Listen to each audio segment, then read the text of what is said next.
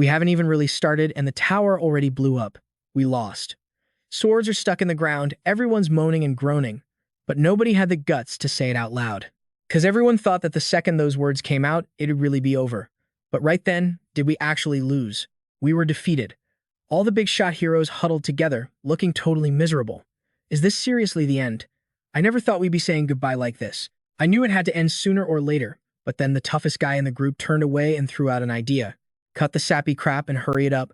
We're all gonna die anyway. Suddenly, someone slammed their spear into the ground, cracking it open. You guys say it's over, just like that? That guy with the messed up body and missing arm? That's the Monkey King. He screamed, "It ain't over yet." The other heroes walked over, and hey, they weren't looking down on him or anything. You got a really big mouth for a guy who's about to kick the bucket. But he just snapped back. I ain't dying anytime soon.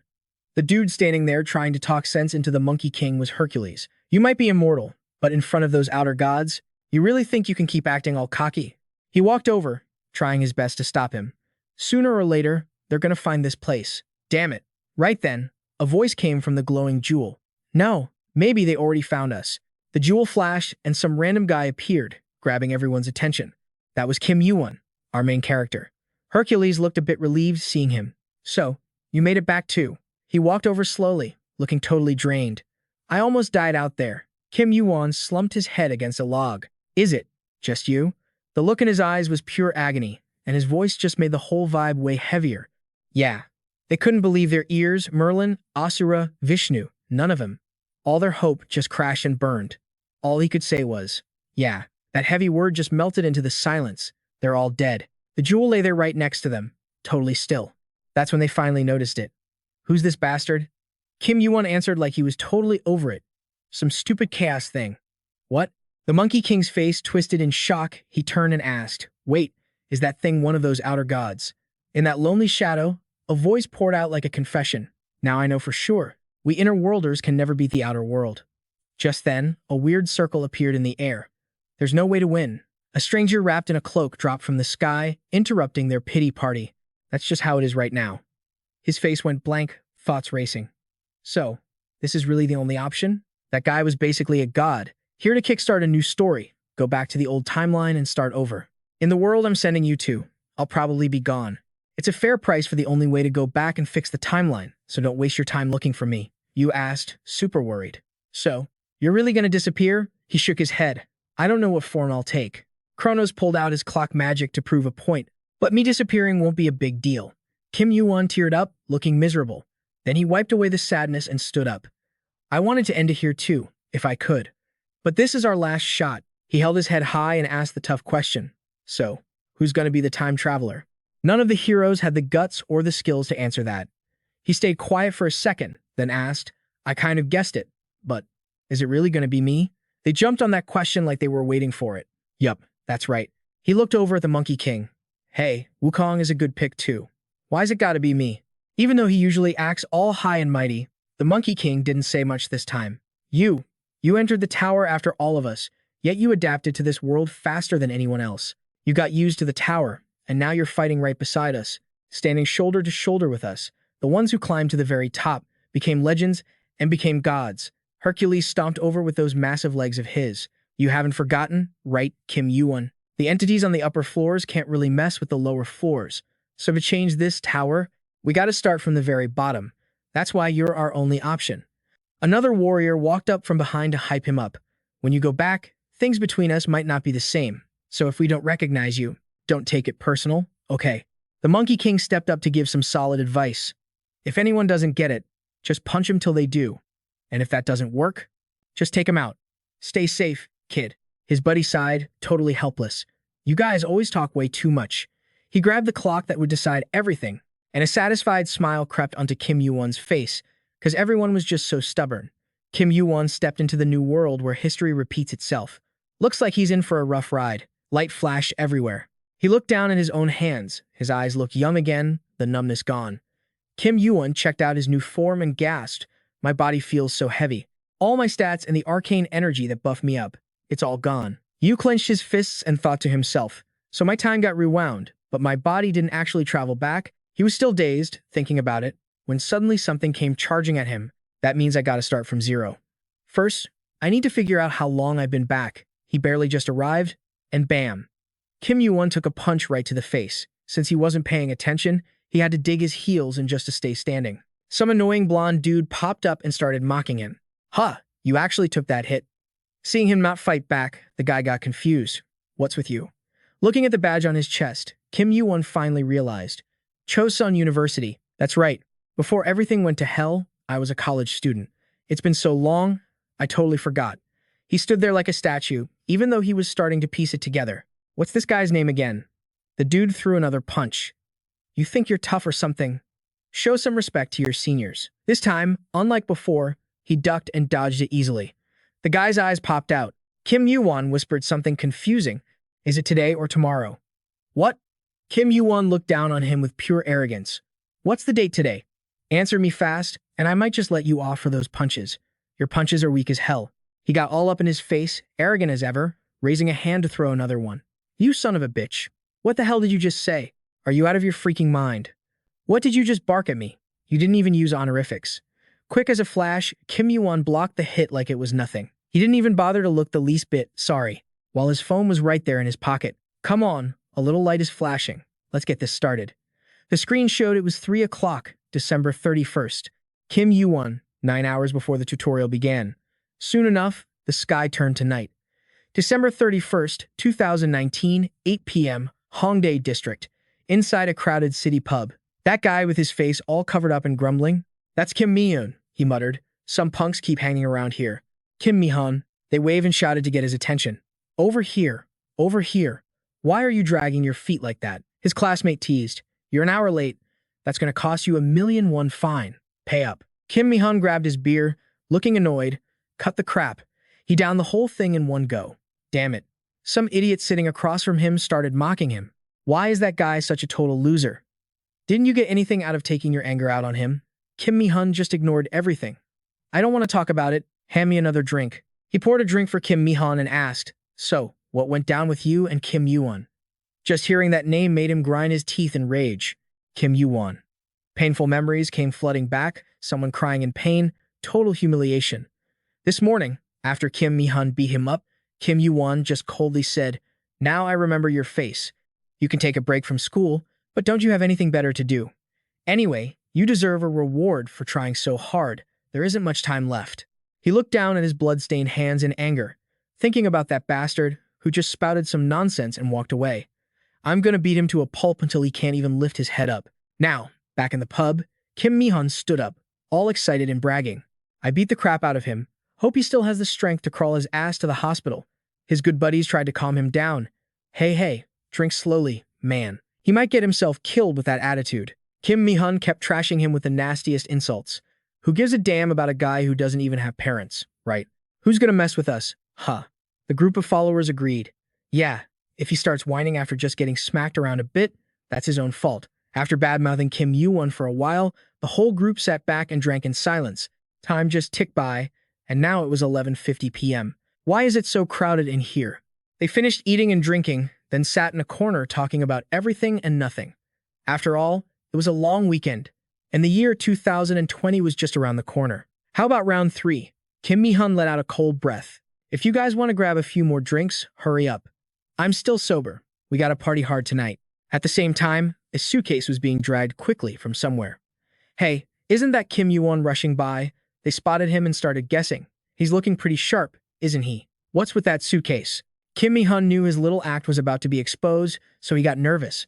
Why is that bastard here? He told himself. Perfect. You're dead meat now, kid. Thinking that, Kim Yuwon tossed his mask aside and aggressively rushed over to say hello. Hello, my ass. What are you up to now? He charged in fast as the wind. Before anything else happened, Kim Yuwon shouted to get his attention. Hey, Kim Yuwon. The gang of punks surrounded him. Kim Yuwon asked arrogantly, nose high in the air. What the hell are you doing here, punk? People on the street stared for a second but then quietly walked past. Kim Yuwon just adjusted his wristwatch. The watch showed 11:52 p.m. He advised them, it's almost midnight. You guys should enjoy the last 3 minutes of the year, because after that, it's gonna be hell. Ignoring Kim Yuwon's nonsense, Kim Yuwon quietly bent down and opened his suitcase. You little brat, what are you babbling about? His face went completely pale when he saw something. His suitcase was packed with weapons capable of taking human lives. Kim Yuwon, are you crazy? His friends were terrified and urged him. Hey, why does he have all that stuff? Hurry up and apologize to him, you idiot. Yeah. Kim Yuwon, you're in the wrong here. He absent-mindedly picked up an axe amidst the protests. Hey, you two, this isn't right. No matter how pissed off you are, you shouldn't do this. Kim Yuwon threw the bag over his shoulder and thought, this is the busiest place in Seoul. There are a lot of people watching here. Kim Yuwon was ready for a real battle. His face was cold as ice. It's starting. The watch lying on the ground hit 11:59 p.m. and 57 seconds. In a flash, it was 59 seconds, the clock marking the exact moment the war began. An ear-piercing sound rang out from somewhere. Beams of light shot down from the sky, making the already lively city even more chaotic. Kim Yuwon walked past, leaving them with a cryptic remark. Your 3 minutes are up. They glanced at him nervously, on high alert. The system announced, stirring everyone up. Area 20,131, population 12,214. The tutorial will now begin. Survive against the zombies. They will be annihilated after 30 minutes. Zombies with grotesque shapes rose up, terrifying everyone. Are those real zombies? What the hell is this? Kim Yuwon narrowed his eyes, fully alert. There are a ton of zombies around here because the difficulty was set to hard. The monsters roamed around searching for prey. The more crowded the place, the higher the number of zombies. That's the only way to balance the area. He reached back, opening the system in his mind with a calculated plan. Hongdae has a huge population compared to its size. The places you can run to are limited by the zone, and there will be zombies hiding everywhere you go. That means this place is going to be bathed in blood real soon. The system announced its rules. You can check your current status by saying the activation phrase, status window. You will also receive a basic combat weapon. Everything is in total chaos right now. They were about to receive items designated as weapons. One guy looked at the hammer in his hand and complained, basic combat weapon to fight zombies? Kim Yuwon threw the knife away, reached back, and unzipped his bag. The theme of round 1 is survival. I'm glad I came back to life, but right now, that's not enough. He took out a strange item, quickly twisted the cap, and opened it. In an instant, Kim Yuwon pulled out a razor-sharp knife, way better than the one the system gave. His eyes were rock-steady as he looked at it. All right, with that, he rushed in and slashed a zombie, kicking off the fight. Let's roll. After it was destroyed, the system announced the points. If you are the first person to kill a zombie in your current area, you can receive 100 points, your combat ability increases, and you will level up. Just like that, the zombies were wiped out one by one. You have leveled up. You have leveled up. You have leveled up. You have leveled up. From a distance, everyone saw Kim Yuwon fighting like a beast, so they felt even more motivated. Check that guy out. Are those zombies actually weak? I bet we can take him too. Let's go. I'm gonna wipe him out. One dude swings his axe with way too much hype. Arg. He managed to get over his fear, sure. Too bad their skin is tough as hell. His axe basically got jammed tight. Panic mode engaged. What the? The zombie punched his ticket to the afterlife real quick. Kim Yuwon shot him a cold, disgusted look. You can't do anything with that trash tier power. Even though they're slow and weak, they don't feel pain and are a total pain in the ass to kill. Worst part, one bite and you get poisoned and die. While the survivors scrambled to get to the higher floors of the tower, these things were major roadblocks. His sharp blade was still stuck in that thing's neck. Kim Yuwon kicked the zombie away, feeling a spike of anxiety. Did the effect wear off? He quickly reached behind and grabbed something from his backpack. They aren't easy to kill, but they've still got a weakness. Kim Yuwon tossed the jar up, and right as he finished speaking, he slashed it in half midair. Memories from back then came flooding back. Kim Yuwon talking to a middle-aged guy. Your ability is way different from mine. Not just you, but everyone else too. He shot back quick. You're still alive though, old man. The old man sighed, totally exhausted. Just luck. But I did figure out some surprising stuff during the first tutorial. You know what I did before getting stuck in this damn tower? The uncle squeezed the water bottle, eyes full of rage. Managed a salt farm. In the first zombie tutorial, their weakness is salt. After sending those zombies to hell, the system chimed in. Congratulations on achieving an unbelievable accomplishment. You killed 100 zombies in 10 minutes. Within the tutorial, you have received 3 free stat points. Free stat points are different from the random level up points. Every time you level up, you can dump these into whatever stat you want. Current points available, 3. Free stat points will be distributed randomly when the tutorial ends. Kim Yuwon stood on a pile of dried up corpses, plotting. Free stat points, so I can get them in the tutorials. He tapped the panel, debating if he should use them. After thinking it over, Kim Yuwon made his choice. Nah, I'll save them for later. Can't waste points I earned slaughtering tons of zombies. The timer showed 10 minutes left until this living hell was over. Kim Yuwon had a new plan, but first, he needed a good spot. Suddenly, a gross groaning sound from behind caught his attention. It was Kim Yuwon, trying to survive with the blade the system gave him. No matter how hard he tried, the blade just wouldn't cut through their skin. He frowned, totally annoyed. Damn it, what's going on? How come Kim Yuwon slices through them like butter, but I can't do crap? Not stopping with those childish thoughts, Kim Mi-hun secretly wished he had the weapon that guy was using. The zombie kept groaning, so he kicked it hard and screamed, "Just die already." The zombie flew back like 8 meters. His buddies ran over, worried. Kim Mi-hun, his two best friends, tried to talk some sense into him. Don't you feel like those bastards are multiplying instead of decreasing? Kim Yuwon, where the hell did he go? We might survive if we stick with him. Kim Mi-hun's eyes were full of fear. Kim Yuwon. He looked around, but all he saw were walking corpses. Kim Yuwon. Kim Yuwon. Damn it, where did that bastard disappear to? While he was spacing out, a warning shot rang out. Kim Mi-hun, watch out. He swung his blade to block just in time. The fight was so intense his sword nearly shattered. Demonic hands were reaching for him. I'm dead. Kim Mi-hun threw his hands up to block out of reflex. In a flash, the monsters seemed to vanish as they all collapsed. What just happened? Why did they suddenly? I think something fell. A white mist spread through the sky. He reached out to catch it. Kim Mi-hun didn't hesitate, he licked it. It's salt, salt. In the pitch-black night, a shadow was jumping from spot to spot. You have leveled up. You have leveled up. You have leveled up. It was Kim Yuwon. He was the one who dropped the backpack full of salt. Awesome. You have leveled up. You have leveled up. After dumping the salt, he slid across the ground, finishing it off. The system announced. The first tutorial has ended. Survivors, 4,077. He figured a lot of people had died. After the battle, system panels popped up like crazy. You will receive rewards based on the number of enemies eliminated. Enemies killed, 1,427. You receive 1,427 points. You receive additional stat points, strength +1, stamina +1, free stat +1. You kill the most enemies. Receive 500 points. You achieve an unbelievable accomplishment. Receive 1,000 points. It was so much that even Kim Yuwon was stunned. I seriously killed a ton of them. Wonder how many notification windows popped up? His current point total was 3,027. I raked in 3,000 points total. I thought I'd start with maybe 10 points like before. Getting this much in the first tutorial is ridiculous. The damn system chimed in again. The second tutorial will begin shortly. Kim Yuwon clicked his tongue, annoyed. No time to chill, huh? The next tutorial is probably. While everyone waited exhausted for the next hell, a noise hit them. Hello, everyone. Congrats to the survivors. Looks like there are quite a few left here, huh? Since it was expanded, you must have been surprised. Everyone started buzzing. Who's that? Did you hear that too? Where's that voice coming from? The strange voice made an offer. I have an announcement for the survivors. Usually, I tell you this after the second tutorial ends. But this time is an exception. That's because someone reached the threshold. Kim Yuwon had a quick hunch. A low-level admin. I just have one thing to say about how to use your points. All right, give me a round of applause. The survivors were freaking out. What the hell? Isn't this about how to get home? Hey, shut up and listen. There are two main ways to use points. First way is using them at the shop. We prepared items way beyond your imagination. And the other way is to use them right now. Everyone loves money, right? You can trade points with anyone, as long as you shake hands. Kim Yuwon turned his back, completely over it.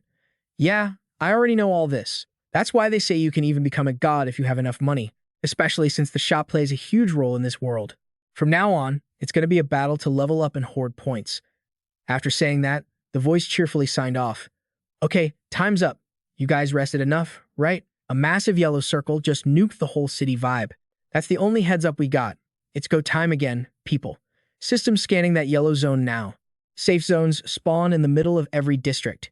Get your butts in there. You score 100 points every 3 hours. Second tutorial round is live. Safe circle is set. Everyone's wandering around the city totally freaked out. Safe zone? What the hell are they talking about? A light zone?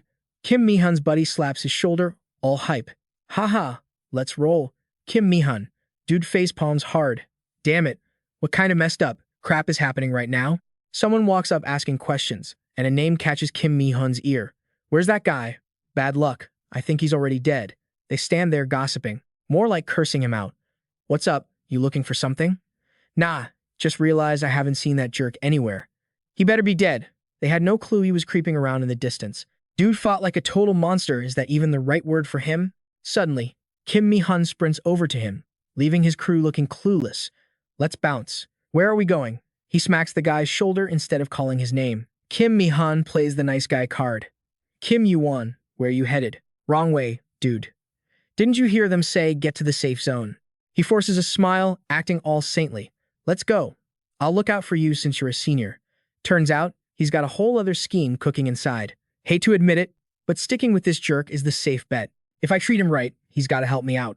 But Kim Yuwon just shuts that down. I know. He shoves Kim Mi-hun's hand away. Got somewhere to be. Later, Kim Yuwon pats his shoulder like he sees right through his BS. If you want to survive, stop trying to leech off people. Be a good boy and wait in the safe zone. He even gives him some know-your-place advice. Kim Yuwon dips, leaving Kim Mi-hun fuming. What? This bastard? Kim Mi-hun clenches his fists, shaking with rage. Son of a. Kim Yuwon doesn't waste time arguing.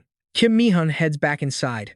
No one else can get in now. Forget it. No way sticking with him is better than the safe zone, right? Whispers from the crowd grab Kim Mi-hun's attention. What? It's locked down? I thought they wanted us inside. He realizes with a jolt it's blocked. Seconds later, Kim Mi-hun's face goes pale with terror. System board shows population. 2038 out of 2038. Kim Mi-hun starts crunching numbers. Capacity is 2038. That's half the survivors. So what about the peeps stuck outside? Something's wriggling up out there. Kim Mi-hun asks in horror, what is that? Outside, giant worms burst up, devouring the losers. Help me. Somewhere else, a sharp blade stabs in, splattering blood everywhere. Kim Yuwon flexes his hands, and the giant worm gets sliced in half. He listens to the screams of those idiots. What is that thing? Help! Save me! He thinks to himself. It's started. Before anything else, the system hits Kim Yuwon with a congrats. You're the first to kill an earthworm. 300 points, 2 random stat points, strength +1, dexterity +1. His face gets serious, eyes sharp and scanning. Earthworms hunt by popping up from the ground, so you can't spot them with naked eyes. But if you shut your eyes and feel the vibes. The air goes dead silent. The ground shifts slightly. Suddenly, a huge trail shoots up. The moment he feels it, he delivers a hit it can't block. Right then, he swings his sharp knife high. Kim Yuwon slashes the knife like wind through leaves. 2 more worms are toast. While he's midair in that quiet moment, the system pops up, leveled up. Strength +1, dexterity +1, perception +1. Kim Yuwon is kinda surprised but has 0 time to think. Another one's coming up. Only killed 2, and I already leveled up? He steps down the stairs, calculating. At this rate, I'm gonna rake in a ton of points. After walking a bit, he stops. It's a dark, old basement. Kim Yuwon looks around, on guard. Earthworms live underground. They dig caves and nest there. In other words, this is the prime spot to hunt them. A gross cluster of earthworms is wriggling together. Secret dungeon found. You discovered it. Congrats, you got 100 points. Bingo. Not waiting any longer, he spins the knife smugly.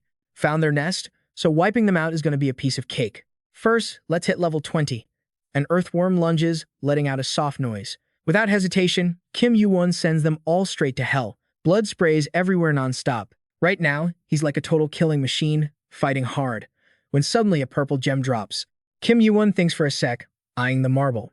Is this loot from the second tutorial? He grabs it, amused. Haha, interesting. Looks like these worms just got way more attractive. Kim Yuwon holds the gem, totally stoked. Sorry, but I got a reason to kill you guys, no matter how tough it gets.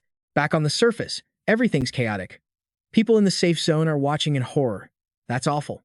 I'd rather bite my tongue off than die like that. Time's up, system pops up. 3 hours passed. You receive 100 points. Civilians, seeing the board for the first time, are pretty shocked. Points? Is this money? Is 100 a lot? The notification bell rings out. A brutal new battle is starting.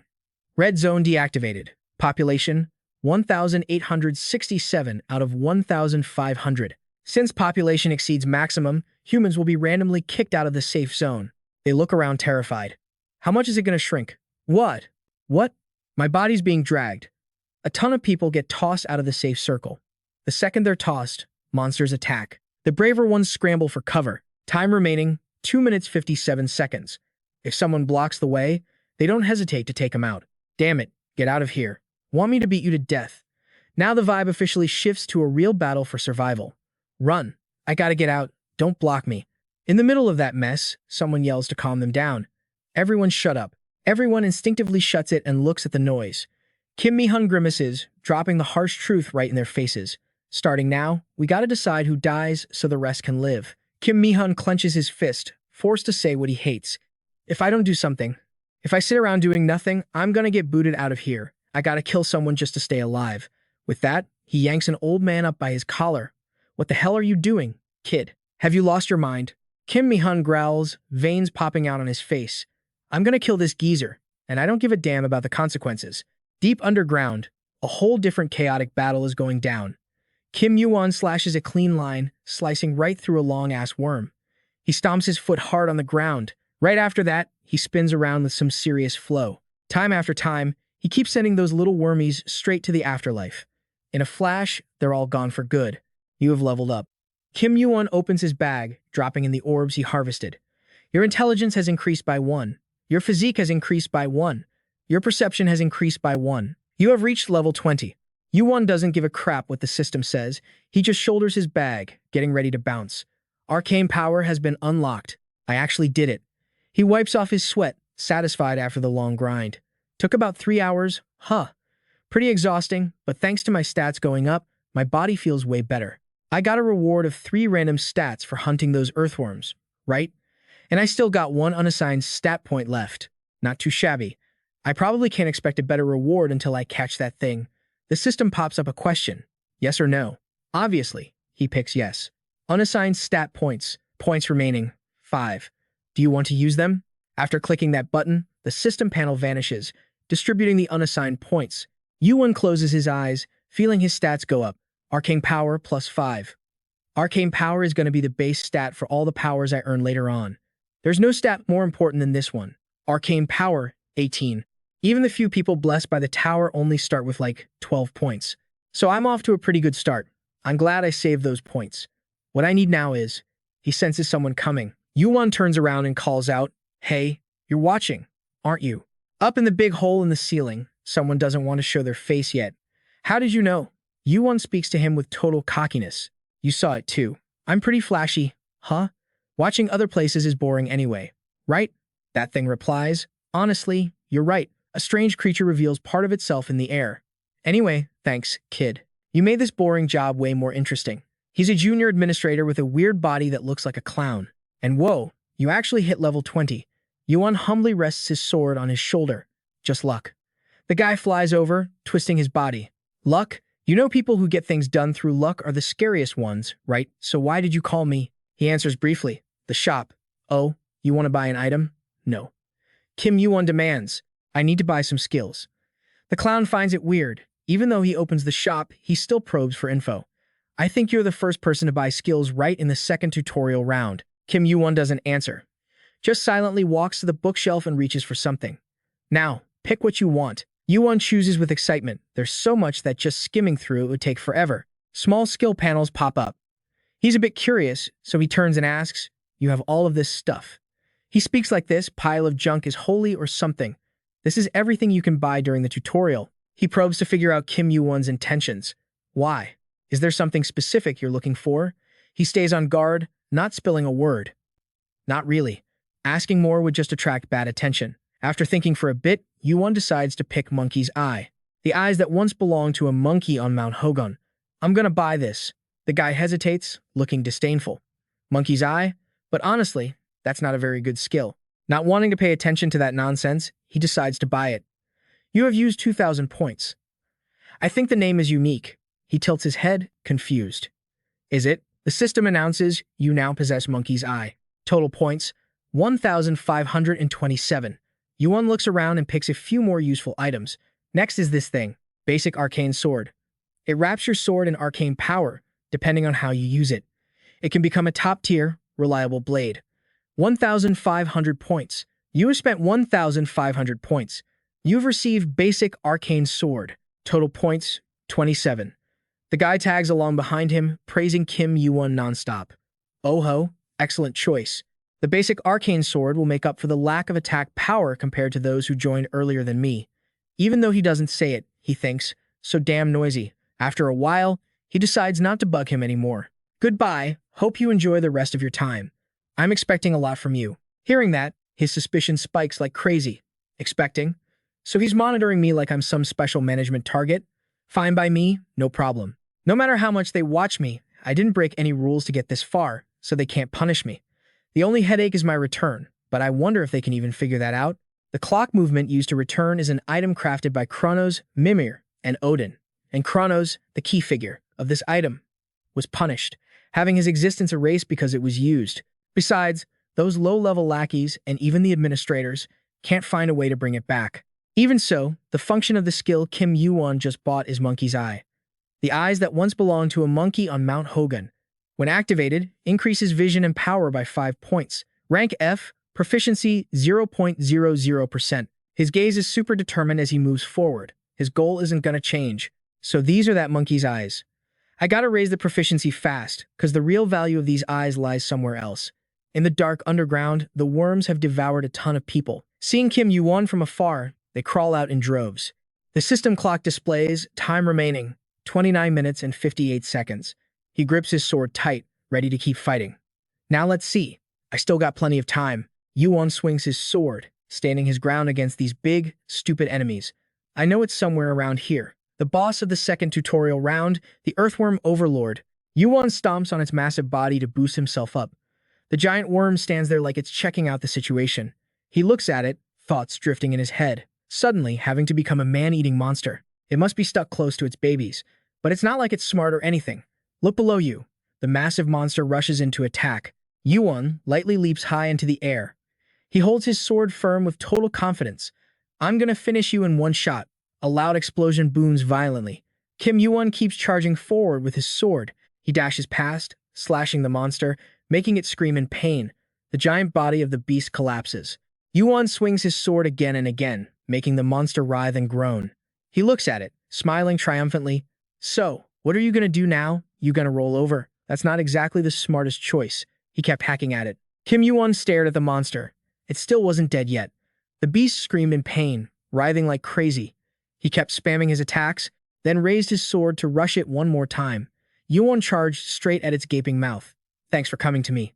The monster got wrecked by his critical hits. Kang Sungchan was shaking, hugging Kim Mi-hun's leg. Spare me, please. Please, this isn't right. How can you do this when you know I'm gonna die? He kicked Kang Sungchan away immediately. Shoot the hell up. Know your place. Everyone agreed to pick someone to die on their turf. The people on the ground protested. That bullshit was your decision. Yeah, when did we ever agree to that? Kim Mi-hun got pissed. Everyone but you, punk. He gritted his teeth and raised his knife. You dare come back? 'Cause I'll kill you myself. Got it. The system announced 30 seconds remaining. Everyone looked at the countdown in horror. 17 seconds, 13 seconds. Screaming and crying echoed everywhere. 6 seconds, 4 seconds. Kim Mi-hun looked around nervously. Time hit 3 seconds. Suddenly, he froze. The timer just stopped at 3 seconds. He stared blankly at the screen. The clock stopped. The system announced, you have passed the second tutorial round. The safe zone will not shrink anymore. Kim Mi-hun was confused. Why though? Everyone else wondered too. Are we safe? We're alive. The screen popped up. You possess 600 points. 15 hours remaining until the end of the second tutorial round. On Kim Yuwon's side, the admin's lackey was hyped. Whoa, you actually killed it. He replied, was a bit of a struggle.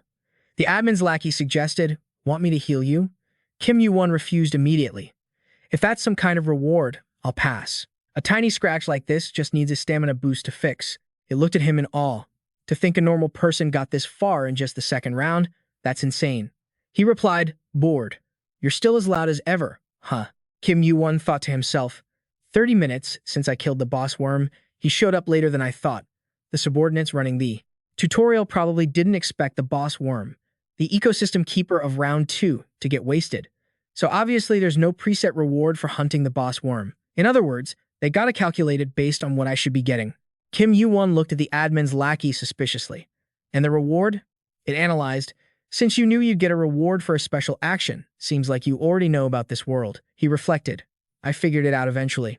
Would be weirder if I didn't. The admin's lackey revealed, but most people don't get it. You know that, right? Kim Yuwon gave him a dangerous look. The reward. It looked awkward. Okay, I got it. You can pick between 3 things, he asked. What are they? The admin's lackey started presenting. Option 1 is skipping straight to the 5th tutorial round. This option includes info and rewards for rounds 3 and 4. Kim Yuwon judged silently. Sneaky bastards. They probably think rounds 3 and 4 are super valuable to me, so they're trying to push me straight to round 5. The admin's lackey continued. Second reward is points. I don't think I need to explain that one, right? Yuwon asked back, what about the third option? The admin's lackey spoke up. The last one is connecting you with Olympus. You might not know, but the tutorial is basically the starting line. In the vast tower, there are huge organizations and tons of characters with godlike power. I'll recommend you to Olympus. Olympus is one of the groups that rule the tower. If you get their help, you'll be safe once you finish the tutorial. Kim Yuwon hesitated. You said Olympus? He remembered. Never thought about this before. True, Olympus is a major faction ruling the tower. Chronos is a ranker from Olympus too. If I borrow their power, I could climb the tower faster and safer. But he gave a cold answer. The second one. I picked the second one. The admin's lackey was shocked. What? System announced reward distribution. You received 10,000 points. The admin's lackey started panicking. Wait up. Since you haven't used the points yet, I'll let you pick again. You gotta be smart about this. I bet you chose that because you don't know much about Olympus, but you're gonna regret it later. Yuwon replied, hey, lackey. If you're here as a subordinate, then do your damn job properly. That last option just now, you didn't discuss it with the others, did you? And I bet the administrator didn't approve it either. The admin's lackey gasped. How do you know about the administrator? He started probing. Did the other lackeys get the same deal as you? Did they all offer Olympus too, or just the heavenly realm? Maybe the Deva, or even Lemegeton? It screamed in terror. What? What are you? Kim Yuwon stood up. Thanks anyway. Since you have such a big mouth, I found something else I need to do. The admin's lackey rushed to stop him. Wait, what are you doing? The screen showed text. You wish to request a meeting with the administrator for 1,000 points, correct? He pressed the pay button. You'll find out soon. Suddenly, the ground shook violently. The system announced, Administrator has accepted your request. He looked at the screen in deep thought. The tutorial is independent from the tower. But besides the participants, is Olympus involved with these lackeys too? I can't ignore this problem, because it'll mess with my future plans. The tutorial administrator appeared. A meeting request in the tutorial costing nearly 1,000 points. Did you request this? Yuwon calmly replied, I'm Kim Yuwon, a participant. He smirked. I know you killed over 1,000 zombies in the first tutorial, right? Ground floor of the tower. The tutorial administrator spoke up. I've heard a lot about you. Kim Yuwon. The administrator questioned, Kim Yuwon, do you know of my existence? And how did you know the meeting conditions? He repeated the first rule of the tutorial. All tutorial info must be gathered by the participant's own ability and cannot be provided by the tower administrator. A rule you set yourself. He stared at him, meaning that regarding the rule that all info must be self-gathered. More than anyone, the old man should know he wasn't lying. On his turf, he can tell truth from lies. The tutorial administrator stayed quiet, saying nothing. Then he just casually said, no doubt. Kim Yuwon calmly exposed him. Instead, there's interference in the tower right here. He repeated it suspiciously. You explained it clearly here. Olympus is keeping in contact with their lackeys. I got sponsored by Olympus as a reward. The administrator's henchman stuttered out excuses under his threatening glare. Admin. It's not like that. He got pissed and punched it hard. The tutorial administrator lifted his bloody hand in rage. Those damn Olympus scumbags. Above all, they dared to spread their influence here. Thanks, kid. 'Cause of you, I can finally cut out the rotting trash. Kim Yuwon replied coldly. Rule number 2 of the tutorial. During training, all achievements by participants must be converted into appropriate rewards. The tutorial administrator stared at him silently. He questioned him straight up. I spent a ton of points just to summon you. What do you think about that? Everything has a price, right? He spoke up. When my underling checked your info, you didn't look like you had any unique anomalies or anything worth noting. But actually, that seems like the most interesting thing about you. Fine. Maybe you didn't kill him with your own hands, but it's basically the same thing. A lackey. An entity close to a ranker got killed in the second tutorial. Because of a normal participant, Kim Yuwon stared at the tutorial administrator. I'll take that as a compliment.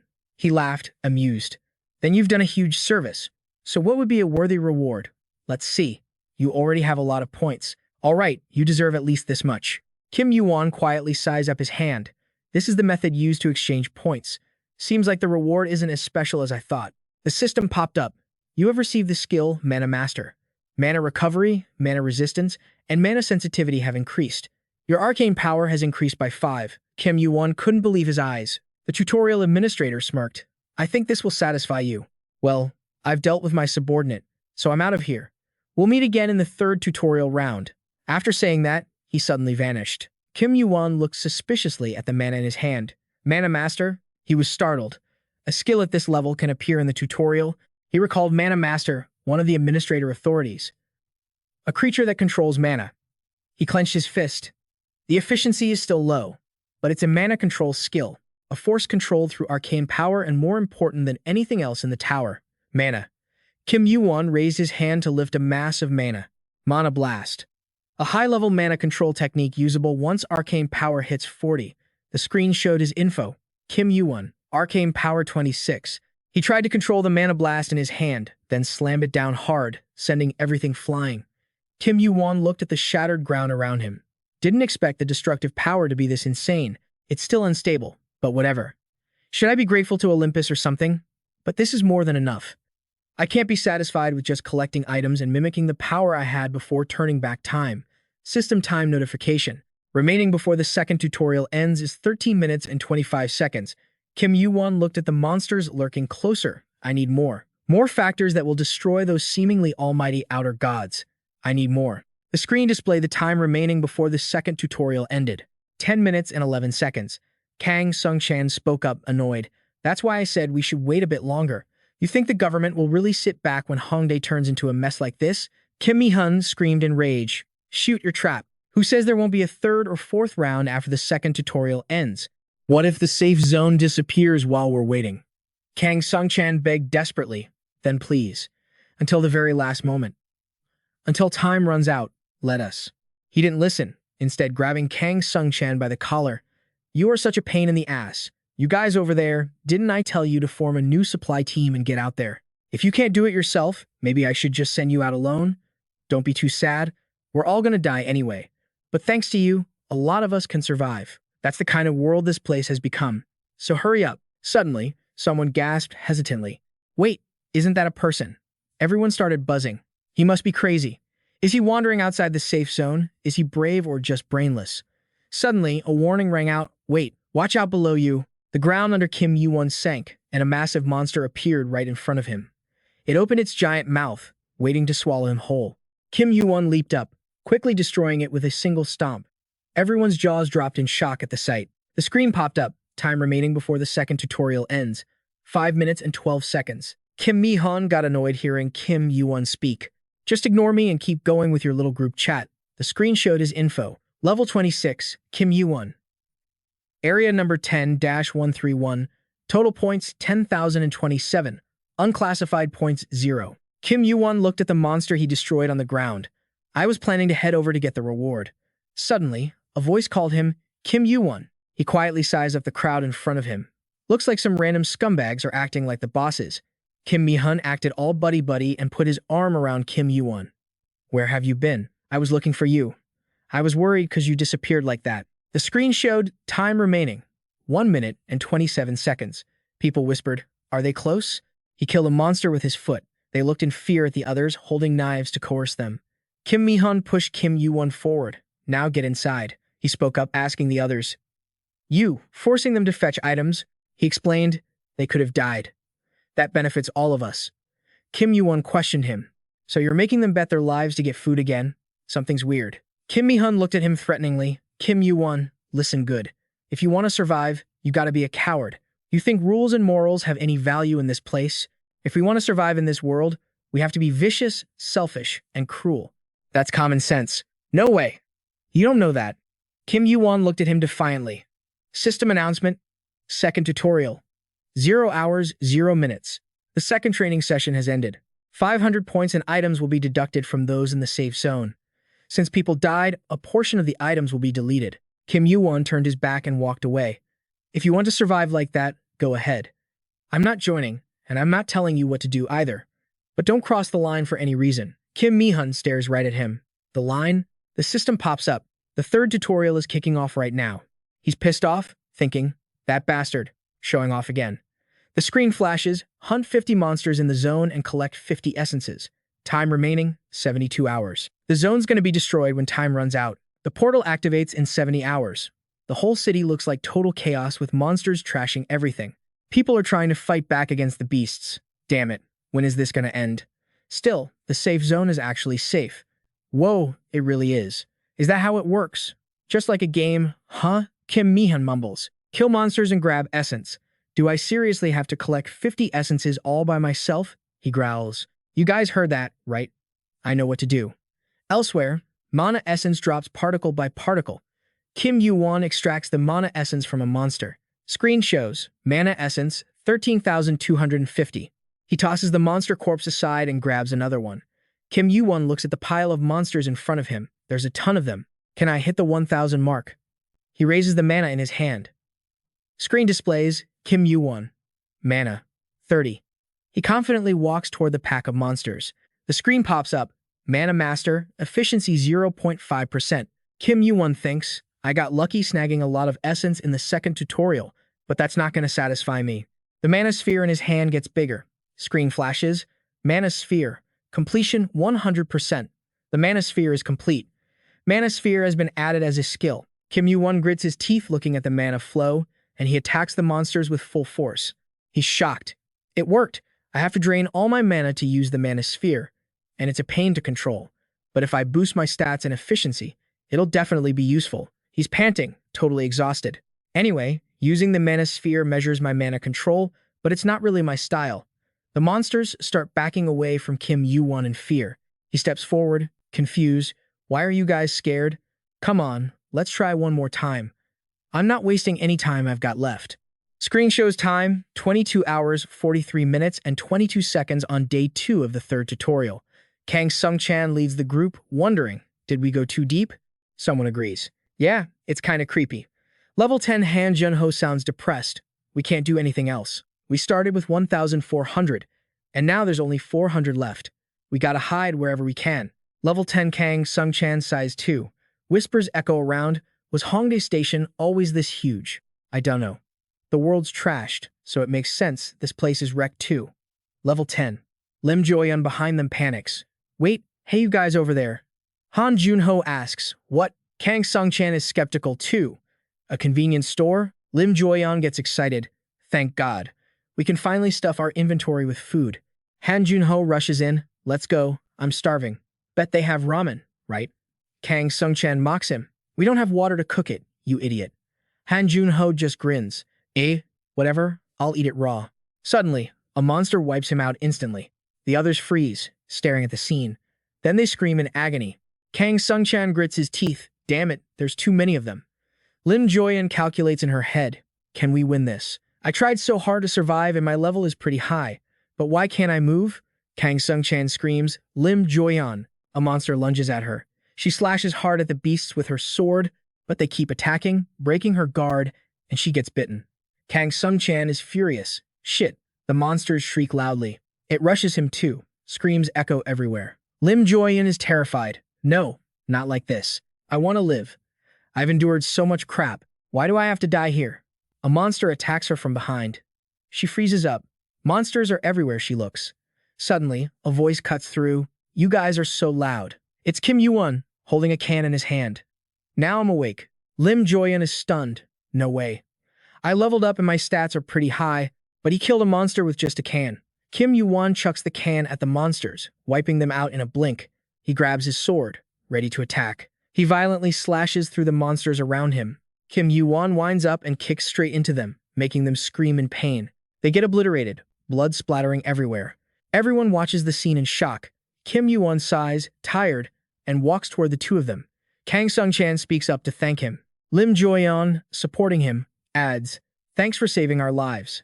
Suddenly, he collapses. Lim Joyeon screams, Kang Sung-chan. Kim Yuwon tosses them a potion. Put this on first, it works wonders. What's your constitution stat? Kang Sung-chan replies, about 17. Kim Yuwon concludes, then you won't die. You just won't be able to use that arm anymore. Lim Joyeon urges him, hurry up and apply it. Kim Yuwon cracks his neck, looking bored. I think I slept for about 6 hours. I'm not tired anymore, but sleeping a bit longer would have been nice. Haven't slept in 4 days. I really pushed myself too hard. I even had to buy scentless powder just to get some shut-eye. Screen displays scentless powder, 100 points. A powder that erases scent to neutralize the monster's keen sense of smell. He glances at the other two, annoyed that his sleep got interrupted. Lim Joyeon hesitates. Sorry, are you still hunting? There are way more monsters down here than up on the surface. If you're unlucky, you'll run into Earth's snakes. Kim Yuwon replies, I'm not planning to stay here. This is my cafeteria and my crash pad. She's confused. Crash pad? He turns his head and says, my hunting ground is somewhere else. They follow him to a deeper basement level, where there's actually a lake. Kang Sung-chan is bewildered. There's really a dungeon on basement level 2. Lim Joyeon agrees. The layout is totally different. This is a real hunting ground. Kim Yuwon questions them. So what about you two? Why come here if you knew it was dangerous? Lim Joyeon grips her sword tight. You probably don't know what's happening outside since you've been down here. Gangs are starting to form up on the surface. They're always suspicious and killing each other. Plus, fighting over essence makes that place look like total hell. Kim Yuwon turns to leave, so you two should leave before you get attacked. Kang Sung-chan replies, they wouldn't bother following us down here. Lim Joyeon agrees, right. Kim Yuwon keeps walking, but coming down here almost got you killed anyway. They reply, but we're still alive, thanks to you. Kang Sung-chan gets alert. What's that sound? Kim Yuwon stares them down. You say it's thanks to me? I'm not sure I won't kill you two just to take your essence. He secretly grinds his teeth. We got too careless because he saved our lives. Compared to the guys on the surface, he's way scarier. Kang Sung-chan speaks up. You probably gathered enough essence already. You don't have to kill us. Kim Yuwon glares gloomily at him. What if I told you I want more? He snaps back. Then warn him. Even if I don't kill you too, you're still gonna drop dead in this place. I shouldn't have to explain why. Lim Joy looks totally lost. Weird. If you wanted to mess us up, why waste time talking trash? Could it be? She asks Kim Yuwon. What do you want from us? He smirks and glances at them. He speaks up, shocking the hell out of them. This isn't a bad deal. If you guys pull your weight, I'll split the essence with you. Let's go. A monster shows up, opening its huge mouth to attack. It chases him, making Kang Sung-chan freak out. He looks like he's gonna cry. This is what you call not a bad deal.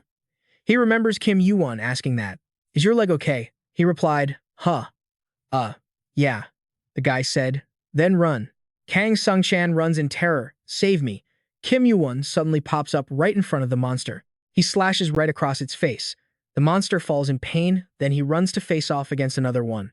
It opens wide to attack Kim Yuwon, but he strikes right into its mouth. That one gets wrecked fast too. Kang Sung-chan leans on the ground, gasping for air. He silently judges. This hunting speed is seriously no joke. If he keeps hunting at this pace, how much essence is he going to end up with? Mana essence drops to the ground, and he walks over to it. Maybe because the monster's level is higher, the drop rate is better too. It's only been 2 hours and he's already got 50 essence. Way more than me. Kang Sung-chan and Kim Yuwon pick up the mana essence. Kim Yuwon even helps them bag it. He silently thinks this guy is just built different. Kim Yuwon asks, how many you got, Kang Sung-chan? He stammers, 6 total. The guy replies, here, take one. He remembers. We couldn't lure monsters fast enough for him to hunt. What's he planning to do with all this essence? Kang Sung-chan looks worried. Lim Joy is taking forever. Huh? Kim Yuwon replies, she'll probably be back soon. He asks curiously, hey, what level are you right now? With this hunting speed, your level must be shooting up. The guy answers his question. It's slowed down a lot. I gotta wait for the next training session to level up normally again. He's practically speechless. How high is your level that it won't even go up anymore? Kim Yuwon explains, besides, level is personal info. Don't ask anyone, and if anyone asks, don't answer. Same with stats. Kang Sung-chan looks at him, sweating bullets. But you just asked for my physical stats earlier? Kim Yuwon looks at him, bored out of his mind. Right. Should've just crippled your arm. The guy clutches his head. I'll keep that in mind. The guy flicks the blood off his sword. Don't just lure monsters for me, Sung-chan. Try taking down a few yourself. Besides gathering essence, you gotta focus on raising your level too. Lim Joy comes running in, looking panicked. Kim Yuwon. She brought a whole horde of monsters. Here I am. Kang Sung-chan looks exhausted. We only rested for a sec. Kim Yuwon looks back. Here we go. He heads toward her, and loud noises start banging out one after another. Kang Sung-chan also takes out the monsters charging in. The system announces a level up. He sighs in relief. Got him. Lim Joy immediately asks, did you just level up, Sung-chan?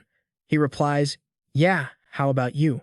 She speaks up too, leveled up. He picks up the mana essence from the ground. Kim Yuwon walks over to them. Done? Kang Sung-chan replies, all done. Can we keep this essence? The guy bends down to pick up some mana essence. Sure, those are the monsters you killed.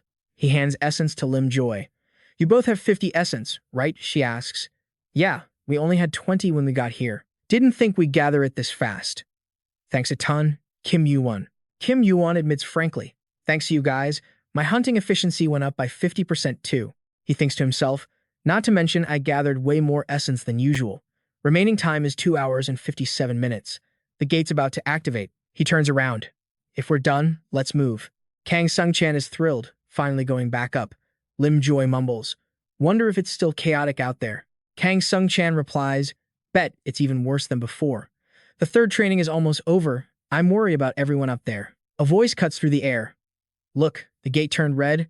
We're about to get inside. Brown hair touches his hand to his pocket. Everyone's trying to hide their weapons, just making small talk to take advantage later. Screen shows 4,550 essence. Baldy looks toward the crowd too. The essence drop rate is trash, so instead of risking our lives hunting monsters, killing other people for essence is way faster. Brown hair gets annoyed. Humph, everyone thinks that. Baldy muses. But looks like they don't want to make a move just yet. Brown hair grinds his teeth. It'll be different when the gate opens, he thinks. Once that gate opens, it's gonna be fighting and looting everywhere. Baldy tells him, hey boss, that head honcho over there is looking our way.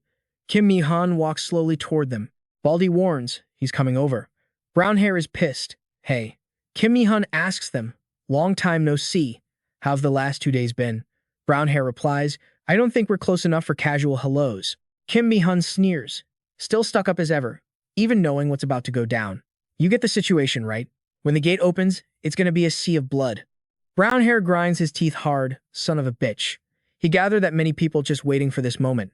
He asks Kim Mi-hun, how much essence do you need? Kim Mi-hun gives a nasty smile.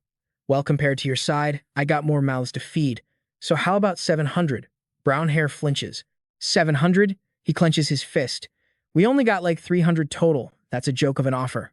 Looks like we can't avoid a clash. Kim Mi-hun smiles. Then I'll just take 400. I'll spare your lives, and we'll find the rest ourselves. Brown hair looks at his scumbag face. Damn it. If I say no, I gotta fight all of them. 50 against 20, we get crushed or crippled. Should I be grateful he dropped it to 400? Nah, I'd rather bleed out fighting him. Suddenly, a voice speaks up. Coming through, sorry about that. Lim Joy's group walks up. Brown hair is shocked to realize it's him, staring in disbelief at the person carrying the box. Kim Yuwon bluntly sets the box down. Kim Mi-hun wonders, haven't seen you lately, where'd you go? The guy answers him, had stuff to handle. He asks if the guy gathered enough essence. He speaks up casually. Obviously, he takes out a bag, mana essence spills out, and a whole crate of mana essence appears in front of everyone. Freaking huge. Everyone starts buzzing. How much is that? At least 1,000. Kim Mi-hun grinds his teeth. That guy, how'd he gather so much? Wait, I don't need to be scared of him. I gathered this many people. My side has 50 people. No matter how strong he is, he can't take us all. Kim Yuwon speaks up. The floor. Look closely at the floor. He's confused. The floor? What about it? The lines? The guy asks him coldly. You guys need this, right? I don't. I already have enough. Everyone starts shouting. Gimme one. Me too. Kim Yuwon grips the mana tight in his hand. Ain't free. 100 points a pop. If you want in, ask me first, then step in the circle. Everyone starts doing the math. 100 points? That's a ripoff. How much do I even have? The shop doesn't sell essence. Gotta buy from him.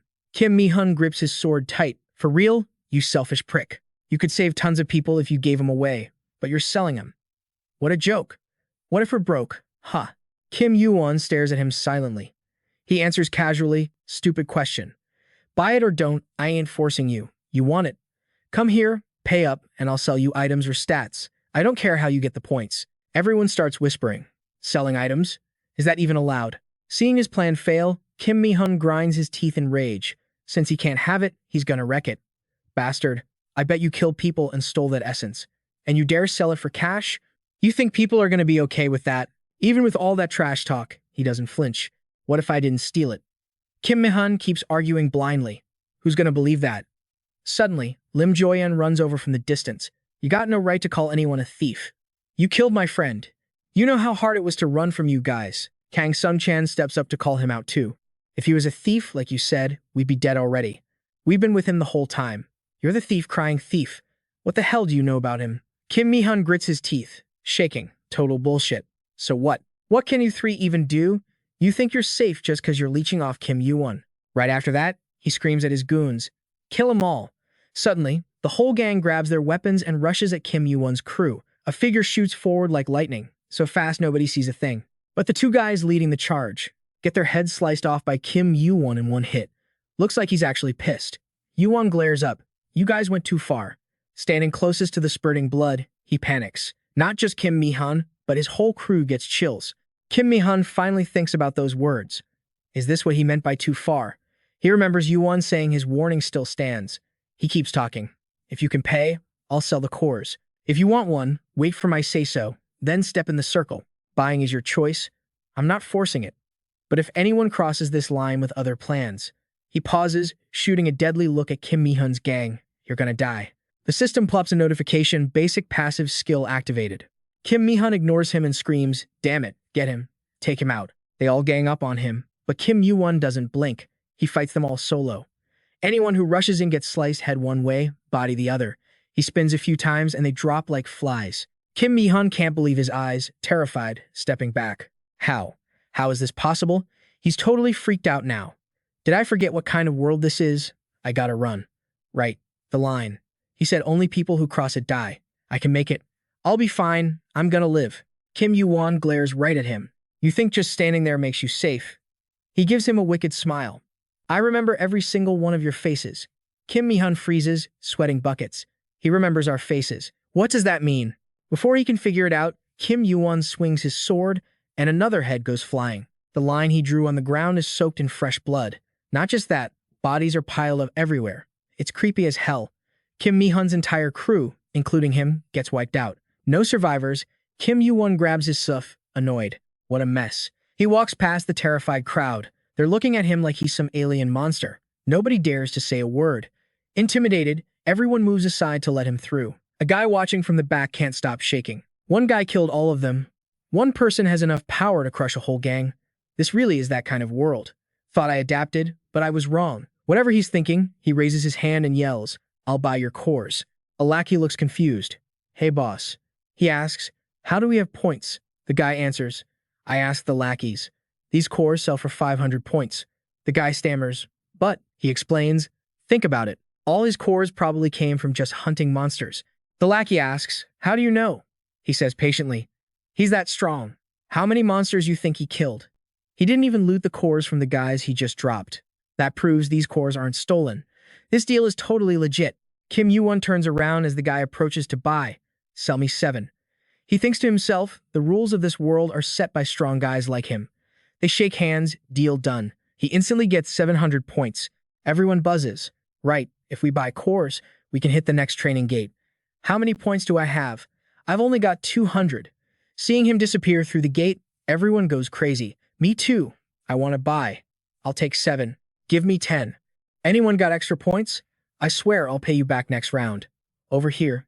The admin's lackey is checking items. This thing's damaged. I'm only giving you 300. The guy objects. That's a rip-off. Next person, same thing. This item isn't popular. 200 max. Everyone's pissed. Scammers. You sold it to me for 1,000. Now you're buying it back for peanuts? Someone else asks. Each stat is 100 points, so 3 perception stats get me 300, right? Kim Yuwon keeps raking in thousands of points. He thinks helplessly. Dirty business. Squeezing people should have limits. He thinks. Better than dying here, but they're going to regret losing those stats when they climb the tower. His total score is way higher than he planned. Exactly 167,400. He calculates silently. Works for me. I thought 100,000 was good enough. With this thing, making that score is a total cakewalk, and trading for the item, too easy. Jun shouted from the back, Yo, you bouncing now?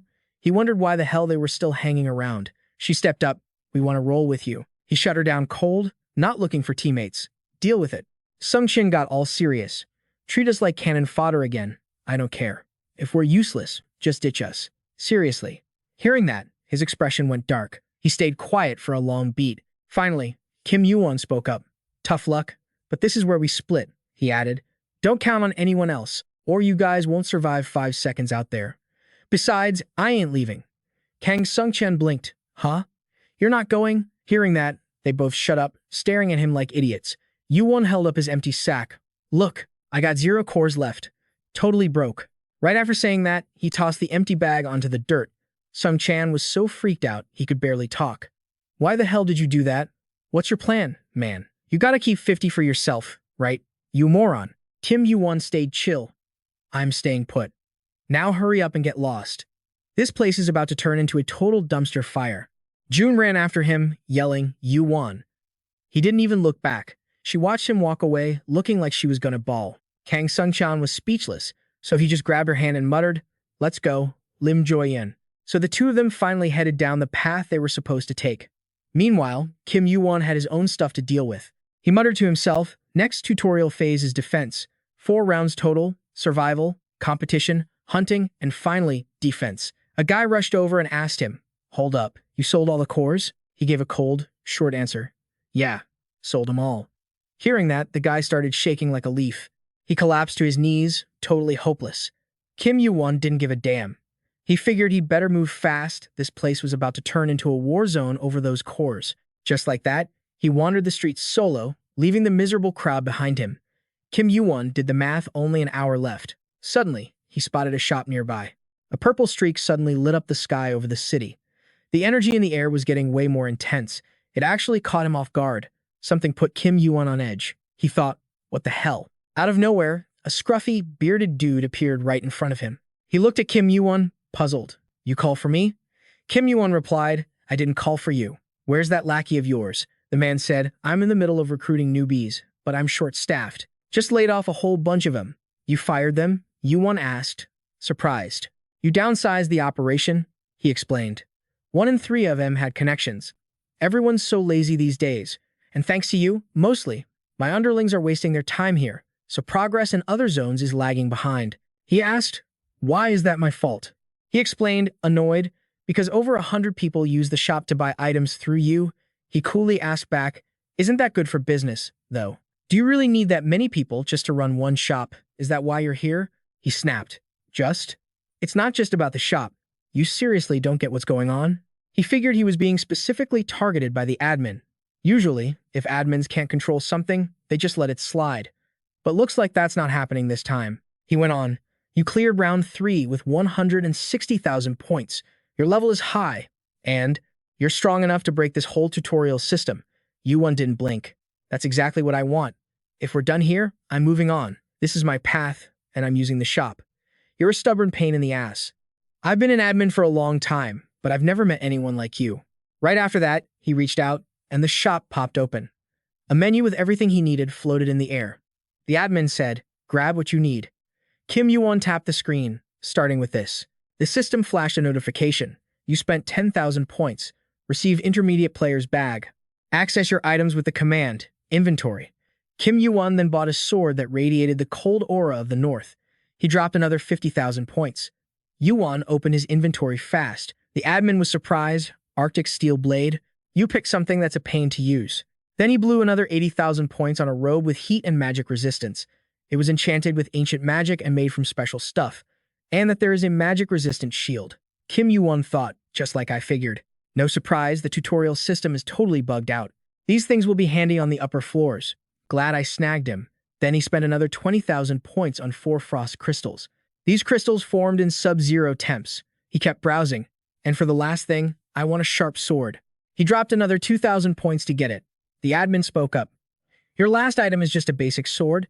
It's nothing special compared to that other gear. Kim Yuwon actually looked pleased. But I like it. He had 5,400 points left. The admin added, now nobody can even touch you. No player in the tutorial can break through that gear. But that only applies to players. Hearing that, Kim Yuwon was a little surprised. Job done. The admin took off. I'm really looking forward to this. After he vanished, Kim Yuwon was the only one left.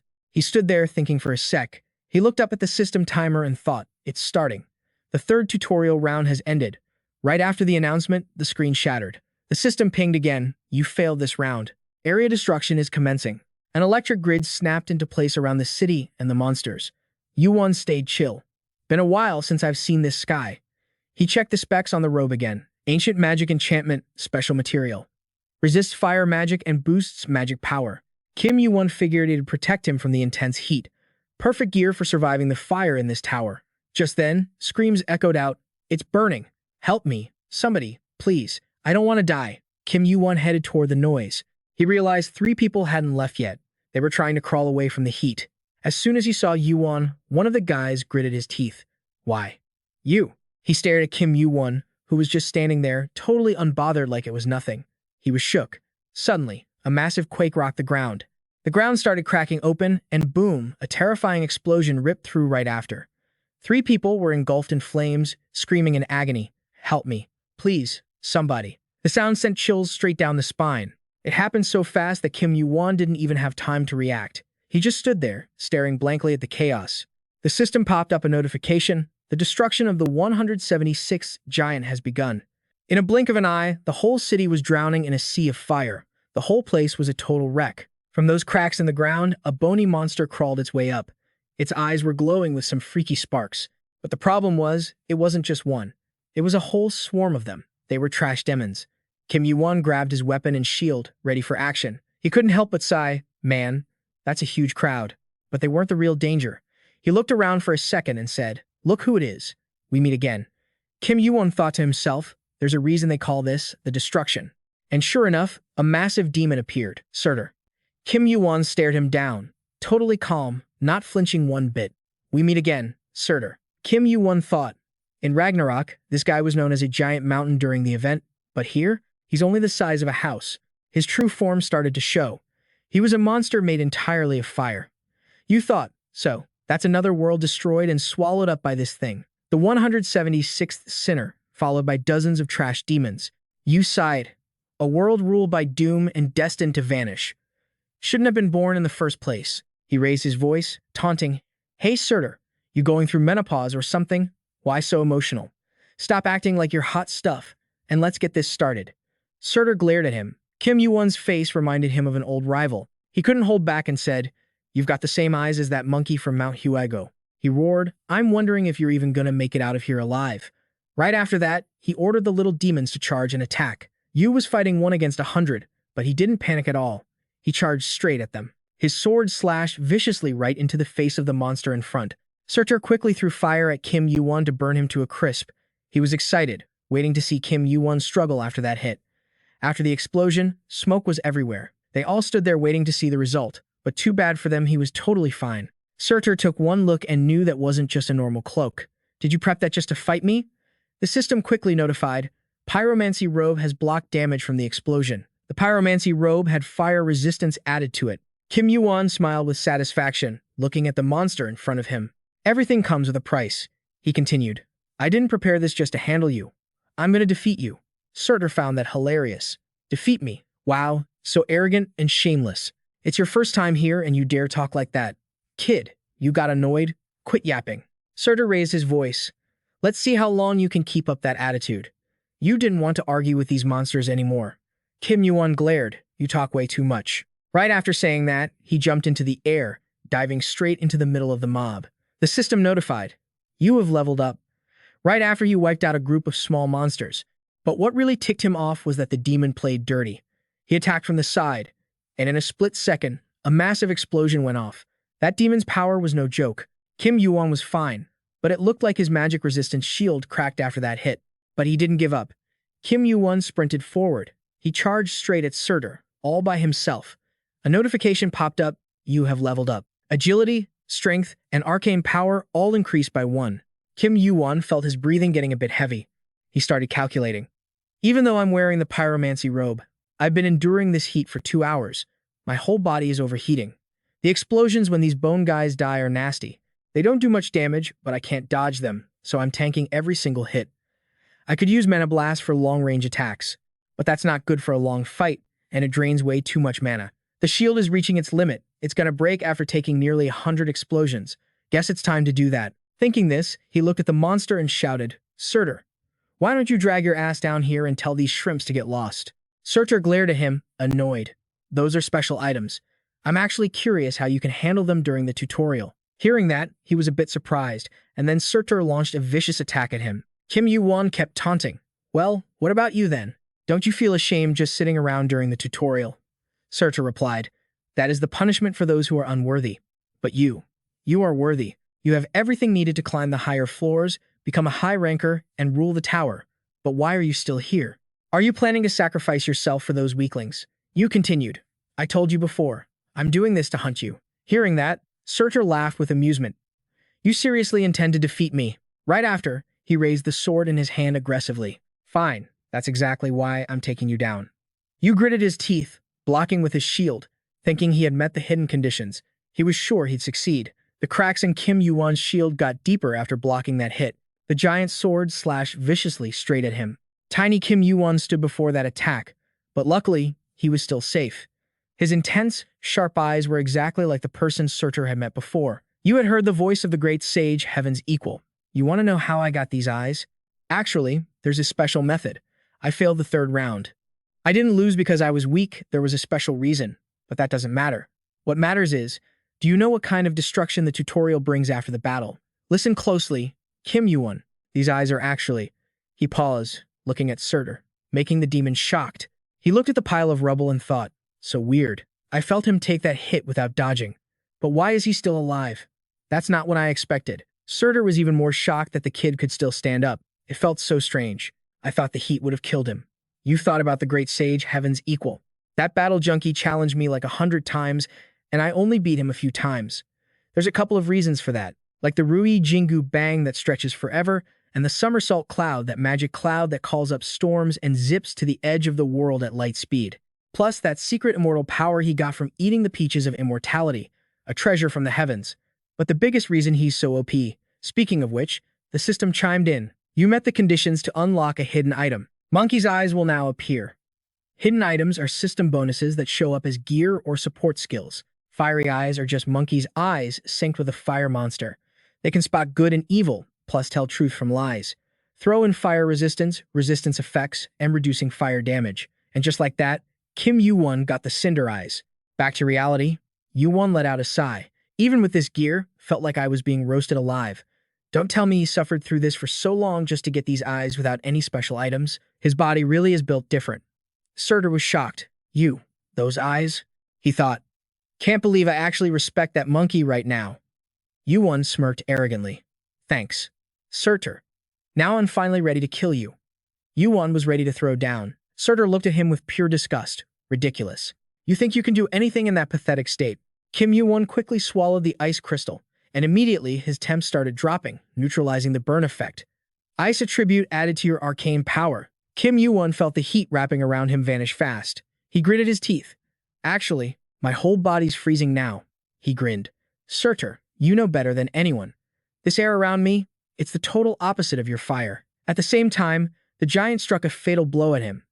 The air heated up from the massive power surge. The pyromancy robe was fighting off Surtur's destruction, fire, and gained extra fire resistance.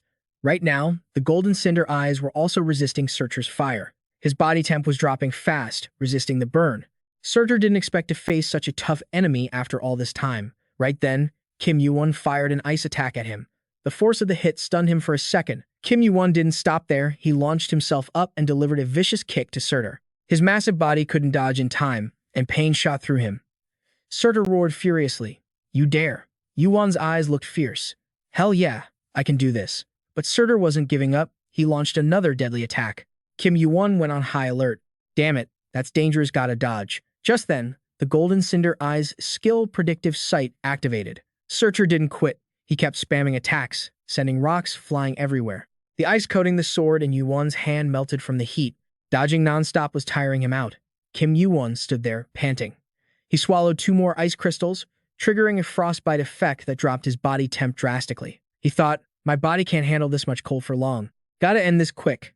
Kim Yuwon watched silently for a sec, figuring out his next move. Then, he jumped to dodge another attack, flying straight up. He calculated. At this point, no use saving mana. Ice Blade skill. Activate. He gripped his sword tight, switching from defense to offense. Just like Kim Yuwon planned, the giant couldn't react in time and screamed in pain. Pressing the advantage, Kim Yuwon used Mana Blast. Looks like he wanted to end this fight fast. The blast blew everything up. He switched from a frontal assault to attacking from behind, dealing massive pain. Mana Blast was summoned quickly. Surtur spun around wildly, trying to find Kim Yuwon. His back was frozen and cracking from Yuwon's power. Yuwon jumped up and slashed hard, shattering the thin ice layer.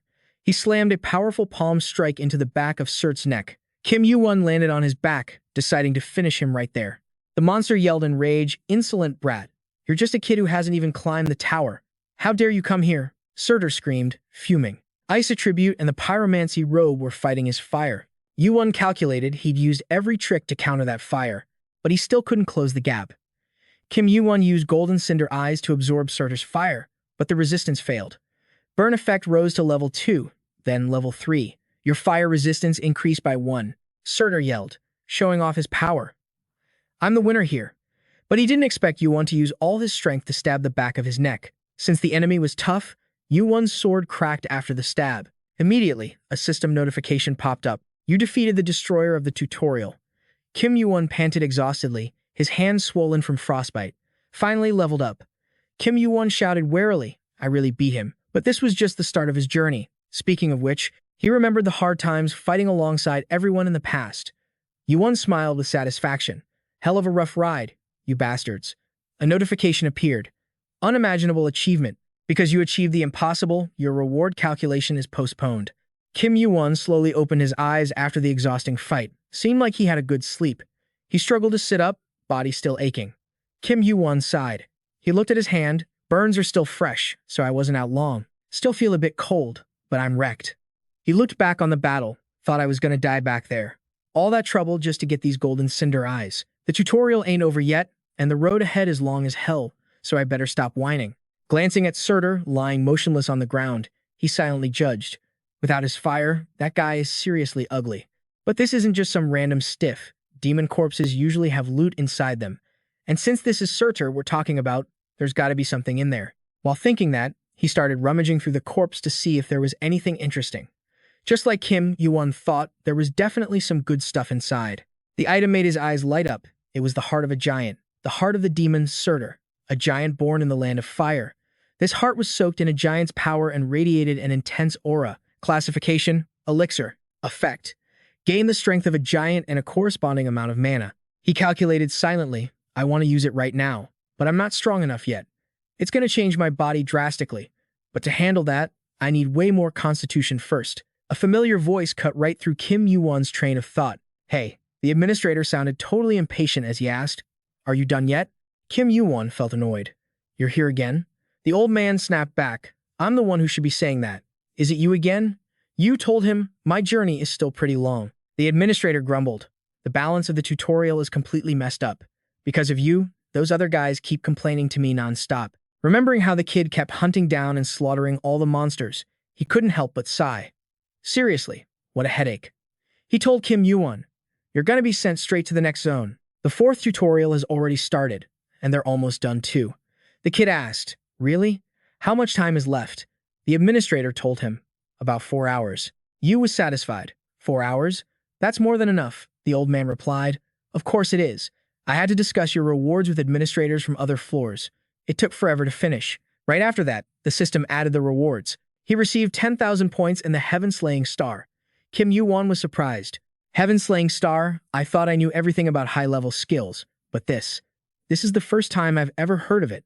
An A+ rank skill. Another thing you normally can't find in the tutorial. The description popped up.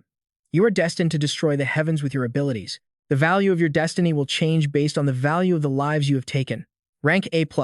Completion 0.00%. Effect: all stats increase by 3 points. Stats increase based on the enemies you kill. He calculated. Not every high-ranking skill is good, but since this one boosts my stats, it's going to be pretty useful. Not to mention it has a completion rate. This skill is still incomplete. But whatever, raising stats is sweet enough. The administrator continued, "You got your reward. You need anything else?" The kid said, "Buy me a small scarlet elixir." The administrator flinched and exclaimed, "Spending money like water." Huh. Just like that, he got the item and blew through 10,000 points. It was a super bitter pill that helped increase mana and constitution stats. After the transaction was done, the administrator quickly took off. He told the kid to eat the pill, rest up, and wait. Right after using the item, his mana and constitution immediately went up by 1. The administrator said goodbye and then vanished. The system guided him. Your wounds and stamina will quickly recover.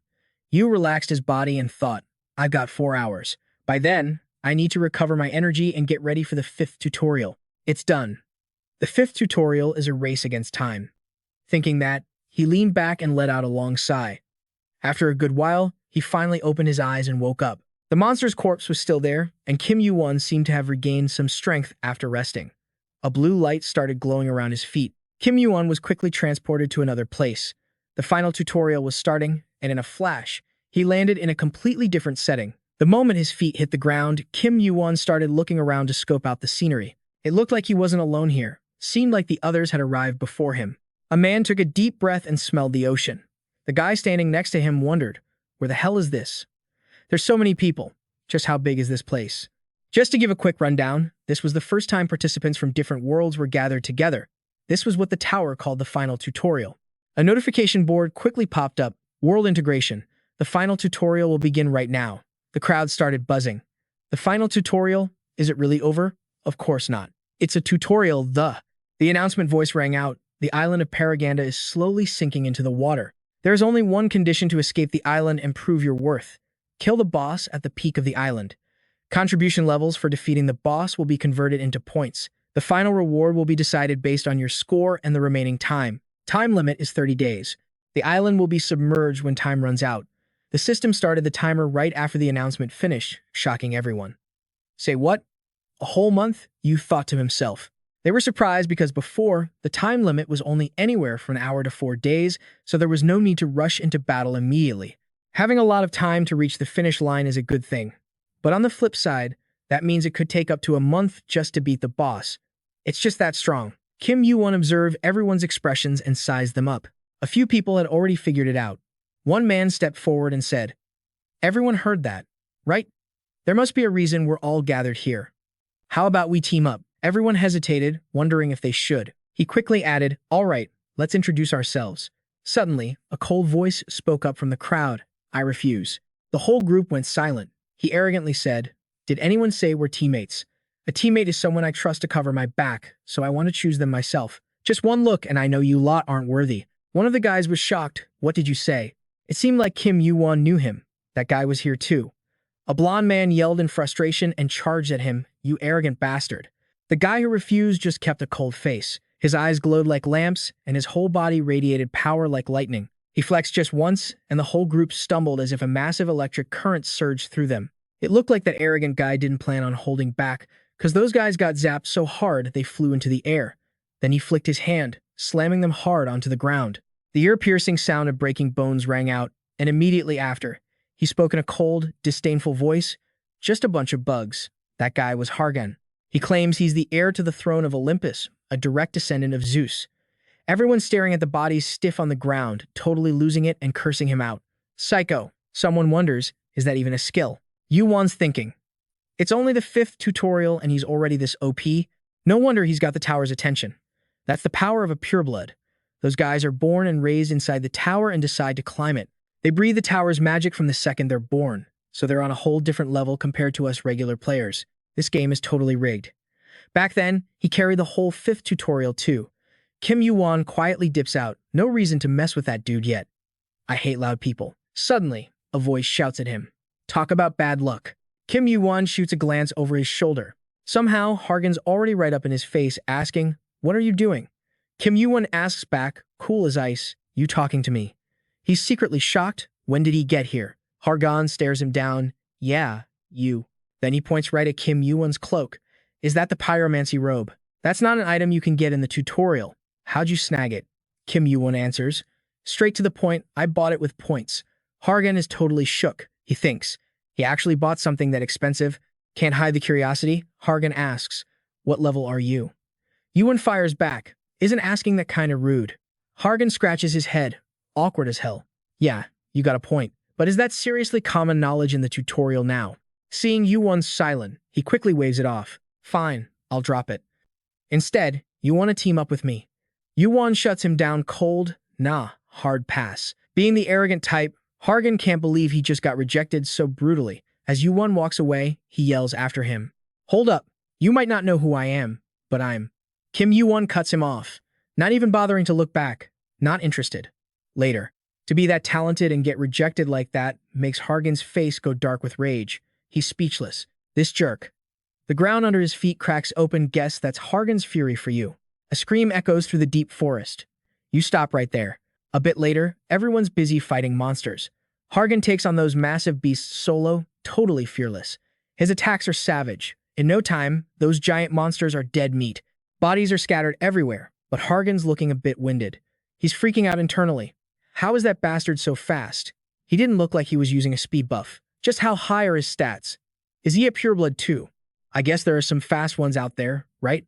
Is he from Asgard? Or a martial arts master from the Murim world? Maybe a descendant of Hermes. Tons of questions are popping into Hargan's head about him right now. He suddenly gets hyped. I thought this was going to be boring, but it's actually getting interesting. Meanwhile, Kim Yuwon is sprinting full speed ahead. Looks like he made some distance. He stops and checks behind him. Did I lose him yet? That guy is fast. Even though I'm pretty sure his specialty isn't speed, but pure power from electricity. After thinking for a sec, Kim Yuwon gracefully hops down from the tree. He remembers the words. The balance of this tutorial is totally messed up. Kim Yuwon guesses. So the admin wasn't just talking about me. Whatever, not my problem. Lost in thought, he reaches a massive cave entrance. After a while, the inside of the cave is a bloody mess. A notification pops up. You defeated a monster. Proficiency of the heaven-slaying star increased by 0.001%. For every monster he kills, he gets 0.001%. Kinda stingy. No idea where they're crawling out from, but Kim Yuwon just keeps slaughtering them one by one. The system panel pops up. His heaven-slaying star has reached rank A+, proficiency 0.01%. He looks at the pile of monster corpses, totally disappointed. I killed like 10 of them, and the proficiency only went up by 0.01%. If I want to level this up properly, I gotta kill stronger monsters. But I'm not here to hunt. He thinks as he sprinkles scent masking powder all over the place. Kim Yuwon thinks. My body's recovered enough. Those frostbite effects are gone too. I'm ready. He quickly opens the system, tapping the screen in midair. He pulls out the heart of a giant. A familiar voice rings out. Listen up, Kim Yuwon. The heart of a giant must be absorbed before the tutorial ends. Right then, he shoves the heart into his mouth and takes a savage bite. He feels a massive change in his heart and veins the second he swallows it. The system notifies him. You have absorbed the essence of demons and giants. The giant's blood is coursing through you. The demon's blood is coursing through you. Kim Yuwon feels like his chest is being crushed. It hurts like hell. Right then, a war between the demon blood and the giant blood kicks off inside his body. Kim Yuwon gasps for air, breathing getting harder by the second. He feels a heat that wants to incinerate his guts. He grits his teeth through the pain because the fire is coming from inside, so the pyromancy robe can't stop it. Meanwhile, the golden cinder eyes are fighting against the giant's fire. He can't take it anymore and collapses to the ground. It feels like his bones and muscles are twisting together, and his blood is flowing backward. The golden cinder eyes have failed to hold back the giant's fire. His mind is in a constant battle. There's no easy way to get through this pain. I just gotta power through with sheer will. I have to endure this and absorb as much power as I can. The great sage is speechless. Giant's blood is meant to be smeared on the body, not shoved in your mouth. Eating it during the tutorial is basically suicide. So no matter what, you need the golden cinder eyes. If you can't get them, just give up on the heart. You only get one shot. His strength and constitution have gone up by 1. The more Kim Yuwon fights the pain, the higher those stats climb. Veins are popping out on his face and forehead from the agony. Yuwon thinks, how long has it been? By his calculations, it should be showing up any second now. Right then, a notification pops up. The golden cinder eyes and the giant's fire are clashing. You managed to control the giant's fire using the golden cinder eyes. Since you met the hidden conditions, you received colossal fire. Kim Yuwon is sweating buckets, gritting his teeth. What the hell is colossal fire?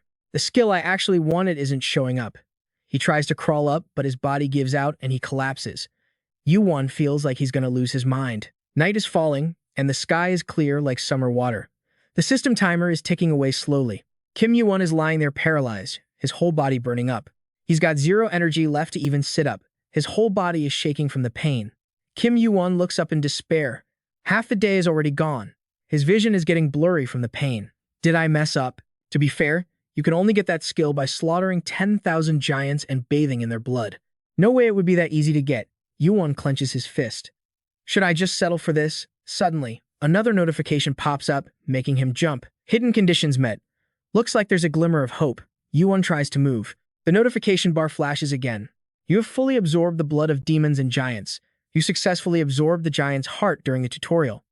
Reading this, looks like his endurance has hit its limit. Kim Yuwon closes his eyes, satisfied. I did it. He passes out cold.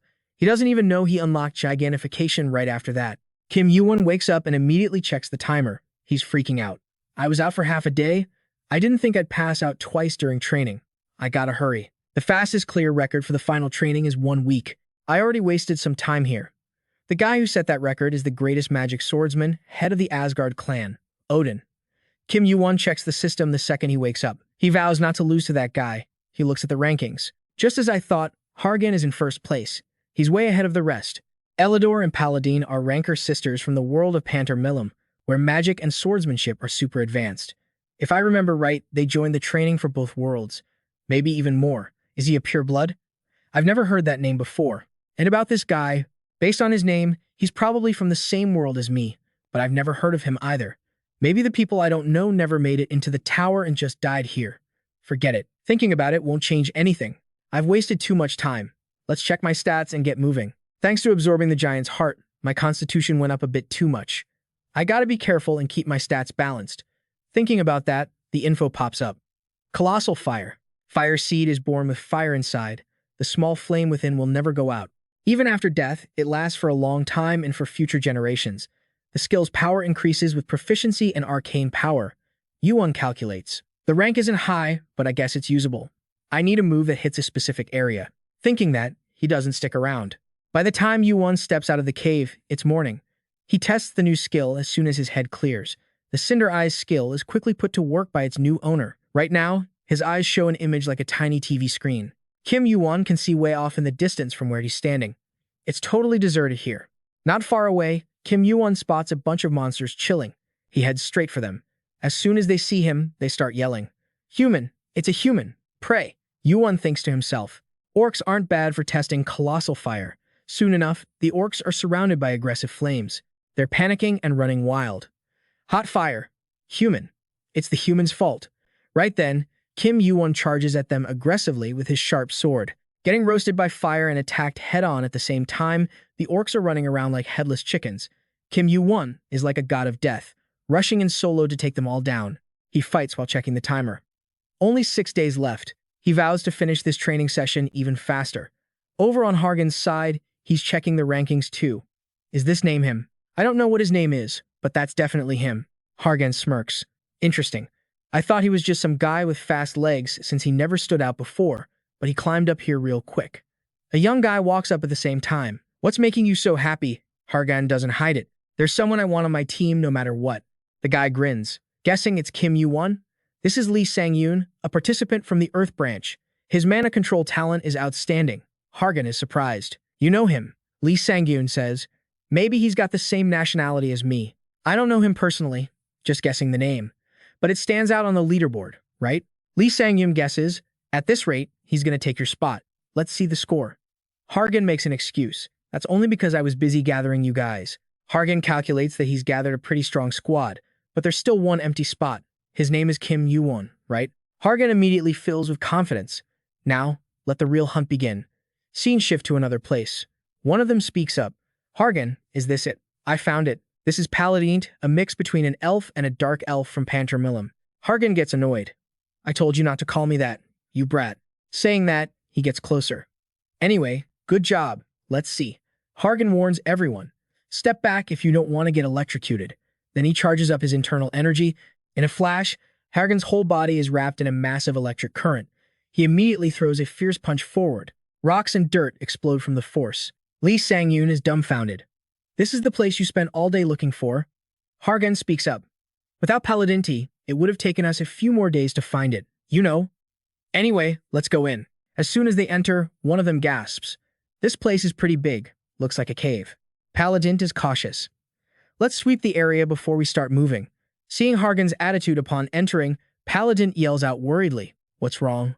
Hargan thinks. Something's weird. The dungeon discovery notification should have popped up by now. So why hasn't it appeared? Hargan walks in curiously. Did someone already find this place? Lee Sang-yoon screams in panic. Captain, check the rankings. Hargan wonders why he said that, but quickly does it anyway.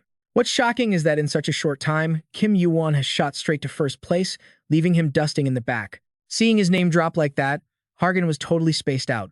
The name Kim Yuwon and that top spot kept echoing in his head, haunting him. Right after that, pure rage. He took it all out on those monsters. Those giant worms got sliced apart by Hargan's intense lightning strikes. The girl standing outside saw Hargan flipping out and said, "He seems like a total pain, huh?" Lee Sang-yoon replied, "I dunno about that. To me, he's not annoying. He actually gets me pretty fired up." She wondered aloud, "You think he's an enemy?" Xiu blushed for a sec, looking all shy. Yeah, I guess so." A voice came from behind, "But we can't hunt properly like this. He's hogging all the kills." Lee Sang-jun decided to split the squad in two. Ji stayed quiet, looking satisfied. Hargan spoke up, "Perfect timing. We're at a fork in the road anyway. Elidor and Paladinte can each lead a team. Just keep in touch. Junshi, Lee Sang-yoon, Elidor, Faye, and Taefun. You guys take the right. You've got Ji with you, so you'll be fine." Ji quickly drew her sword and said, "Got it." They said their quick goodbyes. "Catch you guys later." Immediately after, she blasted the monsters with a mana orb skill. Her internal energy is seriously strong. One hit sent the monsters flying. Ji wasn't slacking either. She leaped up to smash right into the horde. A smooth swing of her sword sliced through a whole bunch of them. In no time, Hargan's crew wiped out every monster there. The black guy in the back looked exhausted. "Hunting for hours without a break is exhausting, man." Lee Sang-yoon replied, "Tell me about it." He figured he could only use his mana orb like 2 more times. "Gotta save my mana now. But what's up with that door? It's huge." One of them spoke up. "Not sure. Might be something like a boss room." Elidor asked, "A boss room?" Lee Sang-yoon explained, "Like in video games." I mean, in the world I came from. I've seen places like this before. And usually, there's a boss waiting behind that door." Ji stayed sharp. "Don't let your guard down just because the hunt is over. When you lose focus and chill out, that's when you die." Lee Sang-yoon grinned and kept blabbering. Yeah, I know." Then he raised his hand to check the ranking board. For some reason, his face went totally pale, and he looked completely zoned out. Ji-hai saw him freaking out and stepped up. "What's wrong?" Lee Sang-yoon stuttered, The ranking board." Suddenly, a massive tremor hit, knocking everyone off balance. People started panicking. "What the hell is happening?" "I think it's coming from behind the door." Ji-hai shouted, "Everyone heads up." Lee Sang-yoon, "Get back to your position in the rear." She figured this shaking and the top contribution score had to be connected somehow. The door slowly creaked open. Ji braced herself. "Don't tell me he's in there." Inside, the room was just awash in blood. There were things that looked like monster limbs scattered all over the floor. As soon as they walked in, a system notification popped up. "Boss conquest complete." Lee Sang-yoon took one look at the guy in front of him and knew instantly. It was the dude who surpassed them all on the leaderboard. Ranked number 1, Kim Yuwon, with a crazy score of 1,049 points. He sat there, staring gloomily at Lee Sang-yoon's crew. Right next to him lay the boss's corpse. Even though the raid was over, his eyes were still burning with aggression and bloodlust. He flashed back to a moment ago, when he took down the room's boss all by himself. It was like a giant worm crawling around him. Hard scales, sharp spikes. If he hadn't dodged in time, he would have been messed up bad. Kim Yuwon sighed, "Stubborn thing." Right after, he leveled up. Strength, dexterity, and arcane power all went up by 1. He thought, "I burned through every skill in my arsenal to kill it with my current combat power. So, this is good enough. But I gotta focus more on my physique before using giantification. It's still a bit rough for me to handle." Then, he got 3,000 points for clearing the boss room. The completion rate for Star Slayer went up by 1%. Kim Yuwon thought, "The progress on Star Slayer is seriously slow. At least I got a whole 1% for beating the boss. Looks like slaughtering a mountain of monsters isn't the answer. I probably need to focus on killing higher-level monsters or bosses, since there's no way to know how much each skill affects it. I just gotta push the completion rate higher." Back in the present, Kim Yuwon looked coldly at Lee Sang-yoon's group and called out, "You guys are a bit late. This thing just died." Elidor looked unsure, but the guy next to him cut in, "No way. Did you seriously kill all these monsters by yourself?" Lee Sang-yoon was freaking out inside. Even the captain, who's supposed to be the strongest in training, could he clear a boss room solo? Look at the battle marks. How can a participant from the same world, who went through the same training as me, have skills this insane? He's a brutal monster. No wonder the captain wants him so bad. Lee Sang-yoon spoke up politely. "Are you Kim Yuwon? Do you have any teammates nearby?" Kim Yuwon replied casually, "As you can see, I ride solo." Alarm bells rang in Lee Sang-yoon's head. "I'm certain. We need this guy on our team." "No, actually. He's a dangerous variable if we don't have him on our side. Thinking fast, Lee Sang-yoon made his move. Since it's like this, do you want to join our squad? Kim Yuwon looked Lee Sang-yoon up and down, sizing him up. A Korean, Lee Sang-yoon. He thought for a sec, his eyes getting deep and hard to read as he watched them. Since Elidor is here, this must be Hargan's crew. They split up to hunt and boost their pitiful points. I don't recognize that face. Is she Ji-hai? Ranked right below Hargan. If she made it all the way here, she's definitely a big fish in this training. That guy picked good teammates. This team has a bright future. Seeing him stay silent, Lee Sang-yoon spoke up again. But Kim Yuwon gave the same old answer. Kim Yuwon replied coldly, "Gonna have to say no." Lee Sang-yoon looked bummed. I knew it. The captain got rejected too. Ji chimed in, "So, you planning to take down the boss, Paraganda, all by yourself? We have 1 month for this training, and that boss is designed for a bunch of people to combine their strength to beat it." Kim Yuwon shot back. So what? Ji-hai kept pushing. The whole point of the final training is teamwork. It's about how much you can develop in the set time. How many teammates you gather and how well you work with them. She seemed to make a lot of sense. Kim Yuwon listened quietly without saying a word. He asked bluntly, "So, what do you guys want?" Elidor whispered, "I already contacted the captain and told him we found Kim Yuwon. He said he's on his way." Lee Sang-yoon looked totally lost. Man, this is gonna be a pain. Suddenly, a beam of light just zoomed in through the door. Hargan yelled out, all hyped up, "Kim Yuwon. Finally found ya." But before he could even finish, Kim Yuwon shoved him away hard. That move freaked everyone out. He asked coldly, "So, you guys want to survive?" He paused for a sec, then added, "Or, you trying to become rankers?" Ji-hai flinched. How does a non-pureblood even know what a ranker is? Basically, a ranker is a being that's crushed every test in the tower and cleared every single floor. Someone with god-tier power and immortality. Kim Yuwon kept a straight face. "Sorry, not interested." He thought to himself, I gotta become a ranker eventually, but that's just a stepping stone. Junchi got pissed. For someone the tower didn't even choose. Becoming a ranker is just a fantasy. Her clan leader was a legendary ranker, so she looked down on him. What makes you so special?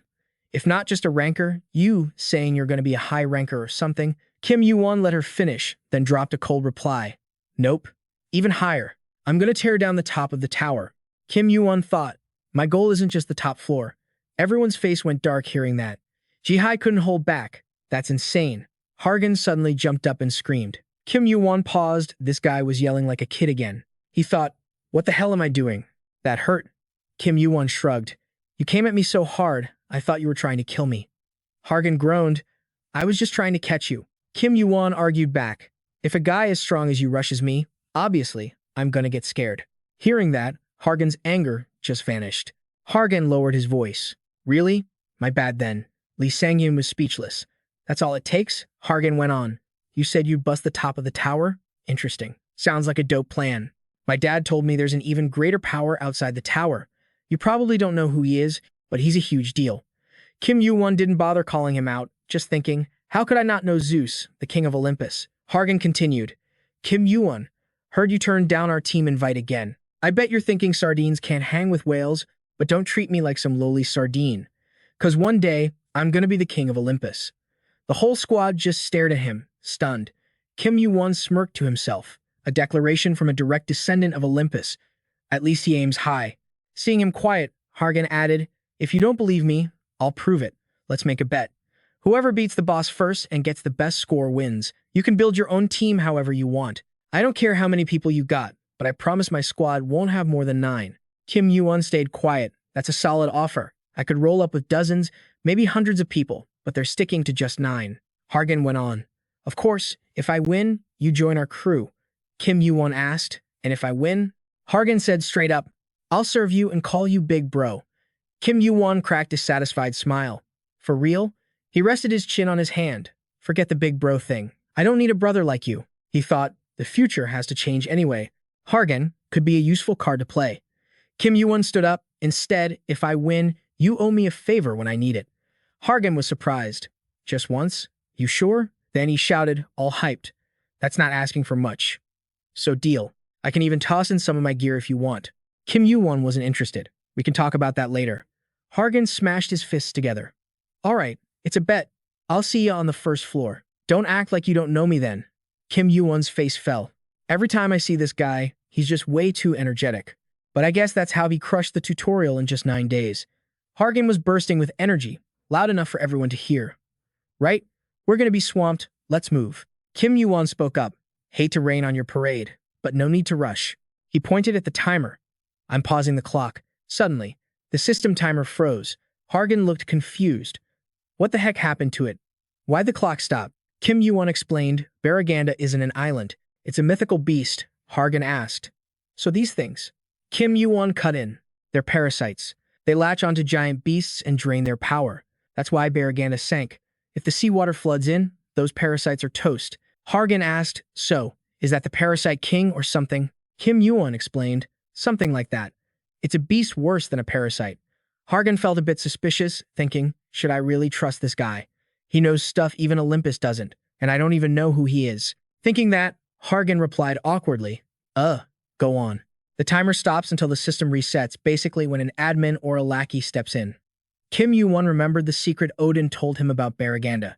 The 5th tutorial is a race against the clock. The time left after killing the boss is the key. Back then, Odin said, you ask how I killed it in a week. Well, it wasn't really a week. I paused time. Kim Yuwon calculated. I gotta use this time to get stronger. And when the clock starts again, the tutorial ends. 2 of Hargan's teammates looked shocked. Wait, is it glitching? I'm not the only one seeing it stopped, right? Will it drop all at once later? Damn it. It'll probably start counting down again soon. What are you guys doing? Hurry up and grind for points while we still have time. Let's go. Meanwhile, the admins were panicking. The parasite dragons were killed. That's the first time since Odin. What about the manager? Does he know the tutorial's glitching? He's arguing with Olympus right now. He's tied up with that. Someone contact the manager. Fast. It's not easy to find a parasite dragon. The scene cuts back to a quiet forest where the ground was cracking open. A massive shockwave sent the birds scattering like crazy. That giant monster had a sword jammed right into its skull. Blood was gushing out. But the thing just stood there, totally zoning out. Yu hopped onto its solo and slammed it down hard. But the real problem, there wasn't just one of these freaks. Seeing their boss drop, the other 2 flinched. He literally just wasted their leader. Before they could even process it, his sword went flying right past them. One of them screamed, monster. That guy's a monster. His eyes were glowing red, looking absolutely savage. Who are you calling a monster? Huh? The terrified creep started yelling, it's dangerous. Run for it. Yu was kind of speechless for a sec. He checked the timer, it was counting down again. Looks like the underlings fixed it. Just as I thought, that parasitic dragon was totally useless. Guess you really can't step in the same river twice. Whatever. I bought myself 4 days way more than I expected. He looked at the sky, deep in thought. Should I go? To the Tower of the Gods, that place on the peak over there. Suddenly, a massive explosion rocked the mountaintop. The impact was so hard, it blasted a huge crater in the ground. Lee Sang-jun was watching the whole thing. Everyone's starting to group up. Elidor chimed in, they can only score decent points if they take down the alpha. So the strong players are trying to get in on the action. He stammered a bit, judging by their mana, I think most of them are over level 2. Jihai was totally chill about it. Good. They made it here, right? They gotta be at least that strong if they want to enter the tower. Lee Sang-yun was confused. Wait, do all players know how to use mana? Jihai replied, only the players who aren't residents of the tower. He looked surprised. Residents, she explained. People born and raised in the tower, like me or the boss. If the tower chooses them, the system blesses them, and they become purebloods. Lee Sang-yun got it immediately, but he started freaking out a little. So, do you think we can take down the boss? Jihai sighed. I don't know. Honestly, I don't think we stand a chance. Just then, Hargan slid down to join the group. Jihai glanced at him and added, but then again, I can't even guess how strong our leader is anymore. She immediately turned to Hargan. You're late. We were supposed to maximize our time, remember? Lee Sang-yun looked around. Kim Yuwon didn't show. Elidor said, he's already here. Dressed in a blinding red cloak, Yuwon slowly walked toward them. He was silently calculating, like he planned to take out all these monsters solo. Kim Yuwon analyzed them, Elidor and Lee Sang-yun. The mana flowing through them is totally different from before. They must have leveled up a ton. Then he looked over at Hargan. That jerk saw him and yelled out, all excited, Kim Yuwon. He wouldn't shut up. There you are. Where's your team? Are you seriously gonna fight the boss alone again? You kept it real. Yeah. I get way more points if I do it solo. Hargan face-palmed and sighed. People say I'm crazy, but you're on another level. He did the math in his head. He's 7,000 points ahead of me. I have to kill the boss before he does. Just then, some guy walked up. You're Kim Yuwon, right? Looks like you don't have a team, but we're all heading to fight the boss anyway. Since you don't have a team, how about? Before he could even finish, Hargan angrily blasted a bolt of lightning right past him. He was furious, glaring at the guy like he'd just stolen his girlfriend. You little insects. Everyone freaked out, screaming and running for their lives. It's Hargan's team. Kim Yuwon smirked internally. Perfect. I can just chill here. Hargan looked at him smugly. I did good, right? Wait, what? You're leaving already? Kim Yuwon didn't even look back. Time is precious in the tutorial, you know. Hargan laughed. It's supposed to last a month, but you're clearing it in less than 5 days. You're insane, man. Hargan shouted. Hey, Kim Yuwon, let's go together. Suddenly, Yuwon stopped right at the edge of a cliff. Then, without hesitating, he jumped straight down. The second he landed, the system pinged. You have entered the first boss room. The place was swarming with monsters. A quest popped up. Complete the quest to find the first boss. Sharp spears were lined up, waiting for anyone dumb enough to approach. They raised their shields, forming a solid wall of defense. Compared to the tiny group of humans, the monsters were everywhere, blocking the path. 2 guys from Hargan's team started sweating bullets. What the hell is this? There's so many of them. Kim Yuwon thought. Guess we have to clear a few waves before we see the boss? Huh. Looks like every monster in the area showed up for a fight. Might be impossible for you guys, but try to handle them. Yu drew his sword. I know where the boss is. Gotta move fast. A notification popped up. Skill. Colossal fire and arcane sword combined. The 2 teammates exchanged glances. Finally, we get to see him actually fight. That guy's a monster, ranked even higher than our leader. Guess we'll find out if his rank is just hype or if he's actually that strong. Hargan stood in the back, watching him in silence. He was dying to see Yuwon in action. He was internally screaming with excitement. Yeah, show me what you got. Kim Yuwon dashed forward in a blur. Nobody could even track his movements. One guy looked confused. He vanished. Where'd he go? Lee Sang-yun stammered. Over there. Wherever Yuwon moved, a massive inferno erupted, swallowing everything. Lee Sang-yun's jaw hit the floor. What the hell is that? Yuwon was tearing through the horde of giant monsters solo. They couldn't even touch him. Yu was fighting like a demon straight out of hell, driving his sword right into a red demon.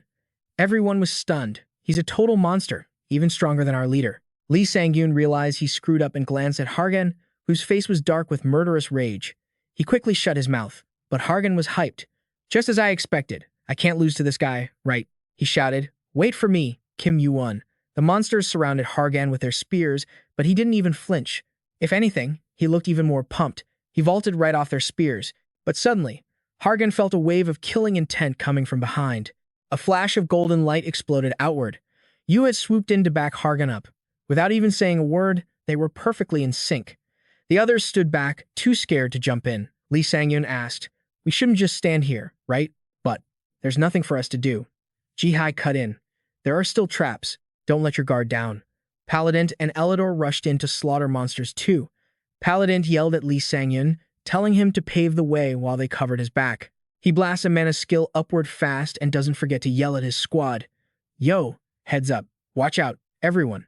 At the same time, Kim Yuwon is already sliding across the ground with his sword. He thinks, at least they're strong enough not to get in my way. They probably won't die from what's coming next. Pretty reliable. A voice pops up. Hey, Kim Yuwon. I think there's something over there. Hargan sprints over to that side to check it out. He just stands there, staring blankly at the wall, muttering under his breath. It's some weird drawing with ancient patterns that make zero sense. Everyone's buzzing, whispering to each other. Is this war? Kinda looks like it. Kim Yuwon thinks to himself.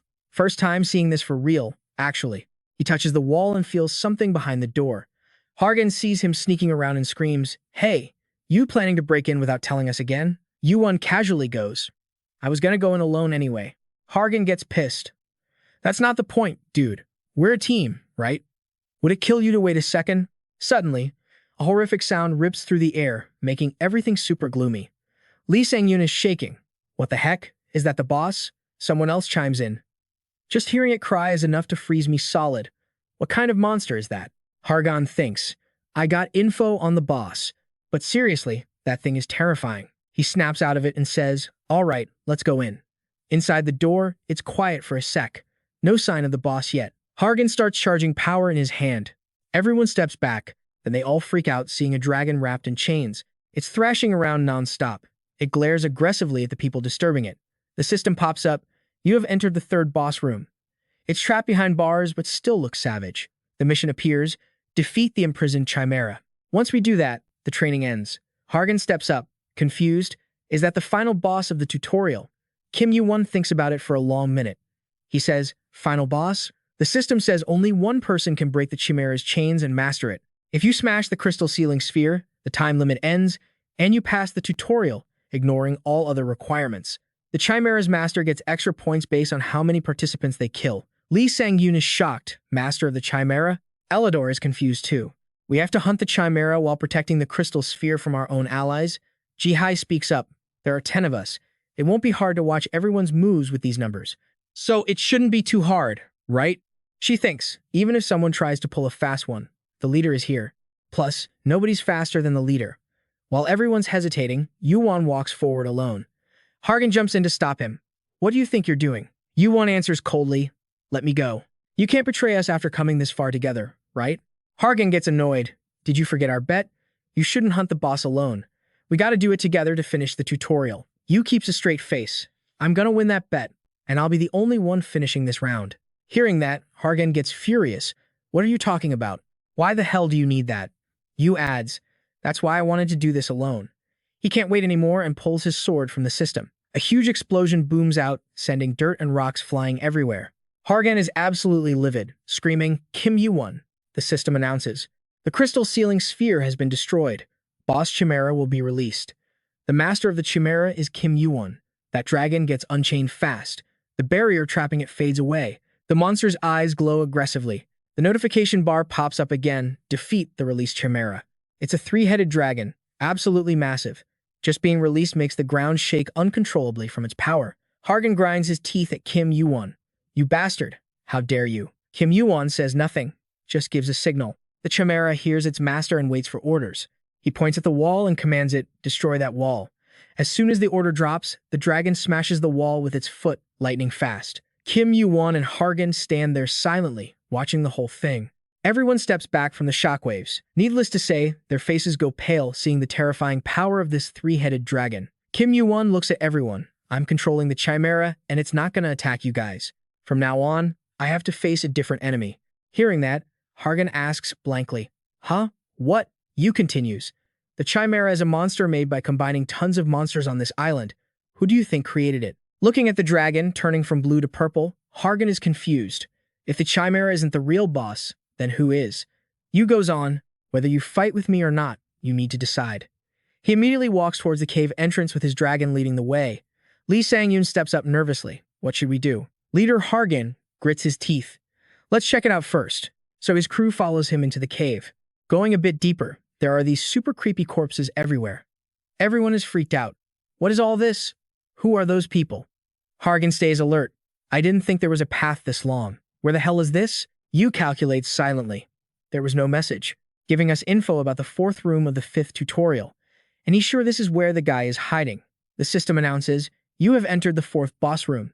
Yu goes, oh, surprised. The notification says the boss has been upgraded. Yu steps forward. Yu sleeping in there. On the other side, a skinny hand is stitching dragon skins together. That guy is none other than the creator of the Chimera. Defeat the boss, the creator of the Chimera. His dragon gets aggressive the moment it sees him. Yu speaks up. Well, it's not the first time. The dragon creator steps forward. Even though you control the Chimera, you didn't betray them but came to my room instead. He smiles slyly, looking at him. Interesting. And that guy standing over there looks like a descendant of Zeus, probably just a half-blood, but still might be useful. Hearing this, rage flared up inside Hargan, and he stomped forward, talking smack. Who are you calling a mutt? Huh? Who is this scumbag? Kim Yuwon stepped in to explain. That's the mage, Chrysor. He's a ranker who vanished from the tower ages ago. Hargan clocked it immediately. Wait, is he the ranker who used to be the admin on the 50th floor? He thought to himself, I've heard plenty about this guy. He used thousands of participants as lab rats to create chimeras by mashing countless monsters together. Why the hell is someone like him in the tutorial round? Kim Yuwon spoke up. Don't be so shocked. Long story short, he got his butt kicked by a player in a totally humiliating way. And since he broke the tower's rules, he lost almost all his power. That's why he was forced to become the boss of the tutorial round for 1,000 years. It's been 1,000 years, so he's never getting that power back anyway. Hearing this, the boss flinched and asked, how do you know about me? Kim Yuwon pointed at his own face and asked the guy. Maybe you remember this.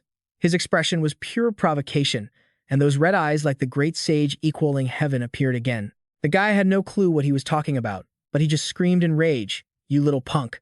Hargan was startled for a second. What kind of mana is that? I thought you said he lost his powers? Kim Yuwon explained, this is him without his full strength. If he still had the power he had when he was a ranker, we'd be dead in a single shot. Chrysaor kept screaming, where did you get those eyes? Huh. You bastard. Are you related to that monkey? He casually challenged him. Why so angry? Huh. You locked up and experimented on participants even though you were supposed to be a supervisor. The guy looked like he was losing it. Answer my question now.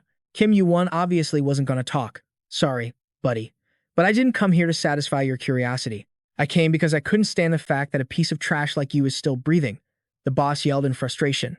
Damn it. What is this? Shu spoke up. I don't know what that is, but we just need to handle these things. Right, boss? Hargan glared aggressively and told everyone, wipe him out. Right after Hargan gave the order, his army rushed forward to fight those corpses. Even though they were just dead bodies, patched up corpses, their power was surprisingly terrifying. Everyone had to fight like hell, and it looked super tough dealing with this mess.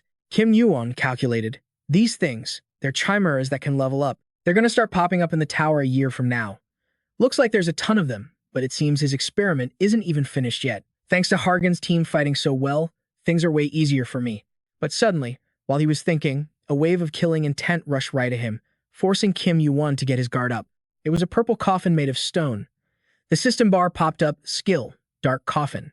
He laughed wickedly. This box is unbreakable. Even a chimera can't escape once it's trapped inside. Even if I failed and lost my power. How dare you lowly tutorial participants look down on me? He continued, I was planning to turn you into a chimera too. But before he could finish his sentence, a strange noise suddenly came from inside the coffin. Cracks started to appear, and in a flash, his coffin was cracking more and more. Kim Yuwon charged up and aggressively smashed it to pieces with his bare hands, sending fragments flying everywhere. The guy screamed, what the hell? How? What did you do? At that moment, the arm suddenly became massive. He gritted his teeth in panic. Wait, that arm. Impossible. There's no way. Right then, the kid's face looked just like his enemy from back in the day. Chrysaor raged, you bastard, what is your relationship with Olympus? Olympus is where the key player in the Gigantomachy against the Giants resides. The son of the protagonist of the 12 Labors and the holder of the title Giant Destroyer. Someone who doesn't hesitate to punish monsters but is incredibly kind to the weak. A person with power greater than anyone else and the most respected hero. He used the skill Gigantification. The system bar appeared. Your arm has integrated the power of a giant. Low proficiency. Constitution stats temporarily converted to strength. Constitution stats are too low. Gigantification dispersion process will occur. Kim Yuwon gritted his teeth thinking, damn it. Even though I ate the heart of the giant and boosted both my strength and constitution. Is this really my weak point? Whatever. This is enough. The boss was annoyed. Fine, I'll hear your answer once I smash you to bits. Even if you are a descendant of Olympus, you're still just a tiny little brat. Kim Yuwon looked like he was genuinely pissed off, his voice turning cold. Shoot up. As soon as he said it, rocks and debris around him flew up, fueled by Kim Yuwon's rage. The system announced again, skill, triple dark coffin. And this time, he aggressively smashed that coffin open with his bare hands again, sending Chrysaor flying. Not bad, you're not dead yet. I've still got plenty of things I want to hear you say. He fired the dark poison skill right at Kim Yuwon. The boy recalled a conversation between two people. The thing I want is gigantification. If I can't control it properly, I'll have to give up on beating the guy who created the chimeras. Even if he lost his power and got exiled to the tutorial, he's still dangerous. The plan is too rushed. Hercules, do you think you can master gigantification in just a few days? It won't be easy, but it's not definitely impossible. Thinking of this, he channeled his inner power and slashed aggressively at the cloud of poison. Everything dissolved into nothingness like it never existed. Kim Yuwon let out a sigh of relief. Chrysaor was so shocked he started stammering. How is that possible? Even if he is a descendant of Hercules, can he really destroy all of that with just those strength stats? Not letting the kid keep the upper hand for long, he quickly swung the staff in his hand. Dark Thorn Wall skill activated. Towering walls of thorns rose up, looming over everything. Chrysaor looked pretty smug. My ultimate defensive skill. Let's see how you try to break this one. Before you break it, your hands will. He hadn't even finished speaking when a strange noise rang out. He never thought his ace in the hole would be countered so fast. His jaw dropped and he screamed, what is this stupid idiot doing? That wall of thorns got hit by a violent wave of power, causing a web of cracks to appear. Chrysaor got knocked back far, and that old skeletal body couldn't help but make cracking sounds as it shattered. But after watching for a bit and seeing no major movement, he secretly rejoiced. Did he stop? I bet he's exhausted. He probably wrecked his hand trying to smash that wall. Chrysaor thought so he felt pretty happy for a moment. But the surprise was, as soon as he got close, a hand shot out aggressively and choked Chrysaor tight. It's Kim Yuwon. That bastard had no clue how he pulled it off, but right now, Kim Yuwon is already charging right at him. He launches a kick straight ahead, knocking the guy flat on his ass. Even now, looks like he still hasn't got a grip, just standing there with his mouth hanging open like an idiot. Not giving Chrysaor a second to fight back, Kim Yuwon aggressively punches him right in the face, then another one, practically caving his face in. Then, a voice pipes up. All right, moving on. If that kid fails to get both the golden cinder eyes and giantification, don't even try to fight him. If you manage to snag one of them, we'll let you call the shots. If you manage to get both, you gotta take down the guy who created the Chimera. Cutting over to Hargan's crew, he speaks up. Yo, Wukong, you got nothing else to add? If I remember right, you're the one who smoked the Chimera's creator when clearing the 50th floor. Wukong cheekily adds, I ain't got much to say. As long as you got these eyes, you can see everything. Saying that, the Great Sage's face gets kinda serious, wiping that smirk off his mug. Meanwhile, Kim Yuwon has beaten Chrysaor to a pulp. He's lying on the ground, coughing up a lung, weak as hell, but still trying to talk smack. No matter how hard you try, you can't kill me. I'm immortal. Hearing that, Kim Yuwon looks at him with pure disgust. You know what? Pausing a sec, he continues. You really are as stubborn as they say. His body's been buffed up over 1,000 years of dark magic experiments to get tougher than steel, a totally immortal chimera. But with a body stitched together from different parts, seams are unavoidable. Kim Yuwon is totally confident. As long as I got these eyes, I can see everything. He pops his golden cinder eyes skill to see all his sick, twisted experiments. Right after, Kim Yuwon savagely snaps his arm. Chrysaor screams in pain, no way. My arm. Stop. Don't. Before he can even finish, a wave of pain hits him fast. Kim Yuwon gets annoyed that he keeps yelling. Stop it. Kim Yuwon asks, why are you telling me to stop? You forget how many people you ripped apart. Scene switches back to the actual. Gods fighting Surtur to get the golden cinder eyes and gain giantification by absorbing a giant's heart. In their eyes, it's like an extraordinary human is about to be born. A notification pops up. You achieved an impossible achievement. You defeated the boss, the creator of the Chimera. Since you achieved something impossible, your reward calculation is delayed. The tutorial is over and you successfully leveled up. Strength and agility went up by 2. Constitution and agility went up by 1. Heaven-slaying star proficiency increased by 8.34%. Kim Yuwon thinks to himself, surprised, who would have thought I'd be the one? Since that guy counts as a boss on par with Surtur, the loot should be insane. I even leveled up twice and got some stats thanks to the Heaven-slaying star proficiency going up. A notification pops up. Heaven-slaying star, you hold the power and destiny to destroy heaven itself. From now on, your fate changes based on the value of the lives you take. Rank A+, proficiency 10.3%. Your stats will increase based on the number and type of enemies you kill. All stats increase by 3%. He crunches the numbers, so my stats go up every 5% proficiency. That means at 100%, all my stats get a plus 20 boost. I thought for this rank the effect would be whatever, but looks like it's actually not bad at all. Over here, everyone is confused. What the hell? Why did they all just drop dead? Is it over? They aren't going to just pop back up, are they? He quickly heads out to break the good news. Don't sweat it. The boss is dead, so they aren't getting up. The whole crew sighs in relief. So that's it, Lee Sang-yoon says honestly. I really thought I was going to bite the dust this time.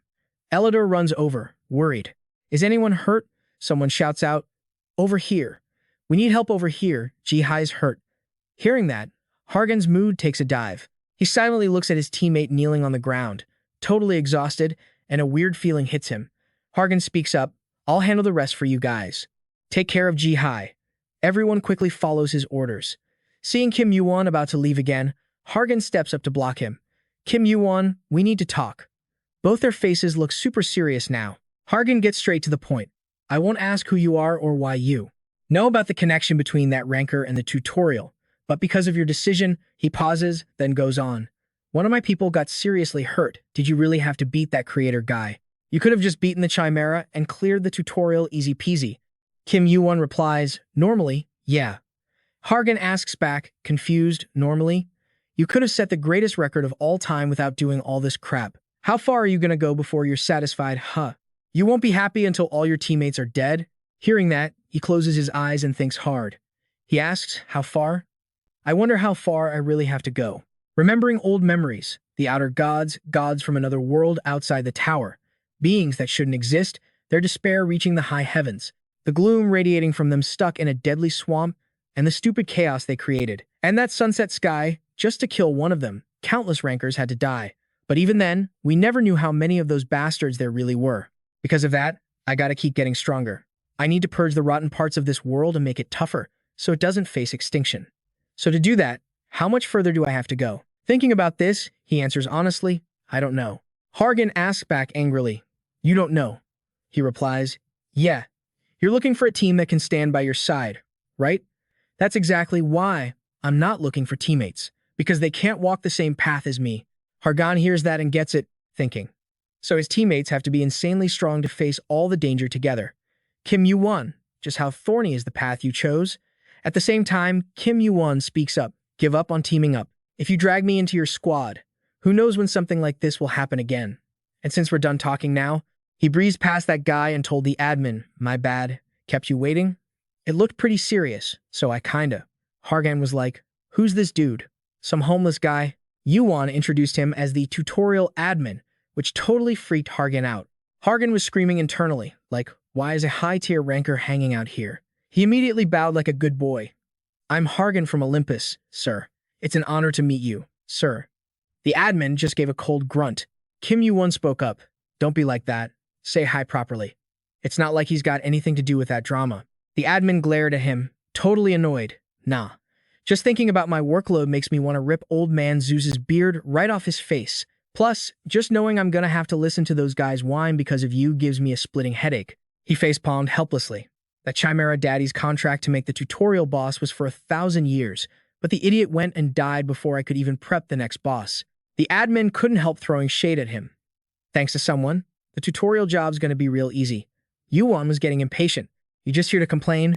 Just give me my reward already. The old man grumbled while pulling the item out. You look chill, but you're actually super impatient. How you use this is totally up to you. How you protect it is your problem too. This is the Dark Divine Crystal, a fragment holding the darkness of the origin. It's packed with infinite dark mana. The shard is still raw, so only a master craftsman can unlock its real power. He stared at the thing in his hand for a while, kind of dazed. The Dark Divine Crystal. It's also known as a piece of Hades' Helm of Invisibility, one of the big three gods of Olympus. That invisible helm is one of the gears he uses, and it's like one of the most OP items in Olympus. The main ingredient to make that helm is this Dark Divine Crystal. Kim Yuwon thought to himself, this was one of the items I had to find after going back in time anyway. Didn't think I'd snag it this early though. I know where the crystal is now, so the only thing left is the lightning fragment. Suddenly, noticing Yuwon staring at him, Hargan asked, what's up? Yuwon thought, I'll probably get that sooner than I thought. The admin continued, happy now? Since you qualified, you're getting sent to the tower. Everyone else gets rewards based on their contribution points. Hargan, your loot won't be trash. He got all excited. Thank you, Mr. Admin. The old man looked at Yuwon and said, this is going to be the last time we see each other. You better not be planning to cause as much trouble up there as you did down here, right? Yuwon shrugged. I don't know about that. The admin got the hint fast. Doesn't sound like a no to me. He figured, with that thing in your hands, you're definitely going to cause way bigger scenes. If you're going to cause trouble anyway, shaking up the whole tower might not be so bad. As soon as he said that, Kim Yuwon vanished. Dunno if he heard him or not. The time notification popped up, clock still ticking. He was still top of the leaderboard. After this mission, he bagged 67,488 points. Since he set a new record, he got another 50,000 points on top. Kim Yuwon's inventory was looking stacked right now. Something started vibrating. The system said he got an egg from some unknown creature. A notification popped up, welcome to the first floor. As soon as he landed, he thought, I got the reward during the teleport. Was there anything else besides points? He saw the egg in his inventory and got annoyed. It doesn't even have a name. What the hell is this junk? Right then, Hargan landed just a bit after him. Out in the starter zone of the first floor, two guys in the distance were talking. What? Newbies? Isn't there still a ton of time left in the tutorial? They're here already. Kim Yuwon looked around. The participants now. They're players. Now there were actually quite a few of them. People from guilds were there to scout new players. Hargan looked around, totally confused by the clothes everyone was wearing. One look and he knew. Olympus is here too? I recognize a few faces. Then he asked Yuwon, what about guilds? You planning to join any of them? Yuwon answered coldly, not sure. Hargan spoke up, figured. You didn't even want to form a team, so of course you wouldn't join a guild. Since I lost the bet, I'll keep my promise. Remembering the admin's attitude earlier, he asked, hey, what was that about earlier? Is there some beef between the admin and Olympus? Hearing that, he went quiet for a sec. Yuwon asked back, the Olympus you talk about is supposed to be this place that fights for justice and keeps order in the tower, right? Hargan didn't get it and asked, what do you mean? But Yuwon didn't spill the beans. He wanted him to see people's true colors for himself. You should figure it out yourself. You probably wouldn't believe me if I told you anyway. Hargan yelled after him, hey, you're just gonna walk away like that? Register as a player when you get to town. At least that way we can stay in touch. He seemed pretty worried about him and didn't forget one last warning. Also, watch out for the jackals. Yuwon didn't look back, just waved his hand to show he got it and said peace out. He stood there watching Yuwon walk away, not noticing someone standing behind him. Suddenly, a voice spoke up. I, Agamemnon, am honored to meet a descendant of the legend. Hargan turned around. You're here? He continued. Think I've met you before. Agamemnon bowed respectfully. Thank you for remembering me. Hargan went on. You're Ares' apostle, right? I heard he just became a high ranker. Send him my congrats. He replied, thank you, sir. Agamemnon continued. However, Lord Ares values lineage above everything else. He personally ordered me not to pass on any messages from you until you find your birth mother. Hargan was shocked. What? His tone started getting sarcastic. You know the god of the sky isn't really into kids, and since you don't even know who your mom is. Hargan was furious. You insolent little. Answering his rage, the guy just bowed his head gently. Please don't act like that, sir. I'm sure you know exactly what Lord Ares is like. Lineage is something he built himself. Hope you can build your own family someday too. Hargan gritted his teeth in anger. This bastard was totally messing with him while pretending to be nice. It makes sense though. The one looking down on me isn't him. It's that freak Ares. If I start beef with him, my relationship with Olympus is toast. He quickly got his cool back. All right, I forgive you. Agamemnon bowed respectfully. Yes, sir. He was curious. Oh yeah, who was that guy with you earlier? Seeing him leave alone, I guess he's not part of your squad, huh? Hearing him mentioned, he stammered. That guy? Is he a friend? Kinda like a friend of mine. Agamemnon was puzzled. Kinda like a friend? Speaking of jackals, that's the nickname for losers who gave up on climbing to the next floor. They only focus on robbing and killing newbies at the starting zone. Their favorite prey are players who haven't joined a guild yet. They call the period after the tutorial ends, harvest time. Kim Yuwon calculated. They've already started tailing me. Thanks to my perception stat, I didn't even need golden cinder eyes to realize there are about 20 of them. He read the description of the dark divine crystal. It's a fragment containing the darkness of the origin. It holds mana with infinite dark properties.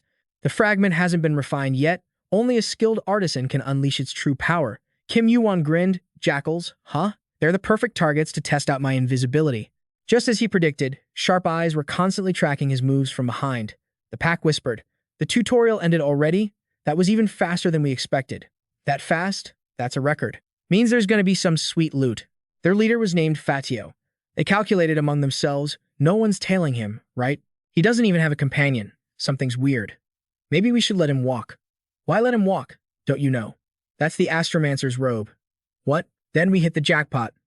Let's do this, boss. But the problem was, suddenly he vanished without a trace. Fatio was clueless. That guy. He disappeared. What? He was just standing here. Not making them wait, he quickly attacked from behind, causing the whole group to freak out and scream. The leader yelled in fear, ambush. All around were the ear-piercing screams of the wolf pack. They quickly fell into chaos. The leader shouted angrily, who are you? Show yourself. I said come out now. The minions were scattering. Over here. And here too. Boss, I think he's just bait. How could a newbie have the Astromancer's robe? That wolf used the Hawkeye skill to observe. Isn't it the illusion skill? They panicked. Boss, let's bail. Fatio was stunned. How can a rookie who just entered the tower use an invisibility skill? Impossible. He acted decisively. One strike successfully took their heads off, but how could he let them escape? Kim Yuwon decided to hunt down and wipe out every last one of these hunting dogs. After being caught, Fatio trembled and thought, this guy isn't weak prey. He's a sword that can kill us. He's a player from the upper floors. Kim Yuwon was aggressive. Don't bother running. It's a waste of energy. I'm gonna catch you anyway. Fatio kept thinking. He'll get a penalty for interfering on the first floor. So why is he fighting us? He kept a straight face. I got some questions for you guys. Answer honestly, and I'll let you go. Fatio shouted boldly. I'd rather die. Before he finished, he aggressively slashed his hamstring, making blood spray everywhere. Kim Yuwon threatened, keep being stubborn and I'll make you beg for death. Got it? Now truly terrified, he lowered his voice. I'll talk. I'll tell you everything. He didn't waste time and got straight to the point. Do you know where a guy named Mu Un-cheon is? Hearing this, Fatio reacted strongly. How do you know his name? Kim Yuwon flashed a sly grin. Bullseye on the first try. Scene changed to evening in a town. The surroundings were very quiet. Inside a house, food and warm tea were laid out lavishly on the table. This was the first floor, the central district. Kim Yuwon was sitting alone, observing. He thought, this is one of the good things about going back in time. Luckily, I got the necessary info quickly, so I can chill for a bit. The fatigue accumulated from fighting all out started to fade away.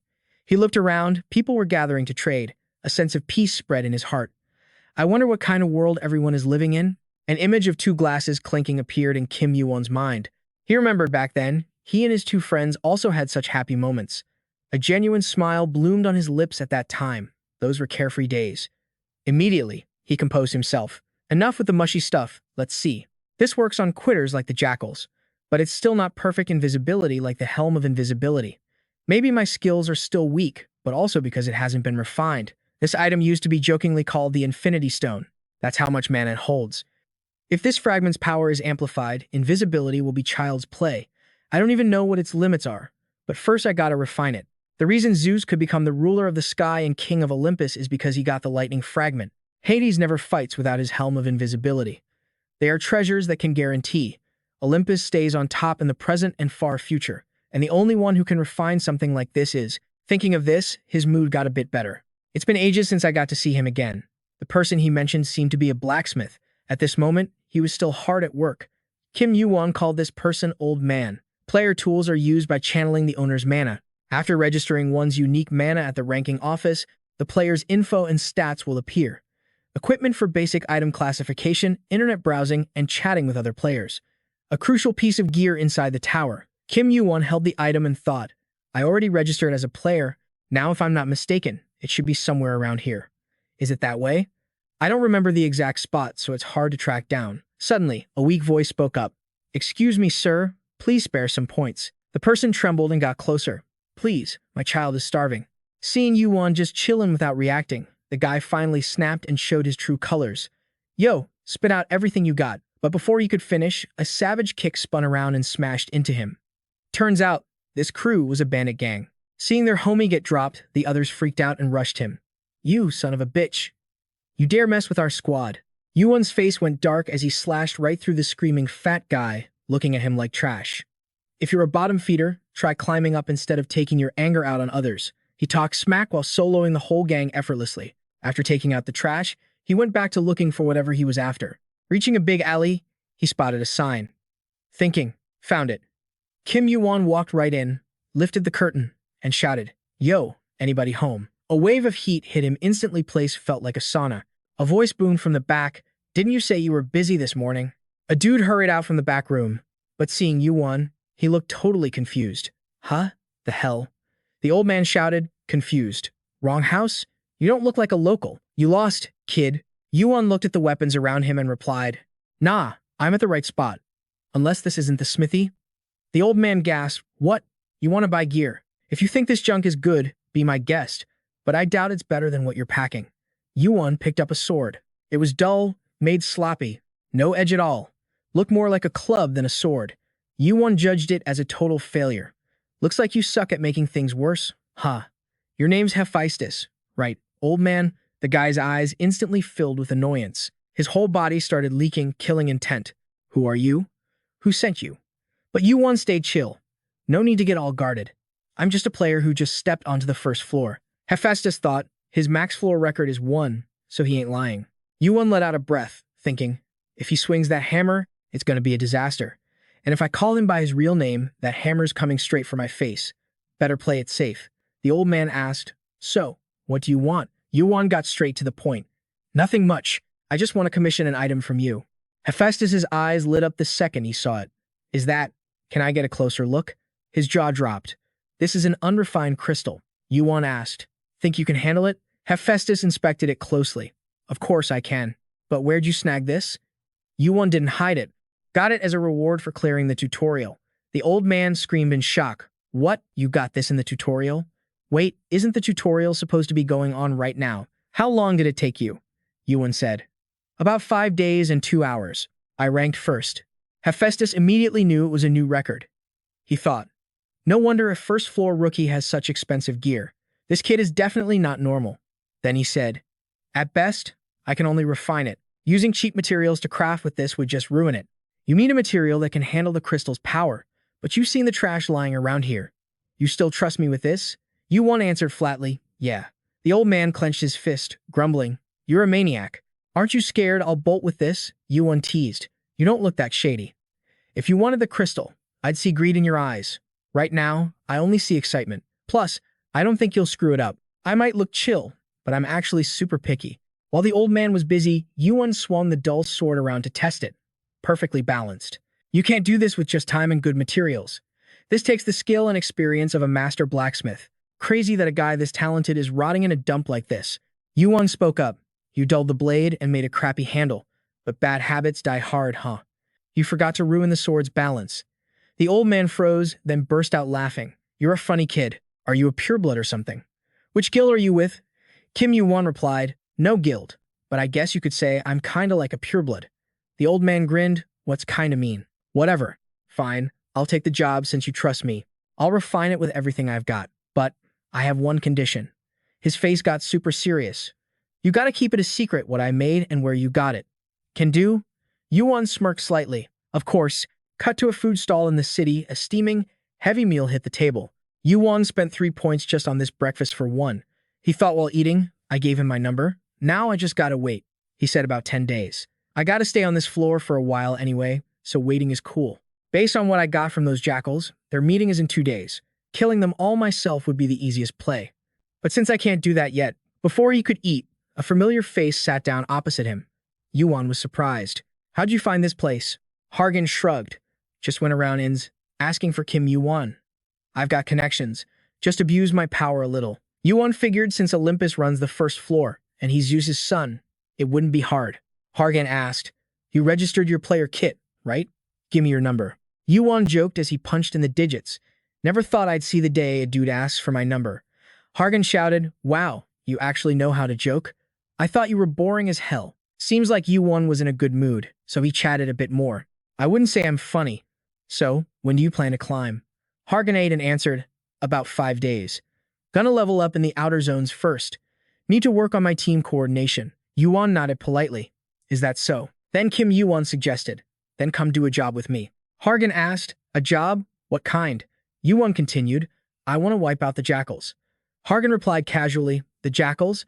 Even just dealing with them is a huge hassle. But even with my squad, 10 guys ain't gonna cut it. Kim Yuwon cut him off. Not 10. Just 2. Me and you. Hearing that, the dude just froze. Hargan panicked. Hold up, I need more info. Kim Yuwon stayed chill.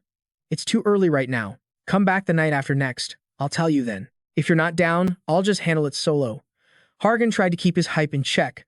Nah, let's do this together. Night after next, it is. Then he jumped up quick. All right, catch you later then. Kim Yuwon was surprised, leaving already. Hargan looked super serious. If we want time, gotta hustle now. I'm bouncing for today. Kim Yuwon let out a sigh. That guy really digs the squad he built in the tutorial, trying to level them up so they can climb the tower together. Pretty dedicated. You keep calculating though. Looks like I kept you waiting. Kim Yuwon continued. I'm done here. So, why don't you spit out what you want with me? The guy spoke up. Seeing Hargan show up out of nowhere kinda surprised me. He walked over to say hi. First time we've met, right? Nice to meet ya. I'm from Olympus. You got a sec to chat? Kim Yuwon was confused. Hargan's a descendant of the ruler of the sky. Shouldn't you at least say hello or something? Agamemnon sat straight down. I came here to see you, so you can't really blame me. Heard you took first place in the tutorial this time. Even Lord Hargan only snagged second. Word is there's a huge gap between first and second. People are whispering that a total monster just entered the tower. Kim Yuwon replied politely, that's quite the compliment. Thanks. He took a sip of tea. Lord Hargan said you two are like friends. Like friends, imagine that. Sounds weird, huh? Kim Yuwon answered casually, not really. He thought to himself, surprised, he wants to be friends. Probably just wants to get close to me. Whatever, no loss there. Agamemnon went on, yet you didn't team up with Hargan. Gotta say, smart move. But ships built in the tutorial don't usually last long anyway, because not many people want to climb the tower and even fewer become rankers. But you're different. You got the potential to go way past a regular ranker and become a high ranker, a legit big shot in the tower. So don't you think you should find someone on your level to climb with? Join Olympus. Sign up under Lord Ares' protection. We can set you up with whatever you want. Lord Ares is different from those lowlives who don't even know their own mother's face. He's the son of Lady Hera and Lord Zeus, legends who've been high rankers for ages. Become one of Ares' people. Way better than joining up with some half-breed. Kim Yuwon looked annoyed. Stop. He didn't say anything else, just tilted his head back, down a big gulp of tea, and thought. Olympus really goes hard on recruiting newbies. Huh. But thinking that, he set everything down and said, thanks for the tea, but I'm gonna bounce. Agamemnon was shocked by the attitude. He couldn't help but ask, you turning down an offer from Olympus? Kim Yuwon was chill. Yup, not planning on joining. I even turned down a personal request from Zeus's son, Hargan. What makes you think I'd say yes to you? Matches me. What was it? Not knowing my mom's face? Low life. Half-breed, Zeus and Hera are Ares' parents, not yours, right? Agamemnon didn't expect his tongue to be that sharp. Veins popped on his face from rage. Excuse me. He paused, then continued, Olympus is. He cut him off quick. I only got one answer. I refuse to join a bunch of losers like you. Then Kim Yuwon dipped, leaving him sitting there alone. The guy was fuming. Seeing him quiet for so long, a worried voice piped up. You okay, Lord Agamemnon? He asked darkly. How many jackals can we call up? The voice sounded surprised. The jackals. Don't tell me you're planning to. The person realized and reported. Ah, actually, the jackals are already gathering. We have to wait for that to finish before we can get the numbers. He was pissed. We need all that prep just to kill one rookie. The other guy spoke up. Please reconsider, sir. He set a new record and even beat Lord Hargan. You think just a few jackals can handle him? Agamemnon sighed and stood up. Fine. Get like 100 of them ready. He gave a cruel order. When this harvest time is over, we're killing Kim Yuwon. 2 days later, Kim Yuwon and Hargan met up. He asked impatiently about the plan. So how exactly are you going to kill those jackals? He continued. First, gotta meet someone. Took me a while to find where he lives. Hargan hurried after him, asking, who's the guy? Kim Yuwon replied, just follow me for now. For some reason, his eyes turned red right then. Hargan thought to himself, those eyes again. He remembered what Chrysaor said back in his room.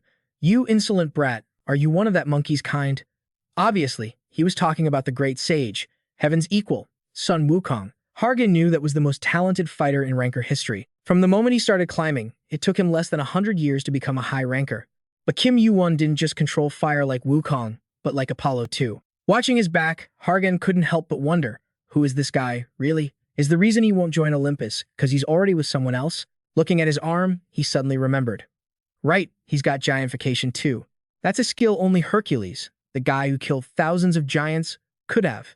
But don't all giants have that skill? Is Kim Yuwon part of the giant race? If that's why he won't join Olympus, then, suddenly, a voice cut through his thoughts.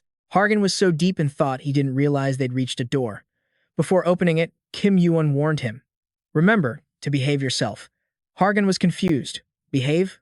What do you mean? He didn't explain, just shouted, shopkeeper, and walked in. The person inside yelled out, ah, sorry, we're closed. But if you're looking for something, leave your name and number, and I'll hit you up tomorrow. He just said, Mu Un-cheon. The guy's hands suddenly froze. Kim Yuwon continued, I'm looking for a guy named Mu Un-cheon. Suddenly, the guy bolted, cursing under his breath. Damn it, Kim Yuwon dashed after him. Where do you think you're going? Even though he had a head start, Kim Yuwon grabbed him by the scruff of his neck in no time. He tried to break free, whipping out a knife to stab him. But Kim Yuwon wasn't about to give him time to react. He immediately throws a kick that flattens the guy to the ground.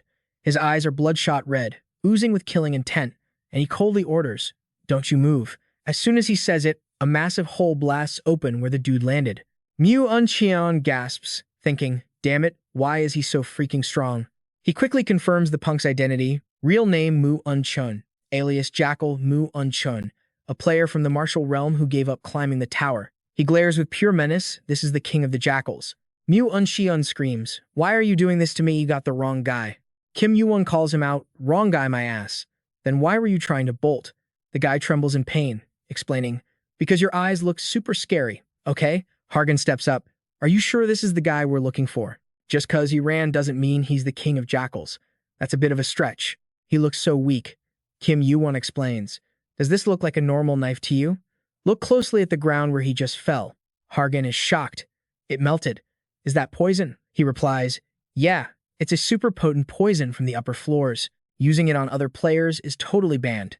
Getting this stuff is hard enough, not to mention needing a permit from the association.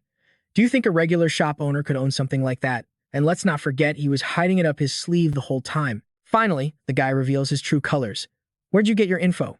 How do you know who I really am? And more importantly, how do you know my name? Hargan gets spooked by the sudden change in his face and voice. He went from a young dude to an old man instantly. Kim Yuwon answers casually. I dunno. How did I find out? The guy gets pissed. You really have a death wish. If you knew who was backing me. Then, he suddenly stares at Hargan's face. That hair and those eyes. Could it be? He blankly remembers the kid telling him to behave himself. Hargan realizes that behaving meant dealing with this crap. Thinking that, he quickly powers up. Golden lightning crackles all around him. Mu Uncheon figures it out. So Olympus has betrayed me?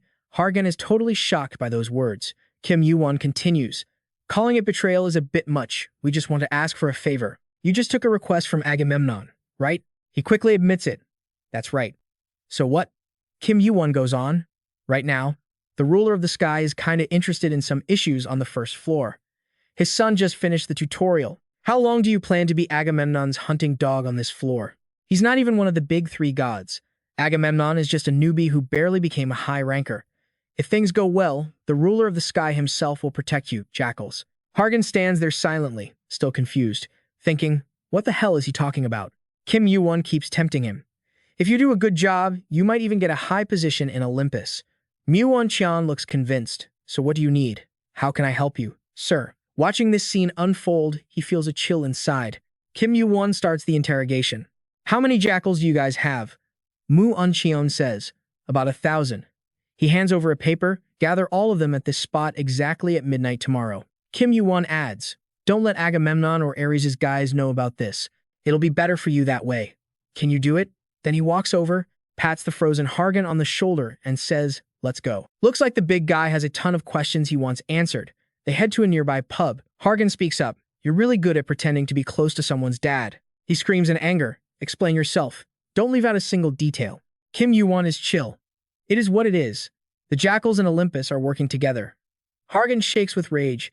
You think I'll just believe that? No way that's happening. They must be using the Olympus name to scam people. Seeing him get so worked up, Kim Yuwon speaks. Hargan, I don't know what kind of place Olympus is to you, but it's time you saw its true face and stopped looking at everything through rose-colored glasses. Hearing that, his face instantly goes dark. Hargan seriously connects the dots, recalling the administrator's words. Thinking about the mess I just cleaned up, I just want to rip Zeus's beard off right now. Mu Uncheon basically confirmed the relationship too. Did Olympus betray me? And Kim Yuwon said, if you want to know their true nature, figure it out yourself. You wouldn't believe me anyway. Hargan mutters, the true face of Olympus. 2 days later, Kim Yuwon is sitting alone in thought, like he's waiting for someone. Footsteps approach, making him frown. If you were any later, I would have bailed. So, did you think it through? Hargan replies, I was born and raised in Olympus. Olympus is my home and family, and my father is a hero. I don't have many memories of my mom. Honestly, I don't even remember her face, but I remember her voice and one thing she told me. My son, don't ever forget the pride of Olympus. The name Olympus is my pride. I've thought about it carefully. Even if this is wrong, even if I'm betraying Olympus. Kim Yuwon cuts him off. Your decision. Hargan doesn't answer directly. Kim Yuwon, I don't know if you're right yet, but the jackals need to be destroyed. Those things are parasites of the first floor, and if they're a shameful secret of Olympus, then I'll wipe them out myself. Saying that, Hargan's face turns savage, a furious rage radiating around him. And so, the two of them head to a dark cave, which is incredibly spacious inside. The place is lit by small torches on the walls. Countless pairs of yellow eyes are standing there. Seems like all the jackals have gathered. They whisper to each other, whoa, a place this big actually exists? It's huge, but it feels super damp, and the ground is nothing but mud. Didn't expect there to be so many of us jackals. Gotta be at least 1,000 people here. Well, we're usually scattered all over the place. This is the first time the whole crew is together. I heard that team over there scored some frog poison. Say what? That stuff is worth 10,000 points. Crazy. My team didn't get squat this time. A while later, the Jackal King finally arrives and shouts, "Is everyone here?" Quickly, they stop their chatter, line up properly, and bow their heads. Mu and Xion scanned the crowd, nodded like he owned the place, and barked, "Chin up, losers." The mob started buzzing. Whoa, is that actually Captain Mu and Xion? Dude never shows his face. Why now? Heard he's got some serious big shots backing him up. That's the only reason the Bureau hasn't busted our asses yet. Mu and Xion bellowed. Next person to yap gets their head chopped off. Then he ripped his sword out, pointed it at the sky like a total show-off, and started his speech. The head honcho drew his blade and screamed, "Shoot your traps." Mu and Xion went on, "Listen up. We got a job to do. Since they want all hands on deck, this ain't gonna be a walk in the park. But I promise you this.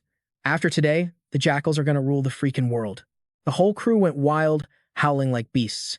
Mu and Xion kept going. "Let me introduce the heavy hitters backing us up this time." Right on cue, two tall masked dudes walked in. Mu and Xion spun around and bowed like a servant. "Thanks for coming all this way. It ain't much, but I hope you'll take this. Is that Asgard cash? Quick info dump. Asgard bills are currency made by the massive Asgard Guild. You can swap them for points or spend them like real money." Mu and Xion added, "Each bill's worth 1,000 points. Straight from our latest haul." One of the masked guys was Kim Yuwon. He figured since Asgard backs it, the value's legit. Then he spoke up. "You swear this is everything?" Mu and Xion replied fast, "Yes, sir." Kim Yuwon smirked. Just a quick look told him this stash was worth hundreds of thousands of points, easy. So he totally switched sides. "Huh? Bet Agamemnon is dying for this cash." He stashed it in his inventory and said, "Got it. Thanks for the present." Mu and Xion bowed low. "My pleasure, sir." Then he asked, "So, what's the plan? What do you need us to do?" Kim Yuwon didn't waste time. He dropped the act. Time to say goodbye. He snapped his fingers, and boom, the whole place erupted into a sea of fire. That's the giant fire skill. The jackals started freaking out as they burned, screaming, "Ugh!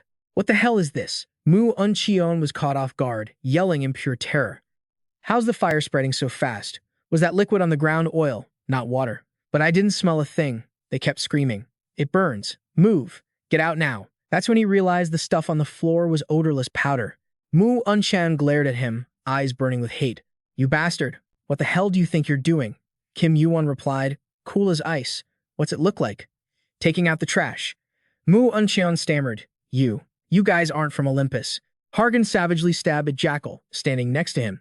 "No, I am from Olympus." Mu and Xion was confused. "Then why are you attacking us?" Hargan roared, "Because you scumbags are a stain on Olympus, and I'm here to wipe you out." Kim Yuwon joined the slaughter. He charged in like a demon, slicing through dozens of guys at once. Mu and Xion screamed, "Damn you. I'm gonna kill you both." He barked an order, "Get him." There's only two of them, but the overwhelming aura coming off those two terrified him. "Crap, this is bad. They're gonna wipe us all out. Agamemnon. I gotta call Lord Agamemnon fast." He whipped out his comms orb. But things didn't go his way, the message wouldn't send, leaving him totally confused. Mu and Xion shrieked in despair. "Message failed? Why? Why isn't it working?" Kim Yuwon explained. "You think that toy is gonna work in this chaos? Player tools send messages by turning text into mana, so in a place flooded with magic like this, it's useless." That news stopped Mu and Xion's heart cold. He just stood there, watching his crew, getting swallowed by the flames. Cornered, he had no choice but to fight. Mu and Xion charged at him, screaming curses like a maniac. "Die, you piece of trash, die." His wrinkly face twisted as he fought against the inevitable, looking totally demonic. Kim Yuwon stood his ground, staring him down with glowing red eyes. Mu and Xion froze in terror, thinking, I can't move." Kim Yuwon spun around for the kill. Glaring at the Jackal King, he sneered, "Mu and Xion, time to say goodnight." As the words left his lips, his sword slashed right through him. Boss defeated. He walked over to Hargan and asked, "You good?" Hargan let out a long sigh. "What about you? We just slaughtered like 1,000 people."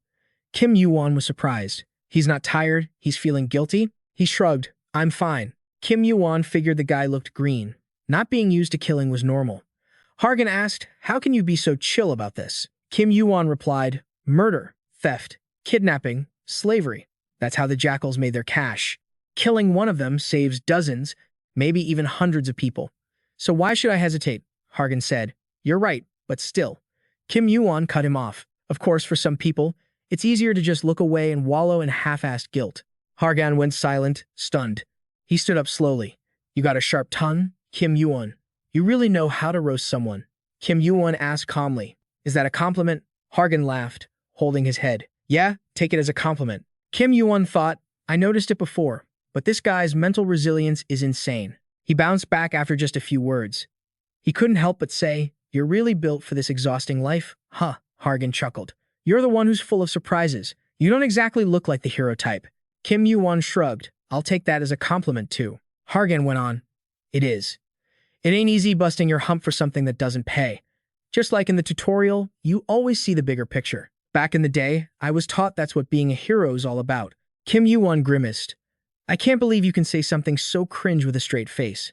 But you're wrong about one thing. Of course, I got paid. He tossed a heavy bag of cash at him. Hargan stammered. That's. Kim Yuwon said, you played a big part in this show. So, you gonna take it or not? If you're too good for dirty money, feel free to pass. Hargan's eyes practically glazed over the second he saw the cash, answering like a robot. In the end, you couldn't resist the temptation of those bills. Give me some of that. You smirked, satisfied. That's what I'm talking about. He continued, All right, I got a question for you. You ranked second in the tutorial, right? Hargan looked blankly at him. Yeah. So what? As he spoke, his face suddenly got super serious. What was your reward? Meanwhile, somewhere else, a fist slammed onto the table with a bang. Why? Agamemnon screamed in a rage. Why the hell can't I reach him? His lackey stammered, terrified. I don't know, sir. I messaged Muon Cheon, but Agamemnon thought to himself, damn it, unless he's lost his mind. There's no way he'd dare to take my money and run. Just then, another goon burst in, screaming out of breath, Lord Agamemnon, we found the jackals, but I think you need to see this for yourself. Immediately, he and his crew rushed to the scene. Charred bodies were everywhere, burned beyond recognition. Agamemnon trembled. What is this? He broke into a cold sweat, his mind racing. Could it be that even Muon Cheon is? The lackey quickly reported, Yes, sir, he's in that pile too. Agamemnon frantically asked, The money? What about the money we collected? He had no idea where his massive stash of cash had gone. He screamed, eyes bloodshot with rage. Back to Kim Yuwon, he was counting the loot he just snagged. 384,000 points total. That's a serious number. Only rankers dream of seeing this kind of cash, and that's after splitting it with Hargan, too. Thanks to this, I don't have to worry about food or rent anymore. I wish I could go to Asgard and exchange these points right now. But if I do, Olympus will figure out I'm the one who wiped out the jackals. Getting mixed up in the already messy drama on the first floor isn't going to do me any good. With just this much, it probably isn't enough to buy crafting materials, but I should be able to get the core materials for the Dark Divine Crystal. That means I can craft the items sooner than I planned. The Dark Divine Crystal is currently the highest ranked item I own. By now, it's probably taking shape in the hands of the tower's greatest blacksmith. The problem is, thinking about it, he held out his hand, channeling his mana to check its power. He stared at the unknown egg. No way to tell what kind of creature this belongs to. What's gonna pop out of it? How do I even make it hatch? Incubation is at 0%, you muttered. This description is a total riddle. Where am I supposed to use this thing? A half-finished item might have a vague description because it's incomplete. But for something in the form of an egg, I've never seen a description like this before. Hargan ranked second and got the Thunder Emperor's gauntlets. Those gloves are high-tier gear, used even by rankers. If that's the standard, then this thing can't be some trash item. Chances are, it's on par with or even better than the Dark Divine Crystal. He scratched his head in frustration and sighed, coming up blank. Suddenly, he looked closer at the egg and flinched. Wait a sec, what's up with these patterns? I definitely didn't see them when I checked before. He turned it over and over, inspecting it closely. I've seen these somewhere. The Outer Gods. Just then, a notification popped up. The egg of welcomes you. Kim Yuwon was still confused. What is it? After resting a bit, he headed straight to the blacksmith's place. The area was still deserted. Kim Yuwon sighed. Too much to think about these past few days. I wonder if the thing hatching from this egg is going to be an ally or some entity that'll destroy the world all over again. Most creatures hatch from eggs' imprint on the living, thing they see first and spend the most time with during incubation, treating them as their mother. That's why some rankers go through hell to find the eggs of legendary beasts to raise as companions. If this egg works the same way, then this is a massive gamble. He calmed himself down. Don't overthink it yet. Worrying won't change a thing. Just focus on what's right in front of me. Shaking off the thoughts, he walked inside. It's me. Seeing him, the old man greeted him cheerfully. You made it. Hephaestus's hands didn't stop working for a second. He placed the crystal on the table. Gotta be honest, this thing is insanely hard. I called you here because I got a question. Show me the weapons and armor you're using. If you're using a sword, what kind? How long? How thick? What about armor? How much does it weigh? Yuwon was puzzled. Why, you ask? Hephaestus explained, I got some byproduct from the crystal here. I want to use it to craft an item. That crystal is so powerful that this powder is worth more than most crystals in this world. Yuwon recalled, right, the scythe Hades used was also made from dust left over from refining the fragments of the Helm of Invisibility. Ah, he asked, but don't you need a material that matches it? Hephaestus quickly stood up. I don't have anything like adamantium, but I got something similar.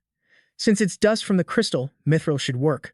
I got about 1.8 kilos here. It ain't much, but if we mix it, it should be enough to make a piece of gear. A tooltip popped up. Mithril isn't the hardest material, but it has highly sensitive mana conductivity. It is a rare metal that can even possess mana depending on how it is refined. Classification, crafting material. He knew at a glance that mithril was pretty pricey. Just half a kilo mixed with other metals was enough to make some seriously good gear, let alone 1.8 kilos. That much has got to be at least 300,000 points. I have enough from the Jackal's stash, but I can't blow it all right now. It sucks, but I can probably only afford a third of that. Seeing his hesitation, the old man quickly caught on and suggested, I'll put it on your tab. Yu was surprised. On my tab? What if I decide to bolt without paying you? The old man replied generously. Wanting to craft something from this is just my own greed, and I'm the one who suggested it anyway. So if you take the gear and don't pay up, I won't hold a grudge. Besides, the thing you left with me is worth 10 times more than this stupid hunk of mithril. Actually, at this point, that item can't even be measured in points anymore. Since you trusted me enough to leave this with me, isn't it only natural I do the same? Hearing this, Yu stood there, stunned for a moment. The old man was exactly how he remembered. Then, with a satisfied, warm smile, he pulled a sword from his inventory. Kim Yuwon shoved it right in the old man's face. Hephaestus's jaw basically hit the floor. He handed it over and was like, I need a sword. As long as it ain't so heavy I can't lift it. I don't care about the weight, shape and length. Just copy this one and we're good. Hephaestus grinned like a maniac, his face totally oozing confidence. A sword, huh? That is literally my specialty. Time flew by, and a week later, over at the Olympus Branch Guild, Agamemnon was pacing back and forth like a nervous wreck. Dude was definitely cooking up some shady scheme. He smirked, totally stoked that an opportunity like this fell into his lap. The fall of those jackals? Just a little test from the tower. It was just a stepping stone to something way bigger. If I can pull this off, not only will my past screw-ups be forgiven, but the ruler of the skies might actually pay attention to me. Some lackey stepped up to report, Sir Agamemnon, we've rounded up all the players between the 1st and 10th floors. We got about 200 heads. Then he asked, what about backup? The lackey answered fast. After calculating the tower's limits and the administrator's interference, the perfect reinforcements just arrived.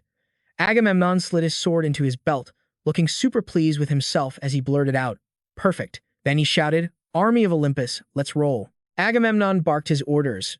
Starting now, we're hunting down a criminal. Meanwhile, our boy was still fighting these massive beasts, with the corpse of a jaguar lying right at Kim Yuwon's feet. A notification popped up saying the completion rate of the Heaven Slayer star went up by 0.006%. He thought to himself, grinding this is taking forever. And that's just during the 10 days I'm waiting for the crystal refinement. All I've been doing is killing monsters. The info panel for the Heaven Slayer star flashed up. You possess the destiny and ability to destroy the heavens themselves. From now on, your destiny and worth will change based on the value of the lives you take. Your stats are going to go up depending on the number and quality of the enemies you kill. All stats increase, huh? Kim Yuwon did the math. Looks like the completion rate I can grind out on the 1st floor is definitely limited. Not to mention I've been hunting non-stop and only gained 1 level. Whatever, it's better than sitting around doing nothing. Suddenly, his comms orb started buzzing. It totally cut off Kim Yuwon's train of thought. He had a new message from Hephaestus. The old guy announced happily, I'm done refining it. Get your butt over here. Back at the shop, he was super satisfied, admiring his masterpiece. It's seriously beautiful. I could stare at this forever and never get bored. I never thought I'd see this light a second time. I really wanted to craft a perfect item with this, but that's probably not going to happen. He polished the crystal over and over, making it shine even brighter and look even more gorgeous. He was totally lost in his masterpiece when a noise rang out from outside. Hephaestus frowned, picking up on the sound immediately. He stomped over to the table and grabbed his hammer, totally pissed off. Why does it have to be right now? I knew this day would come eventually, but if I could have just had one more day, wouldn't that have been nice? Thinking that, he pushed aside the curtain and stepped outside. Waiting for him was a massive army from Olympus. Agamemnon shouted, "Didn't expect you to be hiding in a dump like this. No wonder it took us so long to find you." Hephaestus was not thrilled. "You guys are disturbing the neighbors. What's the big deal that you had to drag yourselves all the way out here?" He spoke up. "What a fancy question, you sinner, Hephaestus." As soon as he said it, he aggressively pointed his sword right at the old man. The soldiers flinched. "What? Hephaestus, the blacksmith of Olympus? I thought we were here to deal with that newbie causing trouble on the first floor. It turns out to be a rancor." One of them spoke up. "How are we supposed to capture a rancor?" Even though they had the numbers, Agamemnon told the troops not to freak out. "A rancor's power is severely limited here on the first floor." Hearing that, the old man aggressively gripped his hammer and smashed a powerful blow right at them. "Limited power?" Hephaestus glared. "Don't make me laugh. Come and get it if you've got the guts. I'll crush all your heads like bugs." Agamemnon gave a sly, scornful laugh, crippled after getting punished by the ruler of the skies and standing there without a single piece of armor. "Do you still have the nerve to call yourself a rancor? Not to mention, we've got a rancor on our side too." The guy introduced was a high ranker under Apollo, Chryses. Hearing that name, Hephaestus was actually surprised. "Chryses? You're already a rancor. You know how serious the punishment is for interfering with stuff down here on the first floor, right?" He was totally chill about it. "You're a rancor too, so what does it matter?" Hephaestus aggressively raised his hammer, powering up. "You guys are really good at coming up with these dirty tactics." Then he glared aggressively at them and screamed, "Bring it on." Seeing him like that, Chryses immediately put his guard up. Both sides clashed instantly, with light and storms erupting all around his house. The grunt soldiers couldn't handle that kind of power at all. His electricity was so intense they were screaming in pain. Hephaestus looked like a crazed thunder god fighting back. Facing the rage of a veteran rancor, Chryses was actually on the losing end. Fresh blood quickly stained the whole yard, and the casualties were piling up. Chryses looked coldly at Hephaestus. "I used to really admire you. Thousands of years ago, after becoming a rancor, you didn't crave power. Instead, you decided to pick up a hammer and follow your own code." Hephaestus scoffed. "That's the reason you admire me?" As soon as he said that, Chryses alertly leaped back, successfully dodging one of the old man's attacks. But Hephaestus wasn't stopping there. He kept glaring aggressively, gripping his hammer tight and channeling his energy, getting ready to smash him again. And of course, Chryses couldn't handle that kind of rage. He took a direct hit. Hephaestus was like a man totally out of control, his eyes burning with fury. It looked like he decided not to let a single one of them leave here alive. The soldiers were getting absolutely wrecked, too. His whole body was covered in enemy blood. But Hephaestus' rage was nowhere near finished. Chryses spoke with a sarcastic tone. "Since you just attacked a player from way lower floors, the penalty you're gonna get must be pretty serious, huh? My respect for you is real, though. That determination to give up power, to throw everything away just to follow your own beliefs. That's what I admire about you." Right after that, he pointed his spear forward and continued, "That's exactly why I really didn't want to fight you at all." He said that, but the second he shut his mouth, he aggressively launched an attack right at Hephaestus. He quickly blocked with his hammer, looking totally scornful as he yelled, "Cut the crap." Two power sources clashed, creating a massive shockwave, blowing the roofs off a few houses. The whole scene was blurry from smoke and fire. A bloody statue appeared from behind the smoke. Looks like Hephaestus is hurt, blood dripping from his hand. But the bigger problem is his whole body is slowly turning to stone. Hephaestus yelled out, "You bastard." Seeing that attitude, Chryses calmly answered Hephaestus's doubts. He said this is his creation, Aegis. It's just a knockoff, but since he's exhausted, this thing is more than enough. They looked satisfied, watching him slowly turn into a lifeless stone man. Chryses had a cold face, but his eyes looked kinda sad. Thinking to himself, it all ends here. Agamemnon couldn't hide the excitement in his heart. It was written all over his face. Finally, he turned around and ordered, "Take this sinner away, now." A frosty voice rang out, "That's not gonna happen." He finally showed up. Kim Yuwon flew over fast, decisively slicing off the leg of the guy standing near Agamemnon. The guy couldn't handle the pain and screamed, "My leg." He quickly stood in front of Hephaestus to block them. Kim Yuwon asked coldly, "What business does a ragtag bunch like you have stepping into an important place like this? Huh." Facing a high-level rancor and people from Olympus, but he wasn't scared at all. Agamemnon looked at him, his voice mocking, "Oh, it turns out it's you, Kim Yuwon." He didn't say anything, just stood there staring at him silently. Kim Yuwon wanted to see what kind of tricks he could pull. The soldiers started buzzing. Is that Kim Yuwon, the rookie who set a new record in the tutorial? You mean the newbie who crushed everything? I thought he was a ranker or something. One of them yelled out with contempt, Hey, who do you think you were interfering in this, huh? He looked over and knew the guy immediately. It was Ranker Crisis. 2 rankers fighting in this tiny slum. What a joke. If the fight drags on and the administrator has to step in, Olympus is going to lose a chunk of influence on the first floor. Agamemnon spoke up. What do you think you're doing? He thought. Do they need the old man that badly to start the Gigantomachia? He laughed loud. You planning to stand there until the petrification finishes or what? He answered casually. So what if I am? Agamemnon looked over at the statue, feeling a bit scared deep down. Looks like he just moved. Aegis can only petrify once a day. Not to mention this thing is just a copy. I don't even know how long it's going to last. If the petrification ends and he moves again, I can't waste any more time. The statue was making more noise as it moved. Agamemnon yelled, What are you standing there for? Kill him and bring Hephaestus here. The soldiers spoke up. Excuse us, sir, but if we kill a rookie, we'll get hit with a penalty. He didn't say a word, just pulled his sword and aggressively slashed at the guy who just spoke. Fresh blood splattered all over his armor. So what if there's a penalty? Whoever kills him and brings the prisoner back, I'll give you a manager spot on the first floor. Seeing the end of the guy who defied Agamemnon, the soldiers closed their eyes and decided to risk it. All right, I'll be the one to kill him.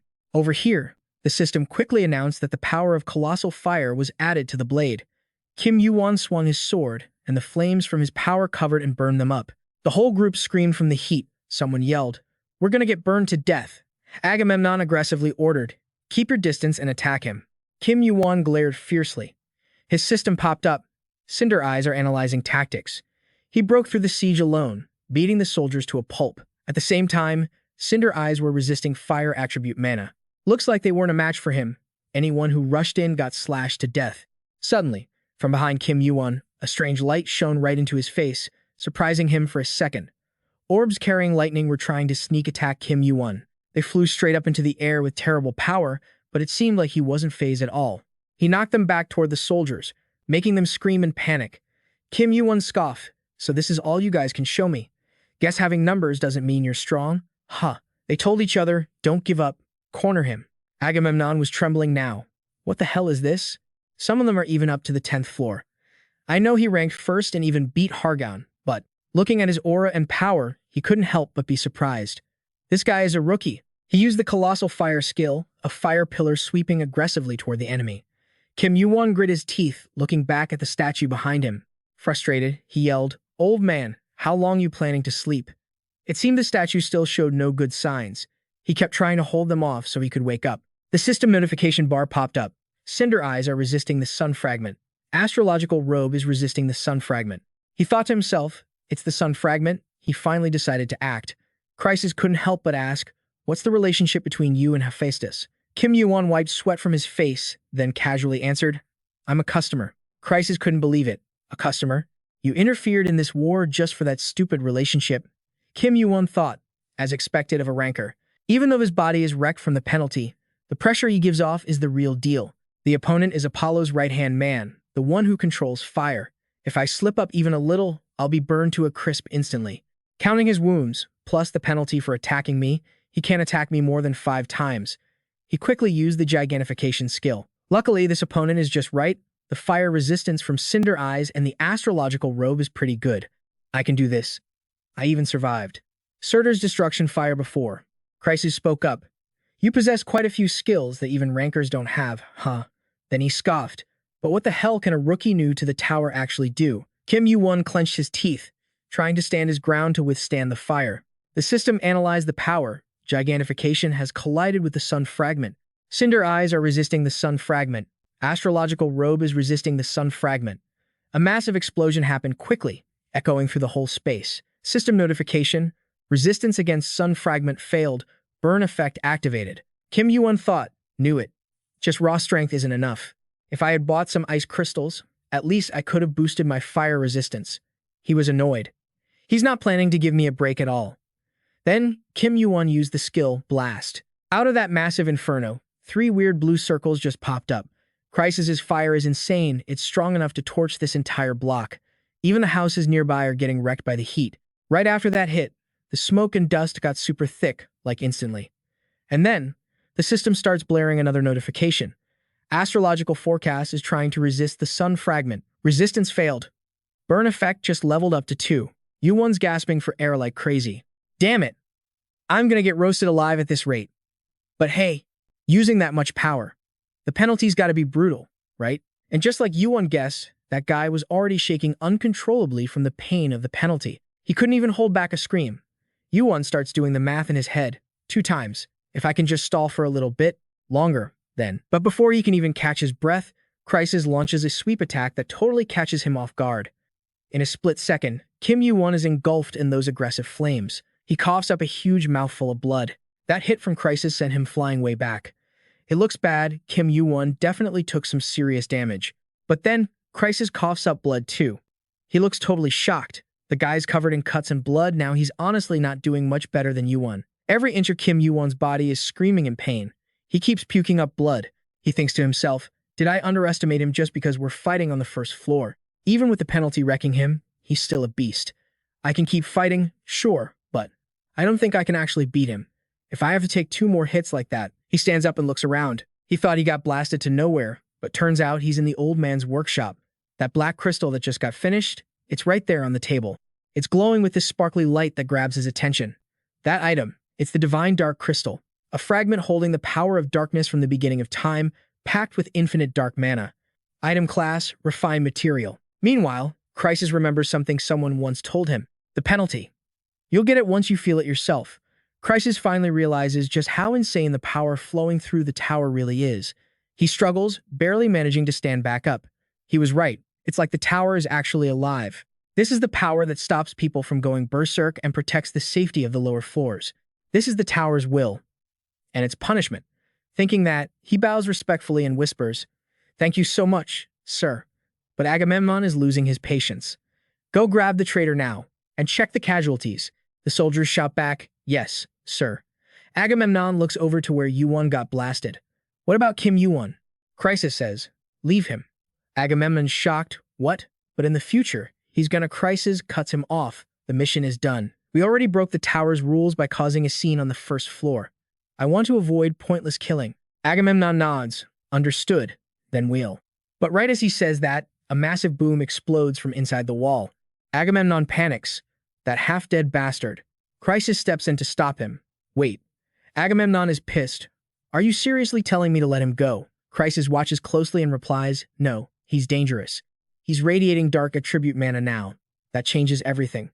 He looks like he's about to pass out, with that mana. Agamemnon just isn't listening. It's fine, sir. You're exhausted, please, just rest. We'll take care of him. But suddenly, he gets a shock. Yuwon is gone without a trace. Agamemnon freaks out, spinning around looking for him, screaming, where the hell is he? Yuwon rushes the Hephaestus statue and snatches it back. Agamemnon panics. Damn it. Petrification doesn't freeze the target's consciousness. He's gonna break the spell. He barks orders. What are you doing, you idiots? Just gonna stand there and watch. Agamemnon is going totally insane, screaming. Kill him. Yuwon channels his energy, and this blue power gathers into a super intense aura. Then, he slams his hand into the ground with everything he's got. The blast wave sweeps right over his enemies. As soon as it hits them, their world starts spinning, and they can barely even breathe. Crisis chuckles. That thing he's holding is dangerous. Looks like the tower summoned a real monster. Agamemnon yells, this isn't the time to be impressed, sir. Crisis just shrugs. What? Didn't you just say you'd handle him yourself? My mission was only to bring Hephaestus back, anyway. Agamemnon grits his teeth. Are you being serious right now?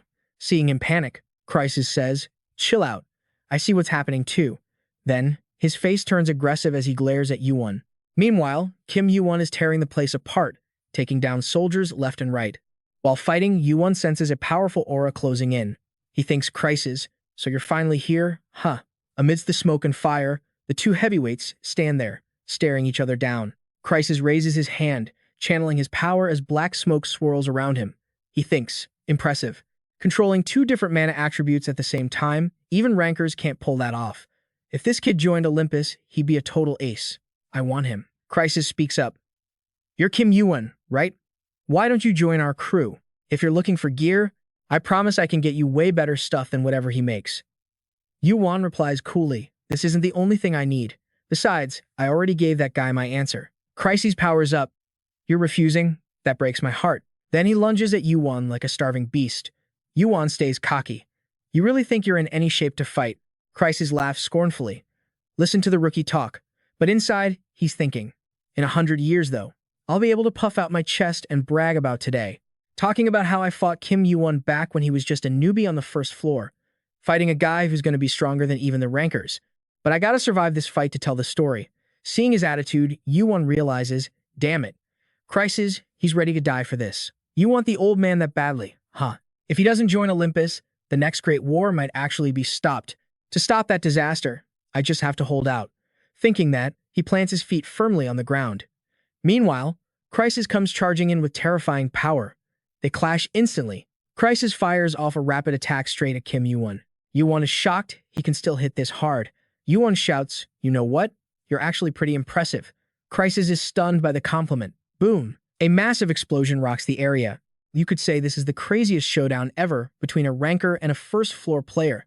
Even Agamemnon jumps back in fear. What the hell is going on here? No ranker has ever dared to go full throttle like this on the first floor. Dude should be lucky he didn't get deleted by the penalty. How's the fight going? Agamemnon saw him lying there motionless and busted out laughing. It's over. Even Kim Yuwon couldn't handle a hit like that. Suddenly, someone smacked him from behind so hard he coughed up blood. Agamemnon was shook. It's Hephaestus.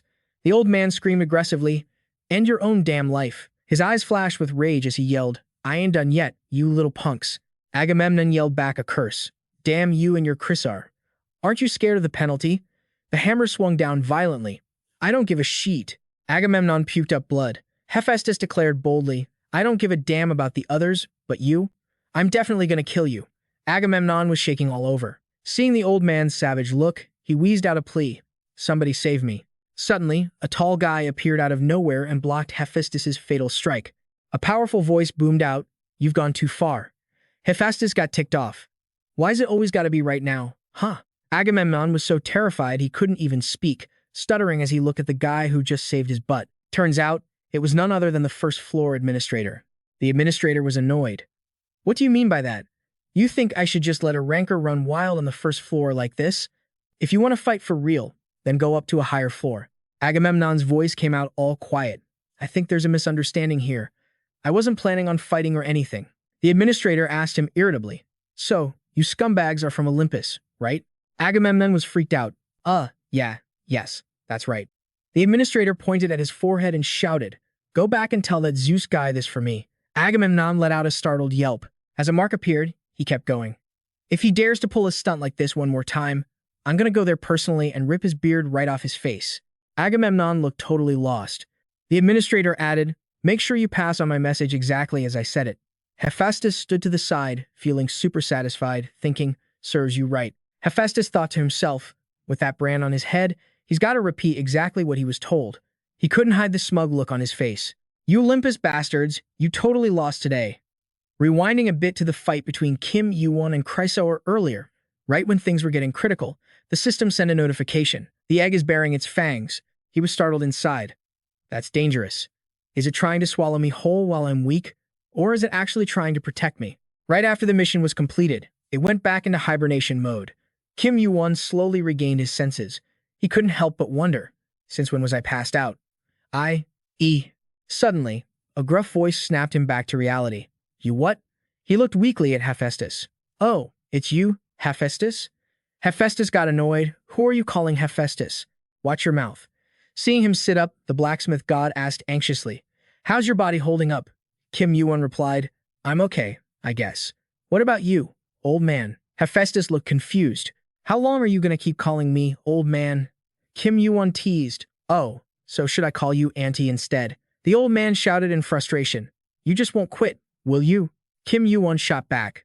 But hey, you're alive thanks to me, right? So shouldn't I get to call you whatever I want? The old man clicked his tongue. Teesh, you really are a shameless brat. Suddenly, he pursed his lips tight like he wanted to say something. The usually grumpy guy was actually stuttering. Kim Yuwon pretended he didn't hear. Say what? Hephaestus got irritated. I said thank you. How many times do I gotta repeat myself for you to get it? Kim Yuwon acted innocent. It's only been twice though. The old man grumbled, I don't even know who raised this kid. Kim Yuwon smirked. He's definitely shy. The old man spoke up. To be honest with you, Hephaestus isn't actually my real name. I'm Hephaestus.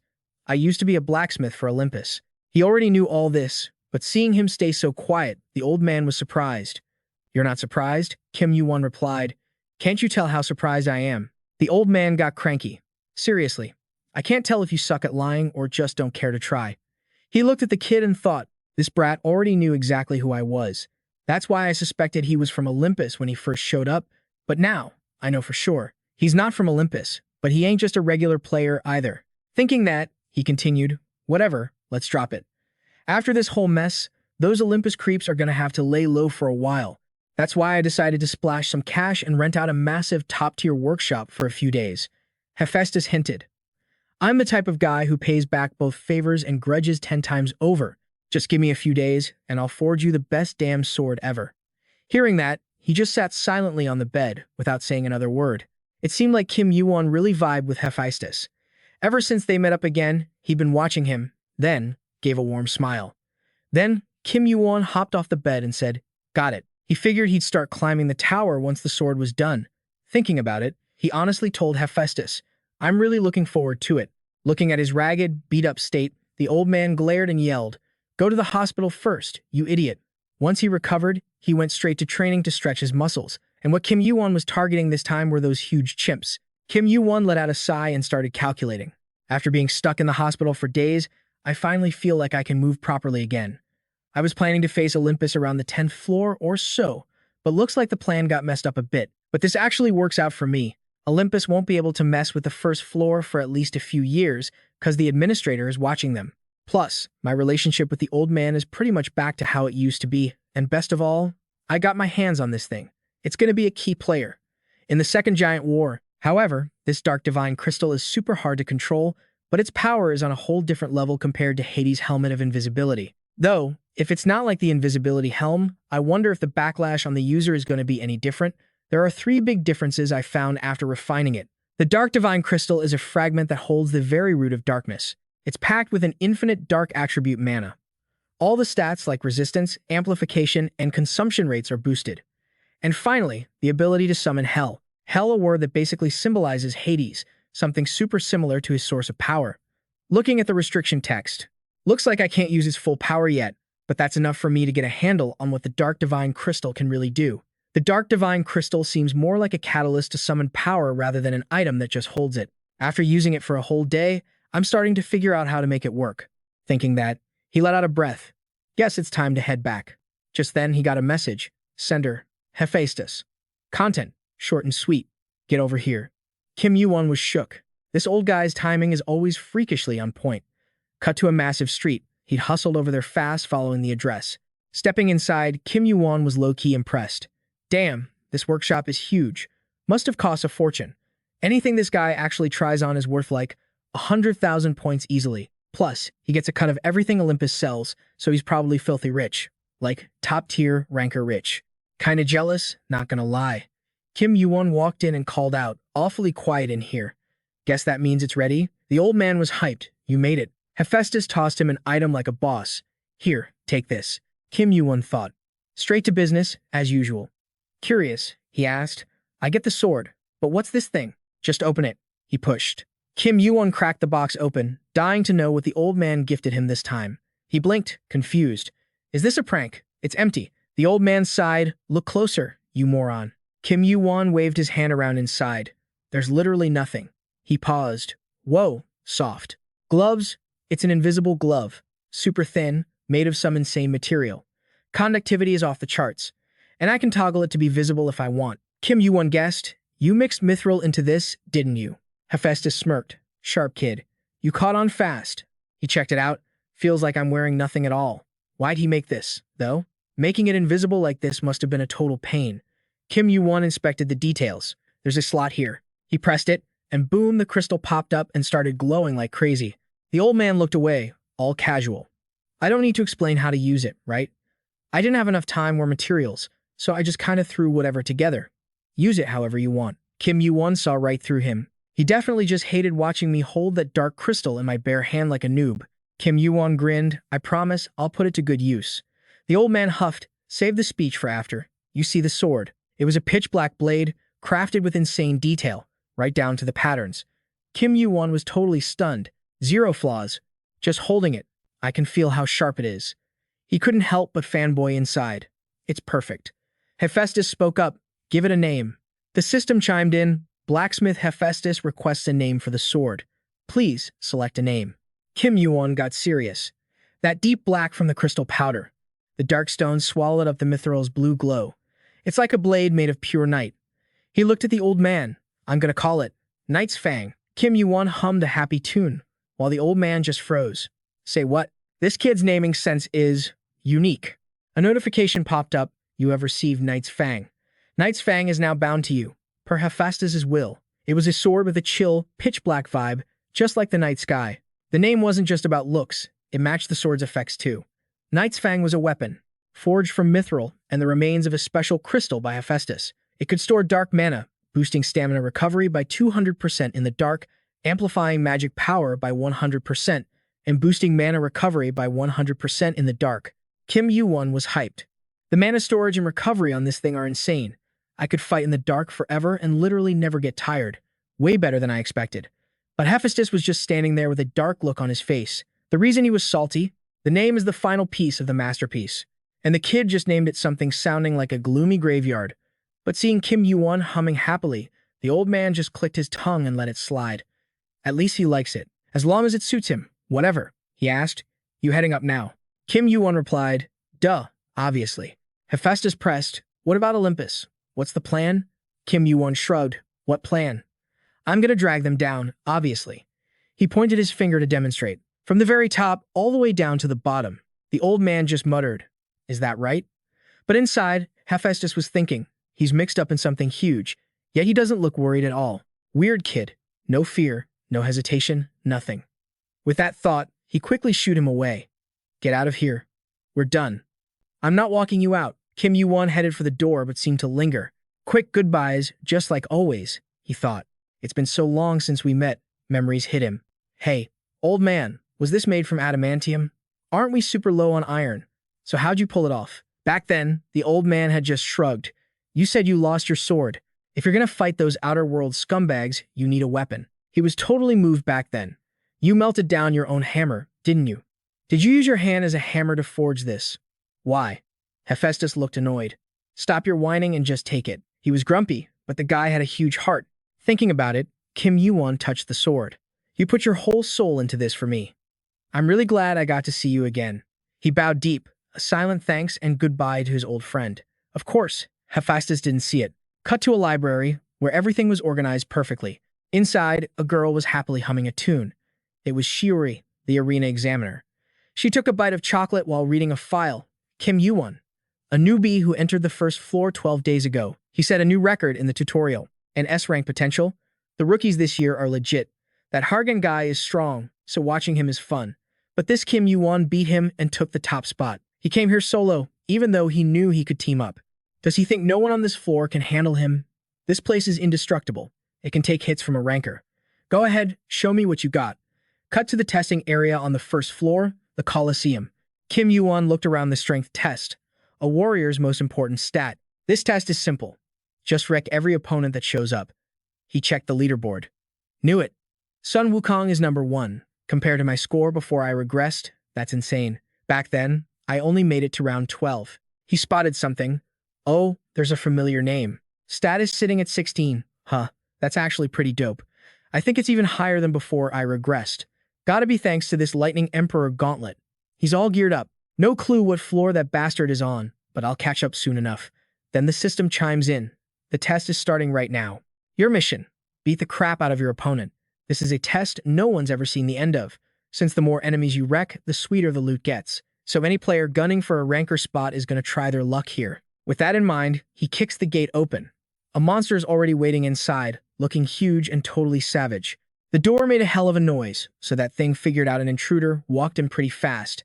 It lets out a massive roar, then just stands there, towering over him, waiting for him to get close. Yu doesn't hesitate. The second he sees it, he unleashes a quick draw slash. He grips his sword tight. He launches a brutal kick, smashing the ground around him into bits. In a split second, the monster's head gets sliced clean in half. Yu turns away just as that heavy carcass hits the floor. The completion rate of Heaven Slayer Star went up by 0.008%, and he cleared the first floor's test. Kim Yuwon thinks, Floor 1 was barely a warm-up. This is just the opening act for what I gotta do. The system pops up a survey. Do you want to attempt the next challenge? Yu spits out one word, fight. The notification flashes again. You have chosen to attempt the next challenge. Starting the second challenge. On the sidelines, Shuri's watching him, totally unable to believe her eyes. She screams, how is that even possible? Sure, him slicing up those orcs ain't a big deal, since Hargan did the same thing. But doing it that fast? Isn't that a historic first? He's even faster than Sun Wukong, the guy holding the titles Great Sage equaling Heaven and Victorious Fighting Buddha. Watching him rush through the screen like a beast, Shuri is just left stunned. Kim Yuwon drops a ton of monsters right after. Shuri mutters to herself, he just keeps fighting without taking a break. And to save mana and stamina, he isn't even using any skills. He doesn't give a damn about this test. He's fixated on a much bigger target, which is smashing the records of the high rankers. The system bar pops up again. Do you want to attempt the next challenge? Kim Yuwon answers briefly, fight. Immediately, he grips his sword. Fiery Eyes controls the heat, and Kim Yuwon unleashes the Grand Inferno skill. His opponent is shocked. He blocked that? Fine. I shouldn't drag this fight out anyway. At the same time, a fierce flame blasts through, lighting up the whole place. The system chimes in, your hand has been covered by the power of the giant. Your proficiency is too low, your durability is too low. Giantification will be partial. That guy's sword cracks instantly under the intense heat. Yuwon doesn't stop there. His blade savagely slashes across the guy's arm. Kim Yuwon slices the knight's helmet right in two. Crushed by Yuwon's ferocity, the guy drops to his knees, totally defeated. It's an older-looking dude, he says. This is already my second loss. That blonde kid was pretty strong too. He was the first one who wouldn't quit no matter how many times I slashed or stabbed him. That fight was neck and neck, but you're way stronger. Yu says, if your sword wasn't so worn out and old, I would have been in deep trouble. The man replies, that's a meaningless compliment. You would have won no matter what. But I'm grateful. Thanks to you, I got to fight again and actually enjoy myself. Yu closes the man's eyes to finish the trial. The system quickly notifies you have leveled up. Strength increased by 1. Agility increased by 1. Stamina increased by 1.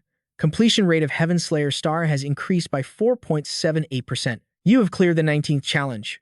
Yu thinks, just like that, my record matches Sun Wukong's. Finally, I've reached the 20th challenge that no one has ever cleared. The survey bar pops up like always. Do you want to attempt the next challenge? Same answer as always, fight. Kim Yuwon curses in his head, damn it, they don't even let a guy breathe. But honestly, if they gave us too much time to rest, this arena wouldn't mean jack. He quickly recovers his stamina, prepping for the next round. Kim Yuwon starts the final challenge, his face showing zero hesitation. Immediately, a crazy windstorm kicks up. Sand and wind swirl around him. Kim Yuwon is secretly freaked out. The amount of mana and killing intent is insane. I've got goosebumps all over. Is that thing really coming out here? System notifies, your hand has been covered by the power of the giant. From behind the gate, a vicious killing intent pours out. It sends rocks flying everywhere. The boss of the final challenge has appeared. Savage hissing sounds fill the air. Kim Yuwon grinds his teeth. He tries to use all his strength to withstand its terrifying power. He hasn't even got a good look at it before it launches a powerful attack right at him. Kim Yuwon is stunned. I used giantification and still got pushed back. It keeps tumbling aggressively toward him. Kim Yuwon struggles to dodge. He digs his hand into the ground just to keep from getting blown away. The words of the great sage equaling heaven echo in his mind. He had told the story seriously. In the 20th challenge of the first floor, I got whipped by that bitch's tail, knocked out cold, and eliminated. If you want to survive, you need vitality on my level. Otherwise, almost no one survives a hit like that. It might only have one head and one tail here, but that is definitely that thing.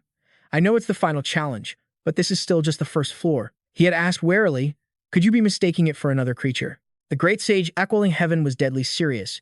Do you really think I'd make a mistake about something like that? A snake with 8 heads so huge they span over 8 mountains and fill 8 valleys. An existence close to mythical beasts or even dragons. It's an ancient fragment of the outer gods. Susanoo should have sealed it away ages ago. Who would have thought it'd show up here? Kim Yuwon vents his rage. Those damn administrators really just do whatever the hell they want, don't they? His mission this time. Defeat the 8th head of Yamada no Orochi. Kim Yuwon can't help but get pissed. What kind of ridiculous difficulty is this? The savage monster with eyes. shining bright gold stares at him like it wants to eat him alive. Immediately, it rushes him aggressively, letting out a roar that shakes the earth. Kim Yuwon thinks. Just like the rumors said, it's only got one head, and it looks like the runt of the litter. But with my stats right now, one screw-up, one wrong move, and I'm toast. The thing's massive body aggressively slithers up, trying to coil around him like a vice. Yu scrambles to move, doing everything he can to not get tagged by this monster. Obviously, he keeps sliding all over the ground, looking pretty beat up. He hasn't even had a split second to counterattack yet. The giant snake keeps lunging wildly, and its sheer size is making things super annoying for the player. Kim Yuwon calls it out. Your attacks are totally sloppy. No flow at all. The Orochi I know wouldn't be acting like this. Right as he says that, he pops his black crystal skill. Finally, Yu finds an opening to strike back. The monster keeps making these gross, screeching noises. His whole body is burning up because of the gunk that Snake just spat out. He's dodging for his life. The thing won't stop spewing that scorching smoke. Then, it drags its heavy body around again, trying to smash him flat. Yu gets pissed. My blade is buffed with the black crystal power, but its scales are still tanking my hits like they're nothing. This is looking like a straight-up impossible mission. He gets distracted for a sec, and bam, the tail swipes him, sending Kim Yuwon tumbling. He grits his teeth, thinking, but the tower never makes an unbeatable stage. I just gotta find it. That weak spot has to be somewhere on Orochi's body. Up on the high ground, Shuri's still watching the fight go down, eyes glued to the action. She's wondering why he stopped attacking. Did he finally realize he's being totally reckless?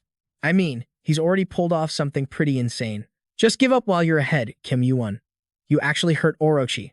But before she can even finish that thought, he finds it. Shuri never expected that. He'd actually spot that snake's weak point. He puts everything he's got into a massive strike. He stomps on its body to launch himself into the air. It sees him and whips its head around, hissing a warning. Yu's eyes look fierce. Who would have guessed it was hiding right here? Shuri sees him move and realizes he's aiming for a tiny dent near Orochi's heart. She knows that's the only spot on its body without scales. Yu figures this must be Orochi's reverse scale, the only yellow one.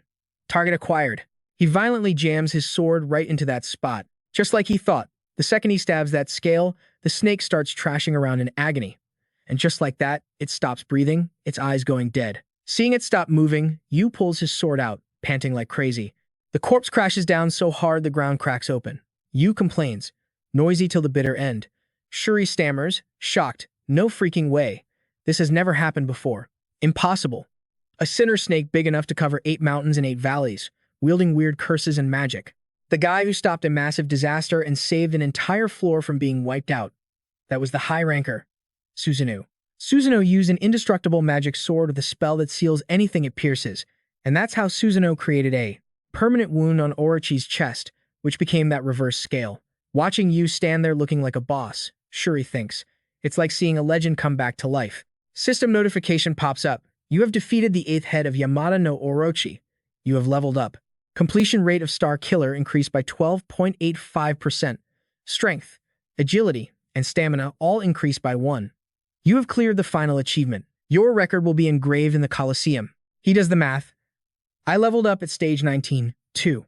But looking at my current level, if this were stage 60, I wouldn't even gain a single level from a hunt like this. 31 more levels until I hit level 100. I'm leveling way faster than I thought. Suddenly, a voice calls out, catching him off guard. Player Kim Yuwon. He checks Shuri out, fast moves, stealthy vibes.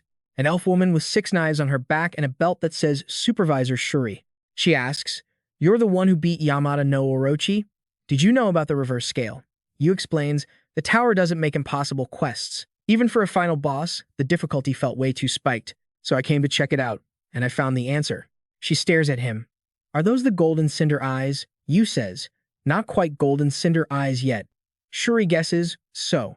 Inspection, eyes, and gigantification, a player using skills from 2 top-tier high rankers. She's intrigued. Are you with Olympus? Or the heavenly realm? Like a successor to the great sage, heaven's equal, or something. He replies, either way, I figured out the trick. Shuri goes on, don't worry.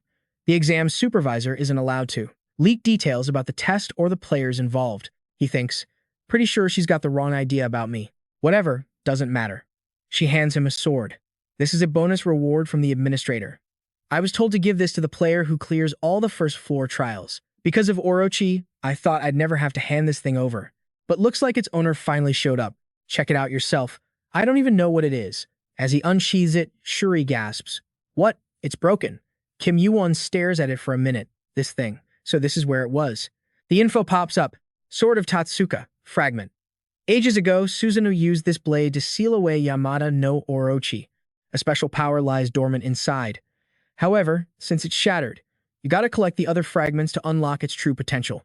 He grins. Nice. With this, my plan is gonna work perfectly. Shuri adds, if you've got beef with a reward, I can let the administrator know.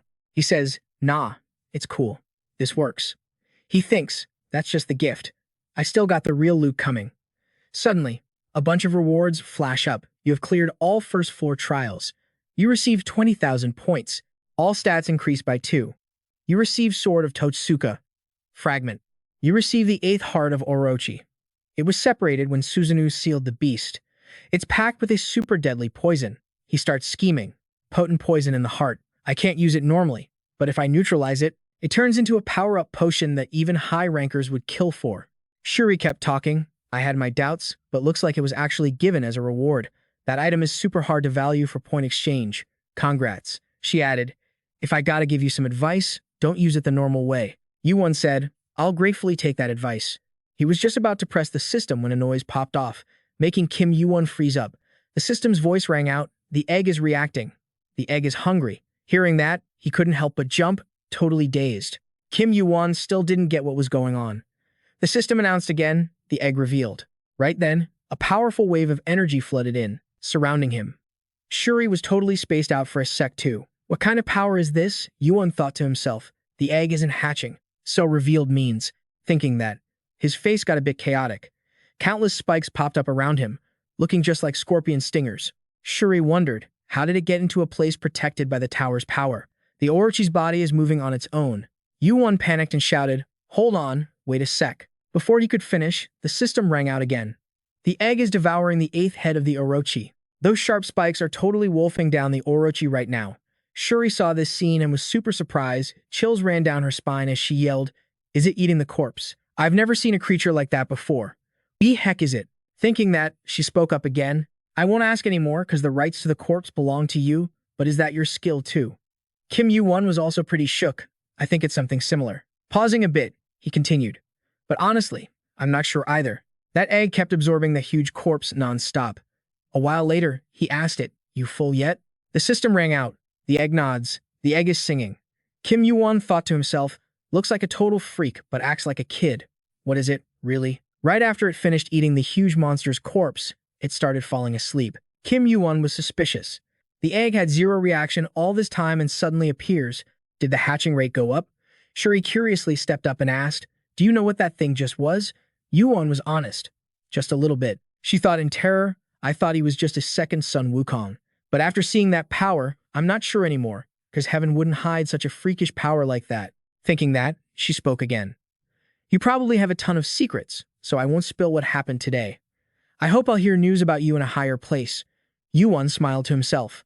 She's still like that, the habit of saying goodbye to those who beat this trial. Remembering the past from what he knew about her, a knowledgeable but righteous warrior, quick and beautiful. Kim Yuwon grabbed that hand, gently saying, really nice to meet you. Right then on the ranking board, his name was sitting pretty at the very top. Outside, everyone was buzzing and gossiping. You hear that? The person who's been rank 1 for over 1,000 years changed. I heard too. Heard that guy also ranked first in the tutorial. Is there another monster like Sun Wukong? Is he a pureblood? Where's he from? A man spoke up to answer. Looks like Earth. I've never heard of that place. The other person continued. He takes first place in every trial he joins. Maybe in a few years he'll become a ranker. Scene switched to a huge maze. This is the trial of the 9th floor maze. A loud explosion echoed. Rocks and dirt here suddenly kept blowing up. Turns out it was Yuwon smashing everything around him non-stop. The notification bar popped up. You have cleared the 9th floor maze trial. A new path has opened. Another reward will be added to your many first achievements. A few exits exist in the maze trial. Gotta find the real path, so a lot of players stress out about its difficulty. But this can't be avoided because the reward for it is super generous.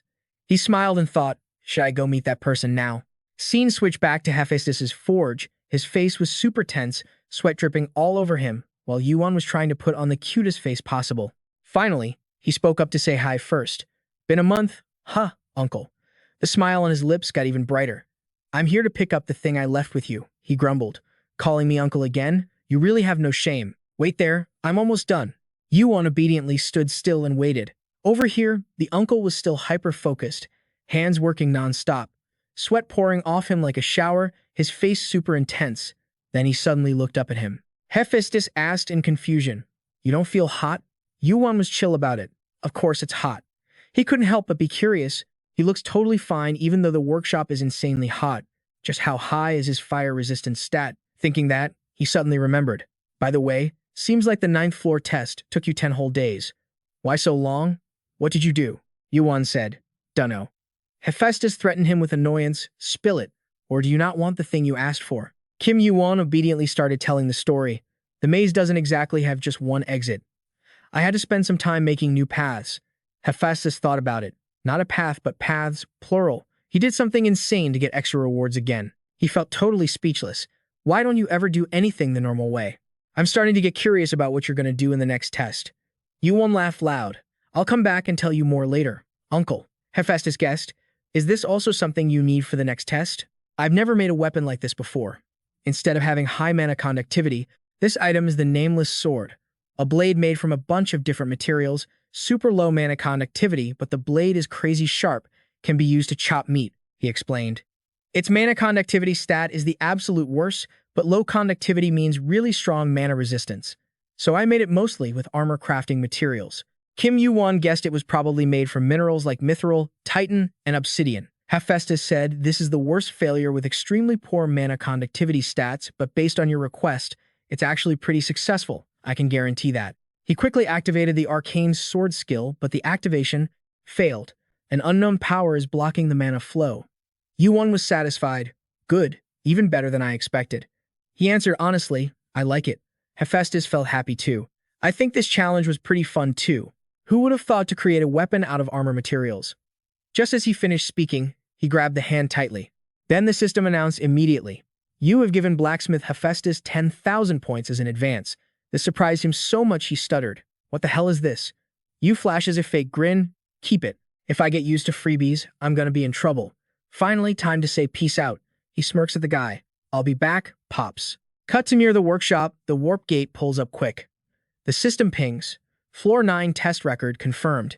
You paid 10 points for the warp, pick a destination. You thinks, satisfied. Finally hitting the double-digit floors. Right away he demands, Floor 10, take me to the martial realm. Quest window pops, eligibility verified, warping to Floor 10. Welcome to the martial realm. This is the starting point of Floor 10. Martial City in the north, a giant continent surrounded by ocean. The martial realm is a total dog-eat-dog ecosystem, totally different from other floors. The Floor 10 test kicks off the second you land. The martial artists here are screaming their heads off. We're recruiting for the Dragon Sword sect. Welcome aboard if you got passion. If you're a swordsman, come join the Wolf Blade sect. Iron Body sect is where you train a body of steel. Learning martial arts anywhere else is trash compared to us for climbing the tower. Same time, the system announces, the Floor 10 test starts now. Please choose a sect and pass their entrance exam. Over here, people keep shouting, come to our sect. No, our sect. This test requires passing a sect's trial by learning their martial arts. Because this is so different from previous tests, a lot of players get stuck here and never clear it. Kim Yuwon scans the area and judges. It's like a chaotic market in here. Suddenly, a voice calls out, Yo, young man, first time in the martial realm. Looking at your gear, you got some skills. Do you use a sword? This must be destiny. You gotta join our Azure Sword sect. You stay silent, but the guy keeps yapping about his clan.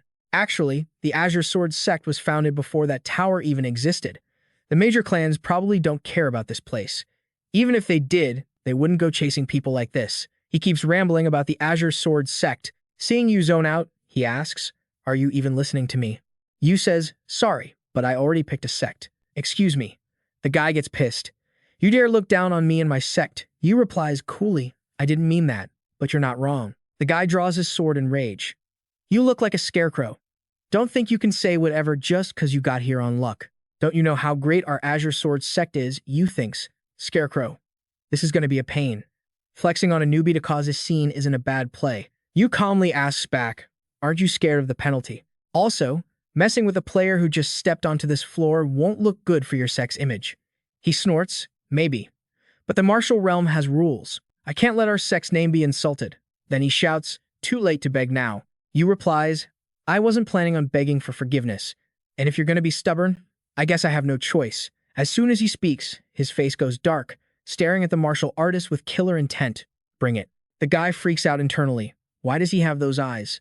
The martial artist starts trembling like crazy. He grits his teeth and glares at Yu. The crowd buzzes. What's happening? Isn't that Yang Jianin, the disgrace of the Azure Sword sect? Heard he caused trouble recently. What's he doing here? You know how strict the Azure Sword sect leader is with outsiders, probably sent him to recruit. Wait, why is he kneeling? The gossip continues. I saw that outsider earlier. Yang Jianin, totally humiliated, stands up and screams. Move. Then he bolts. Yang Jianin is grinding his teeth in rage. Damn, I could die of embarrassment. If I see that bastard again. Cut to a big forest, Yu is running like crazy. It's the 10th day on floor 10. He's a bit winded. Too far. I've covered over 4,000 kilometers in 10 days. Yu calculates seriously. This is the problem with a martial realm. No good warp points. So you gotta run everywhere. Soon enough, he arrives. Yu looks down from the peak, impressed. So this is the Heavenly Mountains. This is floor 10, the Western Heavenly Mountains. Looks like I'm almost there. Gotta hurry. The scene shifts to afternoon.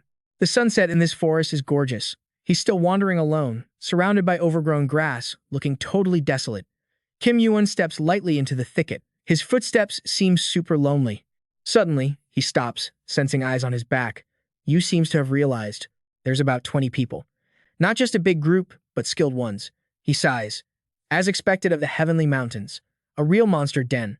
A gloomy voice comes from the bushes. Who are you? You don't look lost. Did you come here knowing where this is? Yu speaks up. Don't be so on edge. I'm not an enemy. Kim Yuwon guesses this is the Western Heavenly Mountains and the base of the Heavenly Demon cult, right? The group stops hiding and steps right out. One of them says, so you did know. Kim Yuwon thinks, same situation as the Jackals, but this is on a whole different level. The Heavenly Demon cult is the sworn enemy of the Martial Arts Alliance. They can't leave the Heavenly Mountains, but this place earns the title of the world's #1 sect. That guy is Guan Hamuk, a pureblood of the Heavenly Demon cult on floor 40. Guan Hamuk speaks up. Looking at your aura, you're not just some random. Which floor are you from?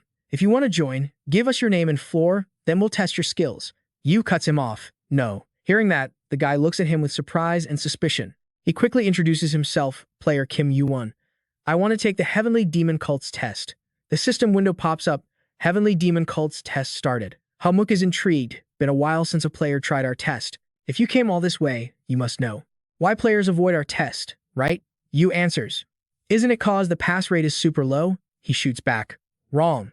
It's not that the rate is low, it's that it's impossible. No player has ever passed our test. That's why there's an unwritten rule never to try it. Kim Yuwon thought to himself, unless you're some hotshot player from the higher floors, there's basically zero way to get into this cult. So it doesn't matter how tough they are, their influence is still going down the drain.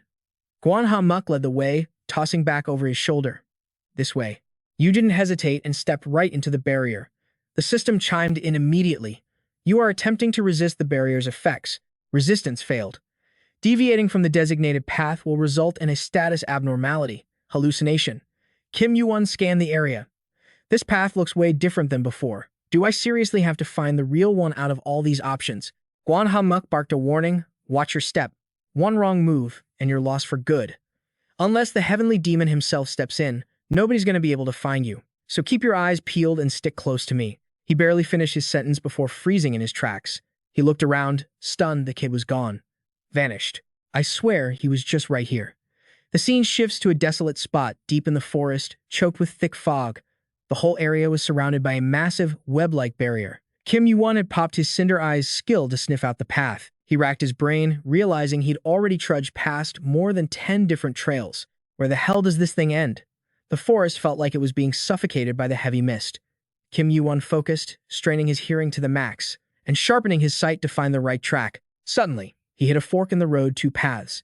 He flared his Cinder Eyes to analyze them, but they both look real. Yuwon did the math. Since neither looked fake, he probably wouldn't trigger the barrier trap. But I know for a fact only one of these is the real deal. He tilted his head back, focusing on a faint breeze coming from the left. Yu stood there like a statue for a long time, thinking hard and observing, trying to lock onto the absolute best route. Finally, he made his move. stepping onto the path he'd chosen. As he walked, he kept his guard up, noticing the scenery shifting more and more with every step. He turned onto a small trail, and boom, a house appeared right in front of him. There was an old weaving loom out front. But the weirdest part? There was a lit candle sitting right on top of it. The little flame flickered, lighting up the loom and making it pop against the darkness. Kim Yuwon stepped inside and saw an old man with white hair and a beard sitting nearby. He didn't make a peep, just stood there silently watching. Yuwon knew exactly what this was. It was a legendary scene straight out of martial arts history. And this guy was the ancient high leader, the one who was alive way before the martial artists ever entered the tower. Sensing someone approaching, the old man spoke up. "So, you have arrived." This was the Heavenly Demon Cult. The vibe matched the name perfectly: gloomy, creepy, and full of bad energy. A system notification popped up. "You have passed the Heavenly Demon's first trial." Yuwon thought, wind blowing into a room with no open doors. This place must exist in a different dimension from what I'm actually seeing. The room I'm actually standing in isn't this tiny shack. The old man continued. "Let me ask you this. At what point did you realize that this, too, was part of the test?" Kim Yuwon answered coolly, taking his time. "From the very beginning. No trial is ever as simple as just following someone else around. Before I even stepped into the barrier, I knew you'd be watching." The old man couldn't help but give him props. "Looks like you're the type who knows how to forge his own path." As soon as he finished speaking, a blue light exploded outward. Yuwon shielded his eyes from the glare. When he opened them again, he was standing in a forest, and that same voice echoed out. "You passed." Yuwon looked around. No system result window popped up. He said the question itself was a test. "Does that mean you like my answer?" Yuwon groaned internally. Living up to this guy's expectations is going to be a total drag. Rumor had it that some sects claimed a real demon was living inside the Heavenly Demon Cult. The scene shifts to a crowded village. Wait, that didn't seem right. The noise of the crowd washed over him. "Hey, look at that. Seems you've run into an old friend." Guan Hamuk looked totally shocked. "Why the hell are you here?" Yuwon thought to himself. Would telling him the truth be too much of a hassle? Like mentioning I just met the Heavenly Demon? Instead, he just said, "I got here before you guys." Guan Hamuk flinched at the answer. "He got in here? Did this kid just bust through the barrier on his own? Faster than us? And we actually know the way." Yuwon added, "How I got here isn't really the important part, is it?" Then he shrugged nonchalantly. "I'm sick of wandering around in circles. Let's get moving." This is the infamous Heavenly Demon Cult, so you guys at least provide a dorm for the examinees, right? A subordinate stepped up and whispered, "Sir, does this make any sense? I've never heard of an outsider breaking through the barrier." Guan Hamuk cut him off. "No, even for me. I've been here 50 years and I still only use the path I memorized." He stared suspiciously at Yuwon's back. "Who the hell is this guy?" Cut to a steaming hot bath. Yuwon had been sent to get cleaned up. He splashed water on his face, feeling refreshed. He sat silently in the tub, his muscular frame relaxing in the water as he thought things over. After days of grinding, this was probably the longest break he'd had in a while. Yuwon looked around and thought, it's too small. If the trial was a bit easier, more people would try it, and they'd get more chances to interact with other realms. He dunked his head under the water, thinking of Hephaestus. That old man is so stubborn. He must have his reasons, though. He glanced at his unhatched egg. Nobody knew what was inside except him. Yuwon shook the thought off. Whatever, it definitely won't be useless. The system updated the egg's status. The egg is wiggling. The egg feels comfortable. He stared at it.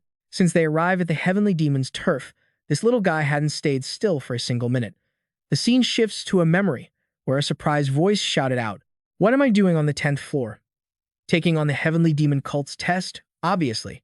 It's so hard that most people think passing is straight up impossible. But if the rumors are true, the rewards are insane. Thing is, the Heavenly Demon died around the first half of the war. Chronos' clock was already created, so I can't get any more intel from the future. My only option is to just dive in and try. And you can't talk about the Marine world without mentioning the martial arts tournament. If you win, you get a great return pill. Plus, you might even learn some legendary secret arts, especially from the Shaolin Temple or the Murong clan. Another guy chimed in. The rewards are sweet, sure, but winning? That's easier said than done, pal. Back then, Yuwon had asked, wait, has nobody here actually won the tournament? The great sage, heaven's equal, got aggressive. You guys looking for a fight or what? A tournament? How dare those punks set up something like that without telling me? Who set this up? Has something this fun really been going on this whole time? The guy was sweating bullets trying to explain. Who told you to just bolt up to the next floor like that? The great sage, heaven's equal, was screaming his head off. I told you I don't know, you damn idiot. Why am I the only one totally clueless about this? Thinking about that, a warm smirk crept onto his face. With that personality, he just can't stand missing out on a martial arts tournament. He stayed quiet, deep in thought. Even if he didn't know exactly what was waiting there, one thing was for sure. It wouldn't be boring at all. The egg kept showing its feelings. The egg is moving, the egg feels warm. Ever since I stepped into the heavenly demon cult's turf, this thing hasn't chilled out for a second. Thinking back to about a month ago, a few days after testing the waters in the first floor arena. At the second floor, he was holding it up, checking it out. It had ballooned up like crazy compared to the start. The whole mysterious egg with signs of an outer god trope, After watching it chow down on Orochi, a fragment of an outer god, I felt this weird certainty. This is totally the egg of an outer god. Dozens of eyeballs and sharp fangs sprouting everywhere. I wonder if it'll look like that when it hatches. Nah, even though I've fought them for ages, I haven't got a freaking clue. Outer gods don't have a fixed shape. They're mysterious entities that mirror people's emotions, like their deepest fears or whatever. Speaking of which, he started missing his crew. If they were here, at least I could bounce ideas off them. Suddenly, a voice cut right through his thoughts. "Hey, you asleep?" He blurted out, wondering if he should let this thing live or just kill it. But it seemed like it actually understood what he just said. The system pinged, the egg shakes its head. Kim Yuwon got pissed. "So you only react when I threaten to off you, huh? So you've been listening this whole time and just ghosting me?" He got right in its face, and it frowned, cursing. "Damn monkey egg. Well, looks like I've got no choice. Nothing personal, okay?" Seeing him pull out his sword like that, it freaked out and zipped right back into the inventory. Kim Yuwon didn't hesitate. He slashed hard right where the egg was. The egg feels shocked. The egg screams. A cloud of dust puffed up in his room instantly, but it looked like nothing actually happened. The egg is hugging itself, he thought. Even though it can clearly manifest a physical body like it did with Orochi, does it see me as its master or something? I don't know if it's holding back on purpose or just can't attack. Guess I'll just have to keep an eye on it. Back to the present on the 10th floor.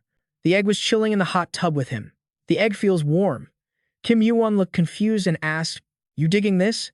The egg nodded fast. He felt amused and asked, "So now you react." But the egg crashed and fell asleep instantly. He grumbled, "You slept for a solid month, woke up to react for 2 seconds, and now you're out again? At least give me a hint, man. An outer god and the heavenly demon cult. Hope I didn't just walk into the lion's den." Time flew by. Meanwhile, at the heavenly demon cult, in a room where 4 people were sitting in a meeting. "Our demon cult meeting today has a pretty interesting topic on the table." The Spear King spoke up. "A challenger. The first one since Jerian's time. 30 years, huh?" The Fist King corrected him. 34 years, to be exact. A deep voice rumbled, "Who is this Kim Yuwon guy?" The Blade King replied, "I know you're always cooped up in these heavenly mountains, but I've told you a million times not to be so clueless about what's happening outside the tower." The sassy white-haired geezer snapped, "Nagging me isn't going to solve anything. Just tell me who he is already." "He was the Sword King." The Blade King explained, "He's the guy who's been top dog on every ranking board since the tutorial." The Sword King was skeptical. Hard to believe. Rumors are usually way hyped up compared to the truth. The group murmured, "But the records carved into the tower don't lie. This isn't something that can just be faked with empty talk. Let's meet the guy then." "Started up, Spear King." As soon as they finished speaking, he raised his hand to signal his subordinates. The whole army marched in instantly upon hearing the order. In a split second, the office was packed with people, all shouting respectfully, "Sir." A whole mob of martial artists hit the deck at their feet, not daring to look up.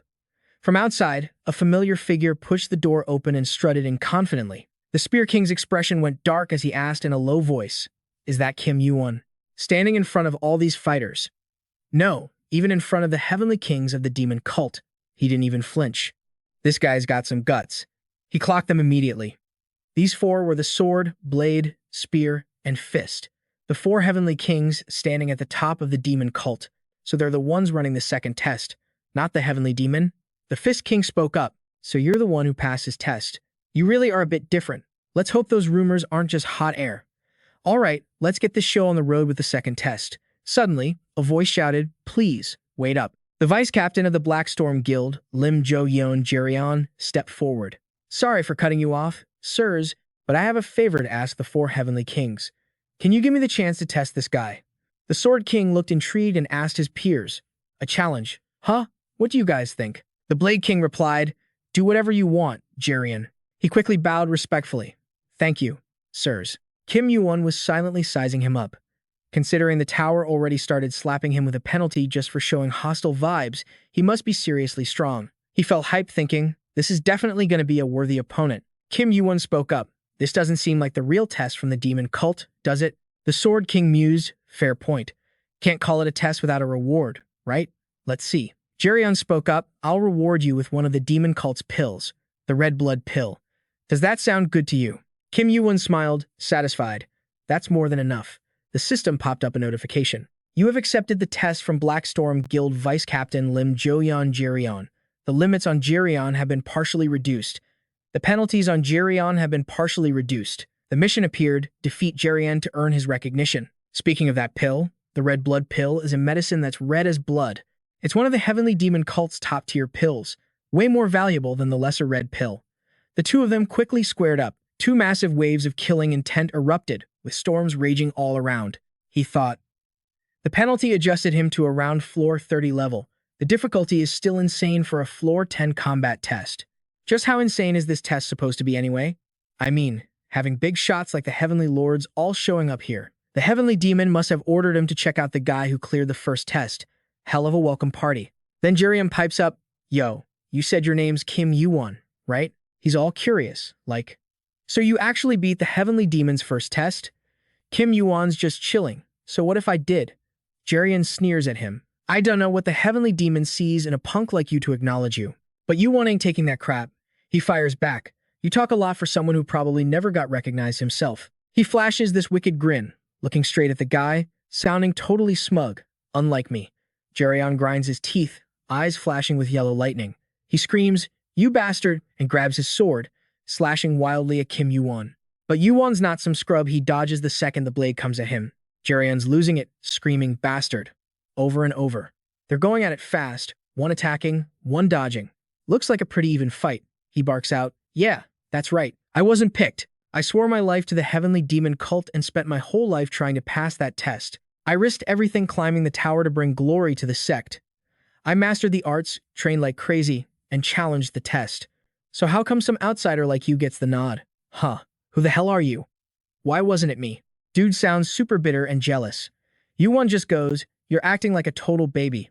Finally, Yuwon reaches for his sword. The killing intent rolling off it is insane, but he doesn't even unsheath it. He just blocks with the scabbard, totally chill, like this is just warm-ups. Meanwhile, Jerion's charging in like a maniac. Then he starts taunting him again. Want to know why? He stops using the sword completely and decides to throw hands instead. Yuwon launches himself up. Jerion's like, the hell? System pops up. Your arm holds the power of the giants, initiating partial gigantification. Before the guy can even blink, Yuwon smashes a fist down, sending Jerion face-planting into the dirt. Blood gushes from his nose. He's totally out of it, couldn't even react. Yuwon stands up slowly and drops the truth bomb. It's simple. You're just weak, aren't you? The whole place goes dead silent. Everyone's shook by that hit. The Sword King stands there, watching Yuwon's every move for a while. Then, he cracks a satisfied smile. Been a hot minute since the Sword King felt this good. He's all like, haven't seen something this fun in ages. Didn't think he'd be that strong, and without even drawing his sword. The Blade King's amused too. Wonder what happens if there's no penalty. Fist King cuts in. What's the point of what-ifs? Just look at him. Sword King is hyped. Give him a scarlet blood pill. System alert pops up instantly. You passed Jerion's test. Acquired 1 scarlet blood pill. Sword King says, it ain't much, but take it. Kim Yuwon's pretty happy with that. That's plenty. I barely broke a sweat anyway. Fist King interrupts. You got any clue what that pill's worth? Most newbies don't even see stuff like that until the 10th floor. Blade King shocked. He treated the fight with Jerion like a game. Can't tell if he's posing or if he's actually got the guts. Blade King asks him, you ever learn martial arts? I can't tell which sect that swordsmanship comes from.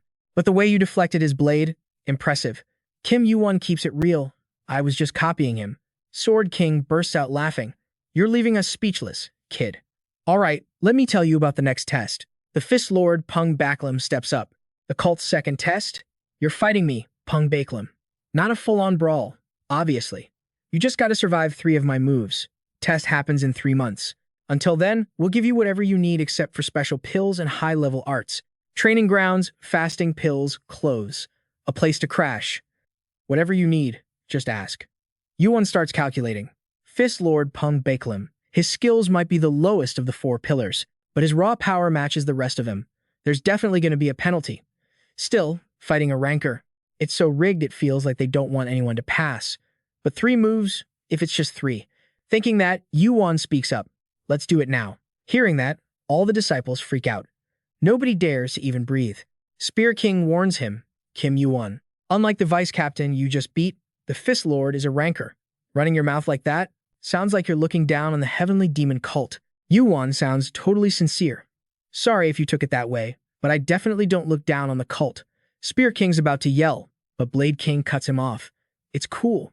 Baeklim starts leaking killing intent. If you want some, I'm ready. Sword King steps in. Hold it. Fist Lord, this test comes from the leader. It ain't like the last one. He continues. The only one who can change the rules is the heavenly demon. Then he tells Yuwon, I'm gonna say this again, Kim Yuwon. We're giving you 3 months. Train yourself and figure out how to survive 3 hits from the Fist Lord. Yuwon knows he's out of options, so he just nods. Got it. After the fight, everyone's giving him the stink eye and whispering. Is that him? The stupid outsider who underestimated the Fist Lord. Thought I was hearing things. He doesn't look weak, but he must not know what the 4 heavenly lords can actually do. Yuwon feels a bit annoyed, thinking, they talk too much. But Sword Lord Shin Mujuk didn't expect the number 2 guy to guide me personally. Is he curious, or is he up to something? He asks, is this an order from the leader too? The guy's blunt. Nope. Just think of it as my personal hobby. Mujuk goes on, haven't seen an outsider in a long time. After seeing you in action, I've got high hopes. Feels like you might actually pass the leader's test. Yuwon analyzes this silently. He sounds like he actually wants me to pass, but it feels different from other sects. Usually, they just want people to join and help them get famous. Wonder what's making him get so serious with me. After thinking for a bit, they arrive. Sword King continues. If you need to prep, you should hit the armory or the library. Why are we at the medicine hall? Kim Yuwon replies, I'll hit the armory and the library later. He suddenly piped up, hey old man, you set aside from high-level pills and martial arts, you give me whatever the hell I need, right? Hammock confirmed that was spot on. Right after that, the guy headed straight for his room, but not without dropping one last line. You're gonna regret that. Morning in the courtyard, everyone was busy sun-drying herbs, running around like crazy. Baskets and jars were stuffed with precious herbs, all labeled super neatly. The pharmacist was shaking in his boots, remembering how Kim Yuwon just kept demanding every single rare herb in the storage. Turns out they weren't drying herbs, they were packing up the goods to deliver to him. The pharmacist was totally freaked out. That's gotta be at least a few £100. That's enough for the heavenly demon cult to go to war with the Murim Alliance. How's he planning to use all this by himself?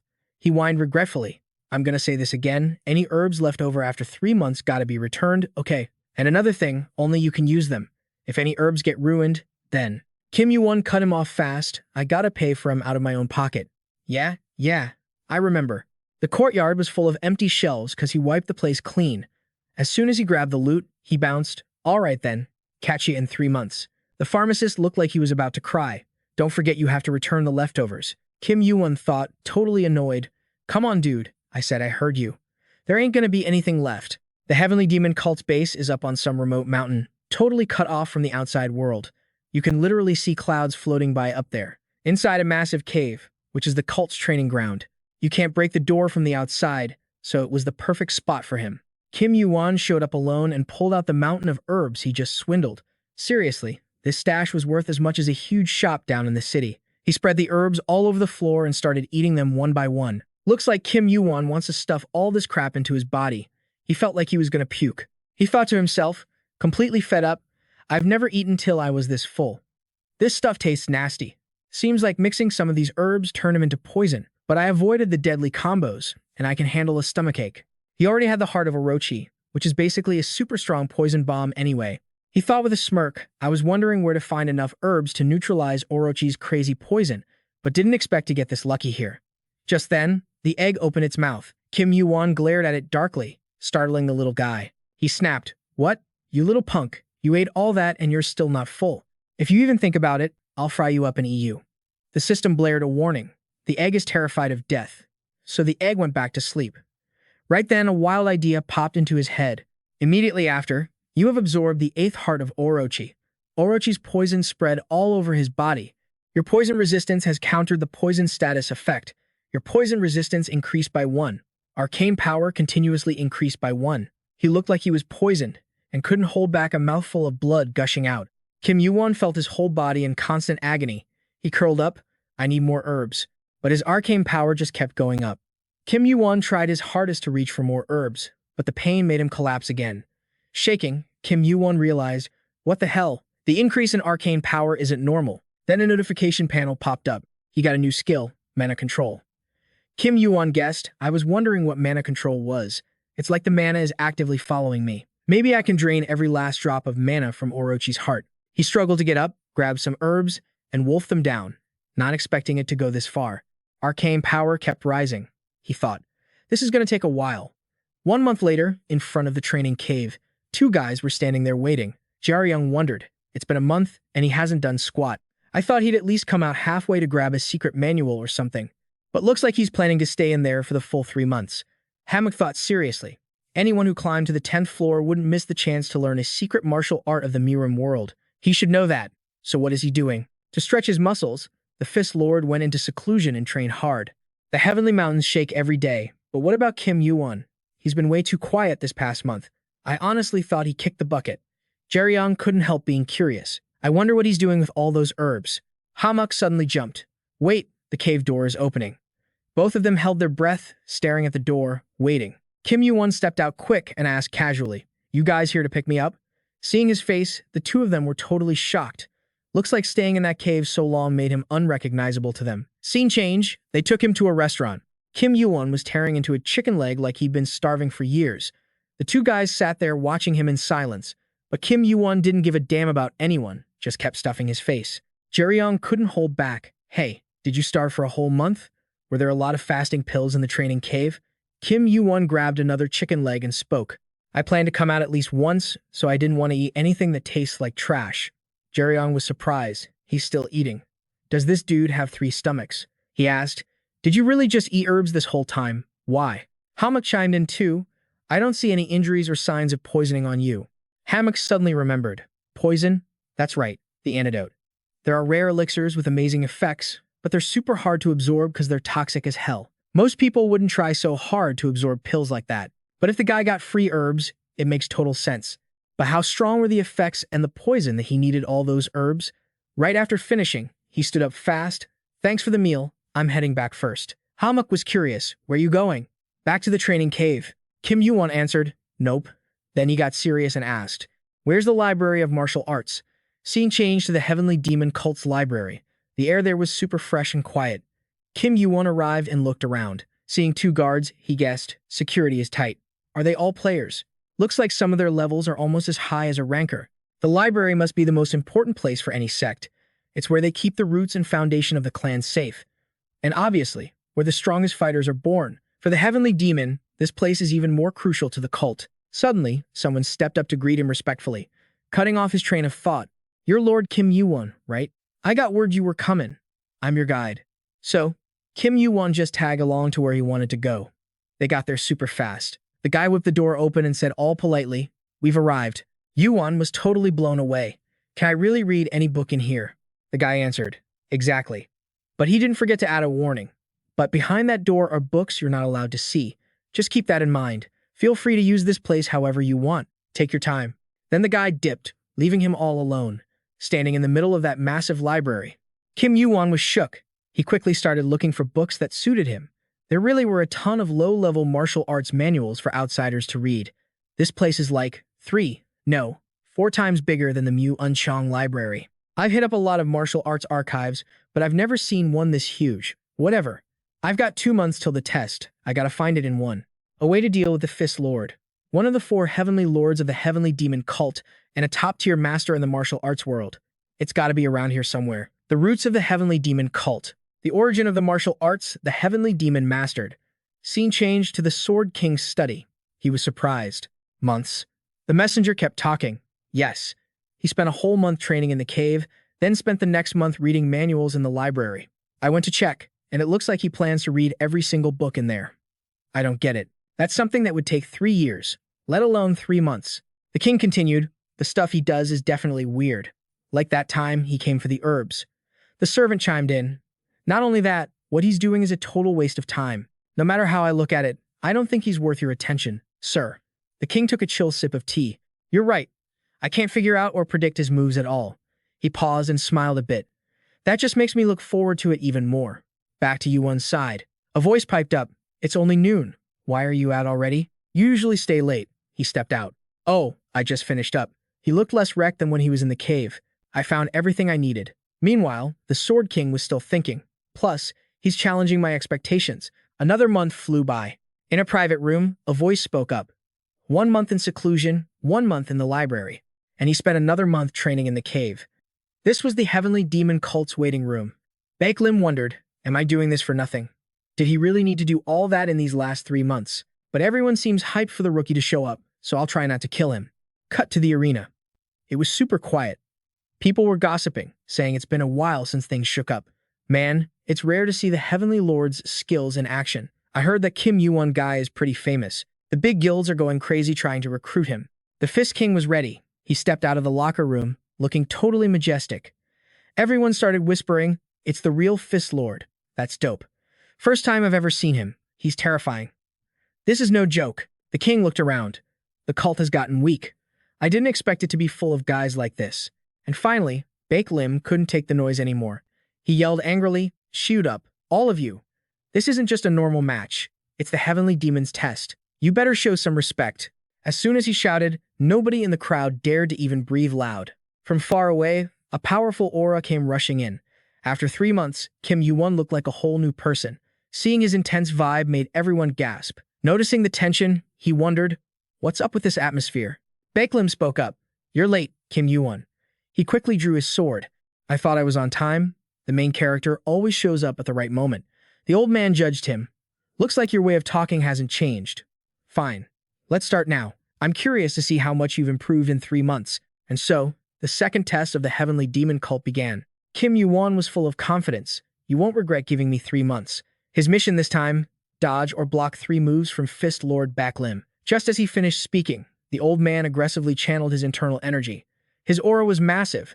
Just powering up made the rocks around them fly everywhere. The first move was launched. Kim Yuwon was stunned for a sec, facing such terrifying power. This was Heavenly Thunder. The fight just started, and he already unleashed a killer move with that much power. Black clouds gathered in the sky, and lightning aggressively flew toward Kim Yuwon. That giant cloud looked like it wanted to swallow him whole. Standing in front of it, he looked tiny, but he didn't flinch. Kim Yuwon gripped his sword tight. I can't believe this is the first move. If that hits, it's bad news. Baeklim was pleased. You dodged? Smart choice. Because if you tried to block it, you'd be a bloody mess by now. Kim Yuwon calculated. Mana. No.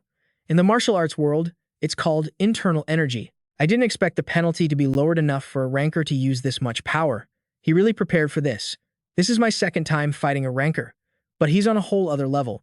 Herc got hurt fighting the uncle, and he took a heavier penalty. He sized things up. Plus, compared to the Fist Lord, he's way weaker.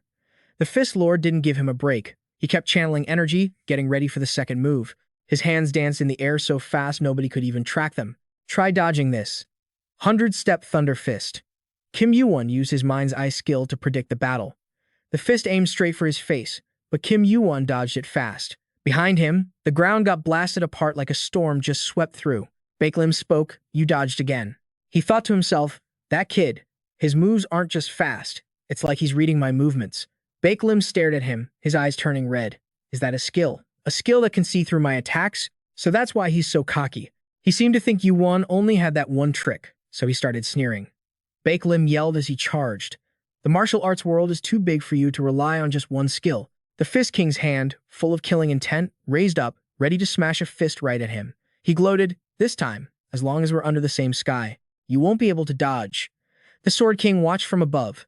Looks like this move is going to impact even outside the arena.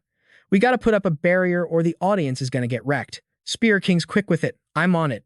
Just look at the ground down there totally trashed by the Fist King's insane energy. Kim Yuwon's watching from above as the lords make their moves. Something's different about this attack. He's running the numbers in his head. With that kind of scale, it's gonna cover the whole damn arena. There's no way I can dodge that. Yuwon figures, since it's so huge, the power's probably spread thin. So he decides to just tank the hit and pops his skill right after.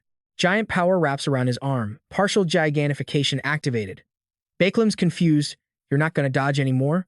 That might be the right call. but you messed with the wrong guy. As Baeklim says that, his eyes go full savage mode, and he unleashes a killer blow. This is the third move, and the last one, heaven-shattering thunder. Just like the name, it hits like a freaking nuke dropping on a city. Up in the stands, some martial artist gets blown back by the shockwave.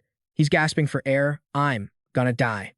Everyone's freaking out. Is this seriously the level of a Fist Lord's skill? Everyone's staring into the dust and rubble, wondering about Kim Yuwon. Is he okay? Yeah, he's still standing. Then the system notification pops up. You successfully blocked 3 moves from Fist Lord Pung Baeklim. You passed the Heavenly Demon Cult's second test. Yuwon's actually kind of shook. This guy's a martial arts master, a player, and a tower ranker. His power is exactly like the rumors said. Yuwon's amazed he actually blocked it, but the way that old man mixes martial arts with skills, totally insane. Baeklim's just as surprised. So, you actually blocked it. He gets serious, realizing he totally underestimated the kid. He didn't expect him to tank that without a single scratch. Thinking about it, a wicked grin spreads across his face. Baeklim shouts, all hyped up, you want to keep playing? A notification hits. Will you continue the test? Yuwon calculates the penalty increasing. Now the old man's gonna use his full power. This is exactly what I was waiting for. He doesn't say a word, just starts pumping energy into his sword. Baeklim is so shocked he's stuttering. How? How the hell do you have the Heavenly Demon Spirit? Yuwon explains. This isn't the real deal yet. It's just an incomplete shield, nothing more. The Blade King speaks up. Did he spend that whole month in the library just to learn that? Not bad. Even the Fist Lord looks spooked. The Sword King watches closely. The core principle of the Heavenly Demon Spirit is form. How mana manifests. Form creates something with its own will. Even if it's just the basic principle of shape, it still counts as the Heavenly Demon Spirit. Kim Yuwon. Who is this guy? Yuwon raises his sword. Doesn't look like you're gonna attack, so I'll go first. As he says it, his face gets super intense, radiating pure killing intent. Looking at Baeklim, he sighs with relief inside. Lucky. Looks like it has some effect. If it really is the Heavenly Demon Spirit, it's just making the old man more cautious. Poor guy. In just a short time, Yuwon's already blocked the 47th move from Fist Lord Pung Baeklim. The old man yells out in frustration. Damn it, Baeklim thinks. Even if it's just a shield, it scares the crap out of the cult's masters because of how hard it is to learn, but it's definitely changing from the first time. An incomplete Heavenly Demon Spirit gets weaker over time. Baeklim roars. Now fight me fair and square. Come on. Kim Yuwon replies coolly. Didn't think I'd hear that in a fight between a player and a ranker. The old man keeps throwing punches, but Yuwon blocks them all with his sword, super fast. By now, he successfully blocked Pung Baeklim's 59th move. He's starting to get tired. This power is seriously terrifying. Time's ticking, but the guy keeps recovering stamina. Is he getting used to the Heavenly Demon Spirit, or is my spirit just getting weaker? Baeklim goes on, 59 moves, pretty impressive. He glares aggressively. But looks like it won't last much longer. Am I right? Baeklim clenches his fist tight. The penalty is ramping up. This time, it's definitely over. Before Yuwon can even react, he takes a brutal punch right to the gut. Blood splatters everywhere, so he instantly triggers gigantification. Giant power wraps around Kim Yuwon's arm, converting into stamina. Partial gigantification active. He follows up with Mana Blast, attacking aggressively. On the other side, Baeklim grits his teeth, channeling his internal energy like a beast. Looks like he's taking penalty damage too, but he's not quitting. His arm moves in a blur, punching the air. Boom! A massive explosion rips through, tearing up the ground like it's nothing. Dust everywhere, but he's still standing tall like a statue.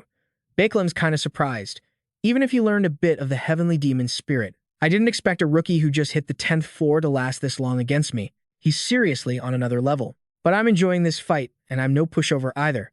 Another aggressive attack is coming. Baeklim yells, "Bring it on, Kim Yuwon." Yuwon curses under his breath. Damn it. The old man mocks him. What's wrong? Where'd that cool attitude go? He spins around just as the old man prepares to strike. Every hit gets harder, doesn't matter how tough Yuwon is, in the end, he's still human. Facing a ranker's power is a real struggle. Yuwon has blocked Pung Baeklim's 89th move by now, but the guy just won't stop coming. Baeklim acts like he's playing a fun game. Yuwon thinks, the Heavenly Demon Spirit's time is up. If I get hit one more time, it's game over. But he's not showing any openings. Kim Yuwon thinks to himself, but I'm not having fun. Baeklim continues, this is just the start. Don't go getting weak on me. Seeing Yuwon not attacking, he taunts. You're just gonna dodge forever. Fine, dodge all you want. Baeklim keeps slashing at him. Kim Yuwon struggles. If this keeps up, I'm screwed. Gotta end this fast. I need to close the gap, just need to stop him from moving for 1 second. Gigantification activates instantly. His massive hand swings aggressively at the old man. System notification, all giant power concentrated in the right hand, he tells himself, even just for a moment. At the same time, power converts to stamina temporarily. The battle rages on, but the odds are tilting toward the Fist King. Suddenly, his balance wobbles an opening. A vicious fist comes flying in, but luckily, his hand shoots out just in time to block the attack. But because the old man's internal power was too freaking strong, Yuwon's wrist started leaking blood. Baeklim was shook, he blocked it. At this close range, how the hell is that possible? Hold up, what's the deal with the sword he's using? Before the old guy could even blink, Yuwon went full savage and slashed that blade right across the Fist King's chest. Now there was a huge gash on his chest, blood gushing out like crazy. Yuwon looked totally gassed out after that move. His giant hand shrank back to normal real quick too. Baeklim was totally zoned out, like he couldn't believe his eyes. Can't believe I'm actually bleeding against a player. Nah. The issue was me slipping up and letting him aim for my chest from the get-go. I mean, I'd definitely win in a few more hits, but this ain't a death match, it's a test. If Yuwon just had a bit more time, or if his stats and rank were pumped up a little more. Thinking that, the old man finally admitted it. I yield. I lost. The whole arena went nuts, screaming like, the Fist King gave up? No freaking way. Up in the stands, the other three dudes were getting interested. Ha, it's a miracle. Mo thought to himself, yeah, a straight-up miracle. This kid's got legit skills. Then someone said, but this test went way overboard with the rules. Sword King was like, nah, our job is just to watch. Plus, he knew the Heavenly Demon himself was lurking around watching too. Then the system popped up. You have perfectly passed the second test of the Heavenly Demon cult. You obtained the skill, Heavenly Demon Spirit. Back in the Four Kings room, someone asked, is it cool to just leave him there like that? Spear King was stressing out. Everyone's rushing the library to find the Heavenly Demon Spirit. Mo was chill about it though. It's fine. There's a reason that skill was hidden in the low-level section. At first glance, the Heavenly Demon Spirit looks just like some basic breathing exercise. How many scrubs do you think can read it and actually realize it's the real deal? And mastering it, that's a whole different vibe, Blade King added. I get it. Finding and learning it is the test itself. Mo tried to make him feel better. Exactly. So don't feel too bad. Baeklim. Who would have guessed he'd find and master the Heavenly Demon Spirit in just 3 months? Baeklim just sat there brooding. Hearing that, he smirked, ashamed. Then he busted out laughing, leaving Blade King and Spear King totally confused. Baeklim was thinking. In that mess, he hunted for an opening and actually found one. He spoke up. Kim Yuwon. One day, that kid's gonna be a top-tier ranker. He might even surpass the cult leader. Haven't had this much fun in ages. Blade King was speechless. You got some nerve saying something so blasphemous. Spear King gave up too. Who looks at that grin and thinks he just lost? Baeklim just laughed even harder. Hey Spear Lord, Blade Lord, why don't you guys fight Kim Yuwon too? Going one-on-one with our future boss might be a huge honor, you know? Blade King got salty. You're too damn loud. Sword King was thinking seriously. The leader's gonna find him soon for the final test. A status bar popped up. Arcane power is currently 98. Yuwon was chilling in bed recovering, his arm looking totally wrecked. Looking at his stats, he was still not happy about it. Sucks that my arcane power didn't hit triple digits yet. He flashed back to the fight. The cut on Baeklim's chest was super shallow. If he hadn't quit, I would have lost 100%. I used my left hand after blocking with my right, but the gap wasn't just raw power. Kim Yuwon kept analyzing. To face rankers, I need more than just muscle. But I guess I should be glad I cleared the second test. He figured this injury would heal up in 2 days. He thought, lucky, my recovery speed is insane. Otherwise, I'd never hear the end of the nagging. Plus, he scored the Heavenly Demon Spirit. This is the cult's exclusive art, created by the Heavenly Demon Cheon himself. It totally dominates all the lower-tier arts. He checked it out, thinking, I found this skill myself. It wasn't just handed to me as a reward. Not bad. Even rankers kill for A-rank skills. This was the move Cheon Mujin had basically perfected. Wonder if I'll get to fight him for real in the final test instead of just seeing him in some illusion. Suddenly, a voice snapped him out of it. Sir Yuwon, you there? The Heavenly Demon is summoning you. He headed straight to the cult leader's residence in no time. The subordinate bowed. He ordered that only you may enter. Yuwon stepped into the dark room. Where is he? I can't sense his vibe at all. I guess it's normal that I can't detect a ranker yet. Just then, the egg started freaking out a bit. The egg of the Nameless. Kim Yuwon looked around to get his bearings. Gotta be this way. From the darkness above, a heavy aura dropped down and a raspy voice spoke up. So, you've arrived. It was the heavenly demon, Cheon Mujin. Kim Yuwon bowed with respect. I heard you call for me. Mujin answered. Yeah. How's your hand? Yuwon held up his hand. As you can see, suddenly, his sword shifted, triggering the Twilight Blade effect, empowered by the darkness. Your recovery speed increased. Recovery speed plus 102%. The heavenly demon locked eyes on the sword and said, That's a sick blade. Good enough that I want it for myself. Kim Yuwon scoffed internally. Mention a sword and he gets greedy. He shut it down immediately. Sorry, but no deal. There's this grumpy uncle who'll chew my head off if I don't take care of my gear. The heavenly demon continued. Hephaestus made that, right? Yeah, he's got the right to say that. Yuwon asked, You know him? Don't know him personally, but I had the chance to use one of his blades once. As he said that, he started charging up energy in his hand. Mujin told him, Enough chit-chat. Let's start the final test. Yuwon was shocked. You mean, like, right now? He put on a pathetic face. Even with my hand like this? The old man shot back. Didn't you just say it was fine? Kim Yuwon argued. Moving it is cool, but I can't actually fight yet. Mujin cut him off. Doesn't matter. You won't be using your hands anyway. He was annoyed. This guy just does whatever he wants. I was hoping to take the final test at 100%. Right then, Mujin vanished into the mist. Kim Yuwon's eyes flashed red. He thought, An illusion barrier? A voice called out, What are you doing? Why aren't you coming in? He scanned the area. This barrier was way different than before. Way more precise, way more complex. His cinder eyes were struggling to fight off the soul suppression art, but his eyes failed to block the suppression. Yuwon struggled, totally frustrated. Damn it, I can't break through this thing. If I'm not careful, I'm gonna get sucked in. Out of nowhere, a hand snagged him and yanked him hard. So, looks like Kim Yuwon finally got dragged into the heavenly demon cavern against his will. And just like that, the heavenly demon cult's final test was about to kick off. Yuwon was standing in this thick fog, super dense. He had to cover his face just to deal with it. Once he got his balance back, he slowly opened his eyes to scope the place out. A familiar figure was walking ahead. It was pitch black all around, but weirdly enough, he could see the guy crystal clear. Seeing him looking all dazed, the old man spoke up. Follow me. Yuwon channeled his internal energy, and snap a flame popped up in his hand to light the way. Mujin couldn't help but get curious. So, you already mastered the heavenly demon spirit, huh? He answered quick. Yeah, I got that skill too. He kept asking, then controlling it should be a piece of cake for you. Skills and all that junk made this world a better place. You're a top-tier fighter, so make sure you keep a tight leash on it. Yuwon was like, Excuse me? He thought to himself, take care of it? What's the old man talking about? Suddenly, his egg bared its fangs and started drooling like crazy. That reaction freaked him out a little. He looked back up, and right in front of him was this purple flame. The thing was lighting up the whole zone. He thought, this power. It's from outside the tower. It's faint, but I can feel the vibe of an outer god. Is this why the egg's been acting up since we got to the heavenly demon cult? He stared at the thing, totally confused. Then, a notification bar popped up. His colossal fire skill was shaking from some mysterious force. Mujin got serious and explained, Holy fire. That's what we call it. There's an ancient prophecy passed down from way back. Ever since the demonic cult set up shop in the heavenly mountains and found this flame, we've existed to guard it and find its true master. The first heavenly demon, the second one. Even my master, they all spent their whole lives on this and died for it. And I'm gonna do the same.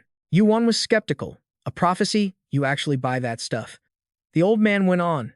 The heavenly demon cult was a religion before it became a martial arts sect, and the foundation of a religion crumbles if the faith gets shaky. After an eternity, other factions stronger than us started showing up. As the heavenly demon, I had no choice but to pull some tricks to protect the holy fire. And back then, he laid down the law. From now on, anyone who wants to join the cult has to pass a test to prove they're worth it. Yuwon guessed. So you made up the test and used the holy fire as the prize. Mujin nodded. Bingo. I could hide and protect the holy fire by disguising it as a test. That's why the difficulty level is so insane. Yuwon asked, has anyone ever made it this far before? Mujin thought back. The sword lord, Shin Mujak. He saw it once. He paused, then added, but he couldn't beat it. Then Mujin reached out, channeling his energy. This is the final exam. Endure this flame until the holy fire accepts you. He didn't even have time to react, just stood there staring as red flames surrounded him in a flash. The system chimed in, if you give up, the test ends. Mujin looked grim, thinking, even for him, this is gonna be brutal. I basically told him to jump into a raging fire. Even though there was once a great sage named Sun Wukong, who lasted over 40 days in the 8 trigrams furnace. But that was a test for Wukong when he was near the top of the tower. Mujin wondered, forget enduring it, will he even survive? Even if he's got the heavenly demon spirit and tank hits from the Fist Lord. Against this mystical power, everything he's done is worthless. He'll be nothing but a lowly human. He watched him closely, but Yuwon didn't even flinch. His eyes turned red. This fire flares up by eating fear. His cinder eyes were fighting the holy fire, and his fire robe was resisting it too. He thought, this is power taking the shape of fire. It corrodes and incinerates anyone who's scared of it. He told himself, it's not hot, it's not hot. Just then, the egg opened its eyes, baring its fangs aggressively. Yuwon stopped it. Chill out. If you eat it all, there won't be any left for me. He reached out to feel it. It's been a long time since I felt this. Entities that create fear worse than death. Beings beyond logic and understanding. The outer gods. After all the days I spent fighting them, if I'm scared of this power now, I don't deserve to wield it. Thinking that, his glare got intense. I don't know what you are, but I'm sick to death of seeing outer gods. The only thing that got weaker when I went back in time is my body. That endless war against the outer gods. Putting down the sword. I tried so hard to survive in a world that was falling apart. I made up my mind to fight the moment I came back. He remembered it all, despair reaching the sky, resentment stuck in a swamp. The one who cannot be born, the foolish chaos. Fighting that endless war, I swore it hundreds, thousands of times alongside the brothers who bled with me. And after coming back, climbing from the first floor, my heart didn't get soft. It got tough, way tougher. Yuwon screamed out, I came here for one reason only. I came back to crush you all. Right after he said that, the fire attacked him even harder. Yuwon didn't back down one bit. His eyes just got fiercer. At the same time, the dark divine crystal in his hand started to glow. The system pinged with a notification. You have passed the Heavenly Demon Cult's test. And from that moment on, he earned the title of Vice Lord of the Heavenly Demon Cult. Right after that, he got a skill way better than Colossal Fire, the Holy Fire. His stats shot up too. Now he could warp to the next floor since the challenge was done. Yuwon thought, I passed, so it didn't want to fight me. I actually scored the flame. Mujin was watching from the outside. He was confused when the fire just vanished. He thought, did he give up, or is he dead? Just as he thought that, a familiar figure started walking out of the flames. He survived, and the holy fire was settling back down. He stood there like a straight-up demon. The old man had a million questions. Mujin couldn't hold back and asked, how did the test go? But Mujin was stunned the second he saw him. He didn't know how to react. Let's talk a bit about the Vice Lord gig at the Heavenly Demon Cult. It's the person who holds absolute power and commands the cultists who swore an oath to the Heavenly Demon Cult. The only one who can strip that title away is the Heavenly Demon himself. As for the Holy Fire, that's a flame that can never be extinguished. Depending on how the enemy is feeling, it can crank up the power way higher without burning any extra mana. Plus, it won't torch anyone you don't want to hurt. A few days later, back in his private room, Mujin still couldn't stop thinking about the guy. He quietly replayed scenes from way back in his head. Finally, it clicked Kim Yuwon really did get the Holy Fire. Suddenly, the door swung open. Kim Yuwon gave him a deep look. Mujin spoke up, you're here. They walked to a small courtyard together. Mujin broke the silence. You recovered fast. And looks like you didn't get burned anywhere. Kim Yuwon replied coldly, yeah. By the way, you don't have any reason to stick around here anymore, do you? I got the Holy Fire, so I figure you're done with your duties as the Heavenly Demon. Mujin answered, old habits die hard. It feels weird just thinking about going somewhere else. He continued, I got a title. Mujin cut him off. You mean Vice Lord? Just take it. You've got the Holy Fire and the Heavenly Demon Spirit. You've earned it. Even if I become a ranker, I'm not joining the Heavenly Demon Cult. The old man told him to do whatever he wants. It's not meant to be a shackle. It's a legit reward for passing the test. Even though it's not like the old days, the Heavenly Demon Cult has stood against the Murim Alliance for a long time. This title gives you authority over that power. So it's another crazy valuable reward for you, just like the Holy Fire. He let out a sigh of relief. Thank God the old man wasn't trying to make him the next Heavenly Demon. Kim Yuwon stood up fast. Then I'll gladly accept it. Mujin asked, you leaving already? He said, I gotta go now. I'll be back when the Great Martial Arts War kicks off. Mujin looked at him, puzzled. You planning to join in? Kim Yuwon gave a faint smile. If I can. Well, I'm off. The old man watched him walk away. After all this, am I really done with my responsibilities? The heavy chains that held him down for so long were finally gone. Thinking about it, he felt kinda lost. What do I do now? Ah, right, there's still that. The thing the cult craved even before the holy fire showed up. Looks like we're heading back to the Morim world. Scene shift to the 11th floor, Taklin. The sky here was super clear. A guy's trembling voice rang out. This time, please, please, please, please. The dude praying like crazy was named Halaman. Finally, it popped up. Turns out, he was waiting for the team rankings. He thought to himself, Lat and Mai from my squad are definitely going to be on here. As he scanned the list, he started sweating bullets. This is insane. What the hell? I've never heard of any of these guys. Even guys blacklisted for trolling are here. Then he got curious. What about Team B? Haliman quickly tapped the screen to check. Player Za with a rare healing skill. And their team is the direct bloodline of Mu Unqiang, the guy who could crush the 11th floor test in his sleep. Mu Unqiang's team. He was freaked out. The other team was stacked with famous names. How can I be this unlucky? I've already failed 3 times, but this is the absolute worst. Gotta check my team again. It can't be that bad. There was the name Kim Yuwon. Haliman jumped. Don't tell me it's that Kim Yuwon. Rumor has it, he's a total beast, but with over 200 people and such a huge skill gap, there's no way. That guy is seriously unlucky too. Scene changed to another spot. Someone slammed their hand on the table in frustration. 30 points? He shouted aggressively. Why is the room rate so damn high? The innkeeper explained, looks like you just climbed up here. That's how it is. If you don't want to pay, you can beat it. Kim Yuwon looked bored. So childish. I recognize all these names, big guilds and purebloods. All the talented players got stacked in Team B, and they shoved me into Team A. The examiner for the 11th floor is Hypnos, a ranker from Olympus. So this is how they get back at me for last time. Huh? They want me dead or something. Talk about thorough prep work. What a crappy start. Looking at the innkeeper who was yawning his head off, the next customer, Kim Yuwon, stepped up. Got any rooms left? The man said, only the penthouse suite. That one costs 100 points. He replied generously, no problem. The owner's face looked annoyed. Kim Yuwon continued, do you have enough cash on hand here? Hearing money, the guy straightened up instantly. Yeah, of course. What currency? Kim Yuwon whipped out a stack of bills and slapped it on the table. 374,000 point notes. He said, deduct the commission and swap it all for points.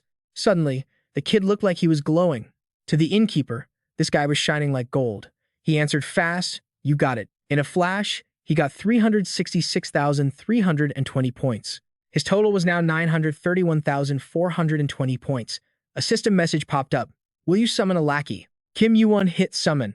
A sprite popped out immediately. How can I help you? He was surprised. Is this the 11th floor admin's taste? Even Tori is better than a grinning clown. Thinking that, he said, I want to use the shop.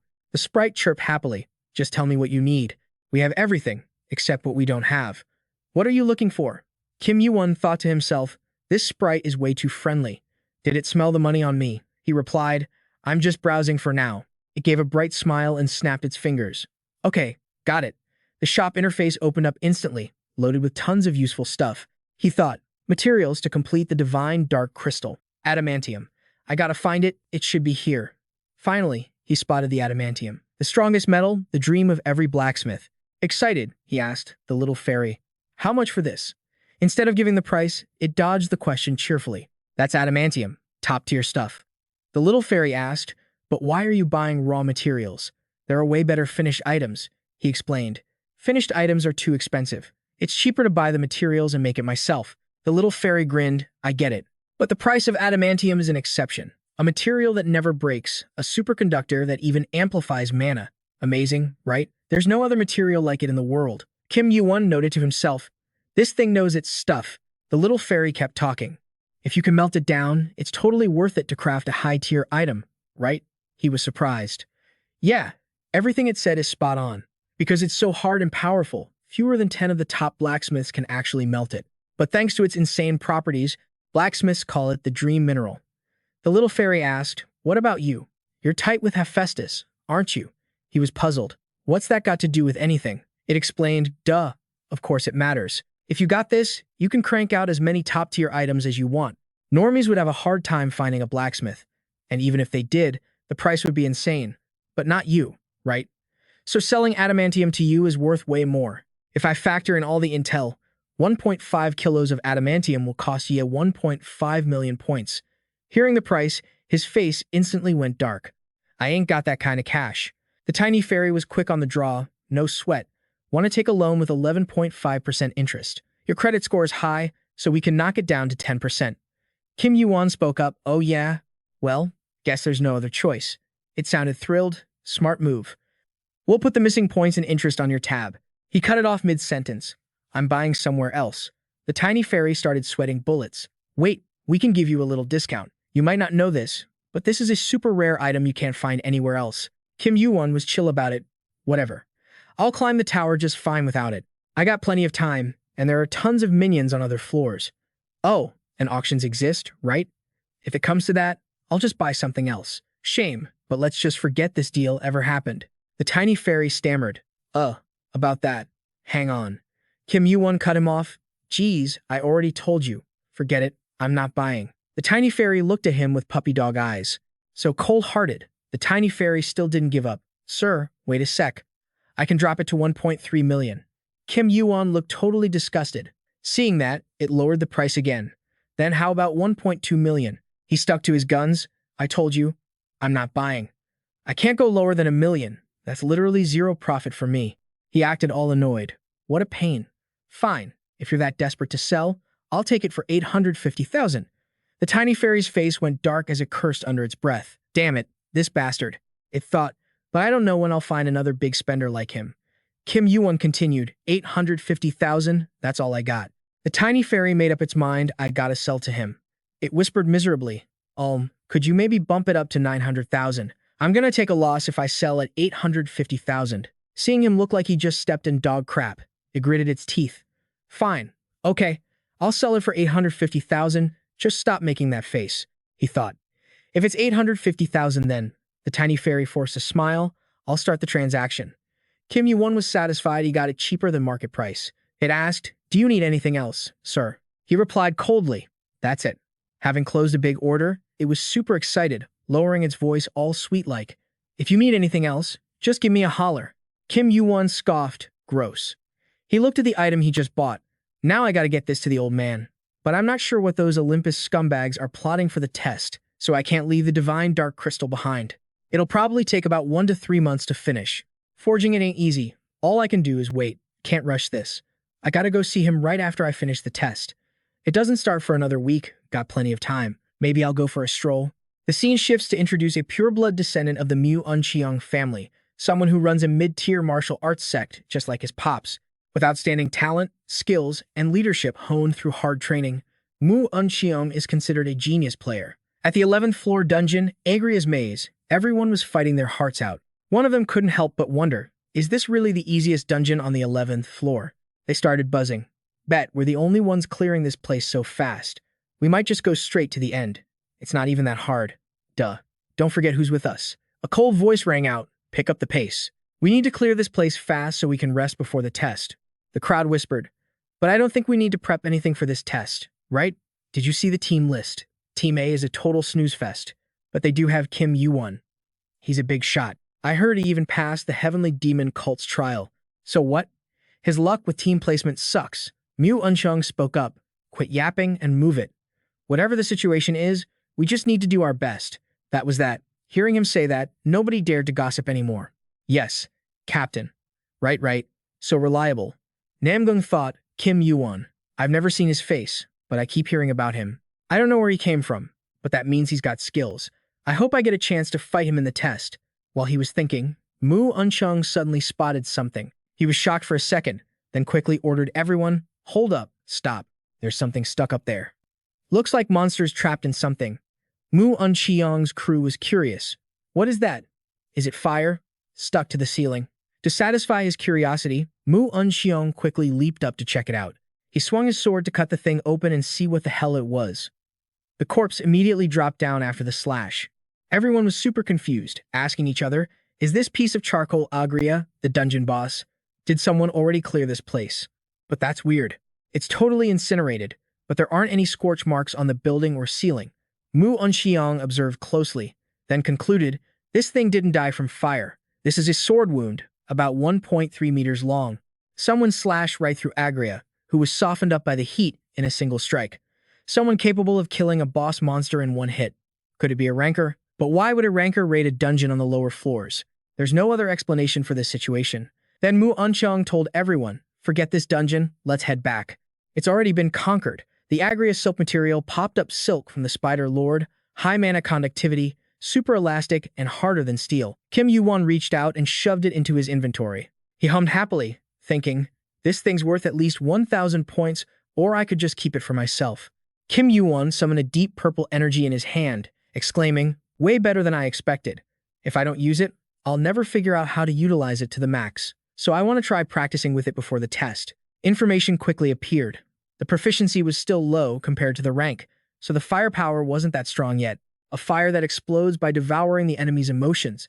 The skill's power changes depending on the emotion. He squeezed it tight in his hand. He told himself, that's the scariest part about the Outer God's abilities. But now that I've got it, once the arcane power and proficiency go up, it's going to be times stronger. I also bumped up the proficiency of the Heaven-Slaying Star a bit. Did a lot on the 11th floor. Still got a lot of paths to take, but I'm developing faster than planned. Kim Yuwon quietly walked up the stairs, silently praying that everything would keep going smoothly. Suddenly, a few figures appeared in the hallway, leaving him dazed. A dude with blue hair suddenly gasped. Whoa. Then he asked, wait, are you Kim Yuwon? He side-eyed them, wondering who the hell they were, then spoke up. Yeah. What about it? The guy stepped up and introduced himself. We're on Team A, just like you. The name's Halliman. You probably know the team lineup is looking pretty trash. Half the players bailed before the test even started. But the rest of us, we haven't given up yet, cause everyone's heard your name at least once. Yuwon replied nonchalantly. So what? Halliman trembled as he insisted, Team B is stacked with pros, but I bet they don't stand a chance against you. He immediately looked around at everyone and mocked. You didn't quit because you trust me. Or is it just because you guys are all out of points? The entry fee is like 100 to 1,000 points. That's a ton for low-level players. Quitting is a waste, so you just want to leech off someone strong. Am I right? The guy panicked and snapped back. That's a super rude accusation. We just wanted to talk strategy so we can pass this thing together. Yuwon gave them some advice. If you value your lives, you should just quit. There's nothing up there amazing enough to die a meaningless death for. Halliman gritted his teeth and demanded, what did you just say? Yuwon calmly shooed them away. If you're done talking, then get lost. Crowding around a stranger's room isn't exactly cool. He stared at Yuwon's back and asked, so are you planning to quit too? Yuwon shot back, no. I'm gonna take on the test. Halliman jumped and yelled, what? But you just told us to give up. Leaning against the door, Yuwon reminded him, that advice only applies to you guys. Rejected, the group walked away all pissed off. They stood in the hallway corner whispering, doesn't look like he plans on teaming up at all. Why's he gotta be such a jerk? I'd rather quit than die here. Halliman gritted his teeth and urged them, let's go. We came all this way just to get humiliated. His face went dark, nursing a grudge as he silently cursed the name Kim Yuwon. Scene switched to a fancy room where a man was sitting in a chair, deep in thought. He calculated, no matter how I look at it, the power gap between the two teams is massive. This guy must have totally rotten luck to get stuck with such an unfair test. He rubbed his temples, thinking, why does a guy with a bright future like Kim Yuwon have a price on his head? This guy was none other than Hypnos, the administrator of the 11th floor test. He recalled the orders given to him. This is a command from the Great Olympus. Kill the player Kim Yuwon. Do this, and you will be handsomely rewarded. Thinking back on it, Hypnos cracked a scornful smile. Getting bossed around like a dog, shaking off the thought, he hopped onto his mount. Preparations should be complete by now. Suddenly, a message popped up. Hypnos was surprised. Who the heck is messaging me right before the test? The message was from none other than Hera herself. Scene switched to the dark forest of Elam. The vibe here was super gloomy. Kim Yuwon looked up at the roster, only 51 participants. He scanned the area. Way more players bailed than I thought. Hypnos was surprised. He didn't expect the guy to actually join a test that was such a blatant trap. After a short pause, he spoke up loudly, greetings, everyone. He started his intro and breezed through the details. I am Hypnos, the administrator of the 11th floor test. Team A looks a bit short-handed, but we aren't changing a thing. We'll just roll with the two current teams. We're going to start right after I explain what this test is all about. Then he held up a flag. The challenge this time is capture the flag. Hypnos continued, it's super simple. First, when you get your hands on these flags, you combine them. The number on your flag will show how many you've collected. Pretty cool, huh? That's all thanks to magic technology. Now, the question is, where do you get these flags? This forest was sealed off by the administrator a long time ago just for this test. It's crawling with monsters of all ranks, and the flags are scattered all over the place. On the paths, at the base of cliffs, up in the trees, and even on the bodies of monsters. You guys have no idea how much work we put into creating this test. You just gotta collect as many flags as possible. The team with the most flags at the end wins. Simple enough, right? However, this test is called Capture the Flag, not Pick Up the Flag. Get it? In this test, you can steal the flags that the other team collected. It doesn't matter how you do it, stealing, threatening, murder. It's all fair game. Hearing this, a few players started shivering. Hypnos wasn't done yet. Finally, there will be a king in this test. One player from each team will be chosen at random, and the value of the flags held by the king will be doubled. But this isn't chess, so don't worry. It's not game over just because your king dies. But having a strong king is definitely a bonus. So, good luck with that. Isn't luck totally critical in this test? Yuwon listened and thought to himself, another luck-based test. That means they're going to pick the weakest player to be the king of Team A. Finally, the rules are all covered, so let's get this test started. Hypnos reached out his hand. A beam of light quickly enveloped all the players, acting like a guiding compass.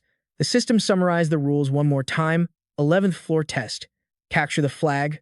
Starts right now. You may steal flags from the opposing team by any means necessary. After 24 hours, the team with the most flags wins. Your contribution points will be based on the number of flags you obtain. If you hand flags over to the king, you will receive double the contribution points. If the king's flags are stolen, your contribution points will be lost, and rewards will be granted based on your contribution points. Team A, 0 flags. Team B, 0 flags. Hollyman stared blankly at his own body, which was starting to glow. What's going on? Am I the king? He was totally freaking out. What do I do? What am I supposed to do? Kim Yuwon watched from a distance. I knew it. He let out a helpless sigh. Yuwon couldn't help but wonder, how the hell did that guy even make it to the 11th floor? Just then, Hollyman ran after him. Hey, Kim Yuwon, where are you going? Kim Yuwon replied coldly. Seriously, is that how you ask someone to protect you? I'll cover you, so just calm down. You won't be fighting anyone from Team B anytime soon. Right after that, his eyes turned a blazing red. So, shall we get started? Over on the side, Mu Chong silently watched his every move, a complicated look in his eyes. The crowd buzzed with gossip. Look at that. It's a guaranteed win. The numbers are just too different. Let's just wrap this up quick and go party, Namgung thought. I get why they aren't worried, since we have 4 times as many members as the other team, but they're letting their guard down. Suddenly, a voice rang out, breaking his train of thought. Are you worried, sir? Namgung looked back in surprise. Rel.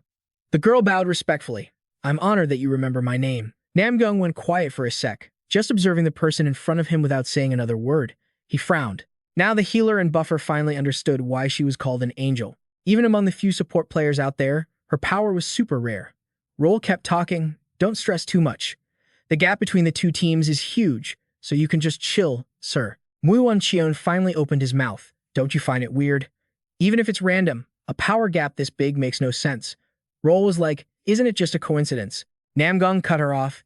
This world only cares about power. There's no such thing as coincidence. Roll thought about it seriously. Is that so? By the way, who's the king of our team? If nobody knows, it's probably just some average player. Mu Uncheon said, you think they care who the king is in a situation like this? Mu Uncheon thought back. Come to think of it, I remember seeing someone glowing gold when the challenge started. Something was off. I have a great memory and I never forget stuff I've seen, but I can't remember his face. He asked himself. What did that dude look like? Meanwhile, Halliman was sitting there totally spaced out, staring at the scoreboards for both teams. Another player spoke up. There are fewer flags out in the open than we thought, and the ones we found are held by monsters. But we grabbed a decent amount. With this gap, we can beat their king and take the lead. Halliman thought, yeah, there's one person on our team who can actually do that. The one who found the most flags in Team A is Kim Yuwon. Last time they met, he didn't look like the cooperative type, but since I'm the king, we can't win if we focus on protecting me. He cold-bloodedly left me behind, but he told me to sit tight and wait. That means he's coming back soon, right? Another player said, but this forest is huge. It's going to be hard to find a path. They started chatting. Where do you guys think Team B started? Let's take a break first. We'll meet up at midnight. Suddenly, a weird noise made every player there turn pale. A sneaky voice rang out. Ah, gotcha. I told you guys to be careful. The enemy team was on the hunt, and their job was to guard the flags from attackers. The Team A guys complained, man, it sucks being in Team A. Even if it's Kim Yuwon, he can't do anything if the king gets taken out first. Plus, if we catch the king, we get a ton of contribution points. So one of the Team A guys gritted his teeth and charged in. Damn it, don't be scared. We have 10 people. Before he could even finish his sentence, a savage sword slashed through his neck. Just like that, the guy who charged stopped breathing. Those guys smirked. 10 people. Now it's 9. As he spoke, the dude looked at the Team A players with a sly, nasty look. Team A scattered like bees from a broken hive, everyone dodging the guy who just killed someone. Team B took the momentum and charged. One of them laughed and shouted, "Where do you punks think you're running?" Screams echoed everywhere. "I give up. Save me." Seeing Halaman just standing there dazed, someone quickly dragged him away. This way. But right after, fresh blood sprayed out, splashing all over him. The guy who was leading Halaman got sliced in half. "Move. The king's head is mine." Halaman was so terrified by this scene he fell to the ground. The enemy pounced like a hungry tiger, sword raised to slash him. Halaman shut his eyes tight, waiting for death. But luckily for him, Kim Yuwon showed up just in time. He successfully saved the king. He was annoyed. "I told you to sit in one spot and not wander off. Why can't you listen for once?" Halaman was so happy he started crying. He looked at him like a savior angel. Seriously, only this guy could save him right now. He shouted excitedly, "Mr. Kim Yuwon." The Team B guys were terrified. "Kim Yuwon? It's Kim Yuwon. Damn, it's really him." That guy died in one hit. Seeing him approach, one of them yelled, "Retreat for now." A vicious sword slash flew out, killing 2 of them instantly. They kept yelling to hype themselves up. "Idiot, we have more numbers. Just kill him." Just as he said that, a masked guy with dual blades charged into Slash. But the moment he rushed in, a sword gently brushed past his forehead. The guy was too shocked to react. Just like that, Kim Yuwon cleanly sliced his body in 2. The other players flinched. Facing his intense aura, the Team B crowd was shaking with fear. The other side screamed, "Wait, spare me." But obviously, he didn't agree. The guy knelt down. "I might only have 2 flags, but that's more than most people here. I'll give them all to you, so please let me go." Kim Yuwon saw him begging and paused for a second. Finally, he agreed to take the flags and spare the guy's life. Kim Yuwon's team got 2 flags, and he received 20 contribution points. Then he glared at the rest of them. "What about you guys? Hand him over and leave. Or do you want to keep going?" Hearing "keep going," their bodies couldn't help but shiver. They started to compromise. "How many do we have to give?" Very quickly, Kim Yuwon's team got a bunch of flags. Just like that, without lifting a finger. Halaman trembled. Thank God he's an ally. Seriously, thank God. "I'm sorry for glaring at you and gritting my teeth just because you were blunt with me." Kim Yuwon spoke up. "So half the match is over." Halaman looked confused. "Huh? Really? We've only been at it for 4 hours. Kim Yuwon asked where the other teammates were. Halaman said, "Everyone scattered." They said they needed to gather some flags first. Kim Yuwon nodded. "Smart move. As long as they don't get robbed." Kim Yuwon counted the flags he got. Halaman was shocked. 27? How did you get so many by yourself? That's huge. Kim Yuwon was chill. "It's not that many." He calculated, Team A has 64 flags. With what I grabbed, we should have 67. Kim Yuwon thought about how the capture the flag phase had started. Then he told Halaman, "Listen up. By now they've gathered a decent amount, so they'll start thinking that hunting enemy players is more efficient than hunting monsters, and a lot of them will aim straight for the king." Halaman jumped. "Me." Kim Yuwon replied, "Is there any other king?" Halaman was worried. "You're right," but he warned him, "So from now on, stay within 20 meters of me. Even I can't win without the king." "You said your name was Halaman, right? Stick close to me. Don't forget the 20 meters. Got it?" He obediently listened. Kim Yuwon thought to himself, the real match starts now. Scene changed to Mu Uncheon. He was surprised. "So you guys ran away after giving him the flags?" The terrified group explained what happened. "You're only spouting that crap because you haven't seen his skills yet. Karma got one-shotted, man. His sword moves so fast, you can't even see the damn thing. And his eyes, straight up ghostly, sent shivers down my spine." Namgung was helpless, totally pathetic. Even though Team B is stacked with pros, they all bailed the second they saw Kim Yuwon. It was 10 against 1, yet they were panicking like crazy. Meaning we could get wiped out even if we stick together.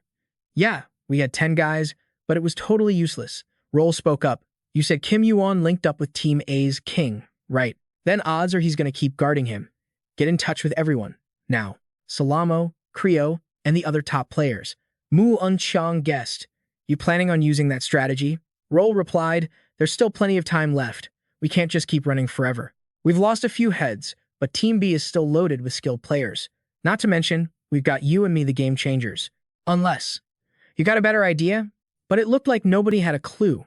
The whole group went dead silent. She continued, "Looks like it's decided then. Time to go hunt down the king and Kim Yuwon." Huh? As she said that, a sly look crossed her face. Time flew by fast.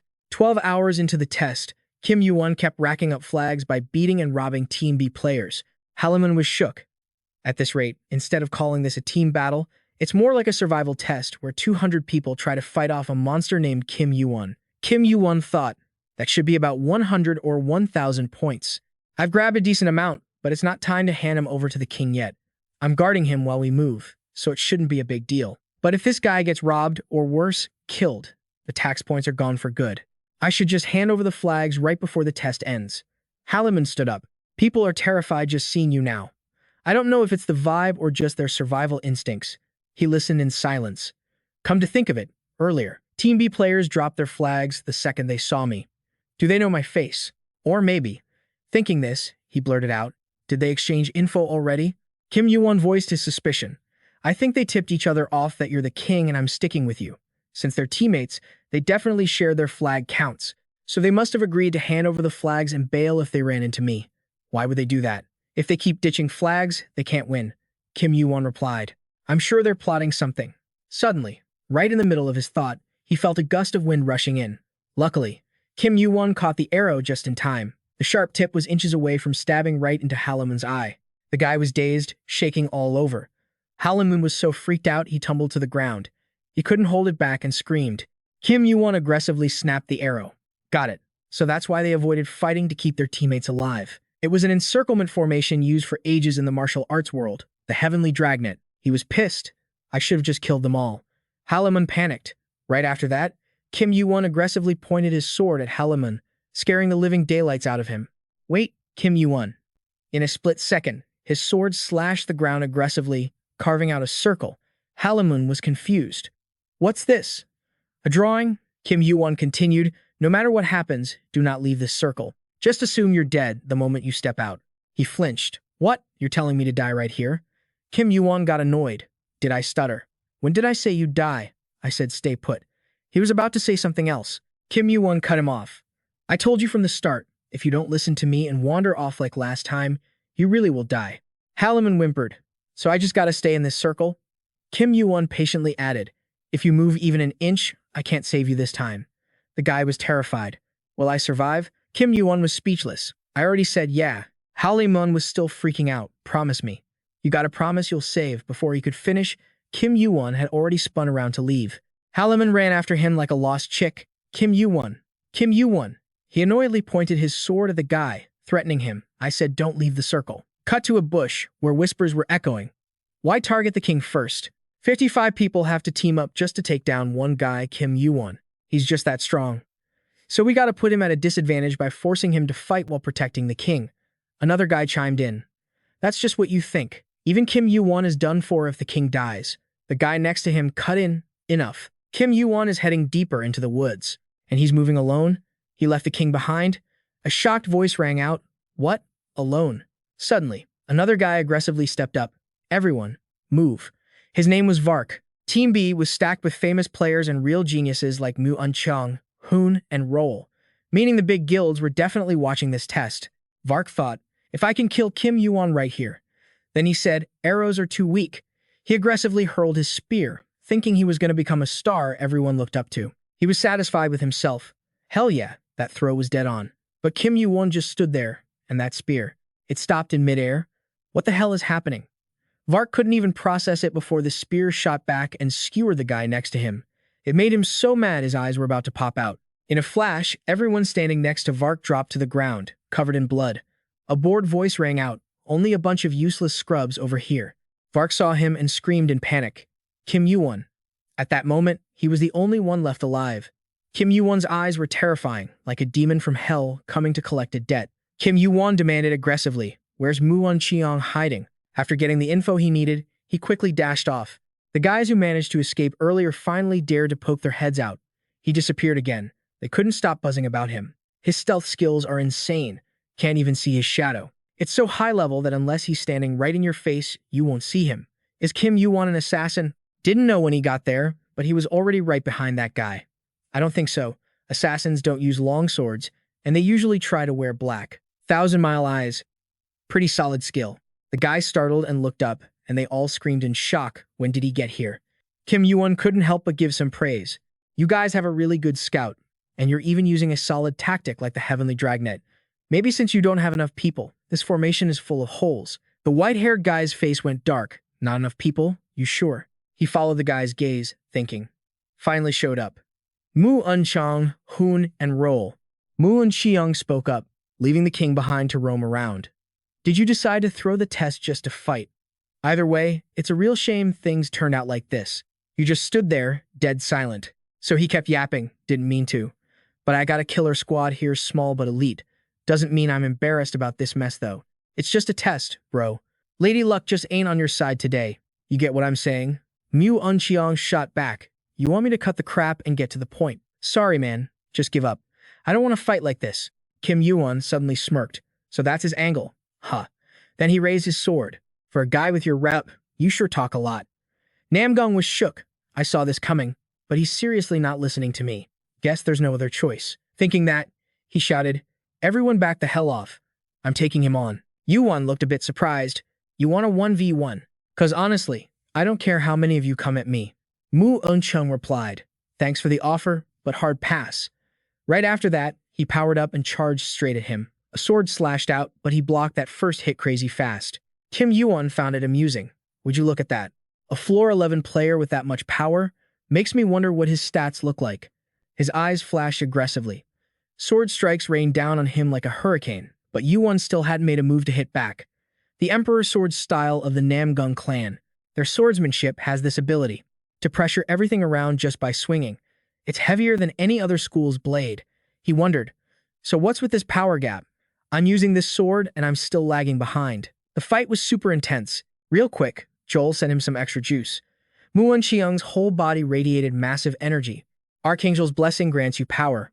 Your strength, your stamina, your agility, everything's boosted, and your mana regen is sped up.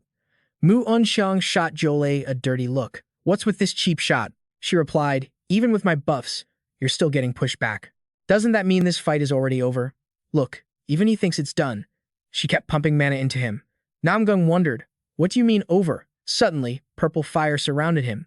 Mu Unxiang startled, looking over. That pure fire. It's the same stuff I saw in Agria's dungeon. No way that's a coincidence. I'm sure he's the guy. Yuan just looked at his opponent, face totally chill. Mu Unxiang couldn't help but wonder, but something's weird. His swordsmanship just now, it's different from what Agria. It's almost like a totally different person's skill. With his attack power, he couldn't have killed Agria in one hit. Am I just imagining things? Or is he going easy on me? Joel saw them just staring at each other and got confused. Why'd they stop fighting? Then she heard Mu Unxiang's voice. Let's retreat. Fighting is pointless. We'll only end up dead. Joel realized it was a telepathic message. Was Mu Unxiang actually forfeiting? Why? On the other side, Mu Unxiang curiously asked him, let me ask you one thing. You're the one who conquered Agria's dungeon, right? He replied, so what if I am? Mu Unxiang said nothing. I get it. Yuan thought the guy had lost his will to fight. Immediately after, he stopped attacking and straight up sheathed his sword. Whispers broke out. Agria, that hardest dungeon on floor 11 we raided. Yuan's the one who beat it. They weren't ready to accept it. No way. What's up with the captain? This isn't like him at all. I know our opponent is strong, but quitting before the real fight, if we all rush him, we've got a shot. Namgung said, what's the point of winning like that? Yuan alone is making up for the ridiculous numbers gap between our teams. Doesn't he deserve to pass this test? You guys can keep fighting, but we're bouncing. Let's go. Joel taunted. Unlike what I heard, you're just a total coward. Namgung didn't care. Say whatever you want. I value my teammates' lives more than my own pride. Everyone was touched. Captain. The crowd buzzed. He's so stubborn. Kinda a shame. But I dig that about our captain. Yeah, we can always retake the test later. Joel felt like she couldn't say anything else, so she just stood there stewing in rage. Yuan recalled, I'm just saying this just in case, but we should kill as few people as possible. It's not cool for adults to lose their cool over some kid's fight. Exactly. We're the ones needed to fight the outer gods later on. Some of them are definitely going to be future rankers. No need to pointlessly weaken our own side.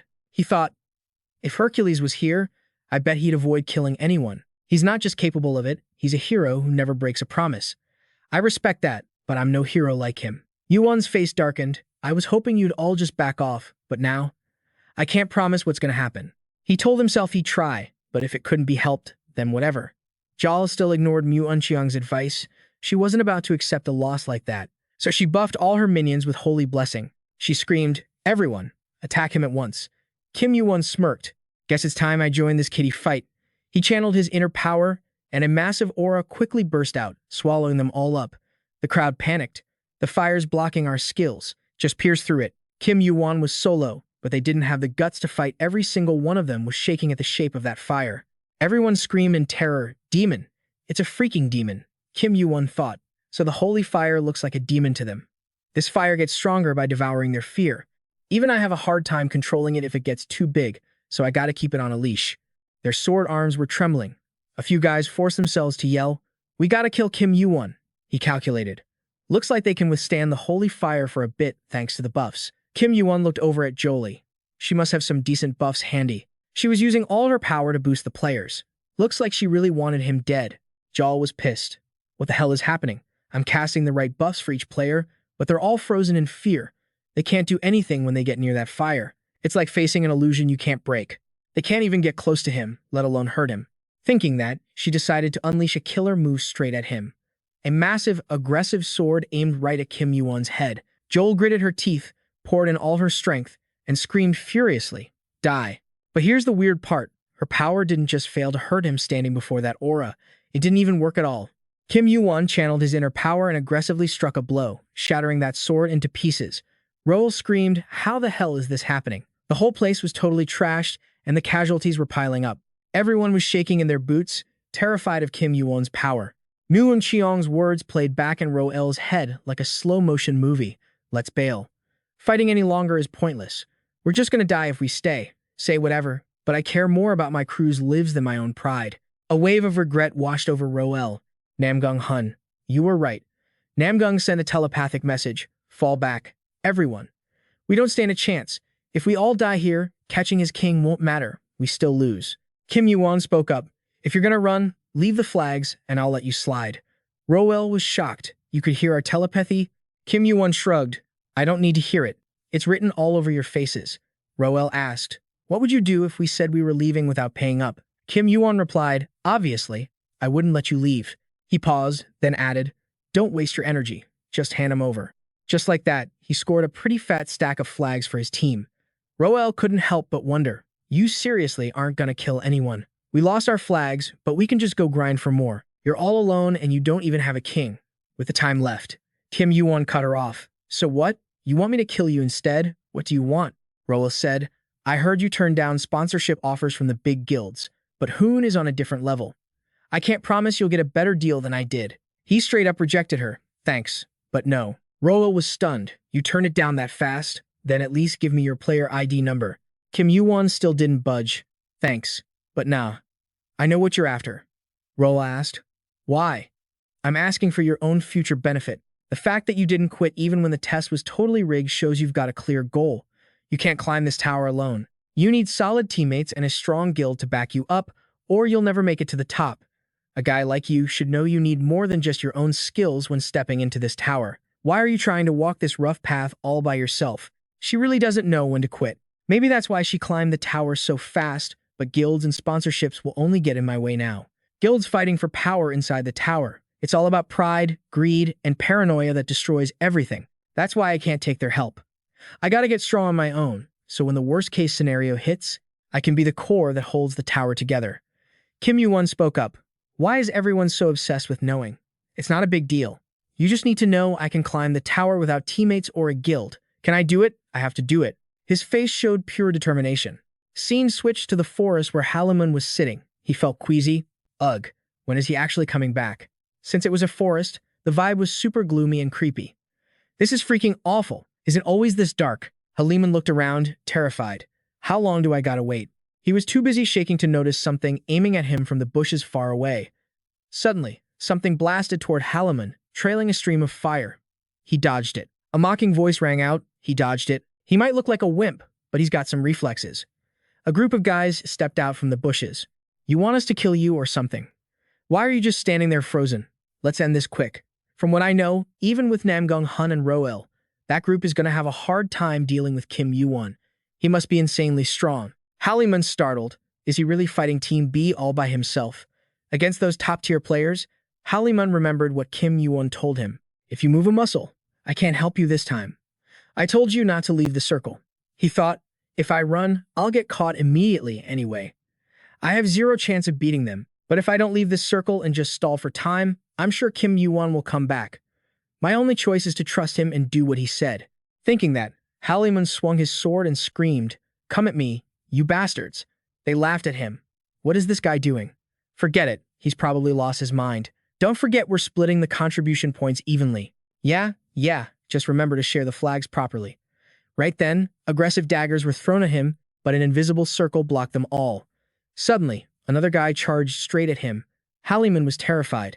Damn it, I can't leave the circle. The guy kicked him right in the face, sending blood gushing out. Too easy. Halliman squeezed his eyes shut. As long as I don't step out of the circle. The enemy guy asked, "What are you mumbling about? It's nothing personal. Just consider it bad luck. Now, bye-bye." Suddenly, a silver smoke crept up from behind him, and for some unknown reason, he was suddenly flung backward, leaving everyone staring in shock.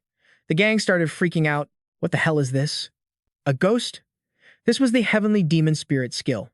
Halliman was shook. I have no clue what just happened, but at least I'm alive. Flashback to Roel's words, looking at it from different angles. You're actually an amazing guy. I hope we team up next time we meet. Kim Yuwon was annoyed. I wasted too much time. The combo dragged on longer than I wanted, but at least it wrapped up nicely. As long as Halliman kept his promise, there shouldn't be any issues.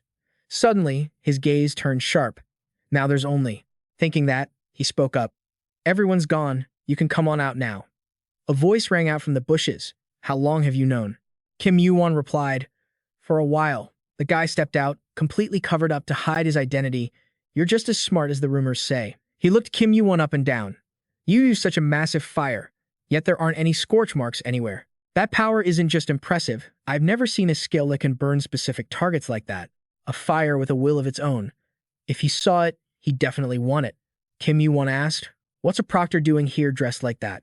The guy was surprised. You can see my face? Kim Yuwon shrugged, crystal clear. The proctor stared at him in shock. Is it a skill? A skill that can pierce through a ranker's illusion. He really is outstanding. Thinking that, he couldn't help but exclaim, Damn, I'm actually impressed. I thought you'd chase the king as soon as the test started. I didn't expect you to fight all of Team B solo. Kim Yuwon stayed on guard, Hypnos. He's a ranker from Olympus, famous for his hallucination skills. A ranker meddling in an official test? If the administrator finds out, especially with the events on the first floor, they're gonna pay a hefty price. Kim Yuwon scoffed, They seriously trying to block my door? Didn't think they'd set a fancy trap like this just for yours truly. His whole body radiated killer vibes, purple flames swirling all around. Hypnos was shook. A normal player would have passed out the second I unleashed my full mana. His stats shouldn't be high enough to resist my mana. Is he holding on with just willpower? Thought the executors of a big guild were overreacting, focusing on one player and sending a ranker to hunt him. But I think I get why the higher-ups are so jittery now.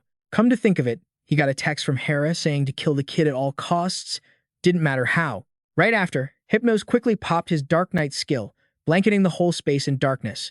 Dark Knight triggers hallucinations in every living thing in the zone and forces him to sleep. He warned, This time's gonna be different from before. Hard to resist? Huh. Stop struggling and just give up. Just like he said, the kid's body started getting groggy. Hypnos whispered seductively, I'll let you dream a really sweet dream. And his eyes closed, he just stood there frozen, falling into the sleep Hypnos cast. If a low-floor player, like you said, you face an Olympus ranker, everyone would think you're lying. Whether you're evenly matched or not, they won't believe a nobody stood a chance meeting someone from the great Olympus. You're having a meet and greet with someone people worship. If you survived, you could brag a little. Too bad. As he said that, he put a knife to the kid's throat, ready to end it. Suddenly, Kim Yuwon woke up, surged forward, and slashed wildly across Hypnos' chest, making him jump. Blood gushed out fast, a wave of pain making him grit his teeth. Kim Yuwon mocked, too shallow. Hypnos snarled, You bastard. You were faking it, pulling a cheap trick like that. Kim Yuwon shot back, I don't think you have the right to say that. Also, I wasn't planning on bragging about a fight with a ranker, but maybe I won't mind. Retelling the story of fighting an Olympus supervisor. Hypnos said, Provoking me won't change anything. Kim Yuwon just stared him down. No. At the same time, because of the Dark Knight's skill. His stamina stats went up, and recovery speed hit 200%. Pausing a bit, Kim Yuwon added, "'Cause the darkness doesn't belong to just you." Kim Yuwon thought, Hypnos is a melee mage. He uses dark attribute mana, which is perfect for illusions. I managed to hurt him, but he's still an Olympus ranker. He gripped his sword tight, staring at him. But I'm pretty confident fighting this kind of enemy. Both looked at each other in silence, lost in their own thoughts. Suddenly, Hypnos rushed in, and Kim Yuwon wasn't about to stay on the defensive anymore. They seemed pretty evenly matched. Even fighting a ranker, the kid didn't look weaker at all. Attack for attack, dodge for dodge. The shockwaves shattered rocks and sent them flying everywhere. Kim Yuwon's sword started glowing with a pitch-black light. He looked like the avatar of darkness itself. But Hypnos is a ranker after all, and he finally closed in on him. A hit to the face landed successfully, making Kim Yuwon dizzy. But he didn't give in. He quickly gripped his sword and used the momentum to bounce back. Hypnos also took another slash to the chest from Kim Yuwon, blood spraying non-stop. Suddenly, the kid felt something was wrong and spun around. The person Kim Yuwon just slashed wasn't Hypnos, it was his shadow. The real Hypnos was right behind him, attacking in the flesh. But luckily, Kim Yuwon dodged it. The blade slashed viciously at the back of his neck. But at the same time, from Kim Yuwon's body, a massive burst of purple fire exploded out, covering Hypnos' whole body. He panicked and gritted his teeth. An insane heat rushed in. The fire spread wider and wider, feeling like he was trapped in a volcano. Not only that, the fire seemed to have a soul, targeting him specifically. No matter which way Hypnos tried to dodge, the fire tracked his position and blew towards him. Hypnos flinched. What the hell is this? The flames suddenly became more violent and hotter. But true to a high-level ranker, he quickly realized the principle of this fire. Wait, it's not actually hot, it's just a feeling.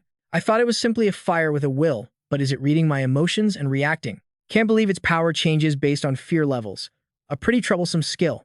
After realizing the key to the problem, he quickly channeled his internal energy. He aggressively blasted the fire off his body. Kim Yuwon mentally exclaimed, "He's definitely a ranker. Can't believe he blew away the holy fire like that." But not giving him a chance to get cocky, the kid quickly charged in with his sword again. Two swords clashed hard. This battle was going to be gnarly. Hypnos leaped up, moving super fast, gliding around him to find a weak point. But no matter the direction, the kid predicted it and blocked in time. Hypnos was secretly terrified. I knew it. This guy is actually legit. If time passes and he becomes a ranker, what kind of monster will he turn into? We have to avoid that at all costs. Thinking this, envy and jealousy showed clearly in his mind. Hypnos used Moondream thinking Kim Yuwon had to die here. Kim Yuwon stood amidst a massive power. Anyone else would have collapsed long ago. Despite that, he still looked at him calmly. "You not scared of the administrator? My loyalty is only to Olympus." Ridiculous. Say whatever you want, you ignorant brat. You can't understand the big picture. Kim Yuwon scoffed. The big picture, huh? I guess you can't even imagine the responsibility I have to carry. He recalled what Chronos told him. Remember, anyone who uses this to return to the past must carry the entire tower on their shoulders. So when you go back, you must be capable of bearing that burden and fulfilling your duty. So this place with hundreds of worlds, where billions of lives coexist, doesn't fall into the brink of despair again. He thought, even someone like me, who carved the promise to those I left behind into my heart, can't even mention the big picture without flinching. Thinking this, Kim Yuwon spoke up. You know what? At least, I know one thing for sure. The big picture is when you sacrifice yourself, not when you sacrifice someone else. Hearing that, Hypnos ground his teeth in rage. He thought to himself, like me, a guy who came back just to repeat these hellish fights all over again. Yuwon scoffed at himself and said, "Doesn't that make it way cooler?" Though, barely a second after he spoke, the guy aggressively smashed an attack right at him, causing rocks and dirt to come crashing down. It looked like Yuwon's whole body was buried under that massive pile of rubble. Hypnos was panting like crazy from exhaustion. He shouted, "Cooler. How dare you say that when you don't understand a single thing about the great ideals of Olympus, huh?" Hypnos thought, this stuff might be a serious, unforgivable crime in the tower, but it's all for the sake of Olympus. Thinking that, he closed his eyes, totally satisfied. It seemed like Hypnos was ready to accept whatever punishment the tower threw at him, but suddenly, from behind, the kid aggressively jammed his sword right into him. It was a super decisive hit. He put his whole weight into that stab. Hypnos stammered in shock, looking back at Kim Yuwon. The look on Yuwon's face didn't change one bit, just a fierce, aggressive stare locked onto his opponent. Right after that, Hypnos screamed with everything he had, channeling his inner energy to blast the kid back a good distance. He gritted his teeth through the pain. Damn it, how? Moon Dream is a skill that turns fear into reality. Even if his eyes can see through my illusions, there's no way he wouldn't feel fear seeing those boulders crashing down on him. What the hell are those eyes? Yuwon replied casually, they're just good eyes. Hypnos didn't give up. Damn it, this isn't over. If illusion skills don't work, I just need another way to Kim Yuwon cut him off. No, he thought to himself, even if it's only half complete, it's the best skill against illusions and the reason I'm confident in this fight. With that in mind, he spoke up. It's over. The guy didn't get what was happening, so he raised his sword in frustration, ready to aggressively slash at the kid. Suddenly, a massive force intervened, shattering Hypnos' sword into tiny little shards. Hypnos spun around. It was none other than the administrator. The old man was glaring aggressively right at him. Terrified, Hypnos dropped to his knees and started rambling absolute nonsense. The administrator shouted in annoyance, enough. Explain yourself right now. Since he was the one who started the fight, he didn't know what to say for a moment. Hypnos stammered, that is. Finally, with no other choice, Hypnos humbled himself. Please, forgive me. Administrator, sir. The old man snapped, looks like you know you messed up. Did Olympus order you to do this? Seeing he couldn't answer, the administrator pressed him. Whose order was it? Ares? Hera? Hades? Hypnos trembled. It was all me. Hearing that, the administrator knew it was a lie and scoffed. You plan on taking all the blame yourself. Hypnos stuttered no. The old man cut him off. Even if that's true, I still have to demand Olympus take responsibility. Hypnos, from now on, your title as test examiner is stripped. Also, all of Olympus's authority on the 11th floor is being revoked. He couldn't accept it. Administrator, doing that is. The administrator glared furiously and shouted, you dare raise your voice at me. His words carried a massive wave of internal energy that blew Hypnos away. He slammed hard into the ground, pain shooting through his entire body, leaving him limp. The old man delivered his verdict. The crime of being an examiner and fighting a participant is unforgivable, so you will suffer a punishment of living in agony for thousands of years. Hearing this, Hypnos was absolutely terrified. He tried to crawl to the old man to beg, wait, administrator.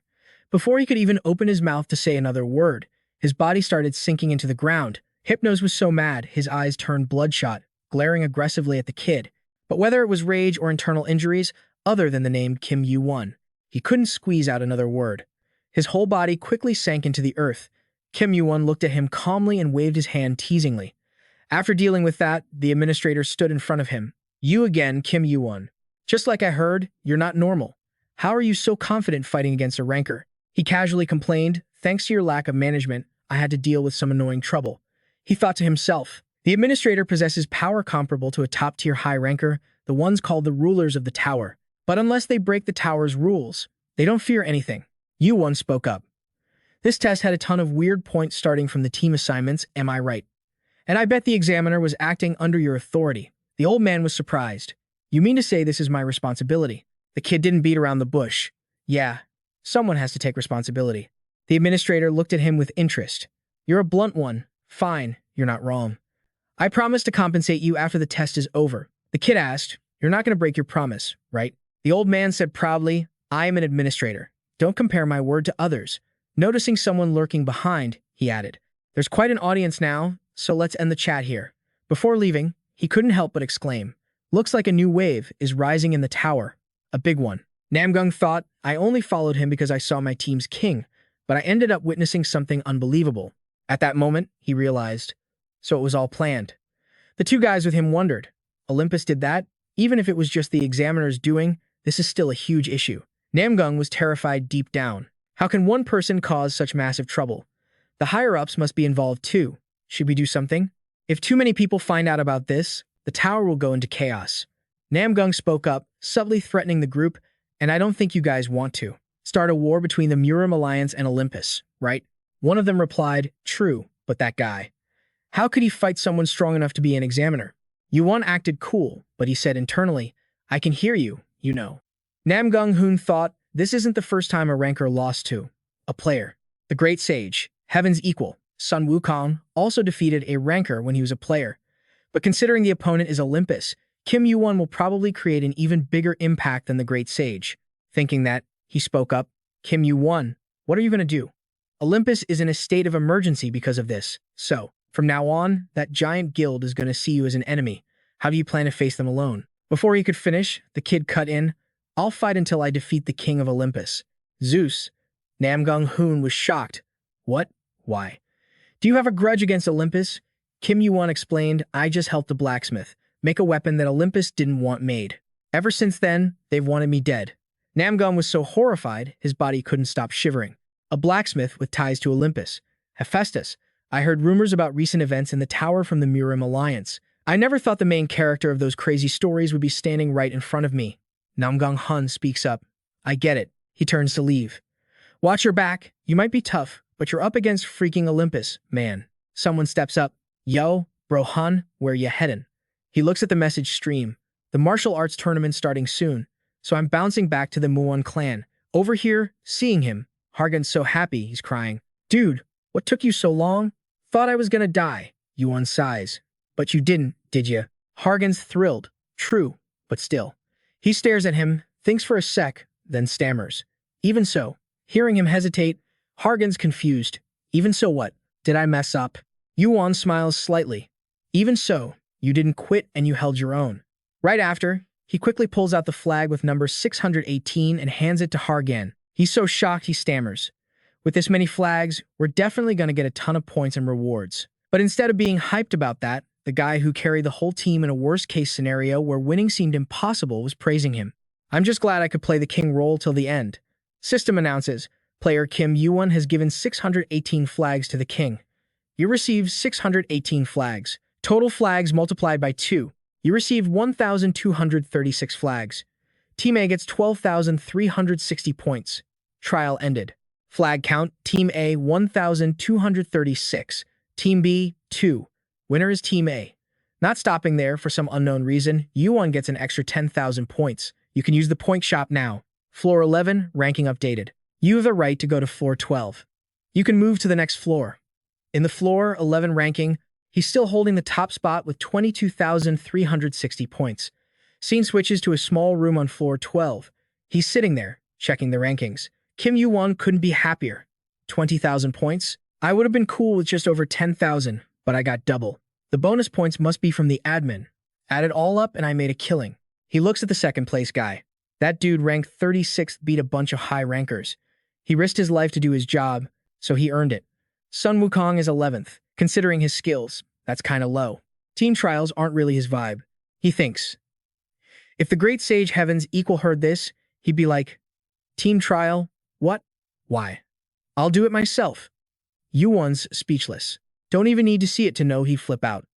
And Hargan. Sure enough, he's the player in 6th place with 7,860 points. No surprise there. He was talented from the start, but climbing the tower buffed him up. The drama in the tutorial and floor 1 really lit a fire under him. Ah, bet he's changed since we first met. Wonder what he looks like now. Thinking about this accidental friend, he can't help but feel interested. Curiosity kicks in. Scene switches to the Muon clan estate. It's the biggest sect, beating out the Heavenly Demon Cult, the hub of the Martial Guild, a high-tier clan that churns out tons of rankers and high rankers. And the guy who brought the Muon clan back to glory is this dude with the saintly face. He's the head of the Muon clan, Jingun. After hearing Hun's report, he's deep in thought. Didn't think the floor 11 trial would be such a mess. Hun bows respectfully. Yeah, even an admin showed up. I felt like texting this through the player system would leave a trail, so I came back early. Jingun says Olympus is prepping for the Gigantamakia War. They found Hephaestus, but thanks to Kim Yuwon, our recruitment failed. He pours tea while speaking aggressively. That guy is a serious pain in the ass. You said someone on your team is backed by Asgard, right? Hun replies, yeah, a dude named Gibbons. Jingun continues, I'm guessing Asgard's gonna hear about this soon. Kim Yuwon. Looks like that little rising star is about to get caught in a massive storm. Looks like this martial arts tournament's gonna be wild. Back to Yuwon's side, he's holding a blade, focusing his energy. Looks like a knife-throwing trial. After checking it out, he aggressively hurls it. His power shoots out, turning into streaks of purple light, flying straight. The targets get smashed by a huge force, exploding everywhere. Everyone's horrified. He hit every single one. Didn't miss a shot. Even from that far, his speed's picking up. That's insane. How many is he gonna wreck? He's definitely setting a new record. Who knows how many stone targets got shredded in seconds? System pops up. You destroyed 1,000 targets. Yuwon's satisfied. This place is perfect for training. I'm confident throwing spears, But this is the first time I've made spears with holy fire. And just like that, he cleared the floor 19 trial. You can now move to the next floor. System quickly announces results and adds bonus points. Kim Yuwon thinks. Still got about 5 minutes, but no targets left. Guess that's it. Passing rec was 100 targets, and I did 10 times that, but the reward is trash. Outside, people are buzzing. You know what? Haven't seen points that high in ages. Pick whatever, you won't regret it. I know. Yuwon thinks.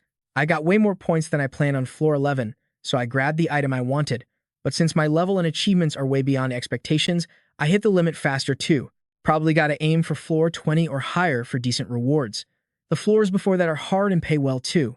But the floor 20 trial, what I gotta do there is kinda complicated. So I'm pausing the climb for now.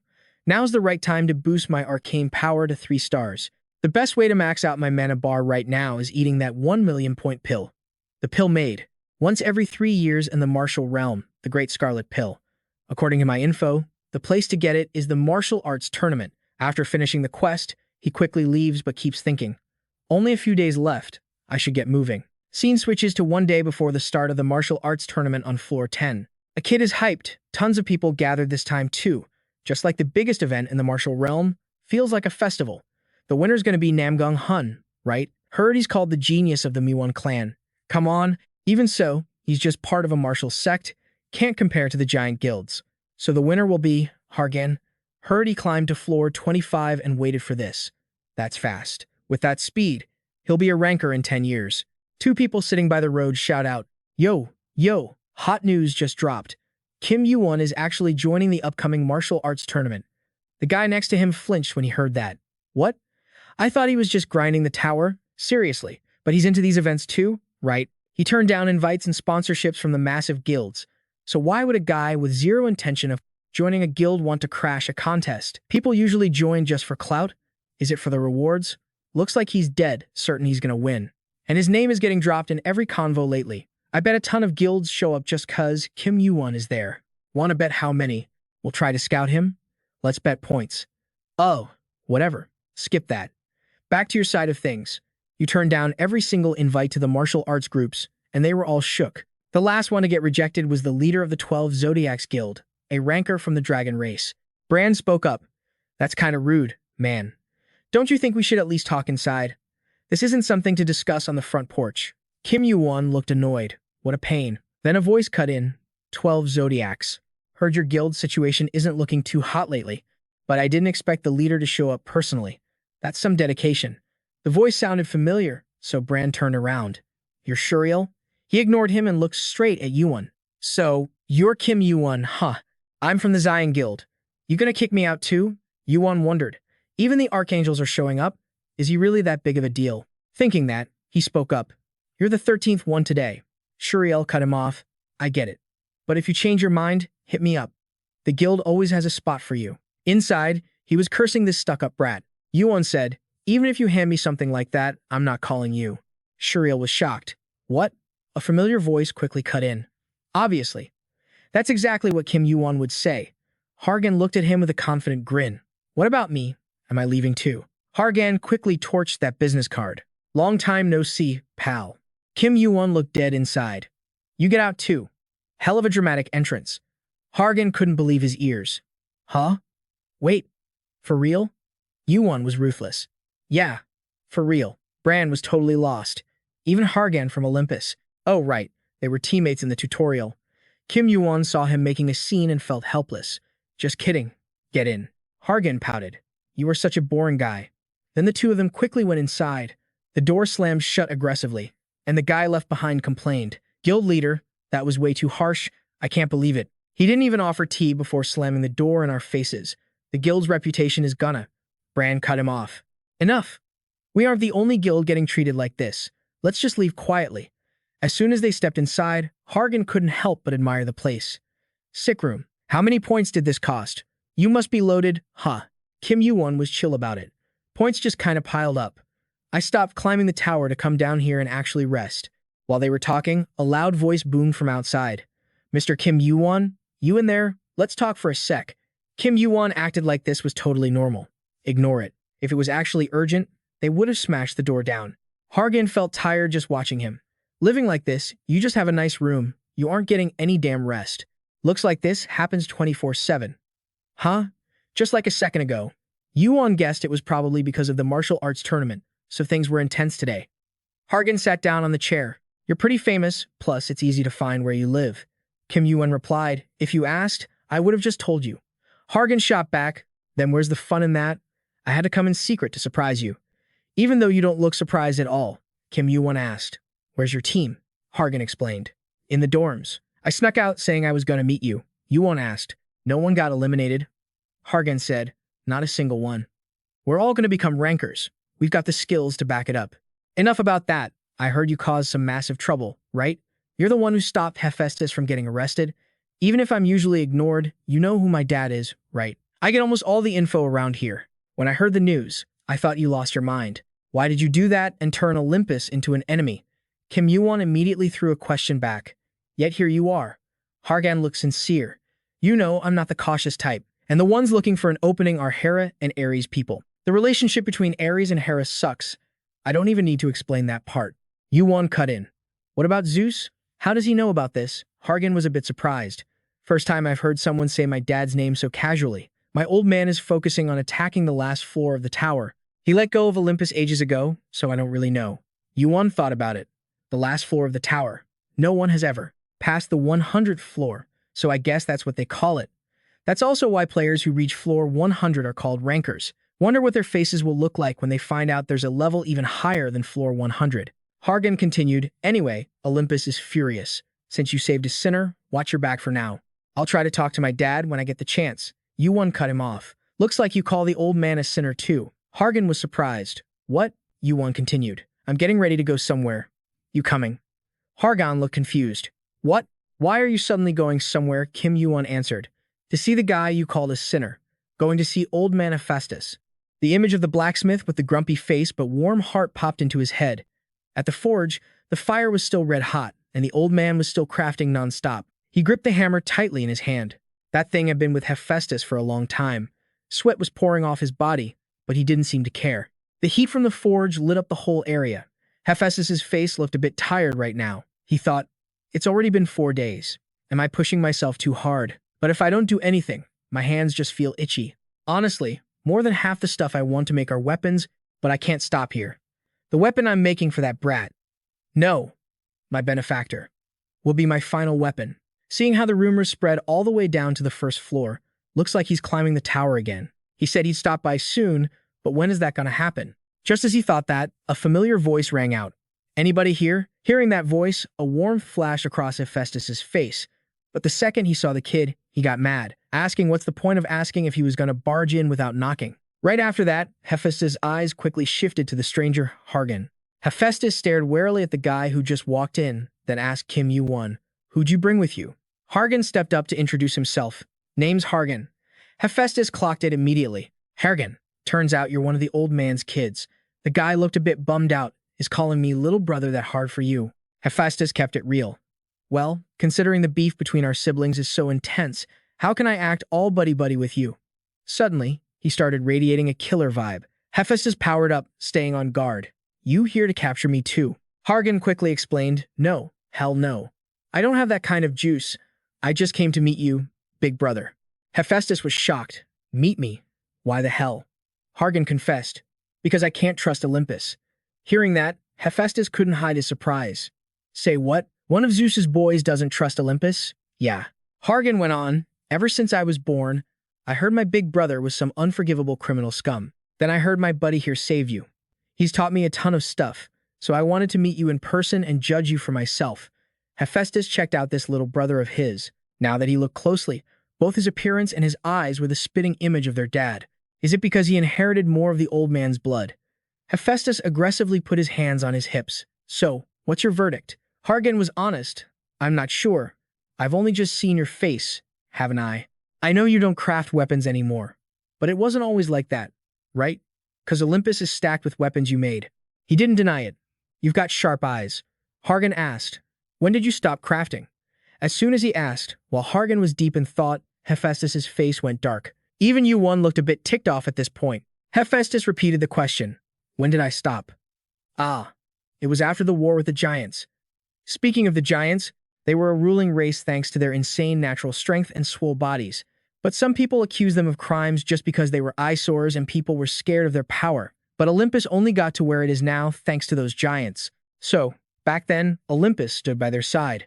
Because of that, the giants saw Olympus as allies. No, wait, they saw us as friends. And I saw them as my friends, too. But those very friends had their hearts pierced by the weapons I created. The Great Giant War, that's the name of the battle Olympus started when the giants were purged. The reason behind that hellish war was super simple: politics. The public's reaction to Olympus wasn't great, and Olympus realized they could monopolize the power they used to share with the giants. The giants of Asgard, the giants of Olympus, and rankers from every single guild. They were all fighting each other to grab territory. That's why the battle was such a nightmare. The sound of swords clashing rang across the heavens, like thunder, and the land inside the tower was soaked in the blood of countless people. My friends, the giants, they were all sacrificed just to expand the influence of Olympus and to wipe away the shame of Olympus ever shaking hands with giants. And that was when I called it quits with Olympus. That was also when I stopped crafting weapons. Hearing this, Kim Yuwon couldn't hide the pain on his face. He grimly remembered this story Hephaestus had sobbed while telling him this right before he regressed. Even though it was a long time ago, I'm sure it still hurts like hell for him to talk about it. But right now, he's bottling up his emotions as hard as he can to keep his cool image. Hephaestus continued. But then, a few decades later, they suddenly demanded I start making weapons again. I bet it's 'cause there are still giants out there. Hargan guessed. You think they're planning to start another war? Hephaestus replied, I'm sure they're just prepping for now, but I'm about 90% sure that's it. That's my side of the story. You feel free to pick who you want to trust. You can think I'm wrong, hell, who knows, maybe I actually am, but I'm still gonna fight against Olympus. After saying that, Hephaestus turned to go back inside. Then he shouted, Hey kid, you didn't come here just to introduce him to me, did ya? Follow me, we got work to do in the warehouse. Before leaving, Kim Yuwon glanced at Hargan to check his reaction. The guy who was usually so loud whenever they met was suddenly dead silent. Yuwon decided not to bug Hargan, knowing he needed some time alone to process everything. Who knows what he was thinking? But his relaxed hands suddenly clenched into a fist like he was trying to crush the chaotic feelings inside him. Inside the forge's warehouse, the moment he stepped in, Hephaestus spoke up. He seems like a good kid. I know why you brought him here now, he asked. You planning to stick with him? Yuwon said. I'm not sure yet, but maybe I should give it a shot, seeing as a certain someone who rarely compliments anyone is actually talking him up. Hephaestus glared at him. I hope you do. You're overthinking it. Yuwon retorted sassily. Doesn't that make me just like you, old man? I know you don't fully trust him yet. Hephaestus spoke his mind. He's still at that age where he's easily swayed, so there's no way to predict which path he's going to choose, so I've got no choice but to keep watching him. By the way, you always have to have the last word, don't you? They arrived in front of a room together. Hephaestus quickly undid the lock. The ceiling chains fell away, he said. I made it like you asked, but I ran into some annoying issues while crafting it. Also, after hearing your naming sense, I couldn't let you name this one, so I named it myself. Kine. Yuwon walked up to the item. This is Kine? In my past life, the old man also named Hades' helmet Kine. I didn't expect him to reuse that exact same name for a totally different item. Hephaestus explained. I used up all the adamantium you brought, and I inlaid the dark divine crystal on the outside, but you won't be able to see it with the naked eye. Yuwon was hyped. Can I try it on? Hephaestus grinned. Of course. That's exactly why I made it. That gauntlet is super thin, so thin you won't believe it's actually made of adamantium. Hephaestus watched him closely. I don't doubt his skills, seeing as he was fighting rankers right from the first floor. But the issue isn't whether he's strong or not, it's whether he's worthy. Watching him put the gauntlet on, Hephaestus worried if he could actually handle it. Yuwon replied, I got it. How did you manage to make it this light? As he said that, he suddenly stared into the empty space in front of him. Darkness swirled around, covering everything. And from the thin air, a pair of eyes slowly opened, like something waking up from a long slumber. They looked just like cat eyes, glowing with a brilliant golden light that made them blinding. It opened its eyes wide, staring right at him, and a low voice rumbled, Who are you? Yuwon thought to himself, Who are you? That's exactly what I should be asking. After watching quietly for a sec, it clicked. I get it now. So this is Kine's trial. He introduced himself as Kim Yuwon. That eye stared for a bit before speaking. You're from a different timeline. How strange. That made him jump a little. A different timeline? Don't tell me it knows I came back from the past. Yuwon got curious. Who are you? What are you? The pupil shifted around before answering him quickly. I am an eye. I do not speak with a mouth. He just shrugged and shot back. You're an eye, not a mouth, so you can't talk. That's it. Yuwon felt kinda bummed out. Even with Kaini being made from that divine dark crystal, there wasn't much info on the 3 divine artifacts of Olympus. They disappeared during the Outer Gods invasion, and everything I know came from Chronos. In the past, it was Hades' helm. But now, Kaini is a gauntlet. Was it sealed inside the divine dark crystal? Or is the crystal the artifact itself? I want to use this chance to figure out exactly what kind of power Kaini packs, but it's going to be tough if we can barely even talk. Suddenly, a voice rang out, Egg? Egg? Who's there? Right after that, the egg woke up and started screaming. The ground around Yuwon started shaking violently. He panicked. This density of dark mana is insane. This is bad. My body's gonna get corroded if that stuff even grazes me. The holy fire quickly wrapped around Yuwon. He gritted his teeth, thinking, I gotta dodge. Am I too late? Yuwon did the math and made a snap decision. I have to block it with the holy fire. A beam of blue light shot right past him. Yuwon was shocked. Wait, that wasn't an attack? The system kept pinging with updates on the egg's status. Looks like the thing is about to hatch. The hatching rate is at 41.29% right now. It's singing happily without stopping. The rate jumped up by nearly 30%. That's way higher than when it ate Orochi's corpse. He was super tense. No one knew whose egg that was, what would hatch from it, or even how to make it hatch. Yuwon asked it, Hey, did you wake up because you're hungry? He stayed quiet for a sec. This egg definitely came from the Outer Gods. If it's this guy, maybe he knows where those freaks came from. That eye made the hatching rate skyrocket.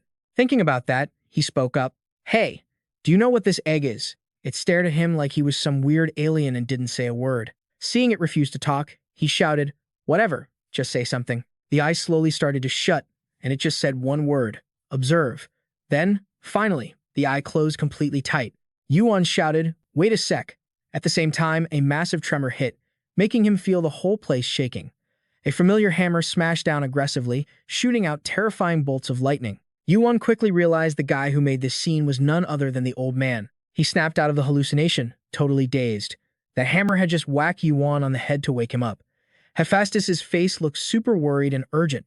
Now he was totally awake. Hephaestus asked anxiously, You okay, kid? Some freakish mana just wrapped around you out of nowhere. He laughed in relief. Well, as long as you're good, that's what matters. Yuwon was a bit shaken. I just came back from the dead. Hephaestus continued, That's right. So, how's it feel using it? Yuwon answered, Oh, yeah, it's great. The material is super smooth, feels like I'm not wearing anything at all. He thought, Interesting. Instead of focusing on how the gear feels, I got distracted by meeting that thing. I will continue to observe. Yeah, I definitely heard it say that. The divine dark crystal, also known as a fragment of Kaini, looks like there's some crazy secret hidden behind it. There are 3 fragments, including the divine dark crystal that I remember. I gotta collect the other 2 to find out the truth. And out of those 2, I should be able to get my hands on that one. Yuwon looked at his gauntlet with a satisfied grin. Next target is the fragment of the lightning bolt. Just as they walked out of the warehouse, Hargan came running over in a panic. What the hell happened here? That quake was terrifying. Hephaestus's face went dark. I don't know. He aggressively raised his hammer. Ask that kid over there. I was just hammering away. Hargan freaked out, hammering. Then he couldn't help his curiosity and turned to look at the boy. Kim Yuwon, is that a gauntlet? New item? You good. What do you mean by that, big bro? Yuwon didn't give much away either. I don't know. Hargan's face went blank. You're saying that too? You two didn't get into a fight, did you? Yuwon spoke up. No way. If I got hit by that hammer, I'd be dead meat. Hargan thought about it and realized he was right. Yuwon reassured him. Nothing to worry about. I'm just saying I don't know because I honestly don't know what happened. Hargan bought it for now. All right then. Yuwon asked him, Have you made up your mind yet? Hargan said he hadn't because things were still super complicated. I think I should go meet my brother and sister first. Yuwon was curious. Who are you talking about? You've got a ton of siblings. Hargan said it was Apollo and Artemis. Apollo and Artemis were the illegitimate children of Zeus, just like Hargan, and they were some of the few high rankers in Olympus. Since they were key players in the Gigantomachia, he wanted to meet the 2 people who knew the most about that war, which meant he was going to investigate this whole thing a lot more carefully. Hargan stammered, for now. I'm planning to focus on the martial arts tournament. The reward is one thing, but I gotta make a name for myself to get more power in Olympus. Yuwon asked, You've been planning that this whole time? Hargan said, Of course. I'm not like Ares. If I want to pull people to my side, I have to keep proving my worth, Plus, there are way more talented fighters in this martial arts tournament than before. I heard a lot of famous rankers are coming to watch. I can't just pass up a big stage like that. Do you know that more than half the rankers are keeping an eye on you? Yuwon thought to himself. He looks super pumped. Is he getting excited? Hargan continued. And there's a rumor that someone amazing is going to show up. Yuwon asked, who is it? Hargan answered seriously. It's the Vice Lord of the Heavenly Demon Cult. Seeing him stay silent and look surprised, Hargan was satisfied with his answer. So, getting excited now, aren't you? Yuwon was totally blanking, not knowing what to say because, wait, is that me? Speaking of the Vice Lord position, that's the Vice King of the Heavenly Demon Cult. It's a title that lets you give orders to the cult's disciples. The thing is, the Heavenly Demon Cult is still in hiding within the martial realm, and the reason they've been holding up in the Heavenly Mountains for so long is because a certain stubborn heavenly demon insisted on protecting the holy fire. So now that his long-standing duty has finally been lifted, it's no surprise they're making a comeback to the world, but choosing a martial arts tournament for their debut? That old man is way sneakier than I thought. Anyway, if the Heavenly Demon Cult is active again, it's going to be a huge help in the fight against the Outer Gods later. Hargan went on. The Vice Lord of the Heavenly Demon Cult is definitely going to be strong. Could he be a ranker? Wait, no. If he was, he wouldn't meet the entry requirements. So, he has to be a player. You cut him off. It's me. Hargan looked confused and asked, say what? You repeated himself. I said the Vice Lord of the Heavenly Demon Cult is me. He screamed in excitement. Ain't the Vice Lord of the Heavenly Demon Cult like, on the same level as the vice head of a famous clan? Is that the reward for clearing the Heavenly Demon Cult's test? Volcano got salty. You brats are too loud. The main reward is the holy fire, but technically, the Vice Lord title is part of the package, so he ain't wrong. Hargan sighed, damn it. Maybe I should have given it a shot too. Hargan said, if word gets out, your value is gonna skyrocket, dude. Kim Yuwon was chill about it. But I ain't planning on joining any guilds. He replied, I know that, but those guilds think different. Saying that, Hargan looked super hyped. Tomorrow's gonna be a blast. Time flew by real quick. The next day, the opening ceremony of the martial arts tournament kicked off. This is where they find out who's the strongest out of 10,000 players in the martial arts conference. It's a contest that's the center of attention in the tower, featuring the most impressive rising stars in history. Even the audience is packed with VIPs. Who's gonna take the win? Who's gonna grab the item worth millions of points? A voice echoed out. All right, let's get the prelims started. Here's the deal. 10 players per group. The last one standing gets to move on to the main event. No rules on how you fight. The groups for this round are totally random. Below the stands, the crowd was buzzing. The players are coming out. Isn't that guy from the CM clan? He's participating even though he's only on the 10th floor. That's Yang Gunnan, that bastard from the Seiya Sword School. What? Where's Gunnan? That jerk. He thought to himself, jerk, huh? Not a cool nickname at all. But whatever, at least people recognize me. I finally made it to the 18th floor. Since only players under the 25th floor can compete, 18 is pretty high up there. I'm gonna rank high in this tournament to boost my school's rep and get on the boss's good side. Gunnan spotted a familiar figure from afar. That outfit, that face, it's that brat from last time. You bastard, Kim Yuwon. It really is you. Someone shouted from a distance. Oh my god, it's actually Kim Yuwon. Gunnan thought bitterly. Kim Yuwon is here? Damn it. It's just the prelims and I get stuck in the worst possible group. The prelims started right after the announcement. 10 seconds till start. The commentator began the countdown. Gunnan made up his mind. If that's how it is, I gotta at least take that brat down. Thinking that, he yelled, hey, you in the red cloak, remember my face? I haven't forgotten the humiliation you gave me for a single second. At that moment, the prelims began. Gunnan gritted his teeth. If fate brought us together again, then I'm gonna wreck you this time. Right after, Gunnan charged in aggressively with his sword, but Kim Yuwon dodged instantly. He was so shocked he spaced out. Did I just get hit in the chin? Not only that, Kim Yuwon looked dark. Who the hell are you? Gunnan was dumbfounded. He doesn't even remember me. Immediately after, everyone rushed in to fight, and the battle got intense. One guy in the group looked at him. Black hair, black eyes, red cloak, no mistake. He's Kim Yuwon. This guy was from the Seong clan, Seomun Chang. Kim Yuwon spoke up. You guys can come one by one or all at once. I don't care. Let's wrap this up quick. Then his expression darkened and his voice went cold. And if you aren't gonna make a move, then I will. The fighters didn't even have time to react before he was already moving. Kim Yuwon was so fast that nobody could react before getting beaten to a pulp. Everyone screamed in panic. He's coming. No, wait. He's already here. Right? No, left. Siwon Chang was terrified. Too fast. He's way too fast. My eyes can't keep up. After taking everyone else down, Kim Yuwon quickly switched targets. Siwon Chang flinched. Is he coming for me? Before he could even grip his sword properly, Kim Yuwon had already rushed right in front of him. Siwon Chang was shook. Using the hilt, he's not attacking seriously. Is he treating me like a kid or something? Just as he thought that, he got sent flying. In a flash, there wasn't a single opponent left on the stage. Siwon Chang couldn't hold it back and coughed up a mouthful of fresh blood. A wave of pain hit him, and he struggled to sit up. Damn it, I can't move. My ribs are broken. But none of us are dead. That can't be a coincidence. Kim Yuwon definitely went easy on us. A loud voice announced. The contestant moving on to the main event is Kim Yuwon. He thought, now I just gotta wait for his match. If I remember right, he's up next. Meanwhile, over on the other side, Hargan was also crushing all the other contestants with his sheer pressure. The loud voice rang out again. The contestant moving on to the main event is Hargan. Kim Yuwon watched from afar. He's really gotten stronger. I can see his rank rising every time he climbs the tower. His growth speed is unbelievable.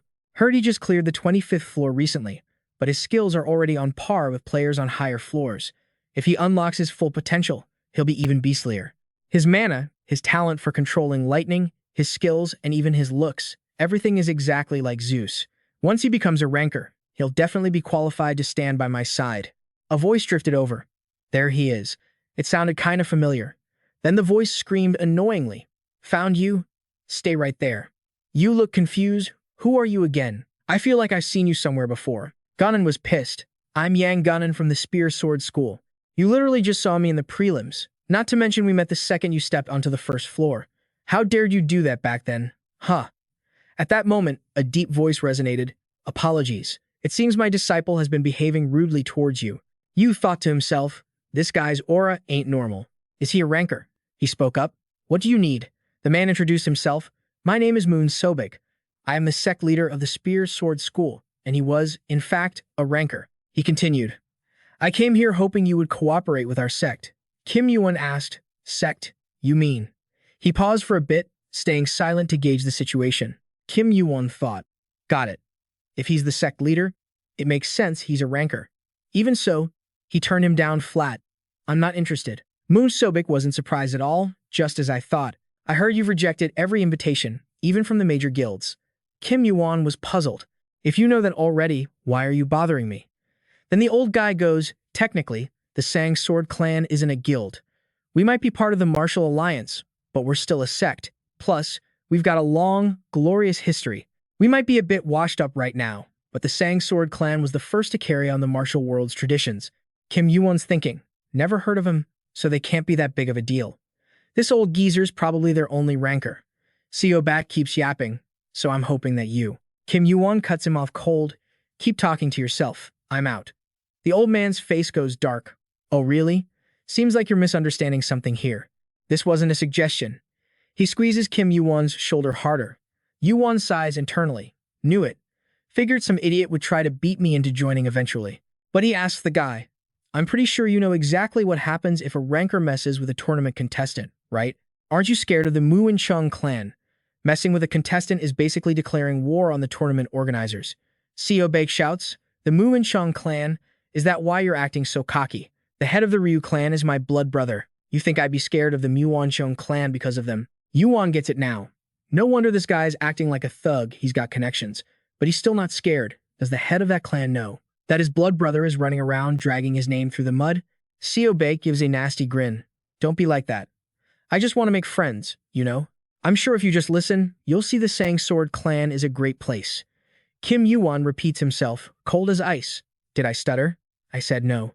Seobake looks a little shocked. I heard the kid had skills, but I didn't think he'd be this strong. This is tricky. I need to be ready for the penalty. Yuwon speaks up. You asked if I trust the Muinchong clan? Nah. I only trust myself. As he says that, his grip on the old man's arm gets a little tighter. Seobak quickly uses his internal energy to fling the kid back. He acts all casual. Not bad. I was planning to use force if you refused anyway, but this might not be a walk in the park.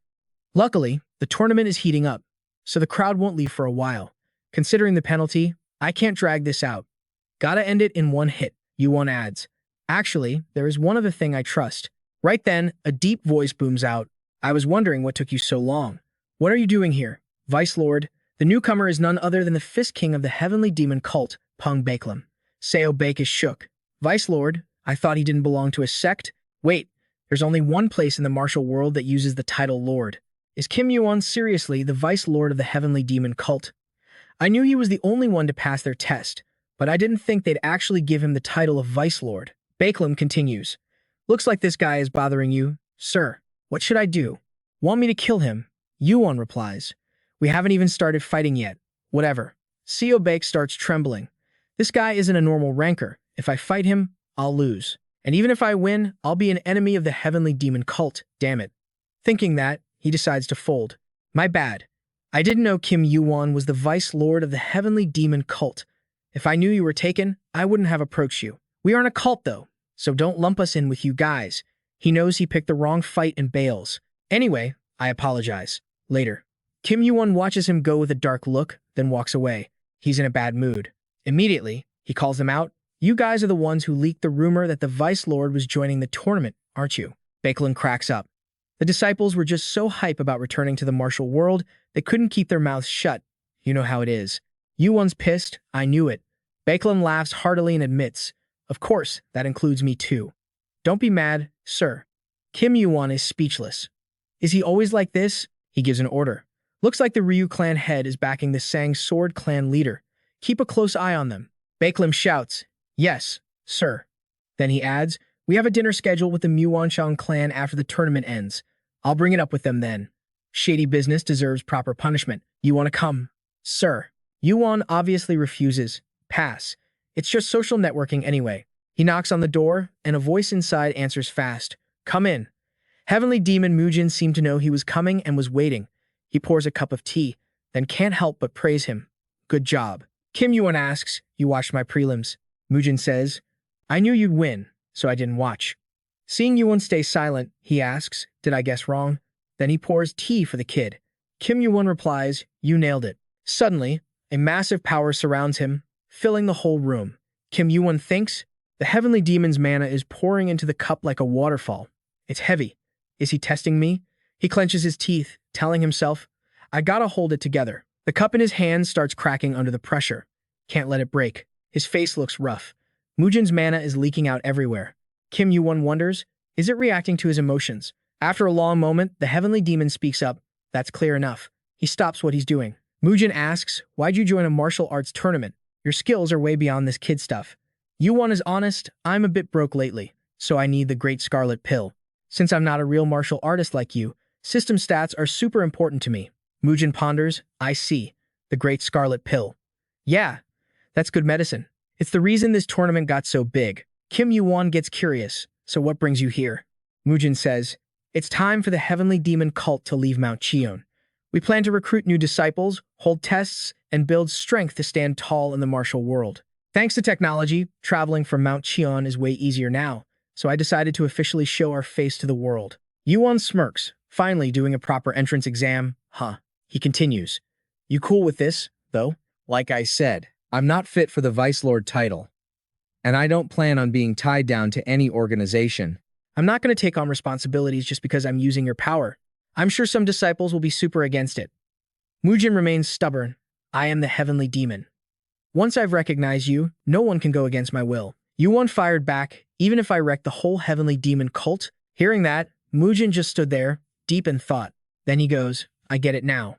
The Gigantomachia, I've been stuck on Mount Heaven way too long to see it myself, but that event was so huge. Everyone in the towers heard the stories. So you planning to stop the second war or something? Yuwon was straight up like, pretty much. Then the old man asks, is that why you called yourself Olympus's enemy? Yuwon flipped the question. So I'm asking you again. You gonna accept being enemies with Olympus or not? Mujin said, you don't stop sailing just because you're scared of a storm. What choice do we have but to face it head on? Yuwon was confused. Why though? Seriously, to him, I'm basically a total stranger. Plus, this path is insanely dangerous, even for his own family back on Mount Heaven. So why did he agree so easily? Mujin must have read his mind because he kept talking. If you don't get it, just remember this. Nothing else matters except one thing. Burn this into your brain.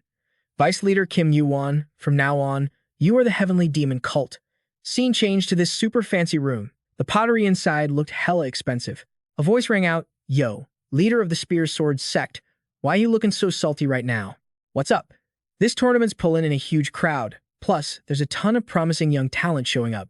For real, we got the Prince of Olympus, the descendant of Asgard, John's angel, and even that Kim Yuwon guy. That dude is legit strong. Man, I wish we could have recruited him to our St. Martial school. Rumor has it he climbed the tower after passing the heavenly demon cult's test. That's insane. Out of all the factions, he had to pick the demonic cult's test. So suddenly cut him off. Kim Yuwon. That guy is the vice leader of the heavenly demon cult. Everyone was shocked. Vice leader? What do you mean?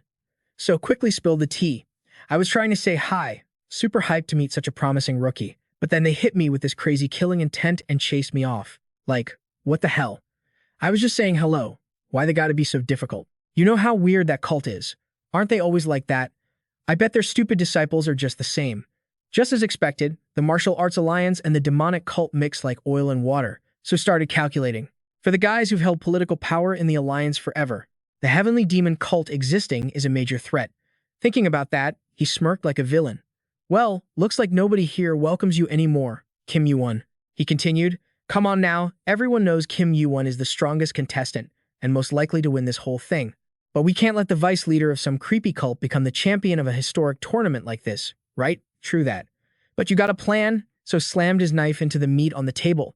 I actually got an idea. Why don't we handle this during the main event?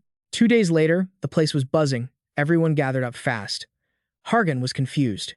The main event got delayed, and they changed the format to a battle royale. I guess the martial world is finally embracing change. What do you think? Yuwon. He just shrugged. Who knows? But he looked pretty pleased. It's good though. Means this will end faster. Hargan replied, good point. If we did one-on-one, it'd take forever to finish. Yuwon asked, why are you here anyway? Where's your team? Hargan chilled out. They went out to party and sightsee. Everyone went out since today's the last day. Yuwon asked, they aren't joining the main event? Hargan explained, once they heard you were in, they all quit. They said there's no way in hell they could beat you. Smart move, honestly. The orb started counting down to the start of the tournament. Hargan spoke up. It's almost time. Let's get ready. 2 intense auras exploded in his room. Kim Yuwon said, all right, let's go. Look how happy he is. Bet he's been waiting for this day. At the martial arts tournament, the day of the main event, everyone gathered up to watch this intense battle. The two of them walked forward together like a perfect duo. Whispers were everywhere. Is that Kim Yuwon? Look, it's Hargan. Yuwon thought, so many people staring. But with this flashy guy next to me, I guess it's unavoidable. The fact that a chatterbox like him hasn't said a word means he's getting into the zone. Suddenly, a voice grabbed their attention. Kim Yuwon. Been a while. Remember me?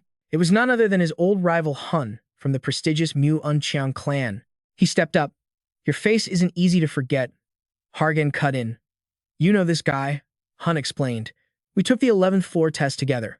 Though we were rivals back then, Hargan was surprised. Rivals? Surprised you're still alive? Dude. They shook hands quickly. Name's Hargan, the great heir of Olympus. Hun was honest. I've heard a few people claim that title. Hargan covered his mouth and laughed. My family's a bit messy like that. Kim Yuwon didn't even know how to react to that. Hun quickly replied, I get it. Hun looked over at Kim Yuwon, who had been standing there silently, letting the two of them talk. He figured, I'm sure Kim Yuwon is the vice leader of the heavenly demon cult. He had overheard them talking back then. The timing was perfect. The demonic cult started making moves right after someone passed their test for the first time. And now that freaky cult is aiming for the championship, even though they aren't part of the martial arts alliance. They must think that after Kim Yuwon passed the test, their era had finally come. Those shady bastards. Remembering back then, the crowd kept gossiping. Maybe the reason the date and format of the tournament suddenly changed was because he spoke up back then. Let me ask you this. Has the heavenly demon cult ever broken the rules? Have they ever played dirty outside the ring? Is there a problem with the most talented person winning? You can't just ban someone because they aren't part of the martial arts inner circle. That ain't fair and it ain't right. Then one of the guys quickly spoke up. You sure know how to play the good guy? Huh. If you're that scared, then get lost. That guy was from the prestigious Jinun clan. Hun was annoyed. Jin Qian, that insidious snake. Look at his cocky attitude. Looks like orders from the clan. For a second-rate family in the martial alliance to pull something like this, most of the martial arts schools must have already sided with them. Unbelievable. Even though they call themselves martial artists, both seniors and juniors agreed to use such dirty tricks behind people's backs. But whatever they do, they're definitely just digging their own graves. Seeing Hargan staring at him silently for so long, Kim Yuwon spoke up. What's up? Got something to say? Hargan thought, I guess I should still warn him first. I ain't too worried since I saw your skills with my own eyes. But you should still be careful in the main round, okay? At the same time, a notification popped up. The main round of the tournament will begin in a few minutes. All contestants, please enter the arena. I repeat, all contestants, please enter the arena. Hargan wondered, what did he mean by careful? Kim Yuwon still didn't show a shred of worry. He said to Hargan, let's just go in. Inside, the atmosphere was super hyped, and everyone started lining up, waiting for their turn to fight. As soon as Hargan walked in, he exclaimed excitedly, now I get why he said that. Seeing countless fierce eyes staring aggressively at his friend, Hargan couldn't help but tease him. You're really famous, huh, Kim Yuwon? He also quickly understood. I know. So that's how it is. How childish. Hargan spoke up, let me get this straight. Your only opponent is me, so you better not lose to anyone else. Watch your own back. Kim Yuwon quickly grabbed his sword, ready for battle. That's never gonna happen. Buzzing discussions erupted. It's about to start.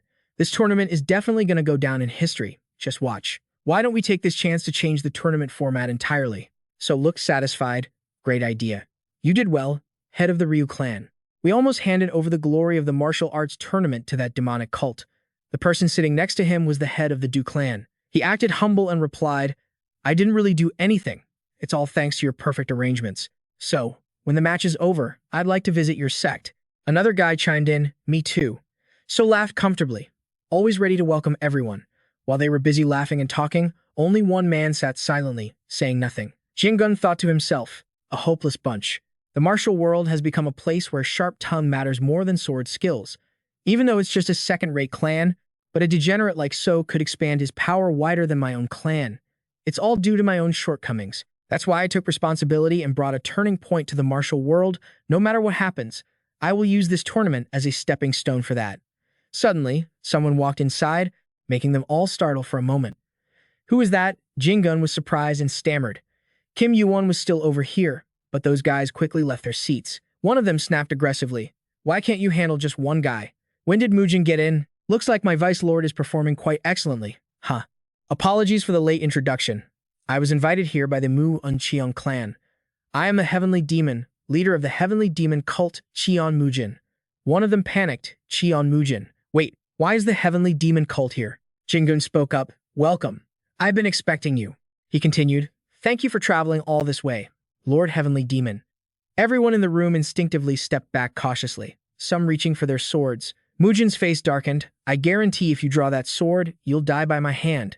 So was a bit apprehensive and quickly withdrew his hand from his sword. Mujin said coldly, good, smart decision.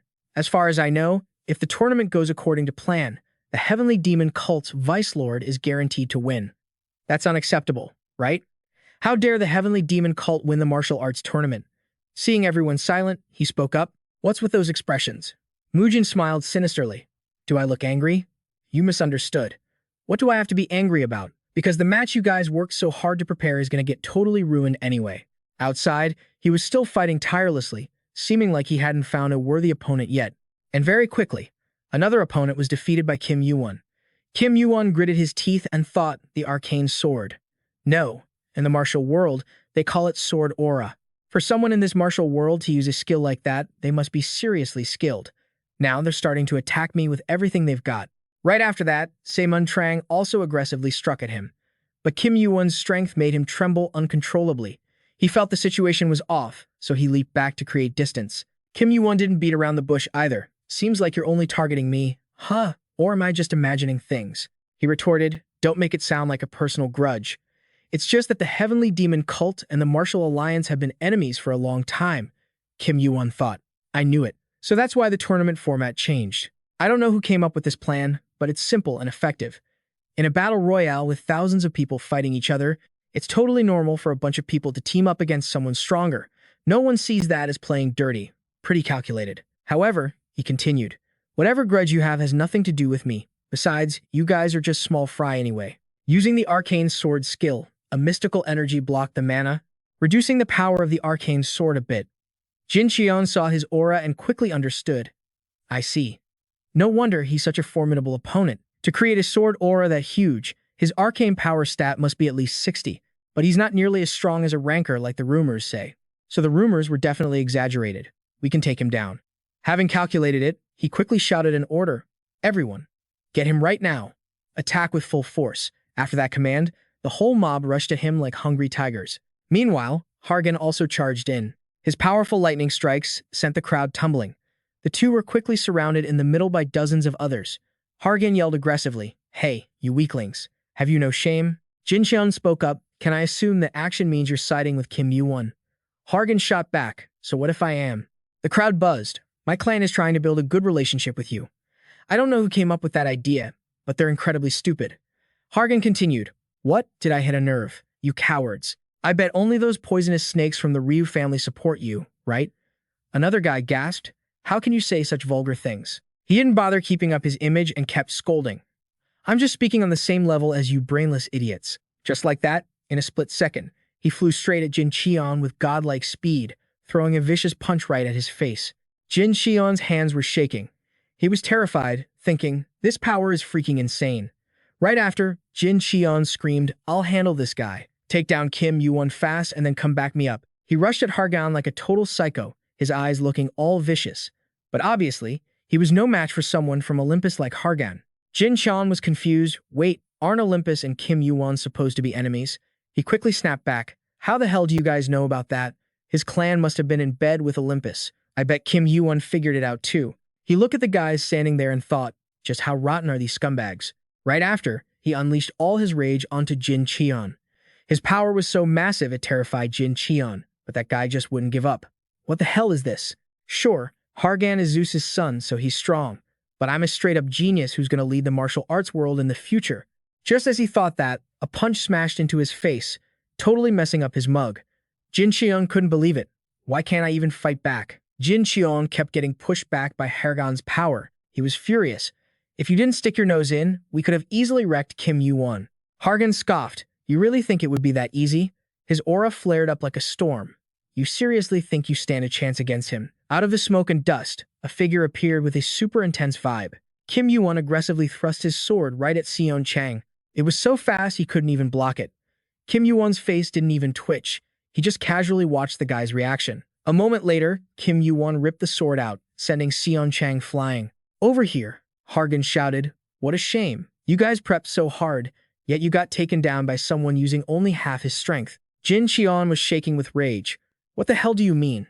He thought, "I know I can't beat this guy, but is he saying Kim Yuwon is even stronger?" By now, Jin Cheon was basically beaten to a pulp. He collapsed on the ground, cursing, "Damn monster." He didn't even give him a chance to recover. Hargan quickly landed another hit, knocking Jin Cheon out cold. He groaned in pain, barely able to speak. "I lost. Please, stop." The people around them saw this and started shaking with fear. They all dropped their weapons and yelled, "I surrender." "Me too. Me too." Right after that, everyone ran for their lives. No one dared to challenge these two monsters anymore. Kim Yuwon stepped up.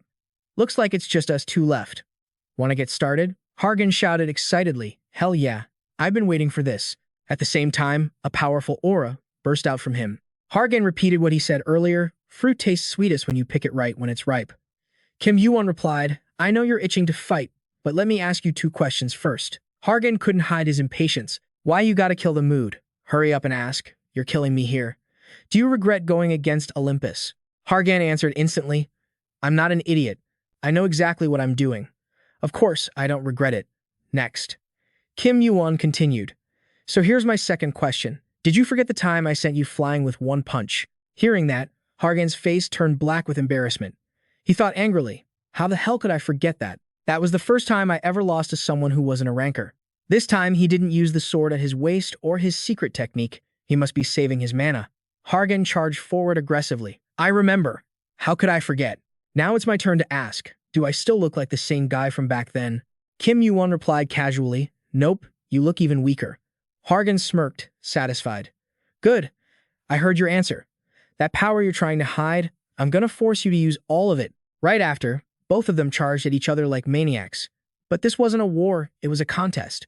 Hargan used his bare hands to fight Kim Yuwon's sword, but he wasn't losing any ground. They were neck and neck. The energy radiating from them was massive. It felt like a storm sweeping through the entire arena. The crowd watching from the outside had to cover their faces and struggle to stay standing. What the hell? This is insane. Those two are players. No way. They've got to be rankers in disguise. Meanwhile, the two fighters were still going at it with no clear winner. Hargan, full of energy, shouted in excitement, "Come on, Kim Yuwon.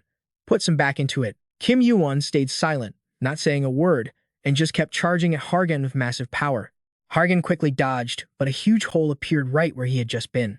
The arena was now flooded with the blinding light of Zeus's son's power. Some stray lightning bolts shot straight toward the spectators. Some people couldn't handle the shock and screamed, "I surrender. Please let me go." Mu Woon Cheon gripped his blade tight, barely managing to withstand the pressure. He was actually kind of terrified. Finally, a match worthy of being called the finals, Hargan. I've heard a lot about him, but I never expected him to be this strong in person. As the son of Zeus, people always talk about him and me as the geniuses of the new generation. I even thought of him as my rival, but looking at him now, with that terrifying power, even 100 of me wouldn't stand a chance. He glanced over at him. Even Kim Yuwon seems to be struggling. Did Kim Yuwon really beat a ranker with just those skills? I don't know when it happened, but his movement speed and reflexes are insanely fast. Kim Yuwon saw Hargan's reflection in his sword rushing from behind and dodged just in time. He couldn't help but be impressed. He's fast. What the hell is his agility stat? But before he could even finish that thought, Hargan attacked again, giving him zero time to breathe. The fight just wouldn't end. But Hargan didn't look tired at all. Another one. Kim Yuwon raised his shoulder to block, and Hargan slammed his head right into it. Hargan clutched his forehead, pissed off. "You bastard." Kim Yuwon smirked, looking all smug. Hargan got annoyed, and boom, another explosion rocked the place. Kim Yuwon's sword started to crack. He admitted, "You're pretty strong." Kim Yuwon teased, "Looks like that pathetic stick you call a sword is about to snap. You okay?" "I seriously don't get it. Is that all you got? What have you been doing this whole time?" Suddenly, he noticed blood gushing from his arm, and Hargan flinched. Kim Yuwon smirked. "I wasn't just standing there taking a beating, you know."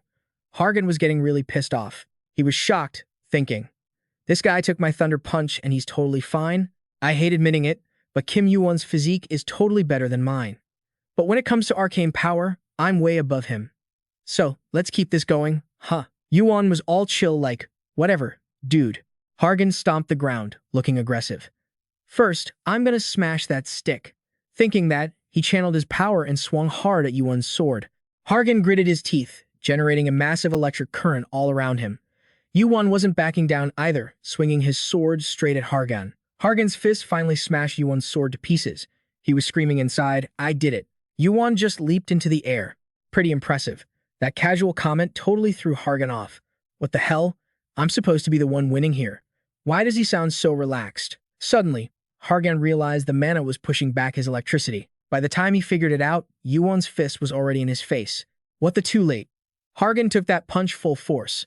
A massive shockwave rang out, and he went flying, hitting the dirt hard. The ground around him shattered. Just like that, Hargan was totally wrecked. Yuwon let out a sigh, looking down at the guy foaming at the mouth on the ground. "One more left? I ain't got time for this. Gotta hurry." And honestly, everyone knew how this fight was gonna end without me even saying it. The ref shouted, "The champion of the martial arts tournament is Kim Yuwon." His face popped up on screens everywhere. His nameless sword was broken, a blade forged from a bunch of mixed materials. The mana conductivity sucked, but the edge was sharp, perfect for butchering cattle. He felt a bit bummed, admitting, "This sword was actually great for practicing mana control, but it broke way sooner than I thought." The conductivity was the absolute worst, just like he asked the old man. He remembered the blacksmith saying, "I'm only making this trash because you asked," guaranteed to be absolute garbage. Since his arcane power was suppressed, it probably looked like he was on the same level as Hargan. Just acting wouldn't fool the rankers. But doing this probably tricked him enough, though that last punch was a bit risky. The ref quickly made an announcement. "Ladies and gentlemen, the winner of the 834th Martial Arts Tournament is player Kim Yuwon. So, how's it feel to win?" Yuwon shrugged. "It's all right." His bored attitude totally shocked the ref. "That's it?" Yuwon just said, "Yeah." So boring it hurt. The ref was clueless. Okay. Thanks for that. Now, let's hand out the prize. As everyone knows, the reward is a great scarlet pill from the Shaolin Temple. The monks who made this said this batch is extra potent. Yuwon thought to himself, "So, it's gonna take a while to absorb this thing." Next up is floor 20. I got a ton of prep to do, but first I gotta hit my target stats. Speaking of the reward, the Great Scarlet Pill, an elixir made once every 3 years at Shaolin. It's crafted from hundreds of ingredients using a secret recipe only they have. Swallow it, and you get a massive boost in arcane power. The heavenly demon and everyone else were watching the ceremony clearly. The old man smiled, satisfied. But Odin was shaking with rage. Why did Hargon side with that jerk? Isn't he the son of Zeus, Kim Yuwon's enemy? People around were laughing, so the top candidate actually won, huh? This tournament was a huge success. Totally, the Murim world is so lucky. The heavenly demon was disgusted. Minutes ago, they were cursing the heavenly demon cult, and now they're calling the cult's vice leader the luck of Murim? Ridiculous. Odin couldn't hold it back and yelled, Namgung Jingu. What the hell are you planning, teaming up with a demonic cult? He replied. Demonic cult? That's rude. Their name is the Heavenly Demon Cult, not Demonic Cult. Also, I didn't just shake hands. I proposed an official alliance. Odin screamed, that's exactly the problem. How can the martial arts alliance work with those demonic freaks? Jingu shot back. Isn't that better than relying on Olympus? He was radiating pure rage. Murim matters should be handled by Murim people. Or were you planning to just hand this world over to Olympus? Everyone started whispering, what's up with Olympus? Finally, Jingu snapped. You should be ashamed of yourself. Facing that overwhelming pressure, Odin actually started trembling. Odin thought, Jingu, you knew everything from the start, but you kept your mouth shut. My faction is huge here, so you couldn't fight me head-on. But now with the heavenly demon backing you, plus your damn logic, the tables have totally turned in your favor. Is their era really starting? Me, Odin, the leader of the martial arts alliance factions, the strategist of Murim, ending up like this? Mujin spoke up. Sorry to interrupt your little drama, but before I bounce, I gotta ask one thing. Then he glared fiercely. Who here is named Munsub? Hearing his name, the guy who'd been quiet flinched. Standing before the heavenly demon's terrifying aura, he shook like a coward. I'm dead. Time flew by, and a few days later, at the Mu Uncheong clan's training grounds, surrounded by huge mountains, there was this super hidden cave entrance. Yuwon thought, not just anyone can rent this place. I got pretty lucky. Usually, renting this for 10 days costs a fortune. Hoon had said this kind of perk was standard for the martial arts champion, so don't look down on the Mu Uncheong clan. Yuwon mused. Back when I first climbed the tower, I dreamed of becoming a ranker for this clan. It used to look so huge, but now it seems kind of small. He pulled out the Great Scarlet Pill, the elixir made only once every 3 years at Shaolin. It's made from hundreds of ingredients with a secret recipe only they possess. Swallow it, and you get a massive boost in arcane power. Yuwon calculated. Just one more point to hit 100, but it won't be easy. If I recall, in my past life, I heard the pill's effect depends heavily on the user. Right. The Murim guys said it's about controlling ki and breathing, but the most important thing is focus. I bet the bottleneck is how much mana I can control. He immediately swallowed the pill and started cultivating. I feel this thick, pure mana filling my body right now. The energy is surging like crazy. It's a bit easier to handle thanks to my Mana Master skill, but that's not going to be enough. Suddenly, things got rough, and he broke into a sweat. Honestly, I bet 50-50 my stats would go up, but at this rate, I'm going to fail. Cut to the 20th floor, the Marine Kingdom Portugia. The sounds of battle are echoing everywhere. This place is one of the 12 islands ruled by Portugia and Neptune. A terrified voice screams out, please, just let us go. We didn't do anything wrong. Why are you doing this to us? Then, a mocking voice cuts in. Look at you, big guy, crying like a damn baby. Are all you giants this spineless? These kids aren't even 10 years old in human terms, but they're already towering over 4 meters tall. Ugh, pathetic. Hard to hide when you're that huge, huh? You shouldn't have betrayed Asgard to team up with the demon race. See how stupid that was? Quit stalling. Spill it. The kid stammers, spill. What? The guy grins wickedly. The legend of Portugia, the Sea Stone. That guy is Horang, a member of the Red Wolf Guild. There's a legend in Portugia. Whoever possesses the Sea Stone becomes the god of the ocean. The kid argues, that's just a lie. Horang shrugs. Sure, I don't believe it. 100% either. But then, I heard a very interesting rumor, that the giant tribe hid the Sea Stone somewhere. The rumor came from Olympus, so it's gotta be legit. The kid shakes with fear. You know our relationship with Olympus is bad, yet you still. He cuts him off. I know. If I get lucky, I force you to talk. If not, well, the 20th floor is Olympus territory. They won't give a damn if I kill a couple of giants. So if you don't want to die, you better tell me where it is. Suddenly, a voice interrupts, acting like a thug in broad daylight. Seriously, they spin around to see a familiar figure standing tall. Horang screams, who the hell are you? Quit playing hero and get lost. But then, he squints. Wait, you. Kim Yuwon shuts his eyes tight. Skill, Insight Eye, activated. Now he can predict combat movements. His senses are spiking like crazy. He remembers back in the cave, how a massive amount of mana flooded into his body at insane speeds. I couldn't stop absorbing it. It was like the mana wanted to be mine. Finally, a notification, arcane power increased by 1. Your mystical power has reached 100. An innate skill awakened just by hitting that stat milestone. Back in the present, his sensory stats are climbing. He unlocked the skill. Sensory tracking. He activates it immediately. This is sensory tracking. You can perceive information about all living beings within a 50-meter radius. The thug goes silent, thinking, I'm sure of it. That's the martial arts tournament champion, Kim Yuwon. The two giants watch him in silence, their faces tight with tension. Kim Yuwon speaks up, playing hero. Is that what you think? Then let me show you. I'm not playing around. He moves like a demon appearing out of thin air, freaking them out. How is he this strong? Damn it, which guild are you from? I don't care what guild you're from, but you're crossing the line. There are rules everywhere. Horang panics and steps in front of his teammate. Hold on, he looks familiar. He shouts, You're Kim Yuwon, aren't you? Horang grins slyly, didn't expect to meet the vice leader of the heavenly demon cult here. The giant kid, Bua, is shocked. That's the famous Kim Yuwon? His little sister hides behind him, trembling. The thugs start whispering. He's just some wet-behind-the-ears rookie who recently climbed to the 20th floor. You think we're the same trash you fought before? Let's go. Horang whispers darkly. Careful. There might be demon cult guards ambushing nearby. The other guy grumbles as they retreat. You lucky giant bastards. Count your blessings. Horang smirks to himself. Kim Yuwon.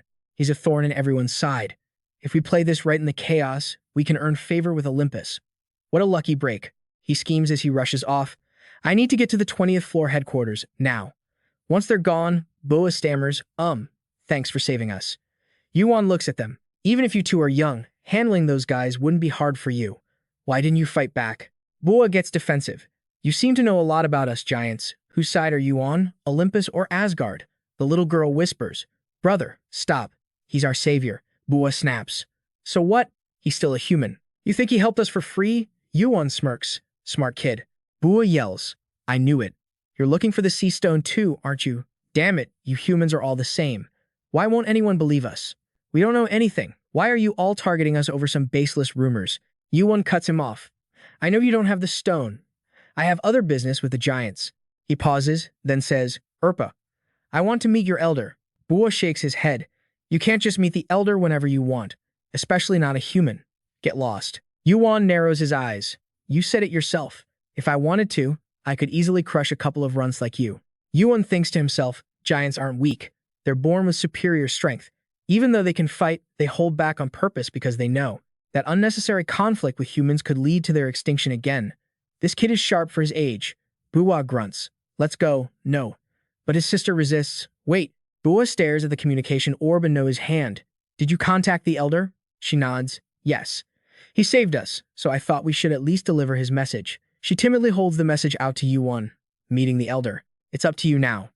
Yuwon stares silently at the orb, waiting for an answer. Suddenly, a message pops up. The elder agreed to meet him.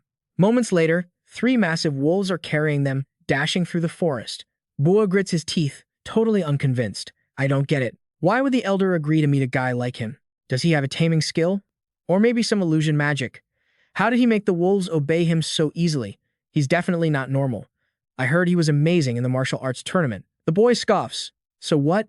He's not even a ranker yet. Whatever. I just don't like him. And the fact that he knows the elder is suspicious too. The boy falls into deep thought, his face twisting in calculation. Noah calls him out. You want to fight him, don't you? Don't do it. Bua looks annoyed. I know. We're here anyway. The 3 figures on wolves tear through the woods. The wolves' speed is insane. They dash past steep cliffs with 0 effort. Finally, they reach the giant's village deep within the forest. Bua looks over and sees the wolf affectionately licking Kim Yuwon's face.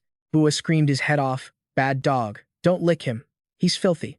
Kim Yuwon didn't give a damn about the kid, thinking, we're finally here anyway. He gazed at the dazzling scenery, and this weird, indescribable feeling hit him. Right in front of their faces was a massive tree. It's the pride and joy of the giant race. Pretty sick, right? Impressive. Huh. This tree will never burn or fall down. The kid kept yapping about some legend that it's a branch of the world tree, but who knows if that's actually true. Hearing that, Kim Yuwon felt a pang of pain. He thought, a tree that never burns or falls. Yet it burned to ash during the giant genocide before I regressed. He was so lost in thought he didn't even notice the elevator dropping fast. The kid shouted, "Hey, what are you doing? Get off already." Kim Yuwon called back, "I'm coming." Bua warned him, "From here on out, watch your attitude. Don't blame me if you get stomped flat. Follow us." The view inside was straight up, like a painting, totally peaceful. Houses were packed together, but since he arrived at night, he didn't see many giants hanging around. The giant residents were totally shocked when they saw him. What the heck? A human? Is he with Bua and Njiga? Is that guy a guest? No way a human could be a guest. The girl spoke up to chill him out. "Don't pay attention to them. You are the elder's guest, so there is nothing to worry about." The elder's place wasn't far off. There were these handmade stone steps in front that looked super poetic. The three of them hustled over there. Compared to him, that house was freaking huge. Bua looked a bit scared. The kid called out, "Elder, are you inside?" Right after, a deep voice echoed from within, "Come in." The door slowly creaked open. Kim Yuwon thought, "I'm finally meeting him." A high ranker. A transcendental being from before the Gigantomachia disaster. He's called the living history of the giants. The man was sitting in a dark corner, casually petting a small fox on his lap. It was the giant elder, Urfa. As soon as he saw the guy, he spoke up. "Pleasure to meet you, child of man." The elder asked, "What did you say your name was again?" "I am getting on in years, so my memory isn't as sharp as it used to be." He quickly answered, "I am Kim Yuwon." The old man replied, "Ah, right, Kim Yuwon. That kid Hephaestus keeps talking about you." Kim Yuwon looked confused. "That kid?" Urfa got straight to the point. "I heard you were fighting against Olympus, a child who just climbed to the 20th floor and isn't even a ranker yet. You are pretty impressive, but that is not bravery. It is recklessness. Nothing more, nothing less. If you value your life, give it up. They could destroy you with just a sneeze." Kim Yuwon spoke up. "I heard you were a pacifist. Or are you actually just scared?" The elder looked a bit ticked off. "You are speaking without thinking." He kept going. "I am sure you have heard. Olympus is preparing for the next Gigantomachia disaster. Things have gotten this bad, and you still plan to just sit there and watch your race march toward extinction?" Urfa was a little surprised, thinking, "My magic refuses to touch this kid." He stared hard at him. Kim Yuwon was giving off this intense, suffocating vibe. The elder judged that looked no fear at all. He saw that the kid's eyes were incredibly determined. Thinking this, he couldn't help but admire him. "You really are as brave as I have heard." Kim Yuwon was also thinking to himself, his magic power and control are seriously impressive. Urfa spoke up, "You are right. If we keep running like this, extinction is only a matter of time. Could be a decade, a century, or maybe even tomorrow. Who knows? I heard from Hephaestus that you are looking for the sea stone, right? But contrary to the rumors, we never actually had it. However, I do know where it is." Kim Yuwon wondered, "Why are you telling me this?" The elder said, "There are two reasons. First, the fact that Hephaestus recommended you proves you aren't on Olympus's side." He paused for a sec, then continued, "The second reason is because of you." Saying that, the elder suddenly went quiet and stared right at him. A long moment passed. Outside, the crickets were chirping, sounding super chill. After finishing his chat with the elder, he quickly headed out. Light shine on Kim Yuwon's every step. He lifted his hand, thinking, was he looking at this back then? He remembered the second thing the old man said. "The second reason is because you are the strongest player of this era." Kim Yuwon thought, Hephaestus must have hyped me up a lot to Urfa, but seems like he is overestimating me way too much. Is this some kind of test to see if I am worthy of the sea stone? Whatever, screw it. I will find out where the stone is soon enough anyway. Whoa, it is huge. Kim Yuwon looked around the garden as he walked, totally blown away by that tree. This size, it might rival Sun Wukong's Ruyi Jingu Bang. At my current level, leaving even a scratch on this tree is impossible, but on the flip side, that means I can go totally wild. I still can't completely control the holy fire yet. The holy fire will slip out of my control and rain down randomly, burning everything it touches. He closed his eyes, thinking. If that's the case, he quickly summoned the golden cinder eyes. Combat sense activated, checking data on all objects and living things within a 50-meter radius. Perception has now increased by 50%. A massive purple flame covered him. It kept raging violently, spreading all around that giant tree. Everywhere Kim Yuwon flew, the fire followed. Suddenly, his body felt kinda weird. Is it because I am using too many high-level skills at once? My head is spinning. Just as he thought that, his body started to drop, but luckily, he snapped back to it fast. Kim Yuwon did a quick flip so he wouldn't crash, but suddenly, that purple fire acted like someone poured gas on it. It flared up into a massive, violent blaze. Kim Yuwon lay on the ground, thinking, Damn, that was close. I almost died. He let out a breath. All I did was combine the power of sensory field with the vision of the golden cinder eyes. I didn't expect to see the world this clearly. Just as I thought, the synergy between these two skills is totally off the charts. The problem is, as my perception increases, it overloads my brain. Guess I just gotta practice a lot to get used to it. Suddenly, a voice rang out. What the hell? Why is that guy here? The newcomer scowled. That human. No, that damn bug. This guy was also from the giant race. Wait, I have heard a lot about you, that you are some kind of exceptional warrior, but I really wonder if those rumors are legit or just hyped up. Another person spoke up to warn him. Even if he is a human, he's still Elder Urfa's guest. You saw Buer personally escort him, right? Isn't this going a little too far? Quan looked surprised. Bugs? Then he shouted, to us. Every single human is an enemy. The scene shifts to the Elder's room, where a blue flame flickered, lighting up the whole space. He sat silently in his room, the words still echoing in his ears. Humans are enemies, humans are enemies, humans are enemies. Seeing him brought back memories from long ago. That battle took so many giant lives, blood flowing like a river.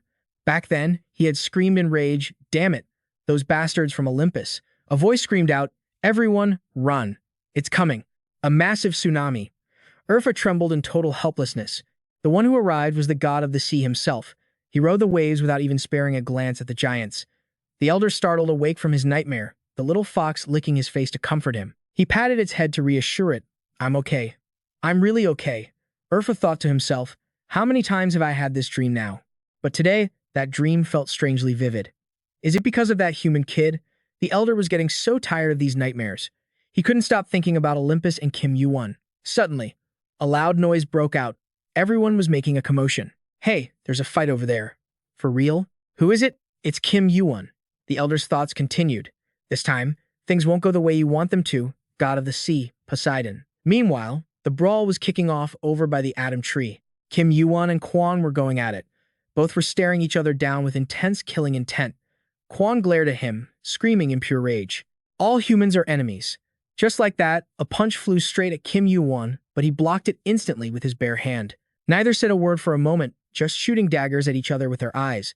Suddenly, Kim Yuwon smirked. Who knows what he was thinking, but to Quan, that smile was incredibly irritating today. It only made him angrier. You little bastard, you think this is funny? As he spoke, he put even more power into his fist. But Kim Yuwon aggressively squeezed down hard. A wave of pain shot through Quan, making him scream out. My hand. He was fuming. What the hell is this? How dare a bug like him do this to me?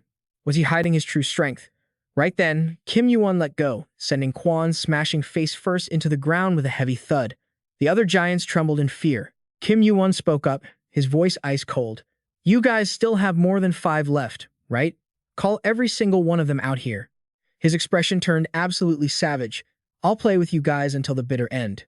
A while later, the giants were running around in a panic. How many are left now, huh? One of them reported, out of breath. Even Tunka and Vunka are about to lose. What the hell is going on? I knew that guy was a scumbag. But how can a whole dozen giants fail to beat a single human? Meanwhile, Kim Yuwon just kept fighting them without a break. One by one, they all got knocked out cold by Kim Yuwon. The giant glared at him with pure hatred, refusing to accept he had been taken down like that. Kim Yuwon didn't stop there. He placed his hand on the guy and started draining his power. The giant couldn't help but scream curses. You bastard. The system announced, your arm has acquired a portion of the giant's power. Partial gigantification will be activated. His face darkened, and his eyes glowed red. Stop coming at me one by one. Just all come at me at once. Or are you guys still not ready to give up? He sat alone in the middle of the giant village, but not a single one dared to step forward anymore. Buer said to his sister, Nair, I know you don't want me to fight him. But if this is what he wants, isn't fighting just another way of treating a guest? The little girl couldn't stop shaking. The crowd buzzed with excitement. Damn, even those two are going to fight. Who thought we'd get to see the descendants of the giant tribe fight in person? Yuwon thought, I've never heard of them before. Turns out they hold a much higher position than I expected. Buer shouted, I've been itching for this since the first moment I saw you.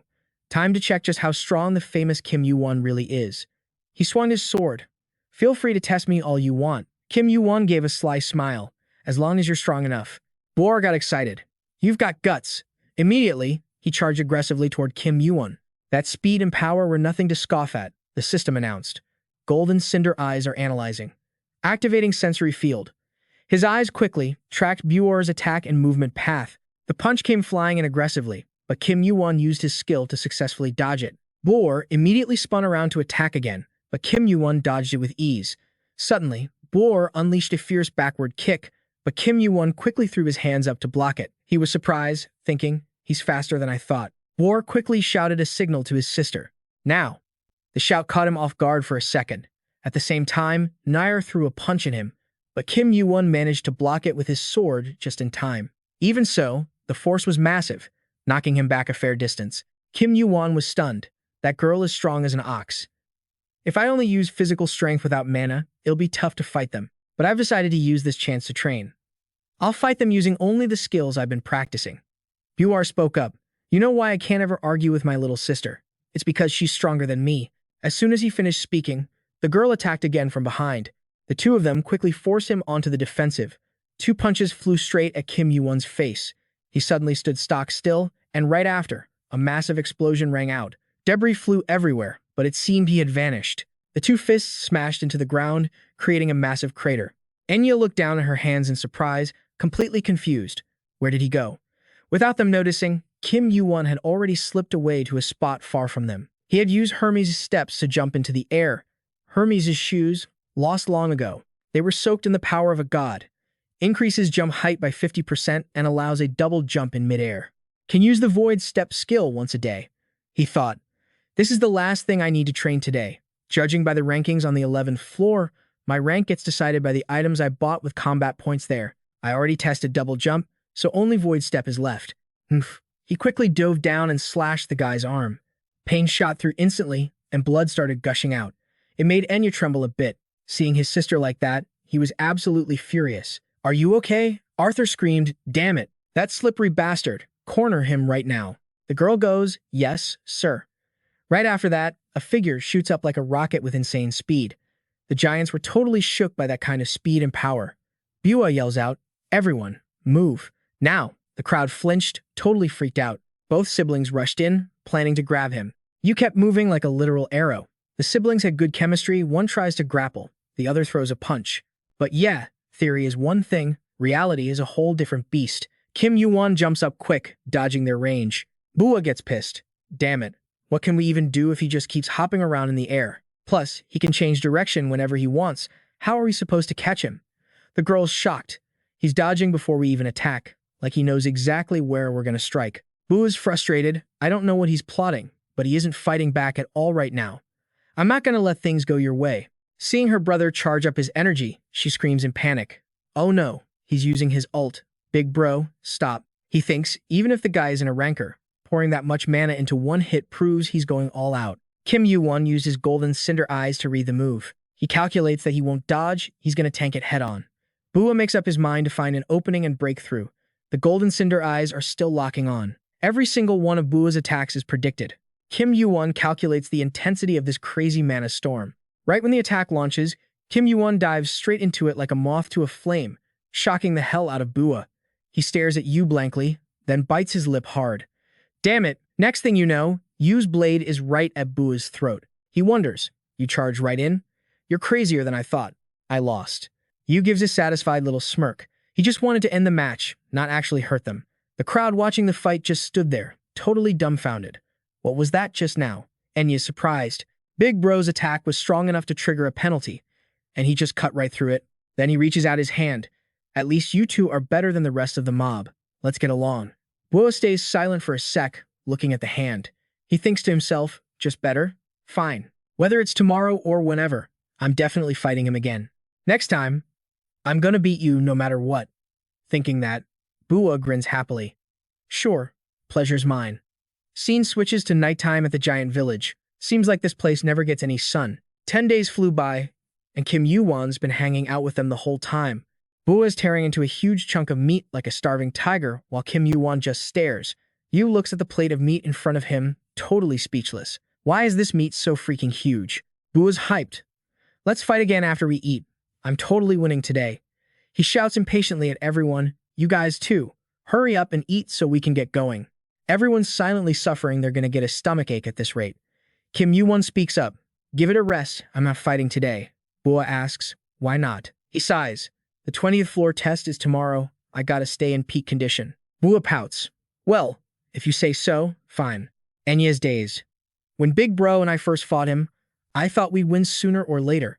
But even now, with 5 of us rushing him at once, we still can't beat him. I know we're young, but for a human to take down 5 giants in just a few minutes, then how strong is he gonna be when he actually uses mana? Seeing her deep in thought, he asks, "What's up?" She answers, "Nothing. Just thinking about the fight earlier. You seem stronger than you were 10 days ago. You's chill about it, really. I don't feel much of a difference. I still haven't mastered the skill I'm working on." She's shocked. Still haven't? Bua pipes up, "Oh right, you said you're looking for the sea stone, yeah? You planning to come back here after you pass the test and move to the next floor?" Yu answers, "No, I plan to find it before I move on." He starts, "What? But the test is tomorrow. Where are you going to find the time? Does it have something to do with the 20th floor test? Does the Elder know about this?" Maybe, but I think Urfa isn't the only one who knows. The giant god, for example. You guys call yourselves descendants of the giant god, so your dad probably knows about it too. He just isn't talking. Bua wonders, is that item really that important? Yu says, yup. Bua still doesn't buy it. If we really have it like the rumors say, why would the Elder want you to know? Yu's expression darkens, then he drops his guess. Maybe because I'm the strongest? Huan gets furious. Damn it. How could the Elder do that? Why would he stay silent if he knew all this? Even when he knows we're suffering just because of some stupid legend? Enya cuts in, calm down. Huan shouts, did I say something wrong? Do you guys have any idea how many times those bastards messed with me just because of that legend? I almost died because of it. Be real, I'm not the only one who feels this way. We're all suffering from it. Is that stupid rock worth more than our lives? I have to watch my back every time I step outside. I have to sneak around like a rat, and if I get caught, I just have to take the beating. What the hell is that stone that the Elder? Yu interrupts, no, he's doing the right thing. Hearing that, Huan is totally shocked. He can't believe his ears. What? Kim Yuwon continues. If they got their hands on that stone, you guys would have been dead a long time ago. Isn't silence better than your whole clan getting wiped out? Huan rages. You little worm, what the hell do you know to be talking like that? Right then, he rushes Kim Yuwon. He throws a punch, but Kim Yuwon dodges it instantly. Yu aggressively slams Huan down onto the table. Food flies everywhere, making a huge mess. He's shaking with rage, screaming, let me go. Kim Yuwon asks, then what about you? What do you know about Urfa? Not knowing isn't a crime, but that doesn't mean you can just run your mouth and say whatever you want. Got it. After saying that, he lets go. Huan keeps screaming, but Yu doesn't give a damn anymore and just walks off. Enya says, he's gone. One of them blocks him. Hey Huan, you've been fighting him for days. Don't you get that you have 0 chance of beating him? Huan's stubborn. Whatever. I'm going to see the Elder right now. I gotta get a straight answer out of him. Buar stepped up, ready to bounce. We don't know if he's right or wrong yet, but we'll find out the truth tomorrow. So quit causing drama. Buar was totally confused too. Damn it, did the Elder and Dad seriously hide this from us? Kim Yuwon. Just how much do you actually know? Switching over to Kim Yuwon, he headed straight back to his room. Lying on that massive bed meant for a giant, he looked super tiny. He let out a tired sigh. Using golden cinder eyes and sensory field for 10 days straight is giving me a killer headache. I better catch some Z's before the test starts. Suddenly, he stared at the gauntlet on his hand, which was pumping out this black smoke non-stop. The only reason Kaini would react by leaking mana like this is because of the weapon representing the sea god Poseidon the Sea Stone, or rather, a fragment of the trident. It's been acting up since I stepped onto the 20th floor, but lately, it's getting way more intense. The trident fragment is basically the same type of item as Kaini's source, the dark divine crystal. Are the fragments connected or something? If the 3 pieces were originally one, it makes total sense they'd react to each other. If my theory's right, I can use this thing like a radar. Man, if Kaini turns out to be the key to the test, that'd be sweet. But for that to happen, I gotta figure out how to awaken it first. He couldn't stop thinking about it. Kaini, seek out the other fragments. Find where they are. He kept pushing it. Open your eyes, wake up like you did last time. He kept pumping holy fire into Kaini. I'm gonna put you to good use. Even that old guy jumped for joy over this.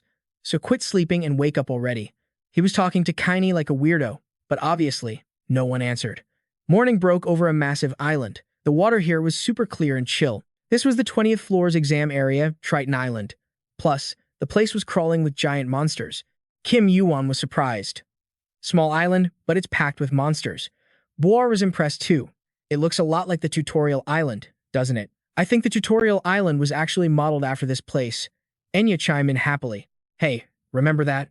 You almost got killed by a chimera back then. The guy blushed hard. War explained, anyway, we're only tagging along because the elder told us to guide you to the test area. But honestly, I doubt anything here can actually touch you. Even we breezed through this test like it was nothing. Kim Yuwon sighed. Who knows, this might not be just your average test. Enya added, I heard even the giant rankers are interested in this test. But not many showed up because they're scared this place is gonna turn into a total war zone. Doesn't this test feel way bigger than usual? Kim Yuwon thought to himself, they made a huge move. They're being way too cautious. After laying low ever since the Gigantomachia disaster, there's no way Olympus, who has serious beef with the Giants, wouldn't notice this sudden change. If this goes south, I won't just lose the Giants' trust. I absolutely have to find the sea stone. The system announced the test would start in 10 minutes. I gotta bounce, Kim Yuwon said. I'm leaving the rest to you guys. He gave them a heads up. Since your dad sent you here, it means things have changed for your tribe. Go wild. Buar grinned confidently. You bet. I've been waiting for this day for a long time. Right then, a bunch of aggressive dudes charged in. The kids shouted, Don't sweat it, just go. Catch you later. One of the thugs yelled out, Don't let him get away. Grab Kim Yuwon. We can't let him reach the testing zone. Deal with these oversized losers, quick, then get after Kim Yuwon. Before the guy could even finish his sentence, Buar slammed a kick right into his gut. The hit was so powerful, it instantly triggered a massive explosion. Debris flew everywhere. The thug was shaking but still tried to act tough. You cowards got a death wish or something? Buar replied. Cowards? I don't know about that. You might not have heard, but the game's changed now, hasn't it? The guy was confused. What the hell does that mean? But before he could finish, the girl violently smashed another guy's head in, sending blood spraying everywhere. Enya usually looks so sweet, but right now, standing in front of the enemy, she looked like a total bloodthirsty monster. She stared them down with a super dark look on her face. The thug shuddered. What's up with those creepy eyes? They were totally different from before. Buar spoke up, sounding like he was delivering bad news. From now on, we're fighting for real. So, wanna play? As he said that, Buar's eyes went savage too. Meanwhile, high above the 20th floor, two figures were watching everything go down. A voice spoke up. So Kim Yuwon saved those two giant brats. The one holding this intel was Horang, and the man listening was the 20th floor examiner, Theseus. The guy next to him replied, That's correct, sir. We also just got a report that the Giants sent an escort to get him to the testing area. Theseus scoffed. Those mad dogs can't stop Kim Yuwon, no matter how tough they act. He's already screwed over Olympus twice. I sent some guys from the bureau to block him from taking the test. We'll tail Kim Yuwon, while the administrator and his lackeys are focused on the exam. The other guy nodded. The lackey couldn't help but wonder. Giants helping a human? That's weird. Most giants have despised humans ever since Gigantomachia. You think a grudge that deep just vanishes because he saved a couple of kids? Theseus shrugged. Who knows? But inside, he was thinking. The giants have the sea stone. He recalled the order, become the 20th floor examiner and use that chance to find the stone. If a lowlife like you finds that stone, I'll finally acknowledge you as my son, he told himself. There's no way father would lie to me. He's so obsessed with that stone he'd even defy Zeus. Kim Yuwon, a human teaming up with giants, and giants leaving the forest with him. Is he connected to the sea stone? That's the only thing that could make the giants break their silence and make a move. Just then, a voice reported over the comms.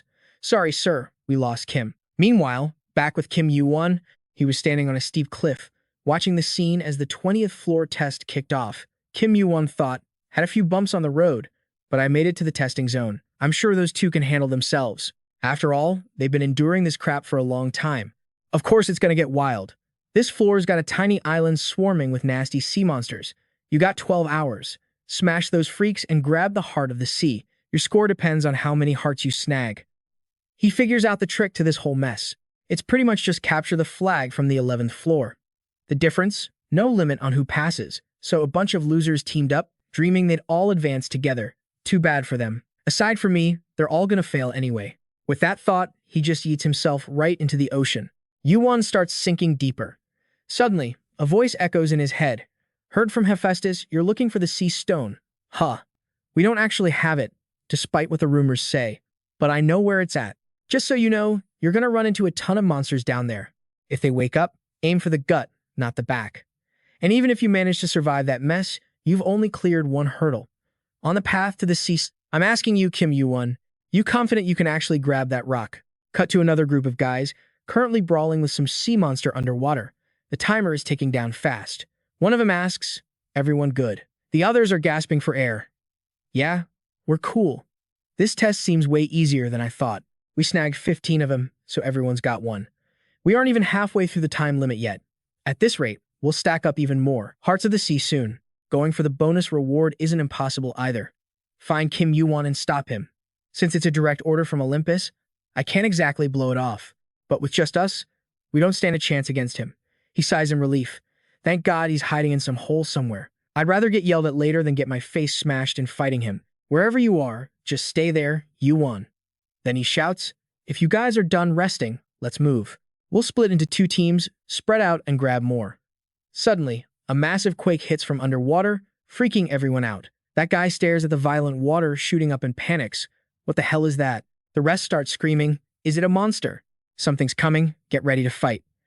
Out of nowhere, Kim Yuwon bursts out of the water right behind them. The group sighs, relieved but shaken.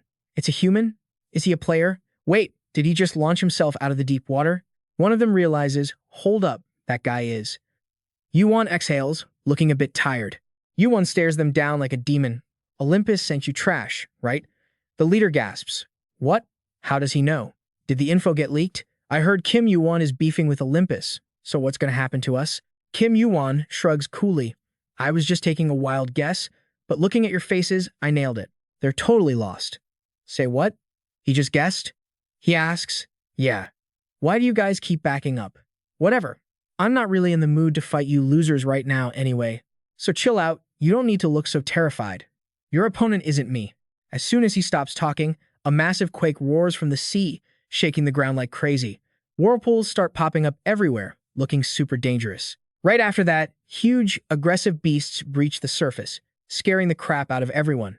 They're black with glowing eyes, snapping their jaws and roaring loud enough to burst eardrums. And get this, it's not just one. It's a whole pack of them, acting like starving tigers, slamming into the cliffs and shaking the whole ground. His face goes dark. "Sea serpents. How many are there?" The others scream, "Master Akai, we got a huge problem. There's a swarm of giant monsters coming from over there." Akai freaks out. "We gotta bail, now.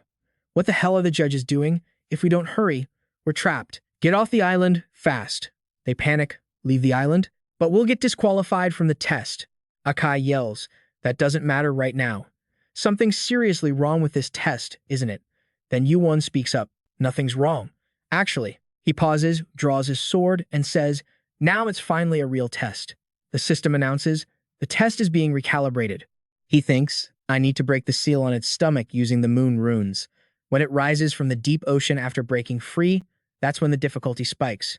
Akai is shocked, recalibrated. Then what was all our hard work for? At the same time, a voice screams, "Akai, run." Yuwon remembers, it'll even tell you to defeat it, and that's when the reward switches to the sea stone. Once that happens, the administrator recalibrates the test. Then, not even Olympus can mess with it. Why do I know all this? Because the one who raised the golden turtle, made it swallow the stone, and put it to sleep, was me. The giant tribe. I'll make sure Olympus stays out of it until the test ends. So, Kim Yuwon, your job is to keep the sea stone out of Poseidon's hands. You gotta grab it and protect it, no matter what. The monsters caught the scent of the stone and are going nuts trying to find it, he thinks. If the monsters figured it out, Olympus must be sweating bullets right now. Why do these things keep ramming into me, though? But I bet they also realized that the test isn't under their control anymore. The system announces again, the test is being recalibrated. The sea turtle is appearing, he thinks. It's finally awake. Over there, The sea turtle's body has been chosen as the test zone. Defeat the sea turtle and take the sea stone. Still haven't found Kim Yuwon. New message, Team 2 here, we're scouring the island. We're in touch with the other squads, so we'll find him soon. How have they not found him on this tiny-ass island yet? Jason is getting impatient. There's no way he bailed off the island. What the hell is actually going on? Something's off. The ground's shaking, and the monsters are going totally berserk. He grits his teeth. That bastard. Is he plotting something? His system pops up an alert. The test is being recalibrated. You have been forcibly expelled from the test area for failing to meet the requirements. Jason is totally shocked. Looks like he never saw that coming. And just like that, those losers are getting kicked to the curb with zero say in the matter. In the blink of an eye, bam, they're standing somewhere completely different. Nowhere near that mountain anymore. Jason looks up at the spot where he was just standing, his face looking totally clueless. Like, seriously, Then the system decides to drop another announcement. The test has been adjusted. The sea turtle is approaching. The sea turtle's body has been selected as the test zone. Defeat the sea turtle and obtain the sea stone. From the depths, this massive beast starts rising up with eyes looking straight up murderous. It unhinges its giant jaw and slams its body right into the mountain. That's the sea turtle right there, the only turtle that failed to become a black tortoise. It rules the 20th floor and is basically one of the strongest freaks in the ocean. Jason is pissed. Damn it. Since the sea turtle's seal broke, did the administrator change the difficulty?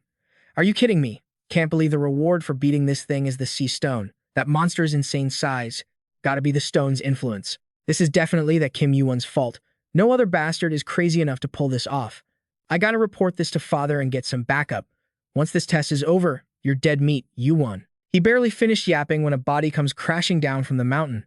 It's the whole crew from the Red Wolf Guild. They're all totally beaten, looking pathetic as hell.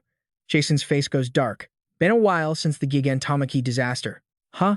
Long time no see, Surtar. Surtar, the 21st son of Surt and a giant ranker, speaks up. I don't recall us being close enough to chat like old buddies. Jason, heard you're the examiner for this floor. If so, shouldn't you be at the test site?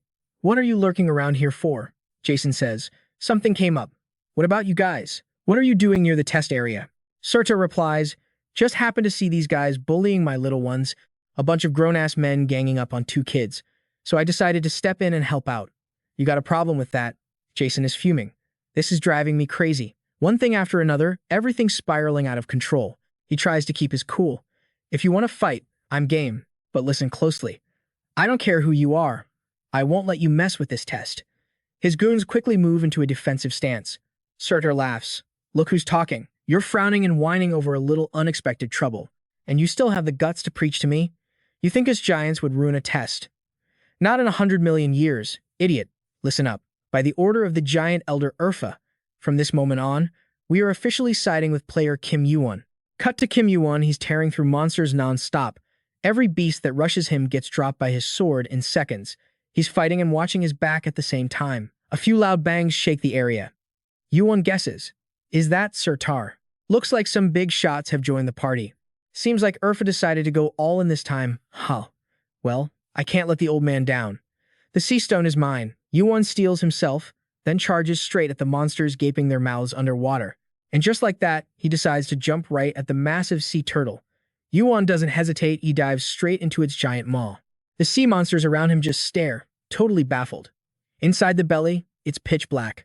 Activate special effect, Nightfall's Fang. Under the influence of darkness, your stamina recovery speed increases. Stamina recovery speed plus 112%.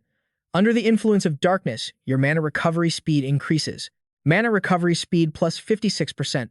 Under the influence of darkness, your mana amplification increases. Mana amplification plus 56%.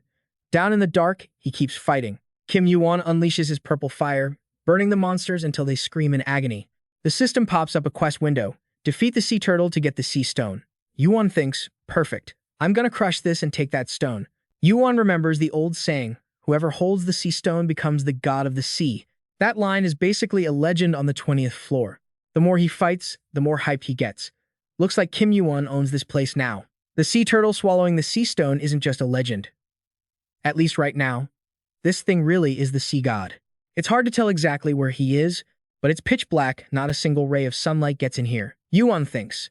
A ton of monsters followed me in, but mostly they were dragged here by the sea stone's power. It's roaring again, counting the monsters already living inside. This isn't just a turtle's stomach anymore. It's become a full-blown dungeon with its own ecosystem. While he's thinking, a massive torrent of water rushes in from the mouth. Inside, the monsters are screaming like maniacs. Yuwon grits his teeth. With that size, every time it opens its mouth, it swallows a whole river.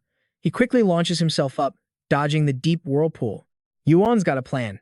He lights up the holy fire on the tip of Nightfall's Fang. Under the darkness, activate special effect, Nightfall's Fang. Right then, a dark purple figure starts dancing through the air, making the monsters back off in fear. He flips into the air, grips his sword tight, and violently stabs into them. One by one, he knocks those monsters out cold in no time flat. He moves like a blur, darting toward them. But man, there are so many. Kim Yuwon looks satisfied. It's not on the level of Hades' absolute invisibility yet, but at least with this, I can slip out of their sight for a bit. Suddenly, One of them charges at him fiercely, trying to eat him alive. The rest keep sniffing the air, hunting for prey. Seems like their eyes are useless in here, so they're relying on their noses. But Yuwon is currently masking his scent. You guys so used to the stink in here you can't smell me? What am I? A virus or something? Meanwhile, the proficiency of Star Slayer keeps climbing. He calculates, I thought I'd max out Heavenly Star if I finished this trial. But at this rate, it's going to be tough. Since it's come to this, I gotta change my hunting strategy. Time to ignore the small fry. I wonder where the sea stone is. Don't tell me it's just lying on the ground in some corner of the stomach. You know, like the most dangerous place is the safest place type of deal. Giant monster cores are basically mana hearts. Bet it's buried in there. Kaini is reacting way harder now. Probably that way. But whether it's the ocean stone or a mana heart, it's gonna be guarded like crazy. How many more of these freaks are gonna swarm me? Gotta bust through without getting wrecked. Wait a sec. Come to think of it, I've had Cinder Eyes active the whole time cause it's pitch black in here. But if I use it just to see, my combat prediction drops. What if I ditch the vision and boost my other senses? Using it just for sight kills the prediction rate. Fine. I'm cutting the visuals and focusing on everything else. No sooner said than done, he kicks his combat senses into high gear. Kim Yuwon is standing right in the middle of a monster swarm. There's an insane amount of them. As soon as they caught his scent, they rushed him. He huffs, looking at him like a nest of roaches. Shoot the hell up and make way. His sword violently pierces a monster's chest. He slashes through the pack with zero hesitation. One swing, and he literally slices the thing in half. Kim Yuwon's getting tired.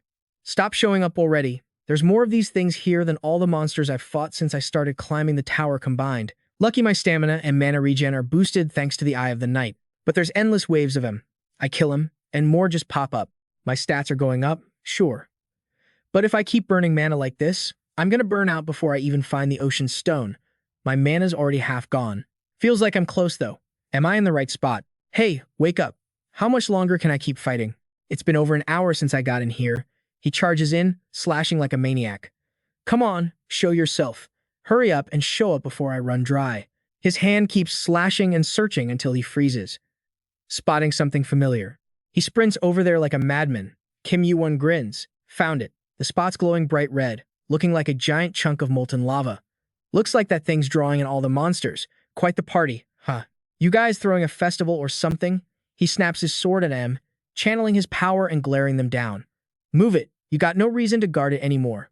The owner of the ocean crystal is me. Kim Yuwon triggers Hell, a built-in skill of Kaini. Dark mana leaks from Kaini's eye, sending the target to a specific spot. He glares right at it. The ocean stone belongs to me. Hermes' winged shoes, Athena's shield, Apollo's sun chariot, masterpieces of the tower's greatest blacksmith, Hephaestus.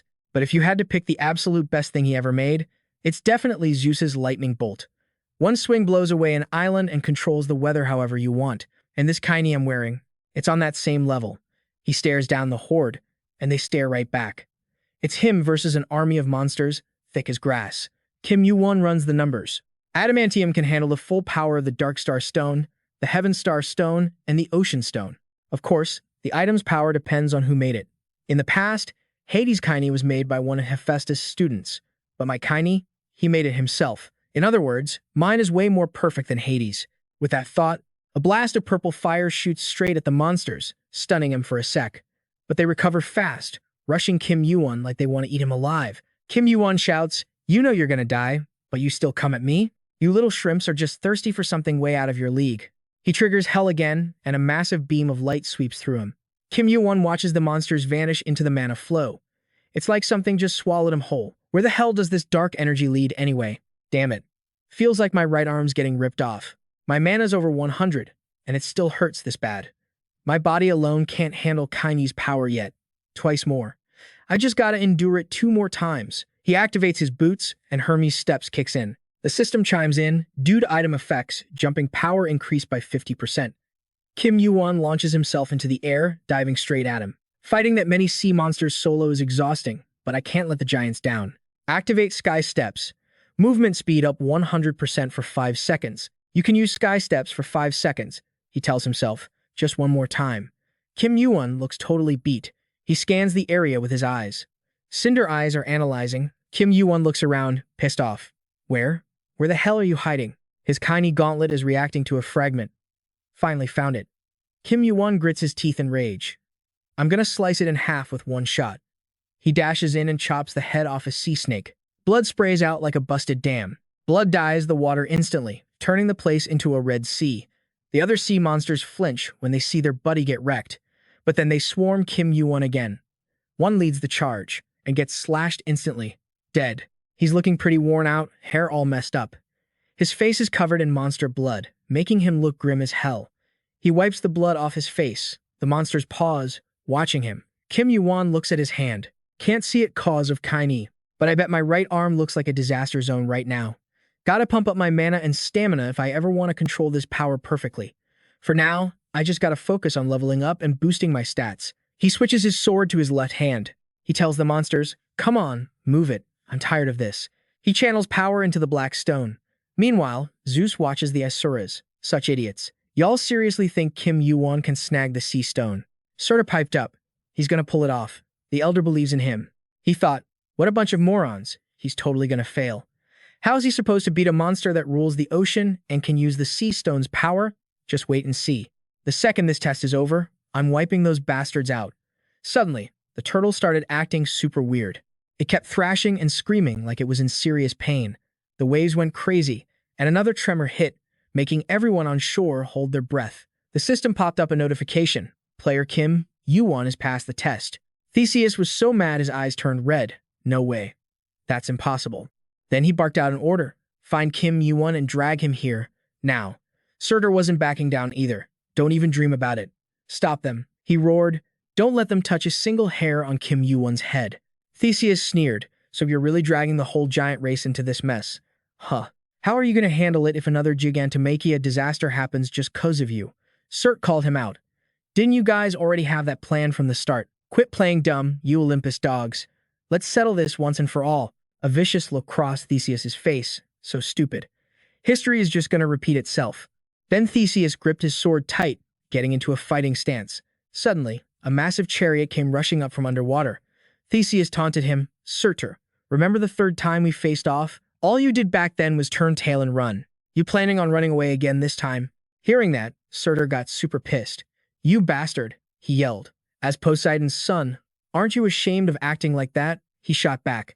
Since when did you respect my father anyway? He kept threatening. I told you, history is going to repeat itself. A tremor hit fast, sending rocks and dirt flying everywhere. The battle between the giants and Olympus broke out instantly. Surtur thought, are we seriously not going to be able to stop them this time either? Is that bloody history really going to replay itself? Remembering that tragic, blood-soaked war, Surtur couldn't help but feel a little terrified inside. Suddenly, a shockwave hit, shaking the whole place violently. Everyone jumped. What's going on? What's that noise? A massive wave rose up from the sea, rushing toward land. The crowd panicked. Waves? Is that a tsunami? No, that's not a wave. Those are monsters. As soon as they said that, a ton of sea monsters popped up from the water, but it didn't stop there behind them. A pair of vicious eyes and a huge silhouette were slowly rising up. It looked like a dragon with a snake's body, seemingly the boss of those little ones. And that sea monster was actually the high-ranking beast, Leviathan. The crowd freaked out. Leviathan? That monster only appears on the 20th floor. Oh wait, we are on the 20th floor. Damn it, that thing is the boss of this floor. Why is a whole swarm of monsters coming here right now? They aren't even species that stick together in packs. Theseus thought. Him. The one who finds the sea stone becomes the king of the ocean. So that's why father was always so desperate to find it. Was that legend everyone thought was fake actually real? The water shook again, waves crashing in, but it was gentler this time. A familiar figure stepped up. Sorry to crash the party while you guys are busy with your own drama, but I'm seriously exhausted right now. So, can you guys just get lost? He was holding something in his hand that kept glowing with a clear blue light. The second Theseus saw Kim Yuwon, his anger flared up again. Kim Yuwon, you bastard, he screamed. Hand it over. Give me the sea stone. Hurry up. Yuwon hadn't said a word this whole time. Kim Yuwon just stared at him. He looked too tired from the workout to move. But Theseus was a different story. He threw himself at Yuwon like a maniac. He aggressively raised his trident, gathering a swirling vortex of water and launching it at Yuwon. But for now, Yuwon just blocked the attack without trying to strike back. Kim Yuwon quickly realized. Seems like without water, you're pretty useless, just like a fish. Theseus yelled, shoot your mouth. How dare you spout that nonsense? Damn it, I'm not wrong. Something is messing with my power. A massive power that could nullify water attribute magic. It was the Sea Stone. Kim Yuwon noticed the weird phenomenon and guessed. A penalty? He quickly used his golden cinder eyes to read the situation and activated his sensory field. Right after, Kim Yuwon dashed toward Theseus so fast the guy couldn't even react. Both of them clashed, neither refusing to give an inch. The murderous aura was thick, but the pressure seemed to tilt a little in Theseus's favor. He kept attacking Yuwon relentlessly. Kim Yuwon gritted his teeth, calculating. I gotta overwhelm him fast. His sword struck viciously, but Theseus blocked it with his trident. His father's words echoed in his head. Theseus, find the sea stone. If you succeed, I will acknowledge you as my son. No matter the cost, I have to get father's approval. I'll be recognized as the son of the great sea, god Poseidon, and become the true successor to the god of the ocean. He attacked fast while thinking. Kim Yuwon was still struggling to block. The surrounding pressure was so overwhelming that nobody dared to interfere. In just a moment, Theseus coughed up blood. He looked seriously injured after that hit. He quickly stood up, refusing to stay down and be a sitting duck, living up to his title as a god's son. Theseus quickly launched another strike at Kim Yuwon. A long cut opened up on Yuwon's face, blood dripping down. Kim Yuwon thought, I figured his mental state would be his weak spot, but he's actually pretty tough. Looks like he's bet everything on this. Theseus glared at him aggressively. After I deal with you, those big-ass giants are next. You picked the wrong opponent, Kim Yuwon. I'm the son of the great Poseidon. Kim Yuwon thought, wouldn't things be easier if I just maxed out the power of Kaini? Then he pointed his sword right at him. I knew it.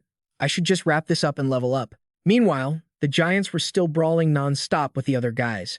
The battle was getting super intense with no clear winner yet, and on Kim Yuwon's side, he still hadn't managed to take the guy down. Part of it was cause he was wiped out from fighting those sea monsters. Both of them were coughing up blood, but neither was willing to quit.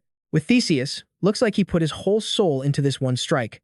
He comes swinging fast, but lucky for Yuwon, he manages to slip past the attack. Theseus spins that trident in his hand, then glares at him like he is looking at a nemesis from way back when. A savage thrust comes flying in. Yuwon pops Hermes' steps, launching himself up to dodge. He has not thrown a single counterattack yet, just dodging like crazy. Who knows what Kim Yuwon is plotting? Theseus loses it and screams, "You slippery little scumbag." He thinks, why is this punk so damn annoying? He is dodging every single shot. It is not just speed.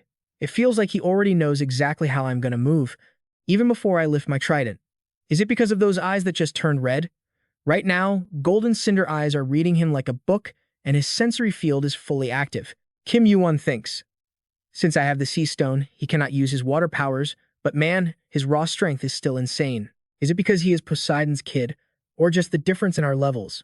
Theseus asks, why did you stop? Finally realize the massive gap between us. Huh. Kim Yuwon snaps back, bullshit. Then he hits him with a taunt. What about you? You are rushing because you know a horde of sea monsters is on the way, right? Theseus growls. With that cocky attitude, looks like you still have a reason to live. Huh? I am gonna rip that smart mouth off your face so you never talk trash again. Suddenly, a hand grabs him to stop the attack. Lord Theseus. He looks like he is about to snap. You dare stop me? Get out of my way. His subordinate pleads. We gotta pull back. The situation is getting bad, sir. Theseus is stubborn. Shut up. He is the one who. Before he can finish, one of his guys gets his head chopped clean off. Surt stands aggressively amidst a pile of bodies he just dropped, then bellows, corner them. Moreover, do not let a single one of these losers survive. You can rip off their arms and legs as trophies for this war. With sea monsters on one side and enemies on the other, his subordinate panics. Lord Theseus, please, use your head. I do not know about the giants, but we cannot handle the massive swarm of monsters heading this way. We have to retreat right now.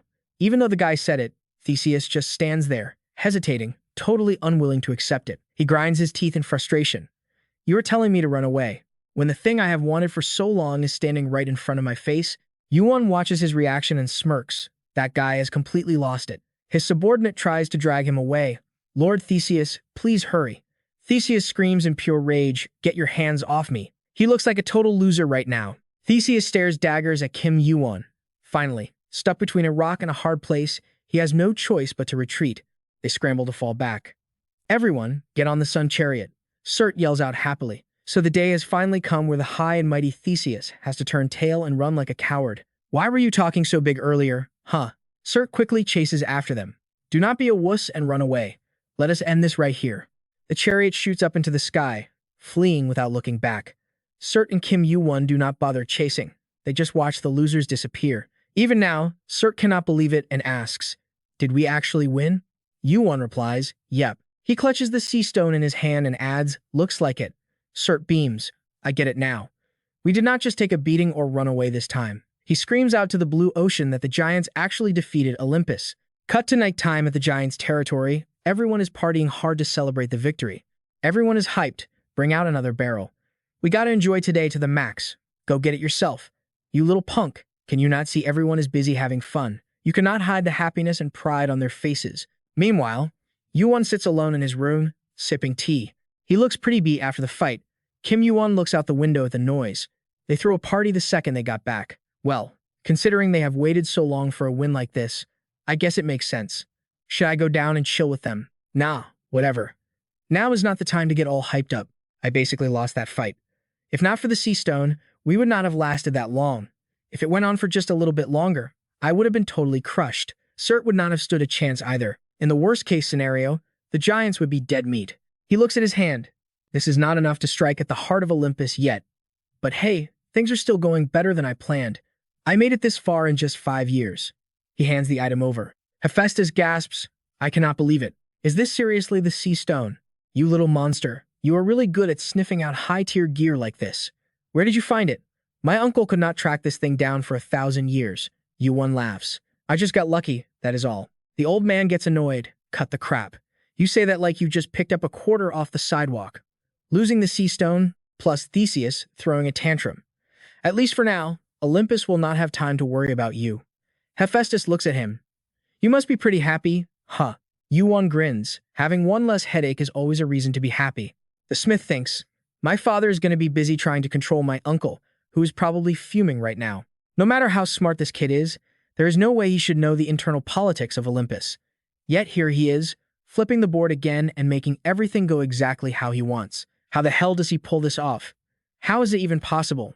He stares intently at the guy who is currently yawning his head off. Hephaestus starts inspecting the stone. "All right, let us see here. Just like I thought, the attribute is different, but it is very similar to my father's lightning." Kim Yuwon asks, "Can you craft something with it?" "The issue is not crafting it. It is that I need other materials to make an item that can actually handle this thing." Yuwon looks bored.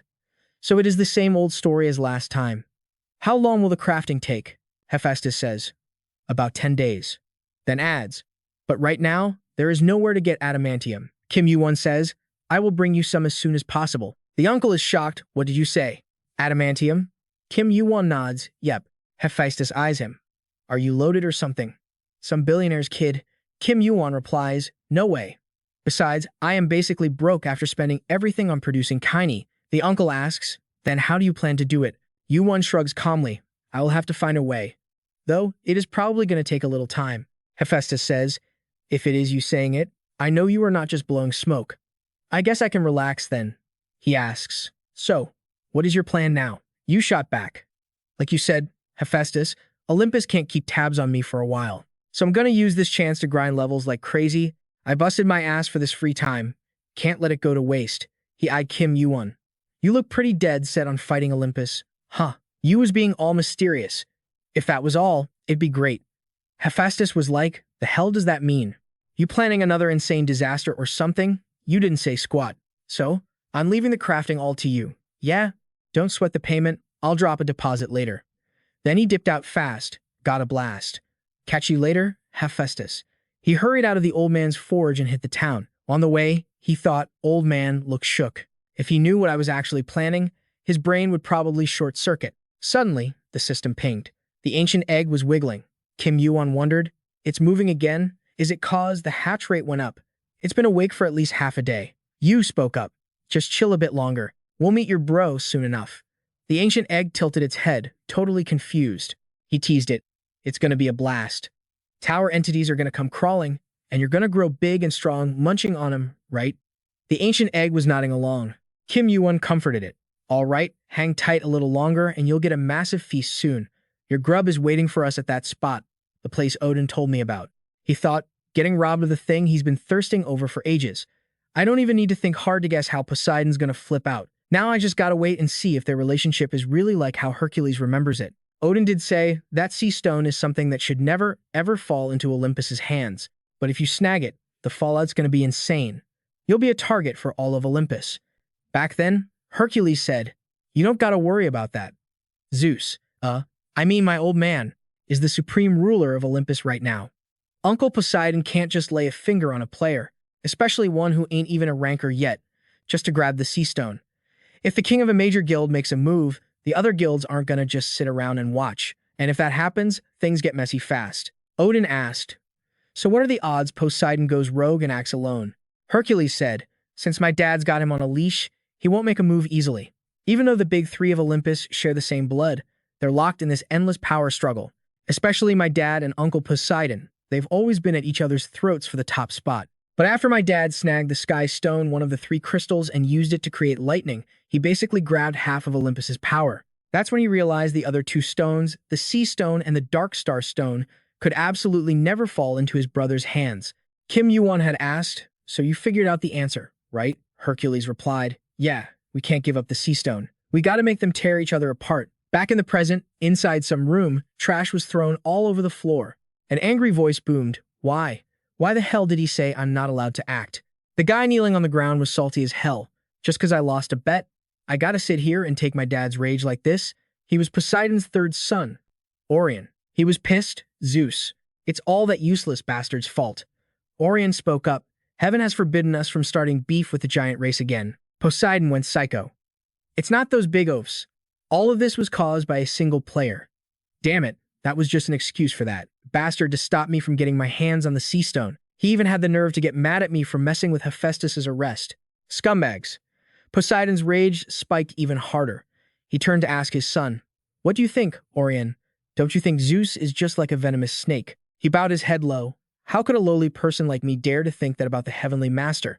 Poseidon snapped, Heavenly Master my ass. Right, what's the point of asking? Zeus has always been like that, ruthless, heartless, and scary practical. Doesn't matter how skilled Kim Yuwon is, he's just a player, nothing more. Zeus decided to ignore that annoying prey and focus on his bigger rival me. He wants me to behave. I lost the sea stone, and now I don't even have an excuse to mobilize the rankers anymore. Why am I the only one losing everything? Poseidon went back to smashing stuff. At the giant's castle, rumors were flying. Yo, you hear the news? The sea stone fell into a player's hands.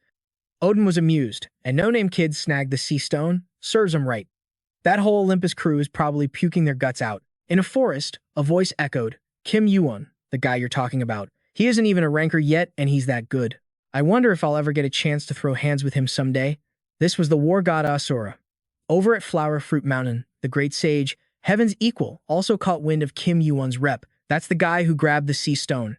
Interesting. I thought he was just some greenhorn rookie. Can't wait to see what goes down next.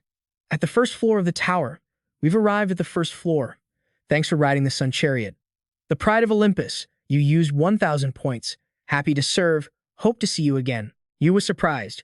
Both this one and the one Zeus uses are just knockoffs. How many fakes are there, anyway? He stopped wondering. Thanks to it, he got here fast. Right in front of him was the first floor's wall, the world's edge. You reached out. I heard nobody's ever been able to break this wall. But who would have thought it'd just collapse on its own in the future? Not the time to space out. I was told it's somewhere around here. His golden cinder eyes were reading the paths. He pulled a sword from the system. This was the blade Susanoo used to seal the Yamada no Orochi. It had some special power locked inside, currently in a broken state. You need to gather the remaining fragments to unleash its full power, you thought. Odin wasn't lying. The difficulty of this trial isn't something that should even exist on the first floor. It was the dungeon of the 57th ranker and one of the three precious children, Susanoo. Before I regressed, the dungeon he made wasn't found until 100 years later. I heard the other two precious children recovered the three sacred treasures. I'm not surprised Susanoo figured they'd eventually find where he hid his artifact. They're siblings, after all. I do feel kinda guilty though, but I gotta get my hands on it in this timeline. Saying that, he aggressively jammed his sword into the ground. The system announced, you have discovered a hidden dungeon, Susanoo's relic. Kim Yuwon remarked, the clockwork of Chronos is actually pretty damn handy. The system chimed in again, checking player criteria. Criteria met, you may enter. He patted himself on the back. Didn't I just skip ahead like 100 years by doing this? The mission this time, conquer the tower and snatch Susanoo's relic. You'll be able to leave the dungeon once you find the key. Pretty hardcore, huh? Bet the relic and the key are both tucked away inside. So even just entering the tower ain't gonna be a walk in the park. Kim Yuwon thought nonchalantly. Whatever, actually, the more the merrier. And just like always, he was fighting that pack of hyenas solo. But there was a major issue. The proficiency of the heaven-slaying spirit was barely going up. Kim Yuwon aggressively stabbed another hyena with his sword. He savagely grabbed it by the scruff of its neck, then chucked it away. The hyena corpses were piling up. The whole area was quickly painted red with their blood, he calculated. It only went up by 0.003%. I guess getting 0.5% after killing the sea demon was actually a lot. What a bummer. Would have been sweet if it hit 100% right then. But thanks to sensory field, my sensory stats are way higher than before. Right after that, he reached up to open the door to the first floor. Light from the outside slowly crept in. Inside, it was pitch black and completely empty. He slowly walked down the stairs. The system immediately announced, "You are entering Susanoo's dungeon, and your mission is to reach the 100th floor." And in just a moment, he cleared Susanoo's test. Kim Yuwon thought, it's not that wide compared to how tall it is. Huh. Is this some kind of labyrinth dungeon? 100 floors. It's like a miniature version of the tower. Even though I've never met Susanoo before, I've heard plenty of trash talk about him. Susanoo, his scumbag level is right up there with the Harbingers. Couldn't get any worse. That should tell you everything you need to know. I want to fight him. I heard he's wicked good with a sword. I bet he's killed the most people in this entire tower. However, along with that notoriety, the one thing everyone agrees on is that he's strong as hell. Suddenly, he felt something was a bit off. He looked down at his body, wondering why his inventory just popped open on its own. What's this? Kim Yuwon quickly pulled a long sword out of the system. Actually, it didn't look like he pulled it out. The thing just popped out on its own. There was something there he couldn't quite identify, but it was staring right at him, looking like a tiny warrior. It asked itself, where the hell am I? Am I inside a mini tower? That's right, I'm dead. It looked at him. Hey, who are you? Are you the one who brought the Tatsuka no Tsurugi here? Kim Yuwon answered, yeah. The thing continued. Is that so? Looking at the way you talk, you must not know who I am. He thought. Contrary to that tiny appearance, I can feel some terrifying killing intent. This guy is probably one of the three noble children. Susanoo, you're not just a sword saint, but also a spirit master and a necromancer. You were known as a bloodthirsty killer and ranked 57th in the tower when you were alive. Susanoo was surprised. You know quite a bit about me, huh? He continued. And you died fighting Yamada no Orochi. Hearing that, he seemed pissed and asked, what kind of nonsense are you spouting? Kim Yuwon continued, anyway, I know you were a pretty big deal, but I've got a question for you. After living a life like that, didn't you want people to respect you? Susanoo replied, now that I'm dead, it doesn't really matter much anyway. That much respect is enough, because I didn't die just to get some praise. But let me be straight with you about one thing. How dare you say the life I lived was boring? On the contrary, for me, it was the absolute best, he said bluntly. I can't believe you're proud of killing countless people. I think it's a good thing you're dead. Susanoo was shocked. You. I'm actually surprised your mouth is still that reckless, even though you know who I am. You don't look like a ranker here. What guild are you from? He answered casually, I'm just a new player who climbed to the 21st floor not too long ago. The old man scoffed. 21st floor? You dare talk big when you've only made it that far? This ain't a place for bugs like you. There are things here that monsters on the 21st floor can't even compare to. He said calmly, I ran into a few on my way in here. Susanoo wondered, you killed them all? That's actually impressive. Oh, and as long as you hold that shard, I'm stuck following you.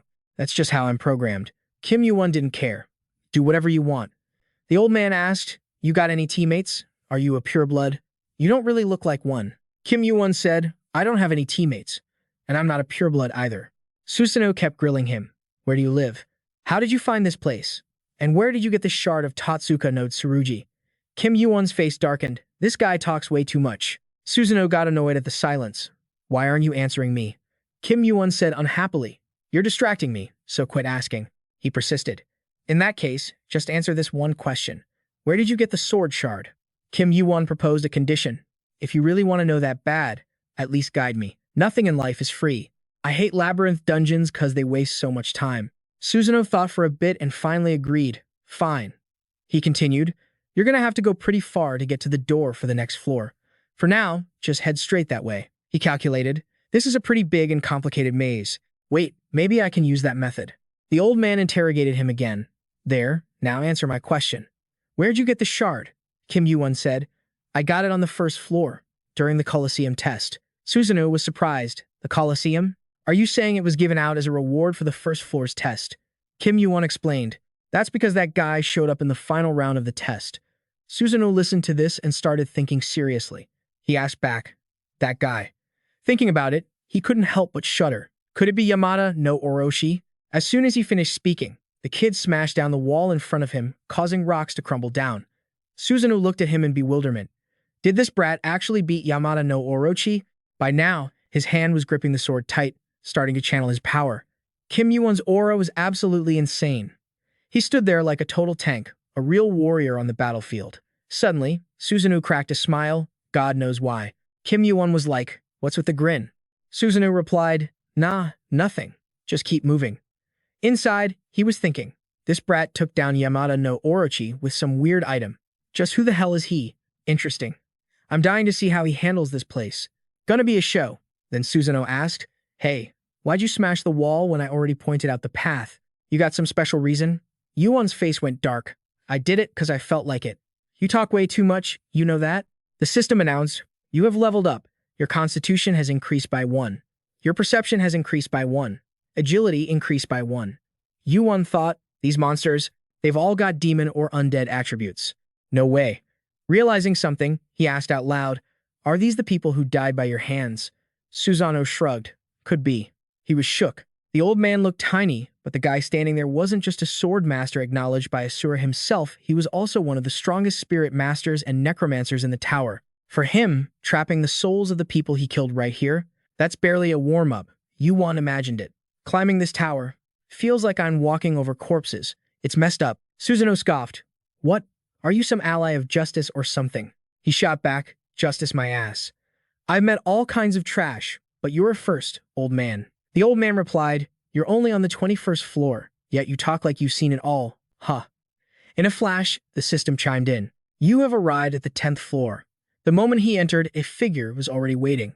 You have entered room 1. Defeat the enemy. The door to room 2 will open upon completion of the first floor. After clearing room 5, you may proceed to the next chamber. Kim Yuwon stared grimly at the zombie in front of him. Don't bother getting up. He quickly blasted the zombie's body with holy fire. The flames seemed to cause it agony, but weirdly enough, the zombie was crying tears. And just like that, he cleared room 1. Susanoo spoke up. Let me tell you something. Like you said, these are all people who died by my hand. Everything from spirits to the undead, they're all trapped here. The oldest guy in this place has got to be, what, 5,000 years old?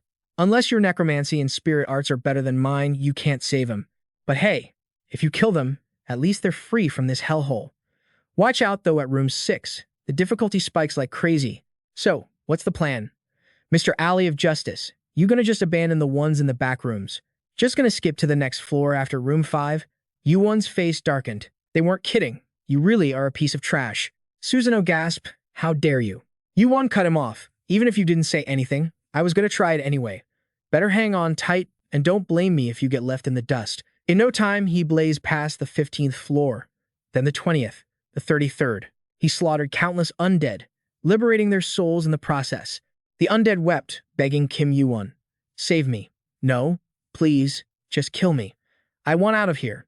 He quickly absorbed their intense resentment. Voices full of agony echoed out, I can't take this torture anymore. Finally, he cleared the 40th floor. Yuwon thought, absorbing resentment? What's that about?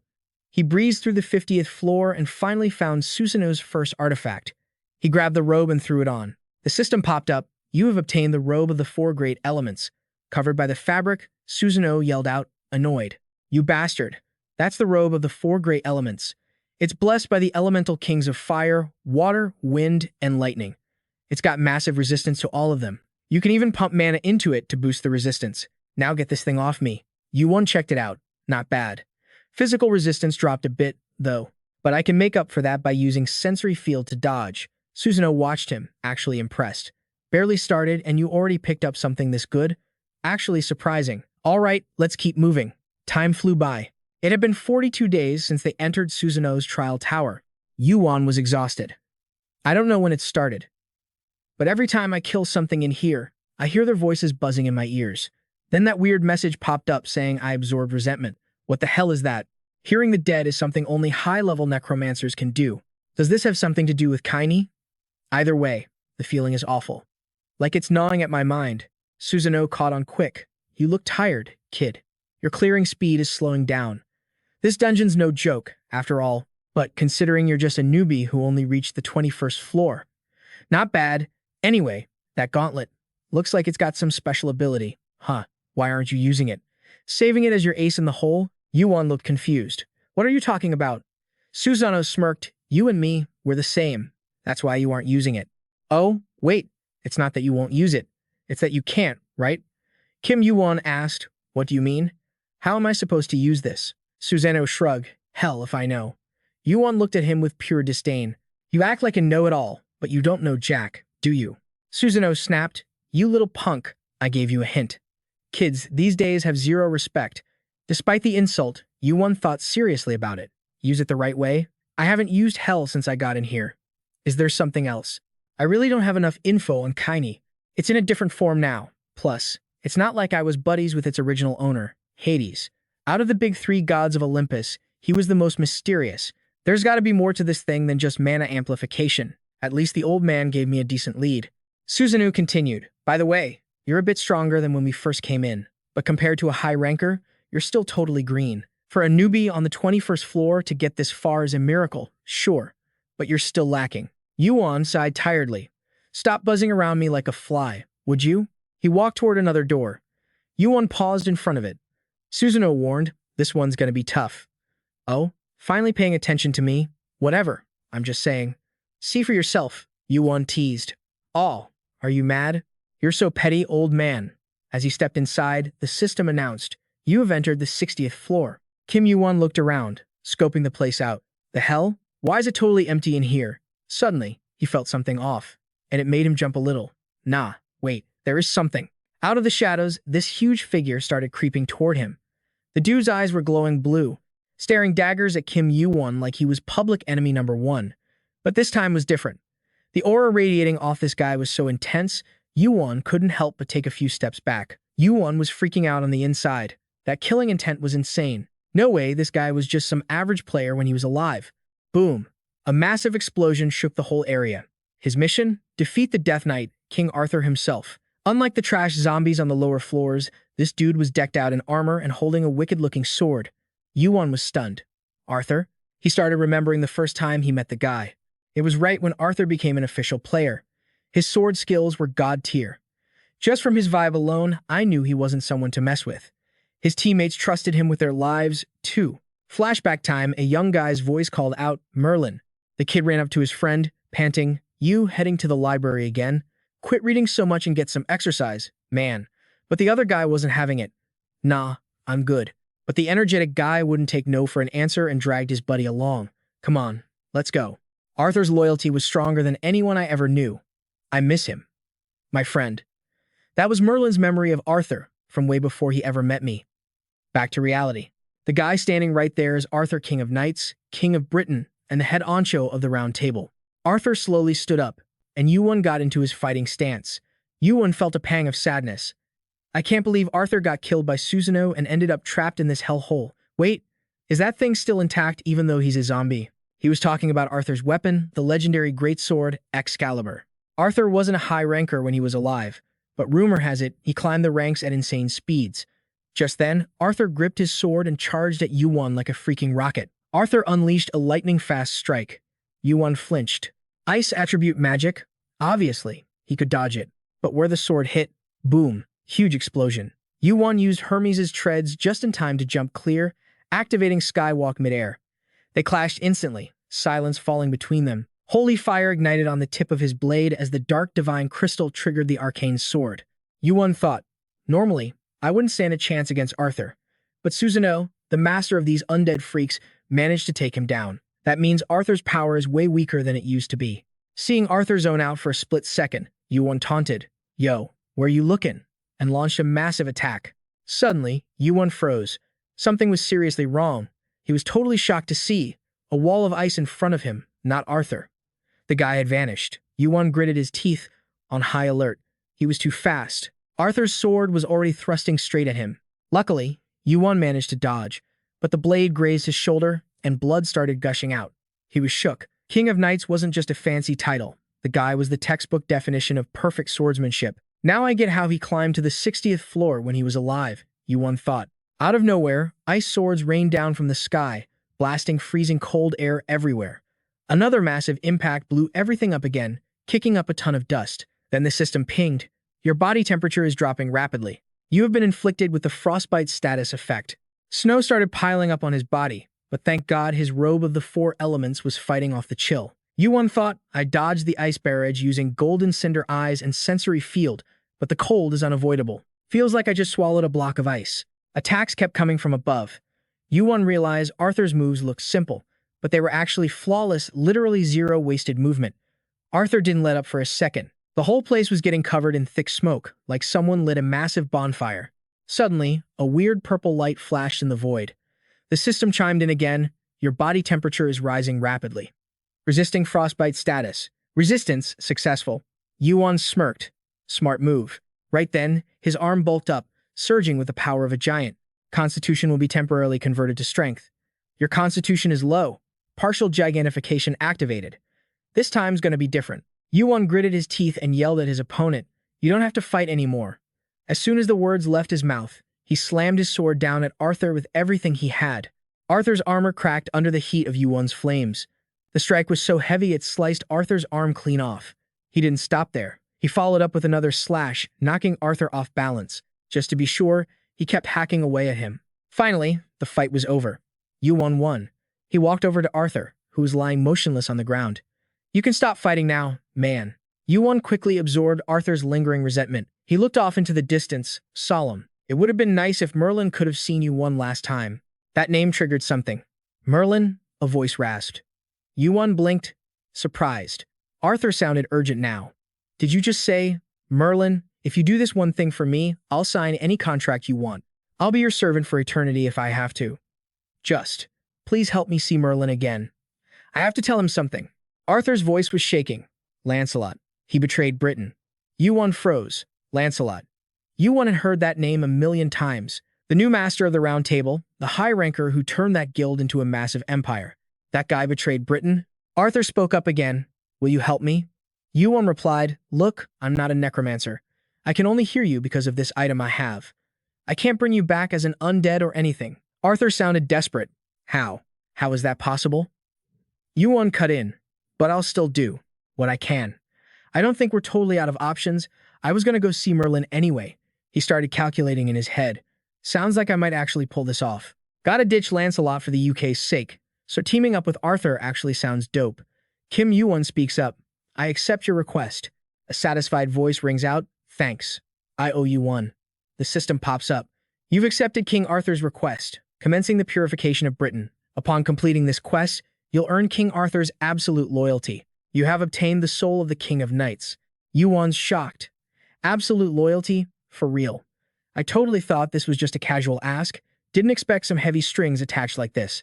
Susanoo pipes up. What a lame ending. But whatever. He's actually one of the useful ones in that pile of rotting corpses. Kim Yuwon frowns. You're back again? Where the hell were you hiding? Kim Yuwon's expression goes dark as he grills him. Was killing Arthur just an accident? Susanoo plays coy. Who knows? Tell you what, I'll answer that if you can make it to the top floor. Suddenly, he aggressively yeets his sword forward. Susanoo yells in surprise. Yo, what the hell are you doing? Who on earth stores items in their inventory like that? Kim Yuwon shrugs. My bad. I was zoning out, just wondering why anyone would design such a bullshit test. That sword handle feels pretty decent though. Anyway, let's keep moving. I gotta speedrun this test so I can finally chill. On the 50th floor, at the Rank Administration Bureau, 2 guards are shaking in their boots. That guy. Where the hell did he come from? And where is he now? There. A fist slams onto the desk with a boom, followed by a shout. Quit stuttering and answer me. Suddenly, another voice cuts through the tension. You planning to keep causing a scene here? Sun Wukong. Or actually, shouldn't I be calling you Sun Wukong's clone? Sun Wukong snaps back. None of your damn business. He continues. I'm the director here. Show a little respect, would you? Or are you planning to wreck the Rank Administration Bureau with just a clone? And I can't answer your question because that's private info. This guy is the administrative director of the 50th floor's ranking bureau. Wukong clicks his tongue. Stingy bastards. What's the big deal with sharing a little info? Then he storms off, slamming the door shut with a massive bang. One of them lets out a sigh of relief. His aura is straight up terrifying. And that was seriously just a clone? The director replies, if it was his main body, the administrator might have had to show up personally. Anyway, unless it's someone involved, I don't care who asks. We aren't allowed to leak any info besides their rank. Got it? Everyone quickly responds, yes, sir. Rules aside, even we the ones who are supposed to know everything about the tower barely have any dirt on this guy. Why is there zero info on his background? I don't think it's a glitch. No wonder the administrators are so interested in him. He's been stuck on the 21st floor for almost 3 months now, but there's no way a guy like that is just chilling and done climbing. He wonders, Kim Yuwon, what exactly is your game? Meanwhile, back with Kim Yuwon, he's still slaying undead left and right. In no time, he crushes the 99th floor test. He checks his stats. Man, what a grind just to bump these numbers up a bit. I'm beat. Just floor 100 left. Since the difficulty spiked at floor 90, the last one is going to be insane. Susanoo speaks up. What's up? Why are you spacing out? Aren't you curious about what's behind that door? I'm actually pretty hyped. Yuwon gets annoyed. Ugh, he's yapping again. I gotta hurry. Susanoo continues, honestly, I never thought a newbie from the 21st floor could actually make it this far. Even seeing your skills with my own eyes, it's still hard to believe. Golden cinder eyes, gigantification, and even holy fire. Makes me wonder, are you secretly a ranker? Kim Yuwon replies, I'm not a ranker anymore. Susanoo looks confused. What's that supposed to mean? Ignoring him, Yuwon pushes the door open. You have entered the final floor. If you succeed, you will obtain Susanoo's artifact. Kim Yuwon notices Susanoo's soul has vanished. A voice booms out, there he is. That's the one who killed me. Yuwon starts. Huh? But wait, wasn't the guy who killed Arthur? A familiar voice echoes, you little brat from the 21st floor. Yuwon freezes. No way. A figure sitting casually in the shadows says, why don't we finish that little chat we were having? Kim Yuwon is stunned at Susanoo himself. The god continues, I've got a bad habit of being curious. When you said you're not a ranker anymore, does that mean you used to be one in the past? Yuwon shrugs. Who knows? He thinks to himself, hilarious. Can't believe he turned himself into the boss of his own dungeon. Susanoo presses on. Quit playing dumb. It'd be better for you if you just answered my question. At the same time, Golden Cinder Eyes begins analyzing the target. He speaks up. How about we make a bet? Because I've got questions for you too. The loser has to answer one question from the winner. Anything goes. What you say? Unless you're too scared, of course. Susanoo bursts out laughing. What? Scared? In your dreams, kid. All right, you're on. As he speaks, he whips out his sword. The system chimes in, bet with Susanoo established. If you win, you will receive an answer to one question from Susanoo. The answer must be the truth. I can feel a massive amount of angry spirits here. I bet that's the rage of everyone who died by his blade. Yuwon keeps thinking. Finally, I get why Susanoo left this dungeon behind. It wasn't to honor the souls or the artifacts and loot he racked up from killing all those people. He's not the type to care about that petty junk. He bound himself to the system even after death just so he could keep fighting. Your mission. Defeat Susanoo, the Death Knight. Susanoo calls out, you done thinking yet? Yuwon grips his sword, staying sharp. Don't rush me, you'll jinx it. Susanoo gives a wicked grin, then flares his aura to intimidate him. Yuwon thinks, his bloodlust is on a whole different level now. That's the killing intent of a guy who slaughtered thousands of rankers, tens of thousands of players, and millions of people. Susanoo stands tall, eyeing him. I'm stoked to meet someone like you in this tower. Don't you dare let me down, come at me with everything you've got. Immediately, he raises his sword and swings it down hard. Kim Yuwon grips his blade, gritting his teeth as he struggles to block the strike. Susanoo looks surprised, actually impressed. You actually block that? The two of them clash instantly, the air thick with murderous intent. Kim Yuwon's sword lit up the whole freaking space. This was the first time Kim Yuwon had ever faced an enemy this aggressive. Susanoo wouldn't stop screaming, and Kim Yuwon wasn't about to back down either, charging straight at the old man. He started using his golden cinder eyes to read the moves. His sensory field was already active.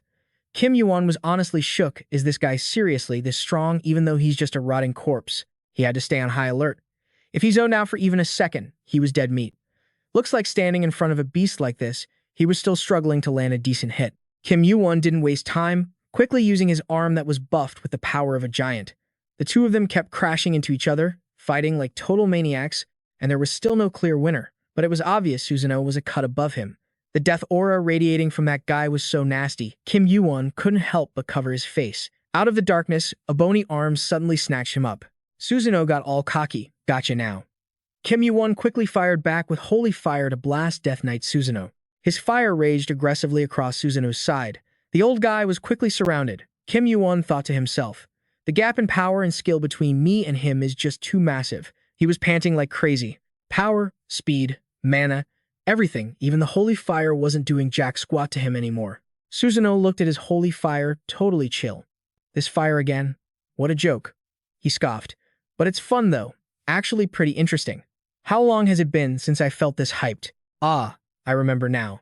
Back when he was standing in the forest talking to someone. Susanoo was super surprised back then. So you're saying you want me to kill Arthur? Isn't he just some snot-nosed brat? Not even a high ranker yet? Why bother doing that? And who are you to be asking favors from me in the first place? The guy asking was covered head to toe to hide his identity. Who I am doesn't matter. What matters is what you want, right? Susanoo was totally stunned back then. What I want. That guy seemed to have done his homework on Susanoo. He said, war. If war breaks out, you won't have to worry about penalties or the administrator meddling. All you gotta do is enjoy a bloody game full of thrill. What do you think? Isn't that a tempting offer? Back to the present, yeah. There was someone who sparked that battle lust in me, just like this punk is doing. He gripped the black sword tight in his hand, golden light swirling all around him. Seeing Kim Yuwon distracted, the guy spoke up. Where are you looking? You still have time to look away? Kim Yuwon was still trying to dodge. This is insane if he gets hit by that sword. The wound isn't going to stop at just a little bleeding. Susanoo taunted him. It's no fun if you just keep dodging. But what can I expect from a kid who just reached floor 22? If you're going to be this boring, I'll just end it all right here. By now, the sword in Kim Yuwon's hand was chipped a bit. Susanoo didn't hesitate to slash again. Kim Yuwon hit the deck to dodge a vicious cut aimed right at his neck. The Chai rushed in aggressively, swinging his hand hard at him. But what surprised him more was that this time, the clash got way more intense. Susanoo was pleased. Nice. So you're finally willing to use it. Don't die too soon. We still got a lot of things to talk about.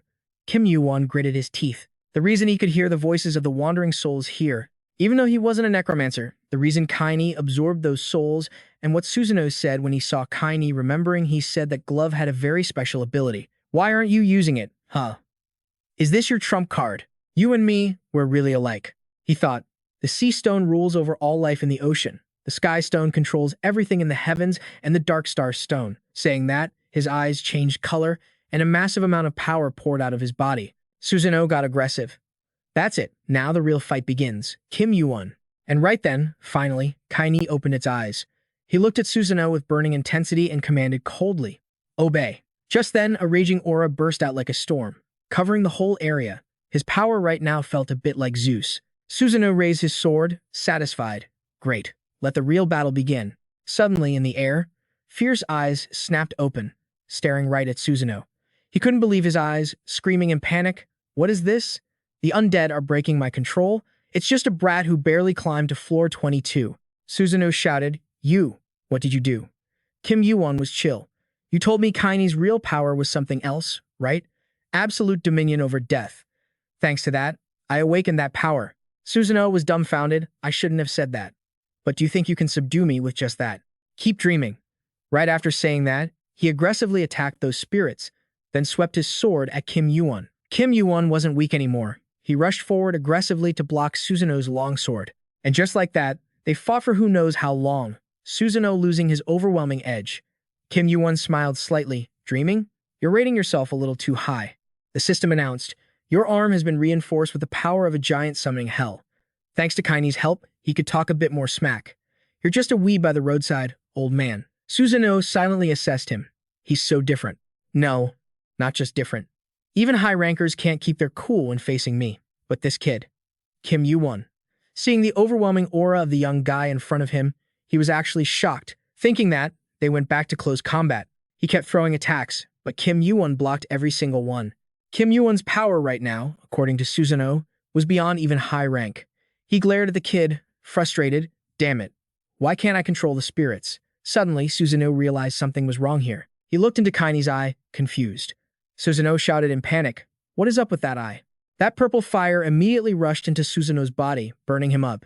He kept screaming in despair. How can my body, which is just a skeleton, feel pain? Kim Yuwon spoke up. Looks like you're scared of something, huh? He explained a bit that the fire grows by devouring fear. Fear and rage drove him crazy. Susanoo aggressively rushed at him at all costs. He almost screamed. A brat like you dares to. Kim Yuwon didn't say anything, but a mysterious smile popped up on his lips. Susanoo raised his sword again to rush past, wanting to stab him dead with one hit. But what surprised him most was when his body almost touched the kid. It froze stiff. Susanoo panicked. My body.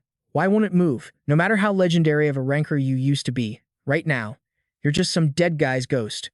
He slowly walks up and puts a hand on Susanoo's face. Pointless ending. Later, the second he says it, the guy's whole body fades into nothingness like he never even existed. Not a single trace left behind. Then the system pings, you cleared Susanoo's dungeon. You obtained Susanoo's soul. Kim Yuwon stares into the void. It's over. The system keeps going. You obtained Susanoo's relic. Yuwon feels like that fight was a total waste of time. You obtained the title King of the Dead. You can leave this dungeon by using the return command. And the second he dips, another alert pops up. The dungeon's gonna collapse in 30 minutes. Cut back to the first floor wall of the tower at the edge of the world. He scored a ton of loot after taking down Susanoo. Arthur's voice pipes up. You actually killed Susanoo. You answers. The guy was already dead. Technically, I just severed his soul from that body. Arthur gets it. Oh, I see. You quickly checks his loot. Alright, let's see what I scored. First up, Kusanagi. The Kusanagi Spirit Sword, the prize Susanoo got for beating Yamada no Orochi. It's one of the 3 sacred treasures of the 3 noble children. This spirit sword buffs the user's power instantly, but it eats away at your life force in the long run. Yeah, hard pass on that one. Then there's this. King of the Dead. I'm way too used to this title. King of the Dead. S-rank title. You've become the King of Death, the ruler and master of wandering souls. Accept that burden and become their leader. You can control souls using mana, and you can breathe a soul into a body using mana. You can summon a soul's body using mana, and you can use resentment to power up the undead. You starts figuring it out. So Hades' skills came from this title. He thinks this feels more like a reward for unlocking the power of Kaini, rather than a prize for clearing the Necromancer's dungeon. I didn't expect to actually snag this. Arthur asks, what is it? Yu says, I got a title related to necromancy, but I have no clue how to use it. Arthur explains, the undead in Susanoo's tower have both a body and a soul. The power to control those things. How about you start by breathing a soul into an empty body first? He seriously thinks about it. An empty body? You can summon a soul's body using mana, and use resentment to power up the undead. Kim Yuwon thinks that's pretty interesting.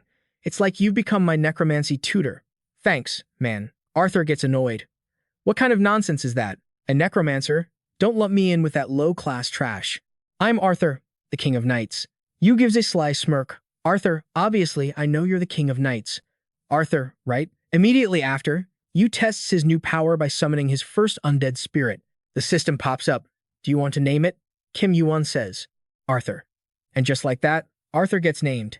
He's pissed. What the hell is this? Give me back my body. Yu says, Susanoo's mini tower collapsed, so your original body is totally gone. Just use that body for now. Arthur is freaking out over this crude new form. Yu thinks, it's a shame I couldn't get his real body, but this isn't too bad. All right, staring at his glove, he continues. You should come out too. Didn't you say you'd keep your promise? Susanoo hears this but stays silent. Yuwon says, guess he's not convinced. Susanoo finally speaks. I never thought I'd have to pay for my own actions.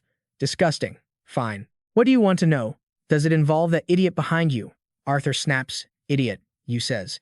Who ordered you to kill the King of Knights? Susanoo says, I'm sorry, but I can't answer that. Even I don't know who it was. Kim Yuwon looks annoyed. He doesn't know? Susanoo continues. Instead, I'll show you my memories. In a flash, he's inside the guy's memory. Yuwon is shocked. Is this inside Susanoo's memory? 2 voices ring out. So you want me to kill that Arthur brat? He's not even a high ranker, just some snot-nosed kid? Why should I do that? Actually, who even are you to be asking me for favors anyway? Who I am doesn't matter. Isn't getting what you want the important thing? What I want?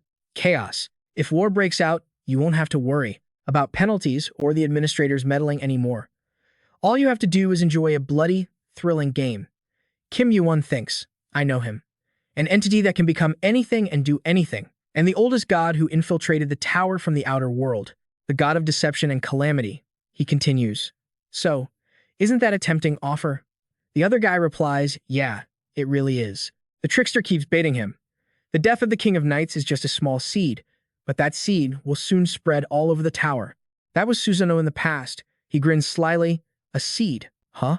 All right, I like it. I can't wait to dance on the stage you set up.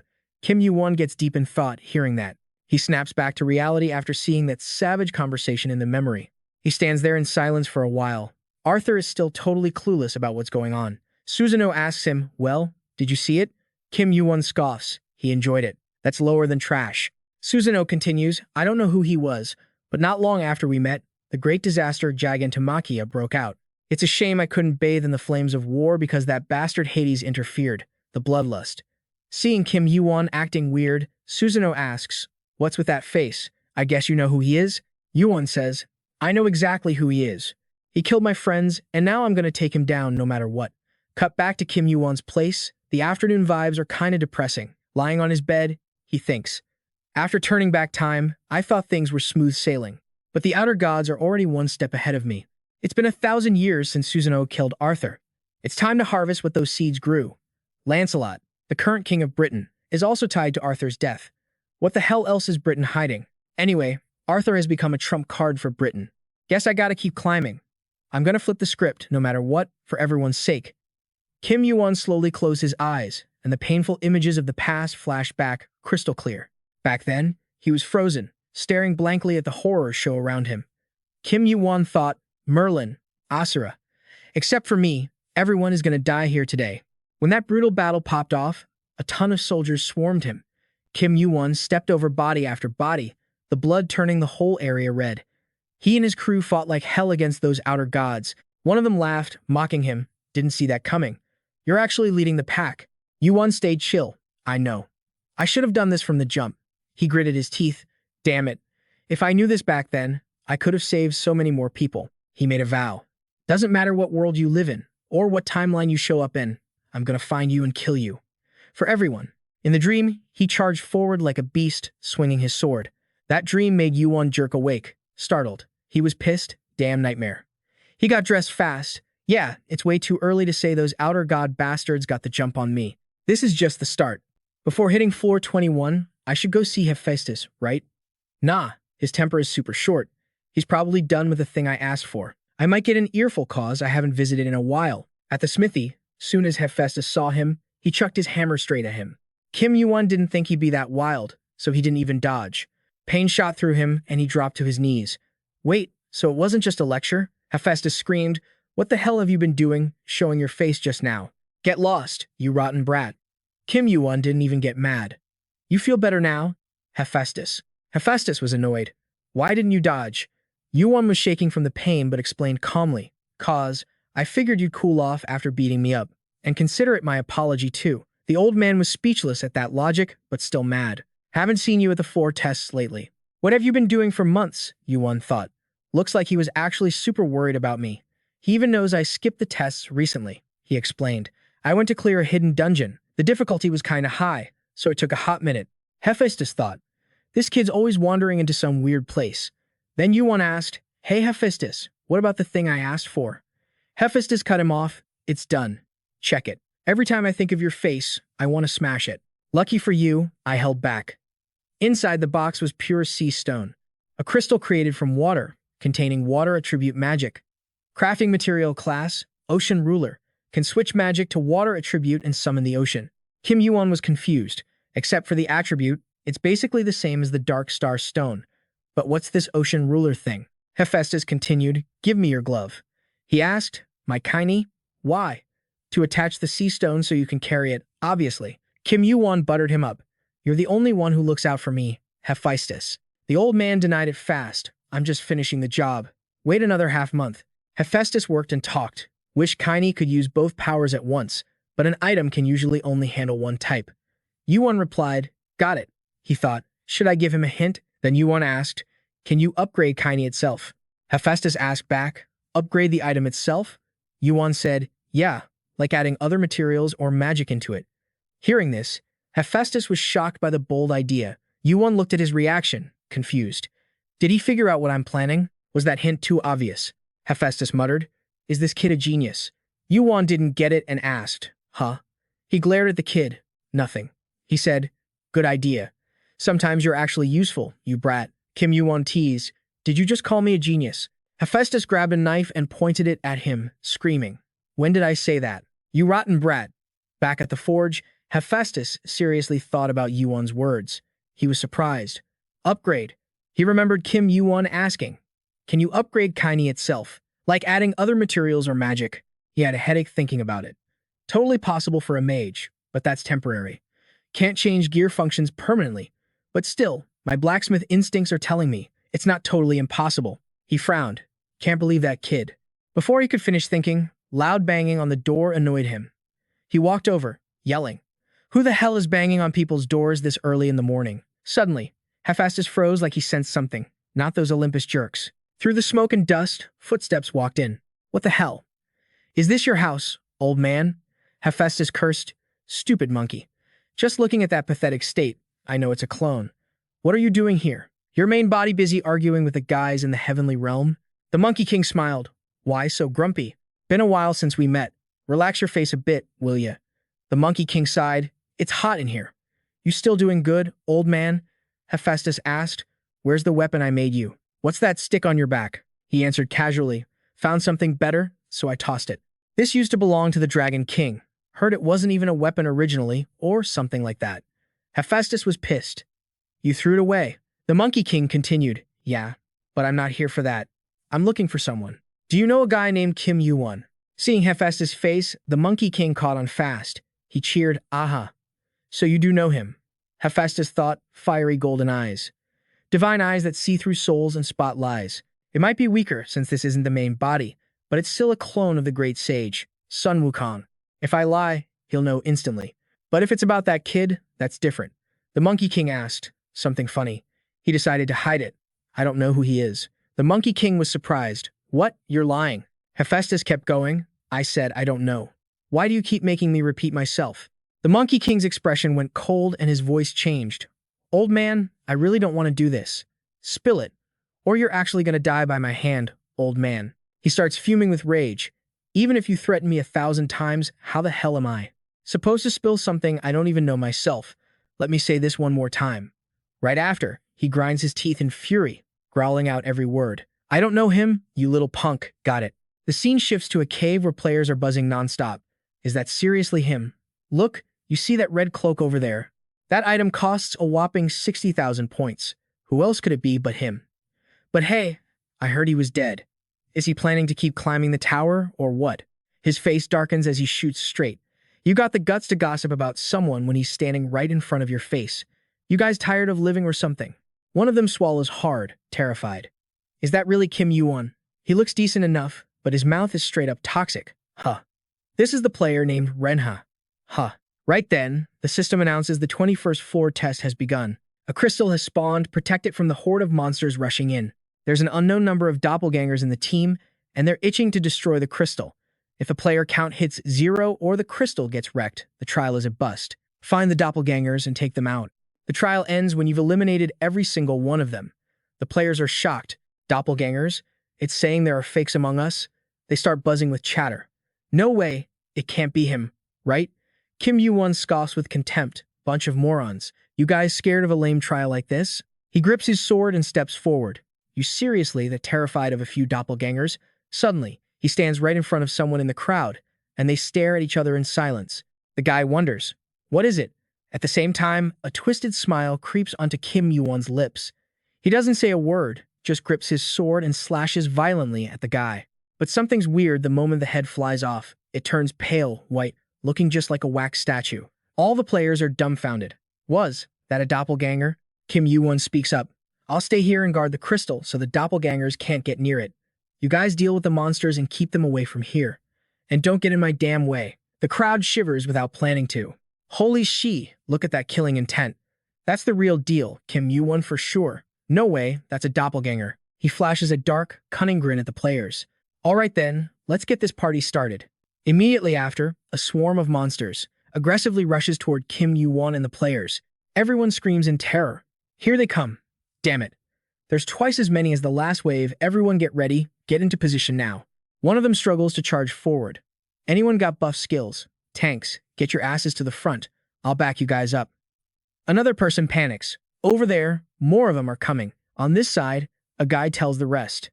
Chill out. All we gotta do is focus on the monsters. Kim Yuwon's already handling the doppelgangers. The guy with Renha looks excited. Hey Renha, I got a good feeling about this trial. Everyone's morale is through the roof. He snaps, hey, don't let your guard down. Renha silently marvels. Just his presence alone has that much of an impact. Huh. Kim Yuwon really lives up to the hype. Lost in thought, he bumps into another player's back. Renha quickly explains, sorry. I was way too focused on the fight. The other guy replies in a low voice, it's cool, I don't mind. The voice sounds familiar. So he takes a closer look. Wait, is that Kim Yuwon? But Renha quickly checks again. They're so alike. Who knew two people could look exactly identical like that? He speaks up. My bad, wrong person. The other guy replies, don't you think something's super weird?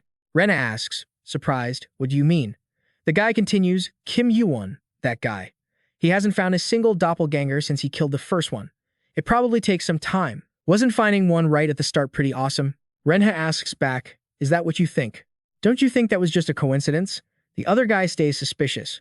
What part of that looks like a coincidence? But he thinks to himself, could be. Maybe it's one of his skills. What a weirdo.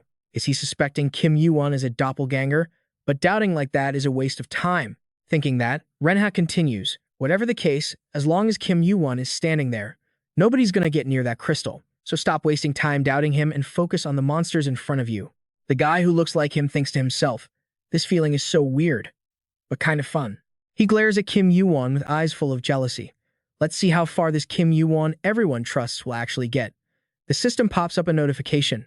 Time remaining is 25.2 seconds. But the players are starting to get wiped out after constantly killing monsters. They groan, damn it, I'm gonna die.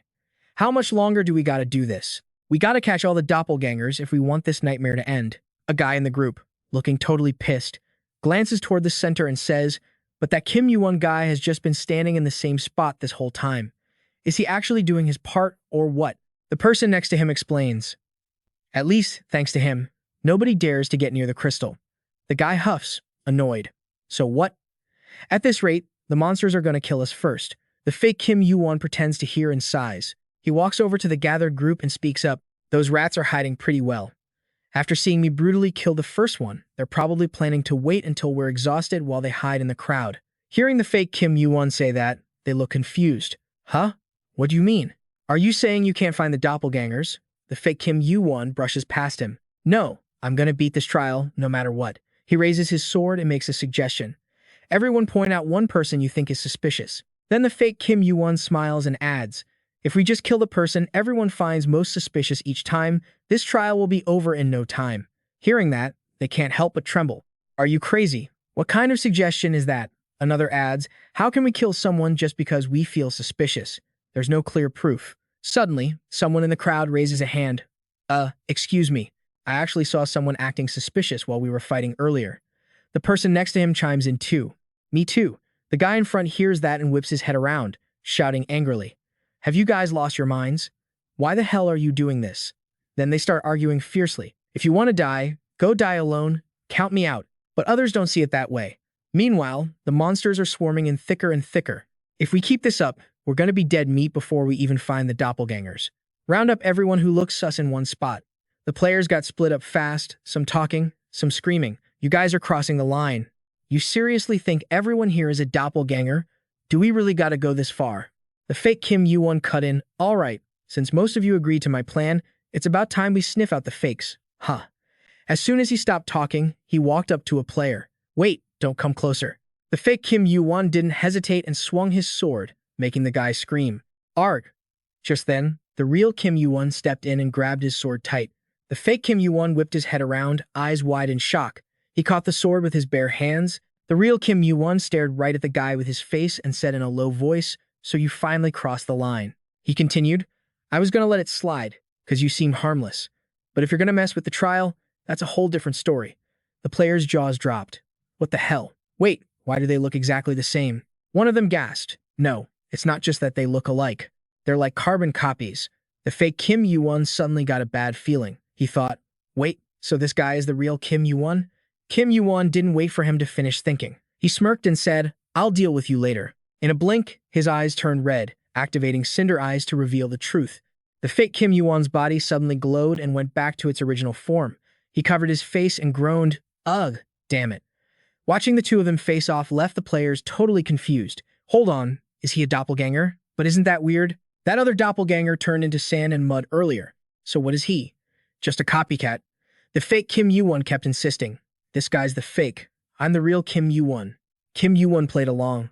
Yeah, whatever. But right after saying that, he kicked the faker hard, sending him rolling on the ground and completely exposing his real face. Kim Yuwon said, "You want it. You got it." He kicked the guy flying while hundreds of eyes watched. The fake Kim Yuwon was taken care of. He turned around and said, "All right, might as well clean up the rest of the trash while I'm at it." The guy Kim Yuwon stared at went pale and stammered, "It's not me. I don't even know what that thing is." Others chimed in, "Me neither. I'm just a normal low-rank player. I can prove it. My name is Miles. I live at." Kim Yuwon ignored them and walked straight to where Renha was standing. Renha looked guarded. "So, you're the real Kim Yuwon?" He put his sword right against the guy's neck. "Doesn't really matter." He asked, "You suspecting me of being a doppelganger?" Renha calmly explained, "My teammates can vouch for me being real. Since the trial started, we haven't split up once." The person mentioned stepped up to back him. "That's right. I can confirm this is our captain." Kim Yuwon heard that and let out a cold laugh. "You say you're not a doppelganger just because you moved as a team?" Then he suddenly grabbed the guy by the throat. Renha struggled to speak. "What is the meaning of this?" His teammates started freaking out. They started yelling at Kim Yuwon. "Let him go." "What the hell do you think you're doing?" Since he couldn't breathe, Renha's face started to change. He gritted his teeth and used all his strength to knock Kim Yuwon's hand off his neck. But it was too late. Renha had already turned back into a doppelganger. The teammate who defended Renha earlier was terrified and started stuttering. "Captain, why are you?" Before he could finish his sentence, his head got skewered by Kim Yuwon's sword. He only managed to say, "What the hell? Damn it," before quickly being beaten back into a doppelganger. Seeing the guy who was defending his teammate just minutes ago turn into a monster freaked the players out. "Is that one a doppelganger too?" Kim Yuwon looked surprised and said, "Doppelgangers pretending to be players. You guys are really committed to the role, huh? Gaslighting yourselves, really? That's a new one." He shouted a challenge, "Quit beating around the bush. Let's settle this once and for all. You fakes." A growl echoed from nowhere. Suddenly, a few doppelgangers appeared among the players. Kim Yuwon smirked and taunted, "Come at me, all of you." Then he activated the Heavenly Demon's aura. "You have cleared the 21st floor trial. You may now teleport to the next floor. Your level." The noisy system messages woke Mamos up. Ugh. He hazily saw a silhouette in front of him. The trial. How did it go? Kim Yuwon, sitting nearby, said, "If you're awake, sit up." Mamos jumped back in terror. Kim Yuwon greeted him friendly-like. "What's your name?" Mamos, still confused, asked, "Huh." Kim Yuwon raised his fist. Still half asleep. It made the guy jump. "It's Mamos." He looked at Mamos with a suspicious tone. "Since you didn't disappear after the trial ended, looks like you aren't a doppelganger. But I can't be 100% sure yet. What are you?" Mamos bowed his head and honestly told Kim Yuwon, "I am a doppelganger, but I'm also a player." Kim Yuwon wondered, "So you're a pure-blood demon. Which bloodline are you from? You don't look like Small Fry." He hesitated and revealed, "My father is him. It's Belial." Kim Yuwon quickly asked, "Say what?" Mamos answered, "Demon King Belial, king of the doppelgangers." Kim Yuwon thought, the monarch of lies and one of the 7 demon kings of the Demon Lord Guild. He's the son of high ranker Belial. Notification popped up. Cinder Eyes has confirmed the truth. He suddenly thought about the palace and Hargan's status. Doesn't look like he's lying. In terms of power and scale, the Demon Lord Guild rivals Olympus. His status is pretty much like Hargan's, so Kim Yuwon kept questioning Mamos. "Then what's a guy like you doing in a dump like this?" He rubbed his forehead. It's a long story." Then he mumbled, "Plus, this isn't exactly the best place for a heart-to-heart." Kim Yuwon looked a bit confused. After a moment of silence, Mamos stammered, "But I..." Even though he was a bit surprised, Kim Yuwon waited silently for him to finish. Then Mamos' attitude completely flipped. His eyes sparkled as he said, "I am a huge, die-hard fan of yours, Kim Yuwon." Kim Yuwon froze for a few seconds. The hell? He couldn't hide his admiration. He continued excitedly, "Ever since I saw you crush the rankings on the first floor, I've been totally obsessed. I officially became a stan after witnessing your performance at the martial arts tournament. Oh, and don't worry about going easy on me just because I'm a fan. What happened earlier was all my fault. I'm super sorry, and I promise I'll never do it again." Kim Yuwon wasn't buying it. He quickly used his fire eyes to double-check if what he was seeing was legit. Holy crap. I did not see that coming. So he's copying me because I'm like his idol or something? Kim Yuwon thought to himself. Whatever. Getting cozy with Belial's kid is all pros, no cons anyway. He slowly got up and told Mamos, I'll let you off the hook this time. Mamos lit up and replied, For real. Thanks a ton, man. Before he could even finish his sentence, Kim Yuwon threw out a condition. And one more thing. Mamos stared blankly at the sphere that just popped up in front of his face. Then Kim Yuwon smirked and said, Since I spared your life, you gotta do something for me. Give me your number. A month later, Kim Yuwon got a text from Mamos. I'm joining the next trial too. Semper Fidelis. That's Latin for always faithful. Kim Yuwon was chilling on his bed, clicking on the message he just read. Semper Fidelis. Huh? He wondered. Never thought he'd hear that phrase inside the tower. Then his mind drifted to the kid who sent the text. Seems like that kid's pretty open. Kim Yuwon thought as he kept scrolling through info. Whatever. I should be able to clear floors 22 through 24 in the next 10 days. It's just the 20s floors anyway. Kim Yuwon looked up, deep in thought. Unless Olympus meddles, this is going to be a piece of cake. For now, climbing won't be an issue. Suddenly, his train of thought got derailed by a new message from that guy, Hargan. He wondered why the hell this dude was messaging him out of the blue. Kim Yuwon read the text floating on the sphere. It's Hargan. I'm on the 22nd floor. Let's meet up. At an outdoor cafe on the 22nd floor, Hargan was already sitting there, waiting. Kim Yuwon walked over. He casually picked up a teacup and said, You're here early, huh? Hargan seemed lost in thought, only looking up when he heard Kim Yuwon's voice. Kim Yuwon took a sip of tea, glanced at the table, and said, Seeing as your cup's empty, I guess I'm right. Hargan didn't seem to care and just replied, You made it. Then he explained, I didn't have anything better to do, so I just came early to chill. Kim Yuwon sat across from him, thought for a sec, and asked about Hargan's progress. What floor are you on now? Hargan answered honestly, 34th floor. Kim Yuwon looked at him, actually kinda impressed. That's fast. Hargan replied, But the real trouble starts now. Climbing is getting way harder. Kim Yuwon acted like he heard something crazy. You? Being humble? Give me a break. I don't want to hear that from you. Hargan frowned. What are you babbling about? Then he started grilling Kim Yuwon. Kim Yuwon answered back. It seemed like Hargan had caught wind of some rumors about him. He asked, I heard you're the one holding the sea stone. Seeing Kim Yuwon's whatever attitude, Hargan figured it out. He kept talking. Thanks to you, Olympus is a total mess right now. The relationship between my uncle and my dad is absolute trash, and everything's gone to hell. He added his theory. I'm guessing you already knew that. Because of the infighting, Olympus is too busy to pay attention to you right now, but that's only temporary. You could actually die. Next, Hargan gave him two options. Either bow down to Olympus and hand over the sea stone, or find a place like Asgard or the heavenly realm to watch your back. Kim Yuwon didn't seem to give a damn about what he was saying. He stood up and asked coldly, You done yet? If you're done, I'm out. Hargan froze, totally confused. We haven't even got to the main point. Hold on, that's not what I meant. He didn't expect Kim Yuwon to actually leave. Hargan panicked. Hey, you're seriously leaving? Kim Yuwon shot back. Well, who told you to keep repeating the same crap over and over? Then he asked Hargan, What about you? Have you decided which path you're going to take? Hargan snapped, shouting, Duh. Of course I have. If I hadn't, I wouldn't be sitting here talking to you. If I keep hanging out with you like this, I'm gonna lose all my street cred as a son of a god. Hargan looked at him, then just sighed and gave a warning. Ugh, whatever. Just watch your back on the 25th floor. He emphasized the key point, especially the heart of Britain. That place is a trap set specifically for you.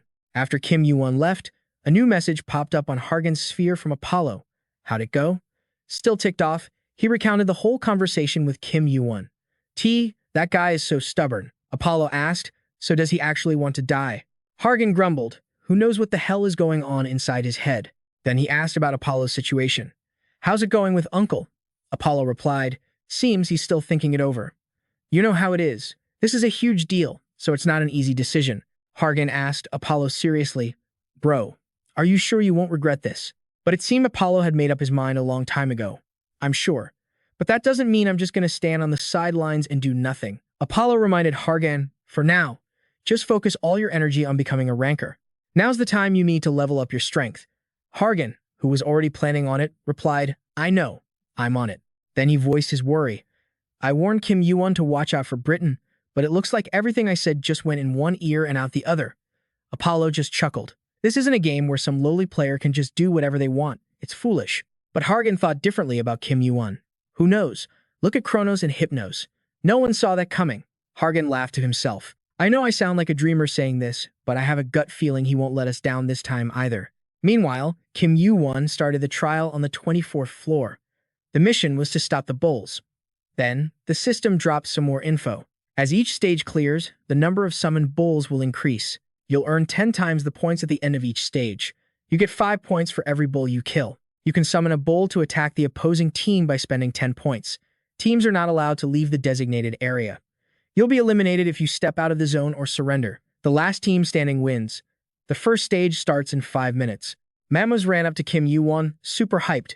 It's a defense challenge. We're on the same team, Kim Yuwon. Kim Yuwon just shrugged. Yeah. Then he added, we're splitting up after the next floor. Don't forget that. Mamos looked shocked. Huh? Why? That's such a waste. Why can't we just stick together till the end? Kim Yuwon shut that daydream down real quick. Nope, he added. Besides, you're gonna change your tune once you handle the job I'm about to give you. Mamos was totally clueless and asked, what are you planning to do on the 25th floor anyway? Just then, the system chimed in as boundary circles popped up around every team. Sector boundaries initializing. Step outside the line, and you're out. Distributing starting points. Total points, 10.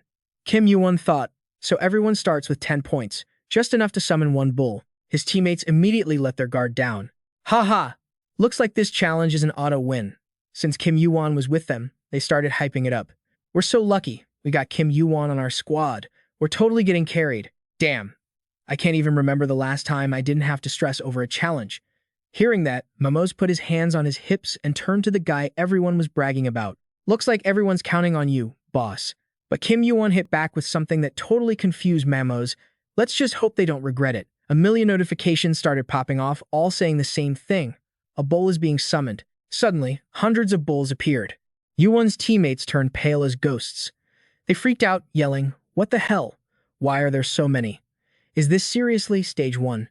How many of them are there? I can't even count them all. Mamos smirked, finally getting what Yuwon meant earlier.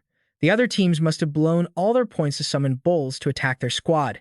I get it now, boss. They're trying to wipe out the team with the highest win rate, right? He continued. So basically, this is a 1 versus 9 battle. Mamos suddenly shut up. Surrounded by countless mana spheres, it looked like Yuwon had triggered his mana blast skill. He was totally freaked out. Are you insane? I mean, how much mana do you even have to fire off that many shots at once? Yuwon cut him off. Save the chit-chat for later. Then he started blasting the mana spheres at the herd of bulls coming their way. The beasts were super aggressive, charging straight for Kim Yuwon. Any bull hit by a mana sphere vanished instantly. In a split second, he wiped the floor with them. Seeing Yuwon's insane power, his teammates felt kinda guilty for some reason. How is that even possible? I feel like we're just dead weight here. Then someone suggested, we should probably just stay put, but Yuwon cut him off. You guys just try to survive as long as you can. If you're gonna stick around, you should at least aim for a decent score, right? The other players immediately got what he was saying. You mean if we don't fight, we're screwed? But to Mamos, Yuwon looked absolutely badass. Bro, over in Team 3's area, someone shouted out. This game is easy. They were gloating hard, watching Yuwon's team fight off hundreds of bulls. They told each other, looks like our squad barely has to deal with any monsters. Huh. You're right. The other teams must be thinking the exact same thing. Meanwhile, Team 5 had a bolder idea. Let's force Kim Yuwon's team to get eliminated first. Everyone gets the plan, right? Over in Team 9, the guy who looked like the captain was furiously tapping away at his system interface. You have used 300 points. 30 bulls will be summoned in the next stage. He barked orders at his team, determined to wipe out Kim Yuwon's squad. The real trial starts once Yuwon's team loses. The system quickly flashed a new notification. Stage 9 will begin in 5 minutes. Reinitializing sector. Yuwon's teammates finally realized what the other teams were up to. They started panicking. What the hell is this? I swear we've seen like 1,000 bulls in just one herd. Hasn't any other team been eliminated yet? We're gonna die. Seems like it. I haven't seen any elimination messages pop up. Looks like we're the only ones getting hammered right now. Who knows how many are coming in the next wave? Mamos spoke up. At this rate, it's never gonna end. He was about to charge in, but Yuwon stopped the bulls first. Just try to hold out until stage 10. Mamos asked, totally confused. Stage 10. I don't think I can make it that long. He questioned Yuwon. Are you sure we can actually beat this challenge? Kim Yuwon just glanced at him. Didn't you say earlier that 100 bugs are still just bugs? I thought for a second you were finally acting like a real demon. Mamos started sweating bullets and stammered. That was then. The system notifications kept pinging, making Yuwon's team jump. A bull is being summoned. A bull is being summoned. A bull is being summoned. Yuwon's team started whining. I'm gonna be sick. Why are they multiplying exponentially? Stop sending them our way. I'm begging you bastards. At this rate, I won't live to see tomorrow. When does this end? Yuwon stepped up to address his team. You guys just chill. I'll handle everything from here on out. Mamos was shocked. By yourself? Will you be okay? He couldn't help but worry, but Yuwon just said, for now, yeah. Mamos stared at him in surprise, then silently counted the new manospheres appearing. He was absolutely terrified. 1, 2, 3. Too many. There's even more than before. Yuwon's skill window popped up. Master of Mana. One of the powers of a mana controller. Rank, S+. Proficiency, 21.4 to 9%. Mana recovery plus 10%. Magic resistance plus 10%. Increases mana sensitivity. Increases command over mana. He thought, thanks to this skill, controlling mana is way easier. But this is still far from enough. Dozens of mana spheres floated around Yuwon. He thought back to his past life. Before I regressed, I could create 50 of these without even breaking a sweat. I wonder how many I can make now? Just as the system announced the start of Stage 9, Yuwon was ready. He whispered, let's get this party started. The mana spheres rained down, instantly blasting the bulls charging at them. Dozens, then hundreds of notifications started pinging like crazy. You have slain a bull. Proficiency of Heaven Slaying Star increased by 0.001%. You have slain a bull.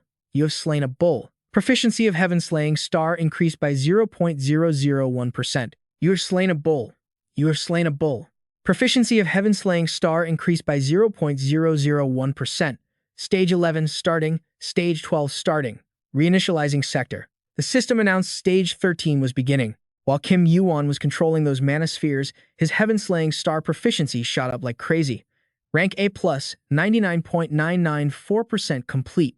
Notifications about wrecked bulls kept spamming in. Heaven Slaying Star completion went up another 0.001%. Yuwon thought to himself, 10 should be enough. Now that I know my limit for one go, I should just focus on controlling him. Then he called out to Mamos. Mamos answered fast, yeah? Yuwon told him to use their points to summon bulls on the other teams. That request totally freaked Mamos out.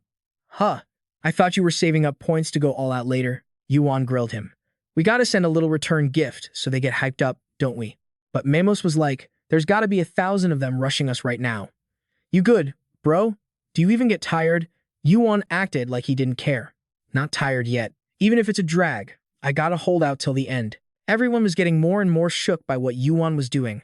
They started whispering, what the heck is his mana stat anyway? How's he controlling that many spheres? He's a total monster. He's on such a different level that I don't even feel jealous anymore.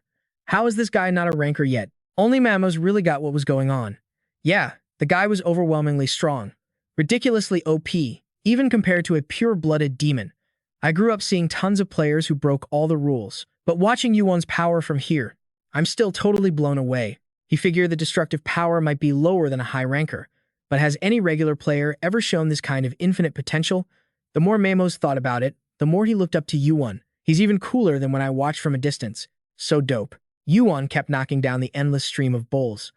Heaven Slaying Star completion went up another 0.001%. You have met the conditions for Heaven Slaying Star. Heaven Slaying Star, rank A+. 100% complete. Heaven Slaying Star will be deleted. Then more notifications popped up. You met the conditions for the Star of Heavenly Slaughter.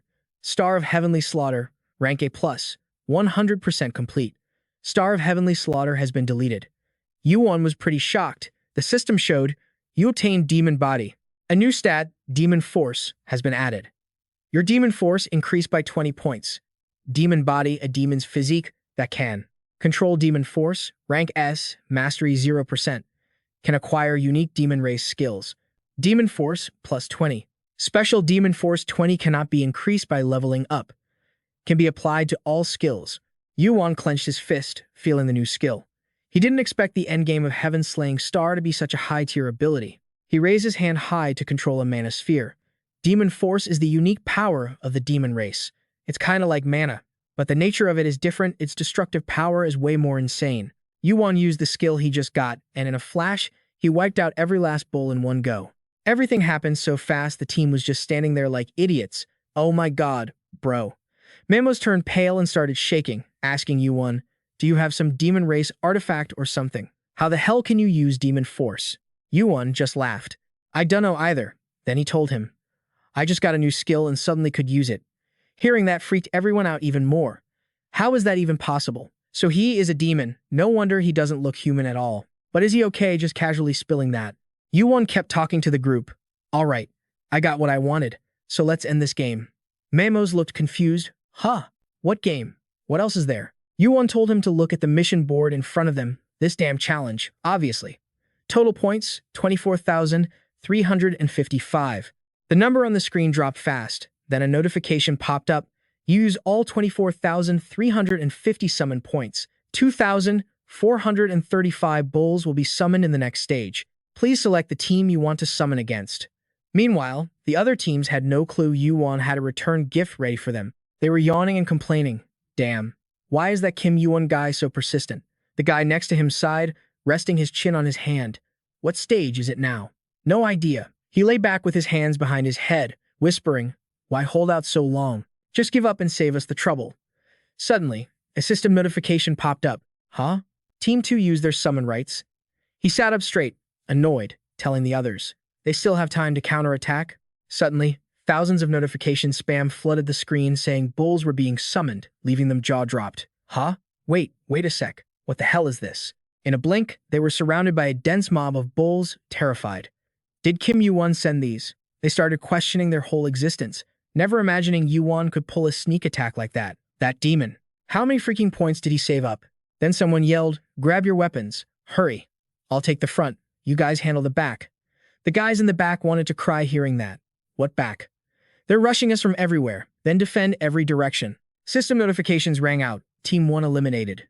Team 4 eliminated. Team 7 wiped out. Team after team fell to Kim Yuwon. Nice. The other teams are starting to drop. He calculated silently. That's about 200 extra bulls per summon. Since they climbed to floor 24, maybe 1 or 2 teams will survive. Problem is time. Yuwon stared ahead with cold eyes and smirked. Can they survive this giant wave of monsters? Or will they die before the timer hits 0? I'm gonna play with you guys until you're sick of it. Yuwon's attitude was so scary, even his teammates were creeping out. Are you sure he's not a demon? Thank God we're on his team, or I'd be covered in goosebumps right now. Ding. A new notification popped up. You passed the floor 24 challenge. Received 50,000 points. Everyone jumped up and cheered. It's over. Thanks, Kim Yuwon. One of the team members spoke up. Thanks to you, we breezed through this challenge. Thanks for the hard carry. I mean, you were freaking cool. We're heading out first. The system board showed more. You received an additional 54,360 points. You've acquired the skill, Cloud Step. Pop this, and you'll be light on your feet, literally walking on air like there's an invisible path. Kim Yuwon was low-key shook, thinking, wait, isn't this the OG version of Hermes' footwork? Even with the new skill, he was kinda hating on it. He'd rather stick to his current kit, at least those are worth like 100,000 points. Before heading up, Mamo stood there looking totally bummed out and whined. Boo-hoo, big bro. Do we seriously have to say goodbye now? That sucks. But Kim Yuwon flipped the script and said, nah. For now, let's just stick together until the 25th floor. The kid was stunned, gasping. Whoa, for real? Then he happily grabbed Kim Yuwon's hand. Awesome, let's roll. Mamos triggered his teleport ability to the next floor. Boom, both of them warped straight to the 25th floor Britain. They touched down right where a bunch of players were crowding around. You could hear whispers like, so, this is Britain, huh? One dude standing nearby chimed in slowly. This place is famous as the British capital. Seeing it with my own eyes. Yeah, the hype is real. I heard it's a major tourist trap too. Then someone asked, yo, are those statues the Knights of the Round Table? Kim Yuwon immediately locked eyes on what they were talking about. He silently sized up the Round Table and the King of Knights. A massive statue of a knight on horseback appeared. It was Arthur. Arthur, chilling inside Kim Yuwon's gauntlet, couldn't help but feel a bit nostalgic. Damn, look at that. That's my handsome face right there. Kim Yuwon heard that and asked, you still clinging to the past? Arthur snapped back, clinging my ass. Is it really that hard to just get me a human body already? The MC shot back. If you're not picky, how about that bull carcass from earlier? Arthur screamed, are you freaking kidding me? Mamos, fresh from eavesdropping, ran back to report to Kim Yuwon. I heard the current king of Britain is Lancelot, but they still haven't changed the statue. Kim Yuwon coldly told Mamos, he's just a placeholder king. The kid giggled at that. Huh? Temporary? Dude, It's been a whole century since Arthur vanished. Mamos kept grilling Kim Yuwon. I'm actually curious about this Lancelot guy. Arthur brought Britain to its peak in history, and Lancelot's been ruling for ages. Kim Yuwon whispered back, you'll see soon enough. The round table I know isn't going to just sit around doing nothing. While they were chatting, a figure approached. The guy was riding a stone horse, decked out in round table armor. He announced, we're here. It was Percival, the 31st knight of the round table. Seeing the mob of players gathering at Arthur's monument, Percival asked his lackey, are these the ones who cleared the trial? The lackey nodded, yes, sir. Realizing who he was, the players scrambled to introduce themselves. I'm Tua, I'm Oren. Pleasure to meet you. I'm Eli Rosaman. Totally contrasting with the suck-ups, Kim Yuwon sighed. Does every knight in the round table have bottomless greed or what? Thinking about it, it made sense. No guild levels up as fast as the round table. They could literally camp on this floor forever if they wanted. Mamos looked at the group and asked innocently, are all of them knights of the round table? Kim Yuwon replied, nope, just that one guy. Out of everyone there, the ones catching Percival's eye were Kim Yuwon and Mamos. He smiled politely and asked, may I have the pleasure of knowing your names? They glanced at each other and said, Kim Yuwon. Mamos. Having got their names, Percival continued, you two don't say much, and your vibe is definitely different from the rest. I am Percival, the 31st knight of the round table. He flashed a super welcoming smile. I'm thrilled to meet newcomers here. But when Percival opened his eyes, they were dead cold, zero emotion. I'm here on orders from His Highness. To the players who just arrived, we are looking for a candidate to fill a vacancy in the round table. I'll fill you in on the deets later. You must be wiped from the trial, so go get some rest first. Then Percival addressed the crowd. This is the border with other nations. The British capital isn't far from here. Follow me. Mamos frowned and whispered to Kim Yuwon. They're acting sus. I think they're trying to bait you, big bro. Kim Yuwon threw his arm around the kid's neck and whispered back, listen, Mamos, I'm just playing it safe. Mamos blushed and stammered, hey, are you sure? I didn't think they'd be such scumbags. Then he looked at Kim Yuwon. But if you say so, I'll keep my guard up. Kim Yuwon replied, all right, let's just follow them for now. Pretty soon, they reached the capital's city gates. Percival looked up at the towering walls, bursting with arrogant pride as he announced, behind these walls lies Camelot, the capital of Britain. The players gasped, it's huge. This city is way bigger than I imagined. Percival suddenly cut in.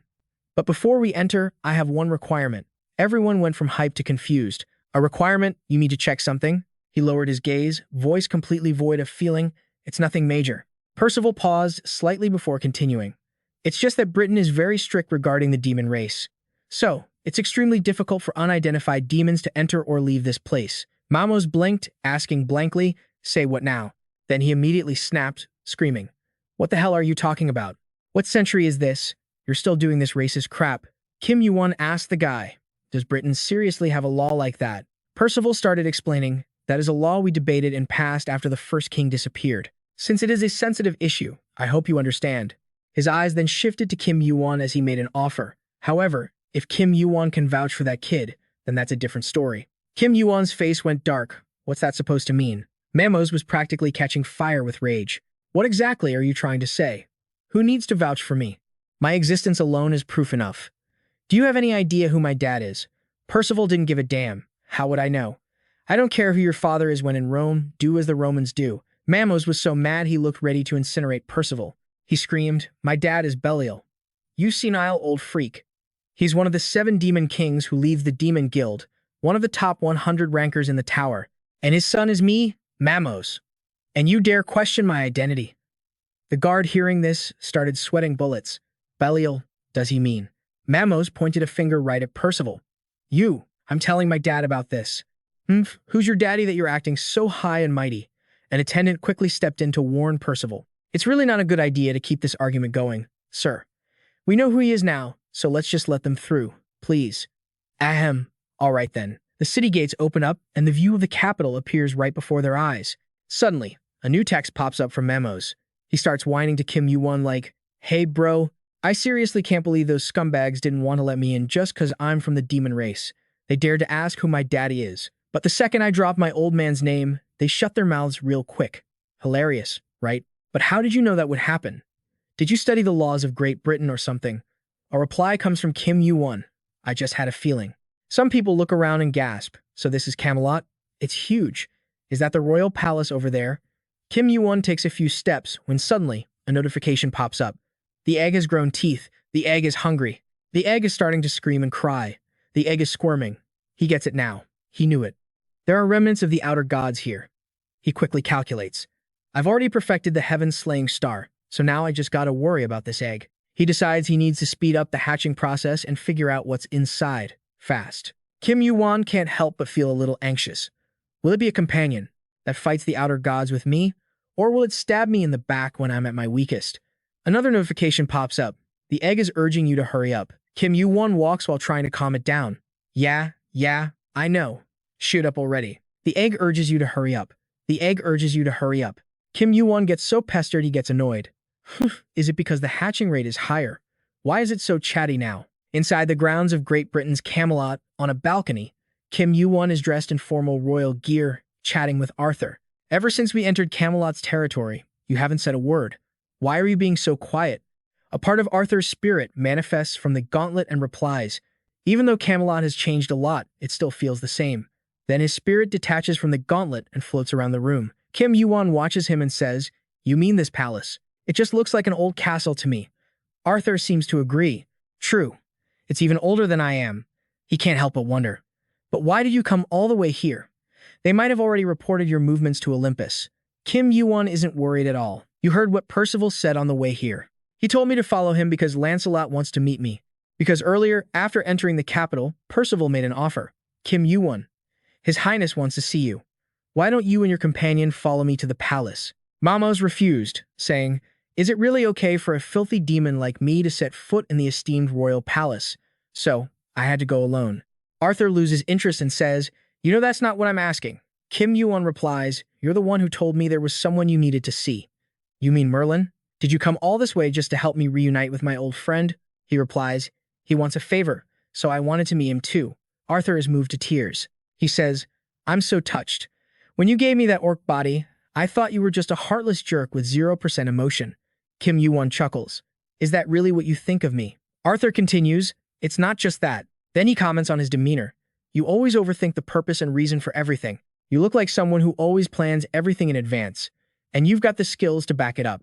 Arthur pauses, then asks, wait, are you actually doing this for me? Kim Yuwon leans his head down close to the spirit and says honestly, well, I'm not exactly doing this for no reason. Arthur replies, maybe it's because you lack experience, but even with an iron will, you're still just a low-level player. He gives some more advice.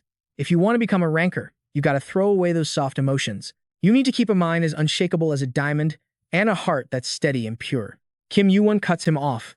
No, that's not it. He frowns and says, I came here with a plan. Just watch closely how I turn Great Britain upside down. In a garden, a servant bows to thank someone. Thank you for earlier. I didn't think he'd get so angry just because a small twig fell on his head.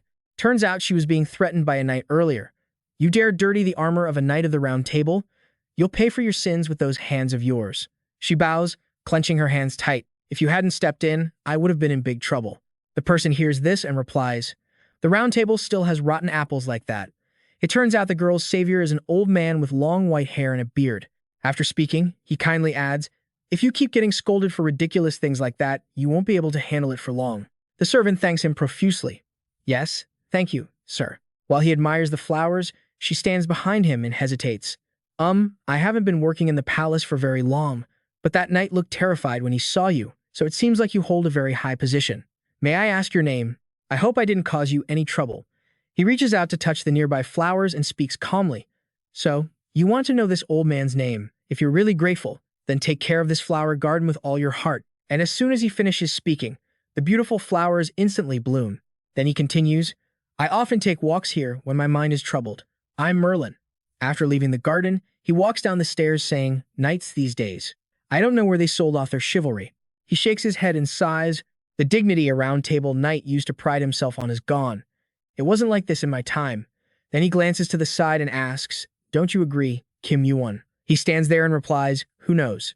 Then he approaches the old man, saying as he walks, the great mage who founded Great Britain with the King of Knights. You're Merlin, right? That is correct, but I don't believe I've ever seen you before. Merlin glances at Kim Yuwon. You've been following me for a while now, haven't you? He stands opposite him and introduces himself. I'm Kim Yuwon. Merlin replies, Huh? He says in surprise. Why just blurt out your name like that? Kim Yuwon? Kim Yu. I feel like I've heard that name somewhere before. Kim Yuwon says honestly, I'm a newly arrived player. Merlin then wonders aloud, is that so? Lancelot must have invited you. So, what do you want with me? He doesn't answer but pulls a sword from his inventory. Showing King Arthur's sword to Merlin makes him startle. That's Excalibur. His eyes go dark. You, where did you get that sword? It's a long story. He rests his hand on the sword and adds, besides, I don't think we can discuss something this important out in the open like this. Could I trouble you for a cup of tea? Back at Merlin's crib, after pouring some tea, the old man cuts straight to the chase. All right, time to spill the beans.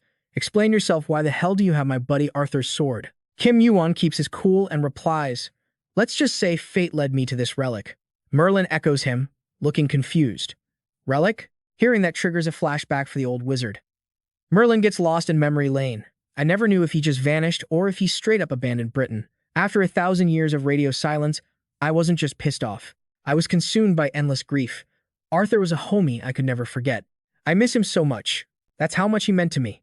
After chilling with some tea and snacks, Merlin continues. At least it takes a load off my mind knowing his will is being carried on. Then he drops the big questions. But what's your connection to Arthur anyway? How do you know about our bromance? And why did you come looking for me? Kim Yuwon casually explains. First time I met Arthur was a few months ago. Merlin snaps to attention, sitting bolt upright. A few months ago? You mean he was still alive? But Kim Yuwon raises a hand. Nah, not exactly.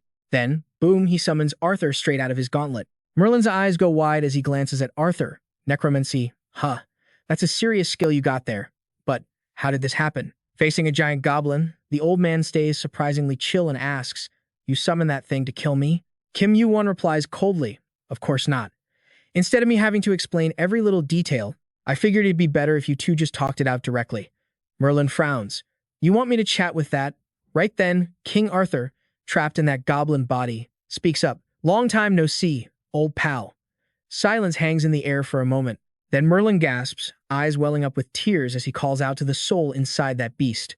Arthur, you recognize me right away? Merlin jumps out of his chair, stomps over to Arthur, and yells, you bonehead. You're the only one who calls me that. You never show me any respect, even though I'm years older than you. Arthur tries to calm him down. Chill out, old friend. You're acting like you've seen a ghost or something. Then Merlin stares at that big, ugly carcass and asks, so, what's with the look? Why are you stuck in that form? Arthur shoots a glare at Kim Yuwon. It's all because of that brat over there. Then he gets serious. Anyway, I need to tell you something. Merlin asks, what is it? Is it about the scumbag who killed you? Seeing the terrifying look on Merlin's face, Arthur swallows the words he was about to say. Your eyes are freaking me out, man. You look like you're gonna hunt down and tear apart whoever killed me right this second. I'm good. Really, you don't need to avenge me. There's something way more important. Then he drops the bomb. The guy who killed my son is right here in this palace.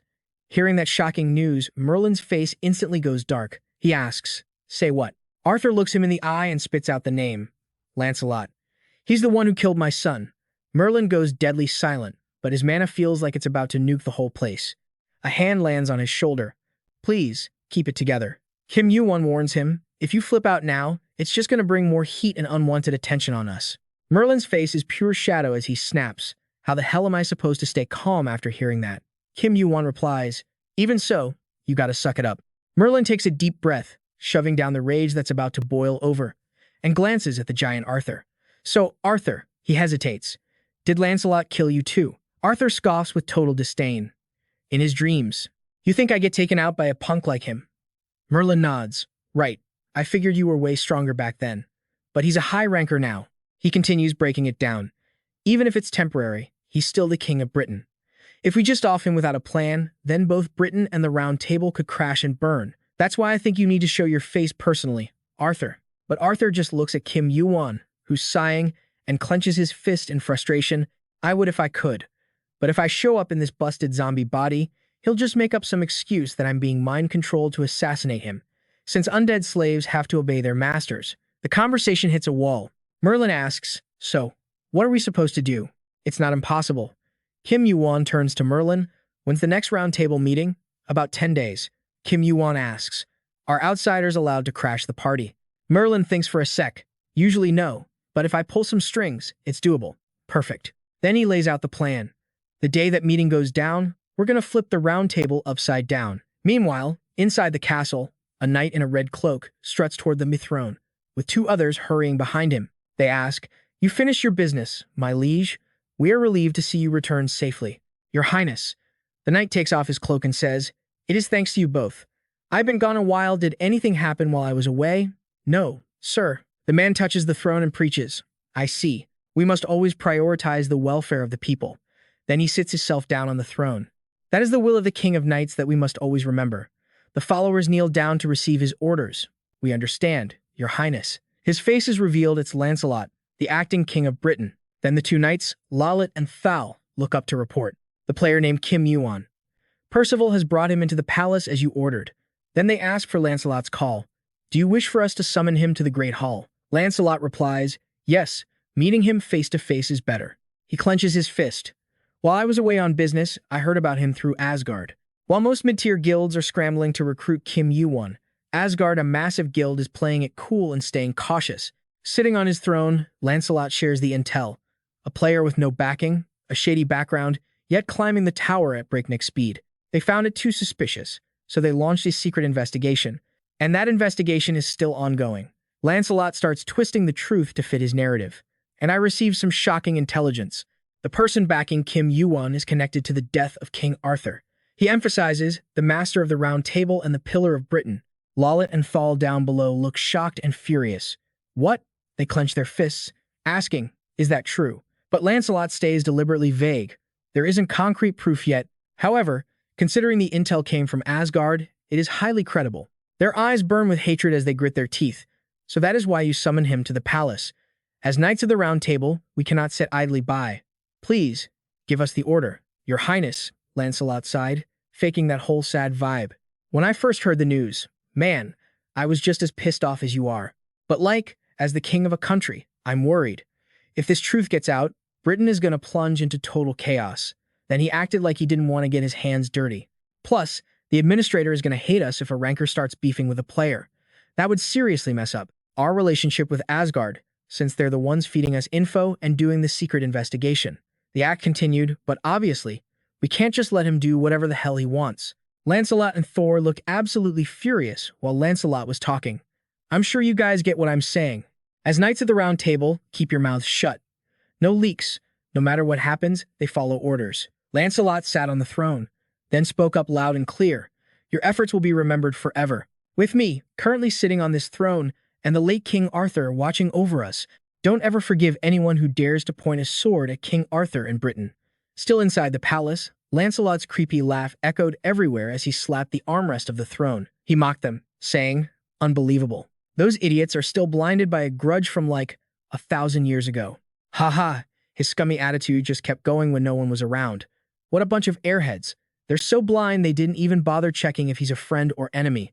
Then he grinned like a maniac. That hive holding a great nation's fate in his hands and ordering rankers around like hunting dogs. The taste of power is just too sweet. "Arthur, you used to drown in this sweet feeling all alone, but now it's mine. It's all for the great cause of Olympus." Inside a room, Kim Yuwon used his inspection eyes to watch Lancelot's every move. "I haven't even been in the palace for a day, and they're already making a move? Seriously." Then Kim Yuwon used his torch eyes to light up his vision and look right through the door. He clicked his tongue, annoyed. "Full gear late at night just to knock on someone's door? Looks like they're dying to take me out." Through his skill, he saw two waves of mana practically bursting through the door. Their mana was screaming like it was gonna explode any second. Kim Yuwon quickly figured it out. Burning rage was suppressing their magic. Lancelot must have said something to trigger them. Finally, the two guys outside started talking. "Is Mr. Kim Yuwon in there? Can we talk?" Later, at the Knights' training ground in the dark, they looked at Kim Yuwon with dead eyes. Zero emotion. "Thanks for following us." Kim Yuwon was chill about it. "Don't mention it. We couldn't exactly start swinging swords inside the palace anyway."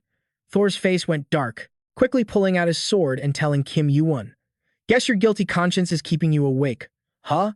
He pointed the sword at him and continued, "I'm gonna ask you a few questions. You don't answer or you lie. I'm chopping off a limb." Thor said, "Who killed King Arthur?"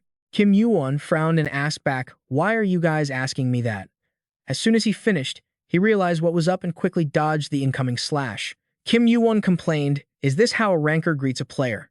Thor, radiating killing intent, said, "I'll ask one more time. Who killed King Arthur?" Kim Yuwon stepped back. He asked, "Did Lancelot order you to do this?" Thor was furious. "How dare you?" he roared, shocking Kim Yuwon. "Who do you think you are to say his name like that?" While Thor went crazy, the kid quickly grabbed a sword from his inventory to block the attack. They just flew at each other, clashing. Because of that reckless move, the tower's penalty system hit Thor immediately. Kim Yuwon saw him looking uncomfortable and realized, if there's a penalty, they aren't just bluffing. Lancelot triggered his knight's desire for revenge, manipulating others to do his dirty work. Looks like his little scheme is working. He walked toward the guy. "First, I gotta take this dude down." His hand moved in, catching Thor off guard. In a flash, Thor got kicked away. He frowned, thinking, "What was that just now?" He blocked my vision for a split second and gave me the chills. Goosebumps everywhere. Then a voice spoke up, "Arthur, don't kill him. He's just being used." He thought, "I know. It all comes from a knight's loyalty." Kim Yuwon smirked. "What should I do? Maybe let them meet Arthur?" But then he thought, "Nah, forget it. Merlin and Arthur go way back, so they believe him. But these two knights, they're convinced he killed Arthur." Kim Yuwon stared at the two knights for a long time. "No way. Before the Round Table Conference starts, I have to keep Arthur's existence a secret." But then, one knight stepped up without flinching. "The 42nd Knight of the Round Table deems you a threat. The 42nd Knight of the Round Table demands a duel." Kim Yuwon had no choice but to fight them. The duel has to be one-on-one. Skill effects end if a third party interferes. Match start. Kim Yuwon looked at the other guy and asked, "The other one isn't fighting," Lancelot said with his super self-righteous voice. "My honor does not allow ganging up on a single player." Hearing that, he grinned. "True knight spirit, huh? You sure you can beat me alone? Don't underestimate your opponent." Lancelot frowned at Kim Yuwon. "This is how we've always won at the Round Table." He frowned, thinking, acting like this Round Table is so high and mighty. Before Britain and the Round Table, this country was drowning in a bloody war for hundreds of thousands of years. And yet these guys have the nerve to steal the glory others built. Talk about shameless. Kim Yuwon told him straight up, "You can't win like this. Let me show you." He pointed his sword at Lancelot. "I'm gonna wake you up." Then Kim Yuwon activated the giant's strength skill. Focusing it into his arm, Constitution stats temporarily convert to strength. Arthur looked worried. "I told you not to kill them." He reassured him, "Chill, it won't go that far." Saying that, Kim Yuwon rushed right in front of Lancelot. Boom. An explosion went off, sending dirt and rocks flying everywhere. But that knight wasn't a pushover. He quickly used the Round Table Knight's shield to protect the target. But behind that shield, Lancelot's face didn't look too happy. "Just as I thought, this guy is no joke." Just like that, he blocked all of Kim Yuwon's attacks with his shield. Can't underestimate this player. But a few seconds later, he clocked that something was weird. Thor had used his shield to shove him back. Kim Yuwon ain't exactly a combat newbie, so he backed the hell up. After dodging Lancelot's attack, he started treating the guy with a bit more caution. Guess rankers are built different. His style is all defense but hits like a truck. Dude's a literal tank. That knight took the hit and stood there like it was nothing. "If you want to throw hands, I'm game." Kim Yuwon heard that and rushed right back in. "Fine, take another one. Let's see how you tank this, swapping Constitution stats to strength temporarily." "You have enough Constitution." The giant's power wrapped around his whole body. Hell yeah. Full gigantification success. Then Kim Yuwon smashed his fist into the shield. Lancelot got hit so hard he shuddered, making him wince. What the hell is up with his strength? Kim Yuwon thought. It ain't just raw power. Kanye is made of adamantium, the hardest metal ever, and the blacksmith who made it is top tier in the tower. He raised his fist again. "You're gonna pay for that." Saying that, Kim Yuwon slammed the shield one more time. This punch actually cracked the thing. Then another punch, followed by a whole combo. The shield looked like it couldn't take much more. Cracks spreading everywhere. Lancelot gritted his teeth so hard his gums bled. His eyes went bloodshot. Damn it! He doesn't have any special moves, so how is he cornering me with just one basic skill? Right after, Lancelot triggered a targeting skill at Kim Yuwon. It made him pause for a sec, but Kim Yuwon got his balance back fast. Then he rushed in to punch the shield again. This one was way harder than the last one. Even with the defense up, the shield still cracked. Seeing his shield about to shatter, Lancelot started freaking out. How can he do this? He's not a ranker, just a regular player. Then a massive explosion sent rocks flying everywhere. Through the thick dust, Kim Yuwon's voice rang out. "If you guys seriously think I'm involved with the people who assassinated King Arthur and really want revenge, then drop the fake knight act."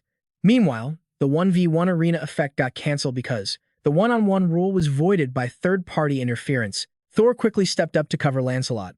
I don't give a damn how many people you fight. Kim Yuwon touched his torn shoulder and said, fighting solo? Then he ripped the shirt right off.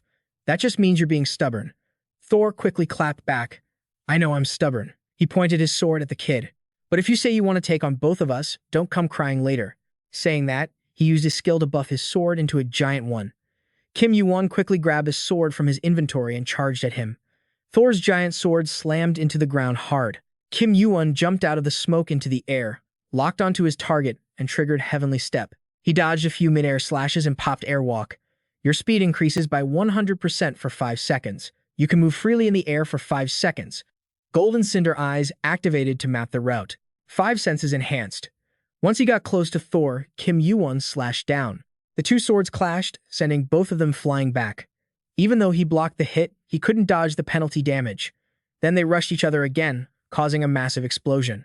Kim Yuwon got more hyped as he fought, sparks flying every time their swords hit. Unlike Kim Yuwon, Thor was barely hanging on. His eyes were cloudy, lips bleeding. Shit, the penalty's getting heavier. I can't keep this up, gotta one-shot him. But looking at the kid, he knew he couldn't. Kim Yuwon knocked Thor back again, giving him a sec to breathe. He quickly called his teammate, Lancelot, let's go. Got it. Before dipping, Lancelot made sure to slam his shield into the ground. A giant sword immediately popped up to block Kim Yuwon. Lancelot cursed. Bastard. I was just defending. Why is the penalty this bad? Thor gritted his teeth. Even if this body gets totally wrecked, I'll do whatever it takes for Britain. Kim Yuwon paused to size up the situation. This is sketchy. If I mess up, I'm toast. He gathered power in his other hand. I can only use this thing for like a minute max. Then he quickly triggered demonic energy. But if it's enough to stop him, it's worth a shot, Kim Yuwon thought, using every bit of demonic energy to charge forward. After watching for a bit, Kim Yuwon spotted Lancelot behind the barrier. Gotcha. There's a convergence point where I can break the mana flow. The Round Table's verdict is down, defense is gone. He swung his sword just like that. Gotta put everything I got into this. A massive explosion went off. Even from far away, it looked like a literal nuke. Lancelot and Thor took the hit and immediately hit the dirt. He turned to Thor. You good? Lancelot wondered, did he pass out? Lucky he's still alive. Then he realized, no mistake about it, that last attack had demonic energy in it. He couldn't help but wonder. And he used it with magic? How the hell do those two powers even coexist? But there's no way he survived that blast. So much for getting more info. At least I got a lead. In Lancelot's eyes, Kim Yuwon was still the suspect who killed King Arthur. We gotta track down whatever demon is linked to his demonic energy. Through the thick dust, a shadow suddenly appeared. The guy walking out was Kim Yuwon. Lancelot stuttered in terror. How are you still? Then another voice cut in. This place is totally trashed. Kim Yuwon glanced back, while Lancelot shouted, my king? The kid thought he actually came here personally. The traitor knight, Lancelot, rushed to kneel at his feet, rambling, forgive me, my king. I'm so sorry. He spoke slowly. Right, knowing you messed up is good, but for ruining Britain's and the Round Table's rep, I sentence you to death. Then Lancelot swung his sword, chopping off both their heads right in front of Kim Yuwon. Fresh blood splattered onto Lancelot's cold face. He acted like it was nothing and calmly spoke to Kim Yuwon. These scumbags are a total disgrace to the country. Arthur saw the whole thing. He wanted to rip Lancelot apart right then and there. Kim Yuwon kept trying to chill him out. Hold it in. We gotta keep our cool for now. He told Arthur, if Lancelot dies here, people will still remember him as some honorable king. He protected Britain's peace in his name. He wouldn't want that to happen, right? Lancelot wiped the blood off his face and glared over at Kim Yuwon. Right then, Kim Yuwon's egg started twitching. It was literally snarling at him. Look at those eyes. Is there some freakish outer god hiding inside his body or what? This has got to be an order from Olympus. Otherwise, why would he come at me? Arthur's cover hasn't been blown yet. So the more he thought about it, the weirder it got. Did Olympus figure something out? Or maybe something triggered them to make a move. If this isn't about the outer gods, then what the hell is it? Lancelot strutted up to Kim Yuwon, acting all high and mighty like some benevolent king. He apologized on behalf of Tor and Les. He was like, these knights are a total mess right now, because of that tragic stuff that happened with the King of Knights. So, please forgive my abruptness. Then Lancelot made a suggestion. It's kind of awkward chatting like this. How about we have a proper sit-down later? As the King of Britain, it's my duty to Kim Yuwon cut him off cold. Now, tomorrow, whatever. Just let me know when you're done. He walked right past a stunned Lancelot like he didn't even matter. That cocky attitude really pissed Lancelot off. He started regretting it immediately. My bad. I should have sent more guys to deal with him. Suddenly, Lancelot got this weird vibe. Kim Yuwon was fixing the ground with a skill while walking away. Since when did he notice that? What happened to the guys inside the castle? They were spying on Kim Yuwon. Suddenly, a voice whispered in Lancelot's ear, "What brings you here at this ungodly hour?" The next morning at the training grounds, the guards were huddled together, poking the ground with their spears like a bunch of curious idiots. One guy asked, "Does the ground feel weird to you? Did they do any repairs yesterday?" "Don't think so. Weird." "Hey, quit yapping and focus." They gossiped for a bit before getting called in. "Squad, assemble." Kim Yuwon sliced his steak and thought, "Even if we're far from the castle, with that much mana leaking out all night, it's way too quiet around here." Lancelot definitely pulled some strings. Kim Yuwon dropped his fork. "This tastes like trash. It reeks of blood." Lancelot scoffed. "Guess you're not used to high-class dining." "Huh. We'll be eating like this from now on. It's what you deserve." Kim Yuwon shot back, "No. I told you, I hate it." So, he quickly changed the subject. "How do you know Merlin anyway?" "I never paid him much mind since he was just obsessed with gardening and other useless junk. But ever since you showed up, he's been way more active. He even showed up at the training grounds yesterday after you left." "What brings you here?" "It's too loud. Just a few nights getting a little too excited." "Nothing to worry about," Kim Yuwon replied with a shrug. "Just a coincidence." Lancelot played dumb. "Is that so?" Kim Yuwon got tired of the runaround. "Cut the crap. Just get to the point already." The vibe instantly got super tense. Lancelot said, "Straight to the point? Huh?" Kim Yuwon frowned at him. The guy had completely sealed the room with mana. Clever. Now I can't send messages or contact anyone outside. Then he spilled the beans. "Kim Yuwon, I heard you've got the sea stone. A friend of mine wants it, so I suggest you cooperate." Kim Yuwon shot back. "Poseidon wants the divine sea stone, right?" Lancelot frowned. "Watch your mouth.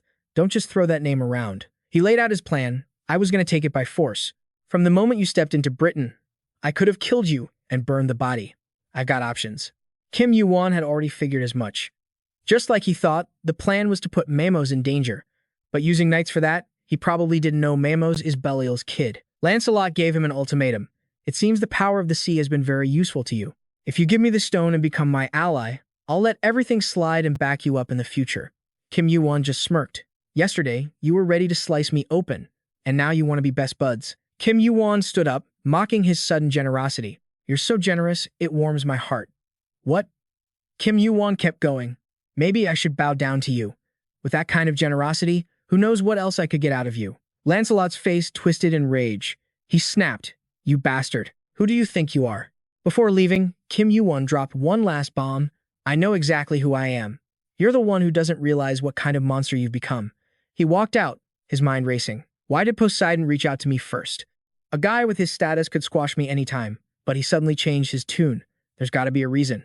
Don't tell me he's planning to go up against Zeus, a player with a divine sea stone and the potential to be a high ranker. So he wants my power. He's overestimating me, but there's no way I can take on Zeus alone. The more Kim Yuwon thought about it, the messier it got. Or does he have a backup plan? Whatever, let them fight it out. I'll just sit back and reap the rewards. Then Arthur spoke up. "Don't be too pissed, I'm not exactly thrilled either," he continued. "But we're running out of time. Just hang in there a little longer. I've already set the stage." Suddenly, a message popped up. "Remember tomorrow. Get ready." The next day, at the round table in Camelot, Kim Yuwon showed up. Thanks to Merlin, he snagged a seat at the round table, even though he wasn't a knight. Eyes immediately locked onto him. So that's Kim Yuwon? It's been forever since Merlin showed up, but why did he bring him? Then, glancing at the two empty seats, they realized, this meeting feels totally different from the usual ones. Two knights are missing. Where are Tor and Lancelot? Present at the meeting were Lancelot's top guys, plus Arthur's right-hand man and the #1 knight of the round table, Gawain. Then there was the round table knight, Gidrak. Gidrak whispered to Gawain, "Check him out. That guy looks completely unhinged." Glancing at Lancelot, he added, "I've got a bad feeling about this." "I know." Lancelot, barely holding back his rage, addressed the room. Normally, unranked nobodies aren't allowed at the round table, but I'll let it slide for Merlin this time, since I actually need to have a word with the kid anyway. He glared at Kim Yuwon. "No objections, right?" Silence filled the room. Lancelot continued. "However, even if everyone's cool with it, it doesn't change the fact that you're an outsider. Kim Yuwon, do you have any idea how important that seat is, or whose spot you're taking?" Kim Yuwon casually rested his hand on the empty chair next to him and shrugged. "Don't know about the meaning, but this seat. Probably belongs to Tor or Lancelot. Everyone at the round table started losing their minds. The absolute nerve. How dare you? Then Lancelot pipes up. Well then, I bet you know exactly what went down with them, don't you? You didn't hold back, duh. I saw you murder both of them with my own eyes. The knights totally flipped out. Your Majesty, this is freaking unacceptable. This isn't the place for him to talk trash like that. We gotta kick him out right now. But then Lancelot admits it, shoot up already. Yeah, that's right. I'm the one who took them out. He kept talking to Kim Yuwon. But I think everyone gets why I had to do it. Spill the beans, Kim Yuwon. Kim Yuwon looked him dead in the eye. Don't get it twisted, Lancelot. This meeting isn't about me. It's about you paying the price for your dirty crimes. The knights started whispering again like a bunch of gossips. How can he be so chill, walking into the lion's den all alone? Lancelot clenched his fists tight. What the hell are you plotting? Kim Yuwon just stood up while everyone stared in shock. You've got a visitor. Then he pushed the door open. I bet you'll be thrilled to see who it is. The door creaked open, and a man stepped inside. The knight's jaws dropped, and then they started tearing up. It was the Night King, Arthur, who'd been missing for a whole freaking decade. The knights dropped to their knees immediately. Your Highness. Your Highness. Arthur turned to Gawain. Yo, Gawain, how's your son doing these days? He's still using that sword I gave him? But Gawain just asked back, Your Highness, where the heck have you been all this time? Then Arthur looked at Gareth. That snot-nosed brat finally got himself a seat at the table. Huh.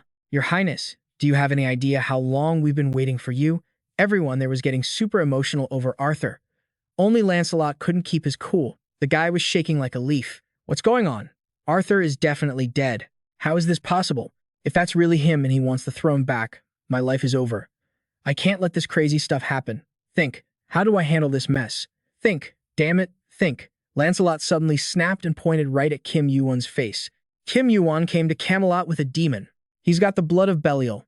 That guy is a fake, I swear. The Round Table Knights started freaking out. Bedivere asked, a fake king? That's right. Last time I brought players in, I saw clearly that he knows demons. The others yelled back, what are you talking about? Don't you recognize the Night King's symbol? That's totally Excalibur. What's there to doubt? But Lancelot was stubborn as hell. No, this guy is definitely a fake.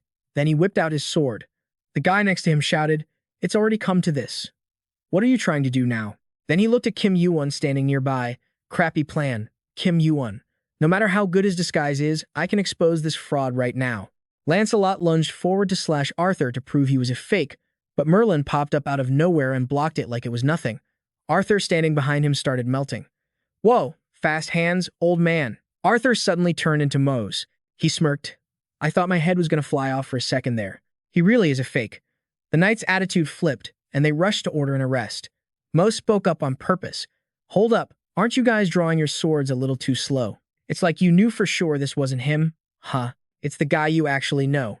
Kim Yuwon stood behind Mose and Merlin, smiling at them. From behind his back, the image of a giant demon suddenly appeared with two sharp fangs, looking totally savage. That was none other than Arthur in his orc form. He roared. Lancelot, that's right, Lancelot. Tell me, how exactly did you know I was dead? Lancelot was terrified. Every cell in his body was reacting to the energy radiating from that guy. He's the real deal. He's Arthur. Seeing Lancelot just staring in silence, Arthur shouted again. Answer me right now. Over on the side, Merlin held everyone back. Just let them talk. Don't interfere. Gawain was shocked. Elder Lancelot was shaking like crazy. What are you talking about? That's ridiculous. I just knew that demon was a fake. I don't know anything else. Arthur grit his teeth. Fake? You still dare to use that word. He continued, Lancelot, you claimed I gave you the royal seal, right? He held out his hand, demanding the ring back. That would mean I chose you as the next king. I'm still holding one of the only two seals in this world. So Lancelot, where the hell did you get that one? Arthur was crying tears of blood now. My son, that seal belongs to Mordred Pendragon. Lancelot couldn't admit he murdered Arthur's son, so his eyes just kept darting around. This seal is. He glanced at the knights. Everyone wanted the truth. The fierce eyes of the knights were drilling into their fake king, judging him hard. Lancelot cursed under his breath, bastard. Arthur struck out at him, but Lancelot bolted, mumbling over and over, damn it, damn it, damn it, damn it. He bailed right through the window, leaving all the royal knights totally dumbfounded. Everyone started whispering, damn, what the hell is going on? Who are we supposed to believe? Is that even a question? Didn't you see Lancelot run away like a coward? Chase him, quick. Arthur stopped them immediately. Wait, everyone stop. If all the Round Table knights move at once, the civilians are going to panic. Isn't the people's well-being our code? No need to chase Lancelot. He won't be able to take a single step out of Camelot anyway. His top priority is escaping Camelot, but he won't just give up on Britain. So, he's definitely going to hide somewhere to plot his next move. Meanwhile, Lancelot was running for his life toward the city gate. When he burst through, the soldiers were surprised to see him. "Your Majesty?" But he didn't have time to explain jack. As soon as the gate opened, Lancelot bolted out. Suddenly, something right in front of him made him jump. The weird thing was, Lancelot was just inches away from escaping, but then a yellow barrier popped up and blocked him. Seeing him get flung back, the soldiers screamed in panic. "What the heck?" "Your Majesty, are you okay?" A system warning popped up right after. "This area has turned into a prison. You cannot leave." Lancelot ground his teeth in rage. "Damn it. Merlin! This is definitely that old man's doing. Everyone, get away from the castle." Suddenly, from thin air, chains shot out, weaving together and wrapping tight around Lancelot's limbs. The soldiers charged in. "How dare you attack His Majesty?" Merlin shouted. "Back off unless you want to get hurt. This guy isn't the king of Britain anymore. He's a traitor." He remembered exactly what Kim Yuwon had said. "Even if you make the body double look exactly like Arthur, the Round Table will realize the Manus signature is fake. So, coat Moe's in Arthur's energy, and that'll fool the Round Table." Thinking about this, he told him, "Spit out all your nasty sins to everyone right now, or get ripped to shreds on the spot." Then Merlin glared at that piece of trash, Lancelot. "But first, I got a question. Why'd you do it?" By now, Lancelot's whole body was wrapped up tight in a ton of chains. He went quiet for a sec. Then boom, black veins popped out all over Lancelot's face. He let out this creepy laugh. "You think I got some noble reason or something?" He paused, and suddenly, his voice his whole body started morphing. "I just wanted to be king. That's it." Lancelot's eyes got completely covered in this dark energy. No clue why, but the second he transformed, the whole area blew up like someone planted a bomb. Merlin watched him. Kim Yuwon said the demon inside Lancelot wasn't using normal magic or demonic power. He figured it was some new nasty energy that sparked when Lancelot betrayed Arthur. System notification pops up. The King of the Round Table declares sovereignty over his territory. You will be punished if you attack the King of the Round Table within his domain. Merlin screamed, swinging his staff. "I ain't letting you leave Camelot. Cheap tricks." He slammed an attack right at Lancelot, blowing up the spot where he stood. But Lancelot's energy didn't hit Merlin, it shot straight in the other direction. Everything in that direction got wrecked in a split second. Merlin gritted his teeth, totally pissed. "He redirected my attack toward the city. You coward." He screamed at Lancelot, "You've lost your mind." Quick as a flash, he used his magic to shield the city and protect Britain. He couldn't believe it and shouted, "You want to be king, but you're using the people as hostages? Where's your honor?" Right then, a system notification blocked them off from each other. A crack appeared in the dungeon. Lancelot smirked. "Doesn't matter how strong of a wizard you are, you can't be a high-level ranker." Merlin groaned internally. Crap. The dungeon's crack healed itself. Lancelot gritted his teeth. His whole plan from the start was to wear out the dungeon. Cracks kept appearing and fixing themselves. Lancelot's eyes went totally psycho, looking exactly like a demon wearing a human suit. He was fuming. He aggressively attacked Merlin, but the Round Table's shield blocked it. Meanwhile, Kim Yuwon's egg started acting super weird. The egg gulped. The egg is starving. The egg is starving. The egg is hungry. Kim Yuwon thought, this is a mess. If he gets away now, we're screwed. Even though fighting a high-level ranker is a bit much for him right now, they finally got him surrounded. "You scumbags, I've been waiting for this day for a long time." Arthur roared. "Lancelot, I'm going to take your head myself." Right after, they both slammed attacks into Lancelot. But it looked like he got way stronger after evolving. He blocked both Arthur and Kim Yuwon's swords with his bare hands. He taunted them. "Idiots, how's a zombie body supposed to beat me?" "Arthur, I ain't the Lancelot you used to know." Kim Yuwon quickly powered up. System notification. You have gigantified your entire body. Hell summon. Suddenly, a ton of creepy eyes popped up, staring right at Lancelot, freaking him out. Kim Yuwon instantly triggered Holy Fire. Lancelot was shook. "What the hell is this? Danger." He was losing it. "What? Why do I hear voices all of a sudden? He's just like us. My fragment. Our fragment. Run. Run away. He's just a player. Deal with your fear later. Just run. Shoot up. I'm a high-level ranker. What's there to be scared of?" "No. It's too late. Your body, your soul, and everything else, it's gonna swallow it all." Right then, sharp teeth started poking out of thin air. It was the egg it started feasting. Those sharp jaws clamped down hard on Lancelot's body. Piece by piece, he was getting gnawed on. The egg revealed its true form, The egg is munching on the greedy and treacherous Lancelot. He felt agonizing pain all over and couldn't hold it back, screaming and glaring at the guy. Kim Yuwon, you little punk. Everything around them turned into rubble, like an abandoned ruin. Merlin watched him get swallowed by the egg and sneered. Freaking pathetic. Now Lancelot was actually terrified. He screamed, "Save me." Obviously, nobody was going to help a backstabber like him. Lancelot kept begging, "Please, I'll do anything you want." Arthur couldn't hold back, both Lancelot and Mordred. "They're the reason you gotta die. Goodbye, Lancelot." By now, the egg had stripped him down to a black, dry skeleton. Finally, the bones collapsed and the system popped up. "You have eliminated Lancelot of greed and treachery. The throne of Britain is vacant. The selection process for the new king has 10 days remaining. If a candidate secures the majority of votes, they will become the king of Britain. You have leveled up. Agility increased by 2. Focus increased by 1. You have received 2,000 points. Kim Yuwon thought, killing Lancelot gives me points, huh? Just like Oroshi's head, he counts as a boss monster. And his name wasn't just Lancelot. It had tags like greed and treachery, foolish disaster, despair that pierces the blue sky, gloomy swamp, and the unborn. Seems like those outer gods all have titles matching their traits and powers. I see that the foolish disaster planted in Lancelot must be linked to greed. After eating its fill, the egg started acting up again, patting its belly and singing happily. Hatching rate is at 70%. Kim Yuwon watched it. This was different from when it ate Orochi. It ate slower this time, like it had to digest a huge amount of food. A voice rang out, "What in the world is that?" Merlin walked over. "It gives off an evil energy just like Lancelot's." "No, it's even worse." "Is that the source of your power?" Kim Yuwon asked him. "Does it look like it?" He looked up at the sky. "Outer beast. Let's just call it that for now, because I don't know much about it either." Merlin was stunned. "Outer beast? Weird name. Does such a creature really exist?" The kid stayed quiet for a moment, like he realized something. "I don't think we can relax just yet, Sir Merlin." Kim Yuwon guessed a massive blast of power was about to drop on their heads. Scene cuts to a palace, where a man's voice was shaking uncontrollably. "Lord Poseidon." The guy walked in, totally pissed off. "You're not even gonna come out to welcome your big brother?" He was super casual about it. "I opened the path for you, didn't I?" Poseidon shrugged. "I could have busted in myself, even if you didn't. Boring."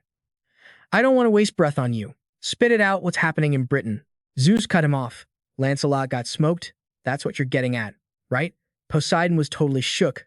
"For real, he's got all of Olympus wrapped around his finger." He continued, "So, what's your play?" Zeus spoke up.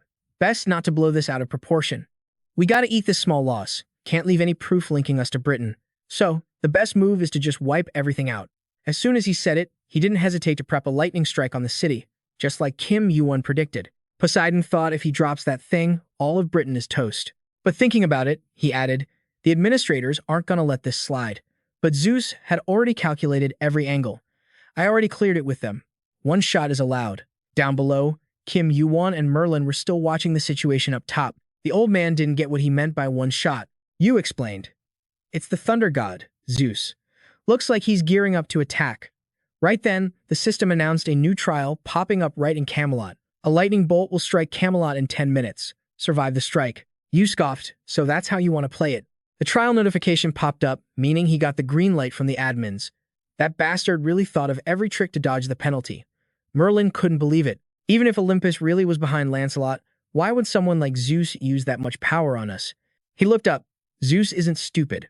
If he wipes out Camelot, Olympus takes a huge penalty too, and that would make them weaker against their rivals, Asgard.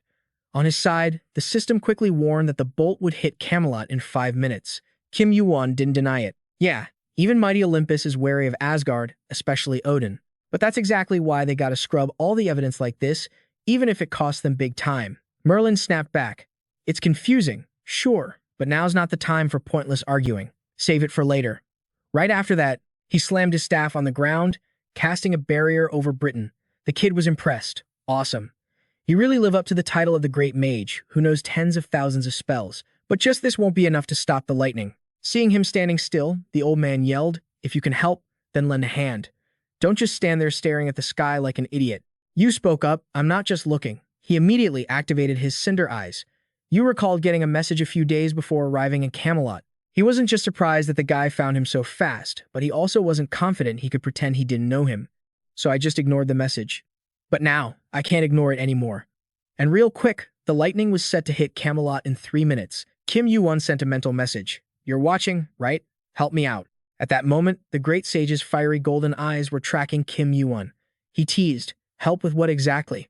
Kim Yuwon got serious. "You want us all to die?" The great sage acted like he didn't care. "So what if you do?" he replied. "Then all that effort you spent finding me would go to waste." He pretended to be clueless. "Oh? Find you?" Yuwon called him out. "You've been stalking me for days. You definitely have something you want to ask." Time was ticking away. The system chimed in again. "Lightning will strike Camelot in 2 minutes." The great sage asked curiously, "Your escape skills seem pretty high tier, so why stand here and take the hit?" He answered honestly, "I can't just stand by and watch this place get destroyed. Just help me this once, and I'll owe you one." He stayed silent for a long moment, but finally, the great sage accepted his request. "Fine, just this once." As soon as he said it, he shot down from the sky. Merlin couldn't help but exclaim, "Incredible." Wukong looked smug. "Damn right." He introduced himself, even though everyone knew he was the great sage, heaven's equal, Sun Wukong. More time passed. Lightning strikes Camelot in 1 minute. He looked at the kid happily. "Took forever to finally meet you." Kim Yuwon cut him off. "Chat later. Deal with the situation first." He looked at him arrogantly. "Remember, one time only. Don't expect a sequel." Kim Yuwon replied calmly, "I don't plan on asking for anything else anyway." The great sage smiled, satisfied. "Good. Fair enough." And finally, time ran out. The doomsday of Camelot began. At the same time, he pulled out his Ruyi Jingu Bang and shouted, "Extend." It shot up into the sky instantly. Meanwhile, up above, Zeus was striking a direct blow down on the city. But Merlin's shield and the Ruyi Jingu blocked it just in time. The old man pushed himself to the limit to hold it back, coughing up blood. But the lightning just kept getting stronger. Merlin's shield shattered under the lightning. Now, only the Ruyi Jingu was fighting the bolt, and things were looking real bad. The great sage affectionately stroked his weapon. "Oh, not bad at all." Yu thought to himself, "This Ruyi Jingu is just a clone created by a skill. Maybe Wukong's clone isn't strong enough to fully block Zeus's lightning." Suddenly, his gauntlet acted up, its eyes slowly opening. Yu felt the change immediately. He held up Kine to inspect it. Then he looked up and thought for a second. It wasn't clear what his hunch was about. But then Kim Yuwon shouted, "Just hold on a little longer." The great sage looked confused. "Huh, what are you talking about?" "Hold on to what the hell?" Yu didn't answer. He stomped right on the monkey's shoulder to launch himself high into the air. His eyes had turned red. Kim Yuwon silently headed towards the sky. The great sage yelled out anxiously, "Hey, where are you going?" Good lord, he knew the kid wasn't weak, but diving headfirst like that? Isn't that just a death wish? As he spoke, he used his fiery golden eyes to watch him, but what he saw was far different from what he imagined or guessed. The great sage was totally shocked. He didn't know what the kid did, but up in the sky, the lightning cluster was dissipating. On Yu's side, the system announced, "The shell of the 4 elements is resisting the voltage. Kine is reacting to the lightning. The dark crystal is reacting to the lightning." Yu was satisfied. "Just as I thought. This reaction is exactly like when the dark crystal is near the sea crystal. This lightning bolt was one of Hephaestus' masterpieces, created from the sky crystal. This reaction is definitely because of the sky crystal." Everything became clear. Kine was made from the dark crystal. The lightning is made from the sky crystal, and finally, there's the sea crystal. These 3 crystals were originally one. Otherwise, the reaction between them wouldn't be this intense. Suddenly, a voice rings out from the glove. "Mine. It's all mine." Kine starts sucking up the lightning's power, and just like that, it's totally overflowing with electricity. Kim Yuwon couldn't hold it back and coughs up a mouthful of blood. "Damn it. I even dispersed the impact into the Ruyi Bang, but it's still freaking strong." Right now, he's taking the full brunt of the electric shock effect. The quad element shell tries to resist the shock, but fails. Resistance failed. He's just floating there in midair, helpless. "I busted my ass to get this strong, and it's still not enough to face Zeus. That seriously sucks." The system blares a warning. Electric shock state increased to level 2. The quad element shell tries to fight off the shock again. He grits his teeth, forcing himself to endure it. "Fine, bring it on. This just makes me want to win even more." The system screams again. Cannot resist electric shock state. It jumps to level 3. Resistance failed. In a split second, the shock hits level 5. Kim Yuwon mutters to himself, "Just you wait. I'll catch up to you soon." Meanwhile, Kine is acting like a glutton, greedily devouring every bolt of lightning Zeus throws down. Just like that, the sky clears up, going back to its original blue. Zeus's attack, completely useless now. Yuwon barely held on, letting Kaini absorb every last bit of that thunder. Man, he got absolutely fried in the process. Seeing everything's finally over, he lets out a breath and passes out cold. Kim Yuwon starts free-falling from the sky. The great sage jumps. Whoa, that maniac is dropping like a rock. Merlin panics too. He's not moving. I think he's out cold. He launches himself up, grumbling to himself. I freaking knew it. Luckily, the kid's falling slower than Wukong can fly. Gotcha. He manages to catch him. Finally, the danger's over, and the purge of Camelot has stopped. Looks like everyone can chill for a bit. Up above, the well Zeus used to watch everything explodes. He sighs, annoyed. Who would have thought that damn Monkey King would show up? Zeus turns to his brother. It's a bust. Poseidon rushes over, shocked. Say what? Damn it. Why did the great sage get involved? He's got no reason to beef with Olympus. Zeus shrugs. The great sage is a wild card. He doesn't give a crap who his enemy is. Even the Heavenly Realm Guild couldn't kill him. Best not to make him an enemy just because he stuck his nose in our business. Poseidon looks confused.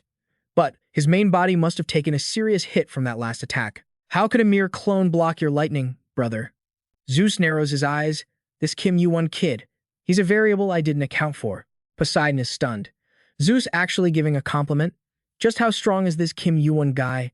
He's tricky to deal with, even for the rankers we sent. Is he seriously on par with high rankers now? Poseidon gets anxious. So, what the hell do we do? Word about Britain has probably already reached Asgard. You must have thought about before Poseidon can finish. Zeus cuts him off. Yeah, there is one way. Suddenly, a blast of power slams toward Poseidon, but luckily, the guy was on guard. Poseidon roars. You bastard. I knew you'd pull this, trying to make me the scapegoat. Zeus gives a twisted smile. Sorry, brother. It's all for the good of Olympus. He triggers the lightning. Blinding light floods the entire palace. Poseidon screams in rage, Zeus, you little punk. Meanwhile, the purge of Camelot officially halts. Yuwon gets a ton of rewards and a massive boost to his lightning resistance. The great sage grabs him, scolding him out of worry. Are you stupid or just faking it? You got a death wish or something, asking for my help like that. Yuwon keeps his cool. Stupid. Never thought I'd hear that word coming from your mouth. The great sage stammers, wait, you. But before he can finish, Yuwon passes out again. When he wakes up, he's in a huge bed inside the British palace. He sits up fast. What happened? I remember hearing something. Did I black out? He grips the sword in his hand, Knight's Fang. Increases health recovery by 200% in the dark. Merlin walks in. It's been 5 days. I thought you kicked the bucket. What was that all about? I thought that lightning vaporized you, but then it just vanished. Yuwon looks at Kaini, thinking hard. The lightning. Let's see. I think I unlocked a new skill. Activate. Lightning fragment. Suddenly, huge bolts of lightning shoot out from his glove, flying everywhere. Merlin laughs, teasing him. We went through all that trouble to stop the lightning, and now you want to use it to blow up the castle. Yuwon looks embarrassed. Sorry. It's a new skill. I can't really control it yet. Suddenly, a familiar voice booms through the room, shaking the walls. If you're awake, you brat, then stay in bed. Stop breaking stuff. Merlin snaps his fingers. Oh, right. We've got a guest who's been waiting for days. He was dying for you to wake up. It's none other than Hephaestus. Seeing Yuwon silent, Hephaestus yells again. Ha, did I stutter? You hear me, you little punk. Say hello at least. Yuwon's face goes dark. Why is this old guy here? Needless to say, Hephaestus goes on a massive rant. Kim Yuwon and Merlin can't even fight back. They just accept their fate. Finally, after what feels like forever, the old man's verbal beatdown ends. The three of them sit down. Kim Yuwon explains everything. So yeah, that's how I managed to grab a piece of the lightning. Those 3 divine stones can definitely merge. Then Kim Yuwon asks, by the way, where is he? Hephaestus is still grumpy. Him, that monkey, probably sleeping in a ditch somewhere. Anyway, cut to the chase. Why did you come here? If it's about Wukong, you probably can't help much. Hephaestus lies through his teeth. Can't I just come for some sightseeing? Kim Yuwon doesn't buy it for a second. Really? He calls him out without hesitation. Or were you just worried about me? Hephaestus turns red, shouting, I came to see the sights. The room goes dead silent, and Merlin covers his mouth to stop himself from laughing. Feeling the awkwardness, Hephaestus fake coughs to change the subject. You still have that sea stone? Yuwon nods. Of course. Merlin looks surprised. Hephaestus asks, the sea stone. You kept it? I'm talking about that equipment upgrade plan you mentioned before. He thinks for a second. I figured it out. It'd be great if Kaini could use 2 power types, but usually, an item can only handle 1 fragment at a time. How about we reinforce Kaini itself? I've got all the materials. Is there a decent forge here in Camelot? Mind if I borrow it? Merlin grins, generous as ever. Who would refuse the tower's greatest blacksmith? Be my guest. Yuwon watches them, thinking. Come to think of it, these two old geezers actually get along pretty well. This time, they met up pretty early. He checked out the specs for the 2 kilos of adamantium. This amount is perfect to draw out the power of the 2 crystals, and the durability is going to be insane too. Kim Yuwon goes, 1.25 million, crafting fees included. What you say? Hephaestus looked a bit salty. You little punk, you brought the mats yourself, but you're still trying to scam an old man? 1.5 million. He put on a fake smile.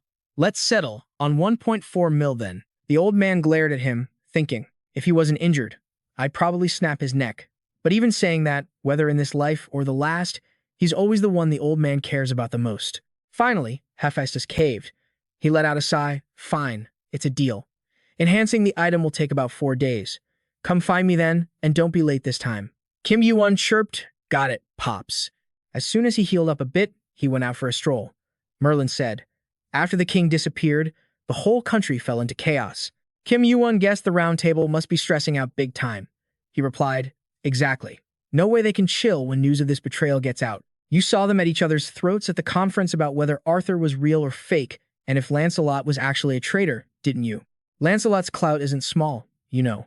The round table is split, so getting back their old glory is going to be tough as hell. Kim Yuwon asked if he had any regrets. Merlin answered straight up, no, this should have happened way sooner. Cutting out the rot so new life can grow, that's just how nature works. And about this, I'm really grateful to you. Thanks to you, we could fix our mistakes. Kim Yuwon looked at him gently. It's 'cause you trusted me. Merlin? He side-eyed him. Daring to call me Merlin? Are we that close? He looked at him and continued. I see your injuries have healed up pretty well. Come with me somewhere. Can you summon Arthur? Right after, they went to the spot he mentioned. Merlin explained. After Lancelot died, I found this place while cleaning out his hideout. Maybe he couldn't bring himself to destroy it, so he hid it in a secret spot only the king could access. Arthur's whole body wouldn't stop shaking from the shock, and his breathing got heavy. Arthur's voice cracked, unable to hold it back. Mordred Pendragon, my son, my beloved son. Merlin stepped up. I wanted your son to rest in peace too.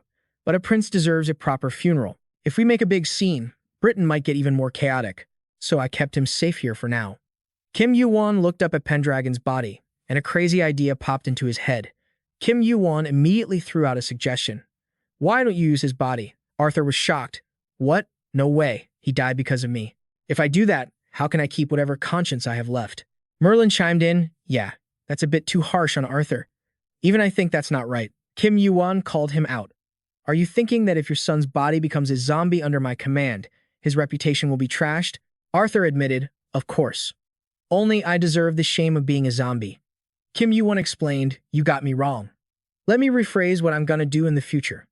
Do you think it'll hurt Britain? Arthur shot back fast. No way. Thanks to you, my fallen country is getting back on track. He continued, then just think of it like this. You and your son are building a brighter future for Britain together.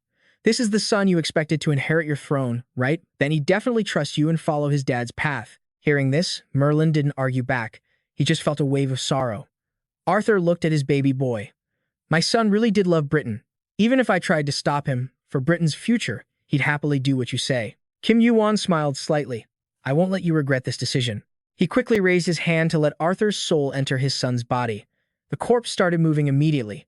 Once infused with life, he looked no different from a real living person. A pact was made. I swear to never betray you and dedicate my loyalty to you from the bottom of my heart. Arthur looked at Kim Yuwon with reverence. You are my king. System notification.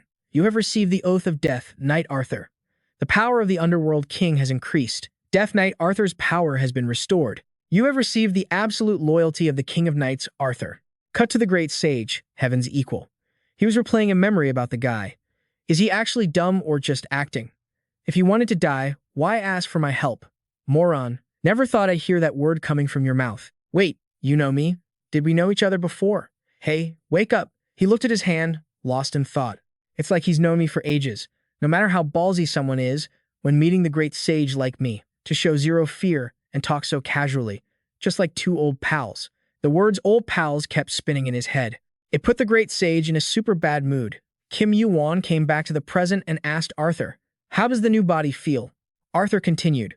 It's probably going to get comfier since this body is close to high ranker level, but I still need some time to get used to it. And you don't need to be so polite anymore, sir. You're my king now.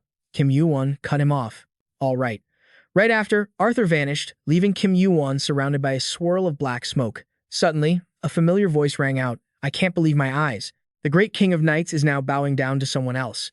Kim Yuwon looked up at the sky, and the voice boomed again. Don't forget.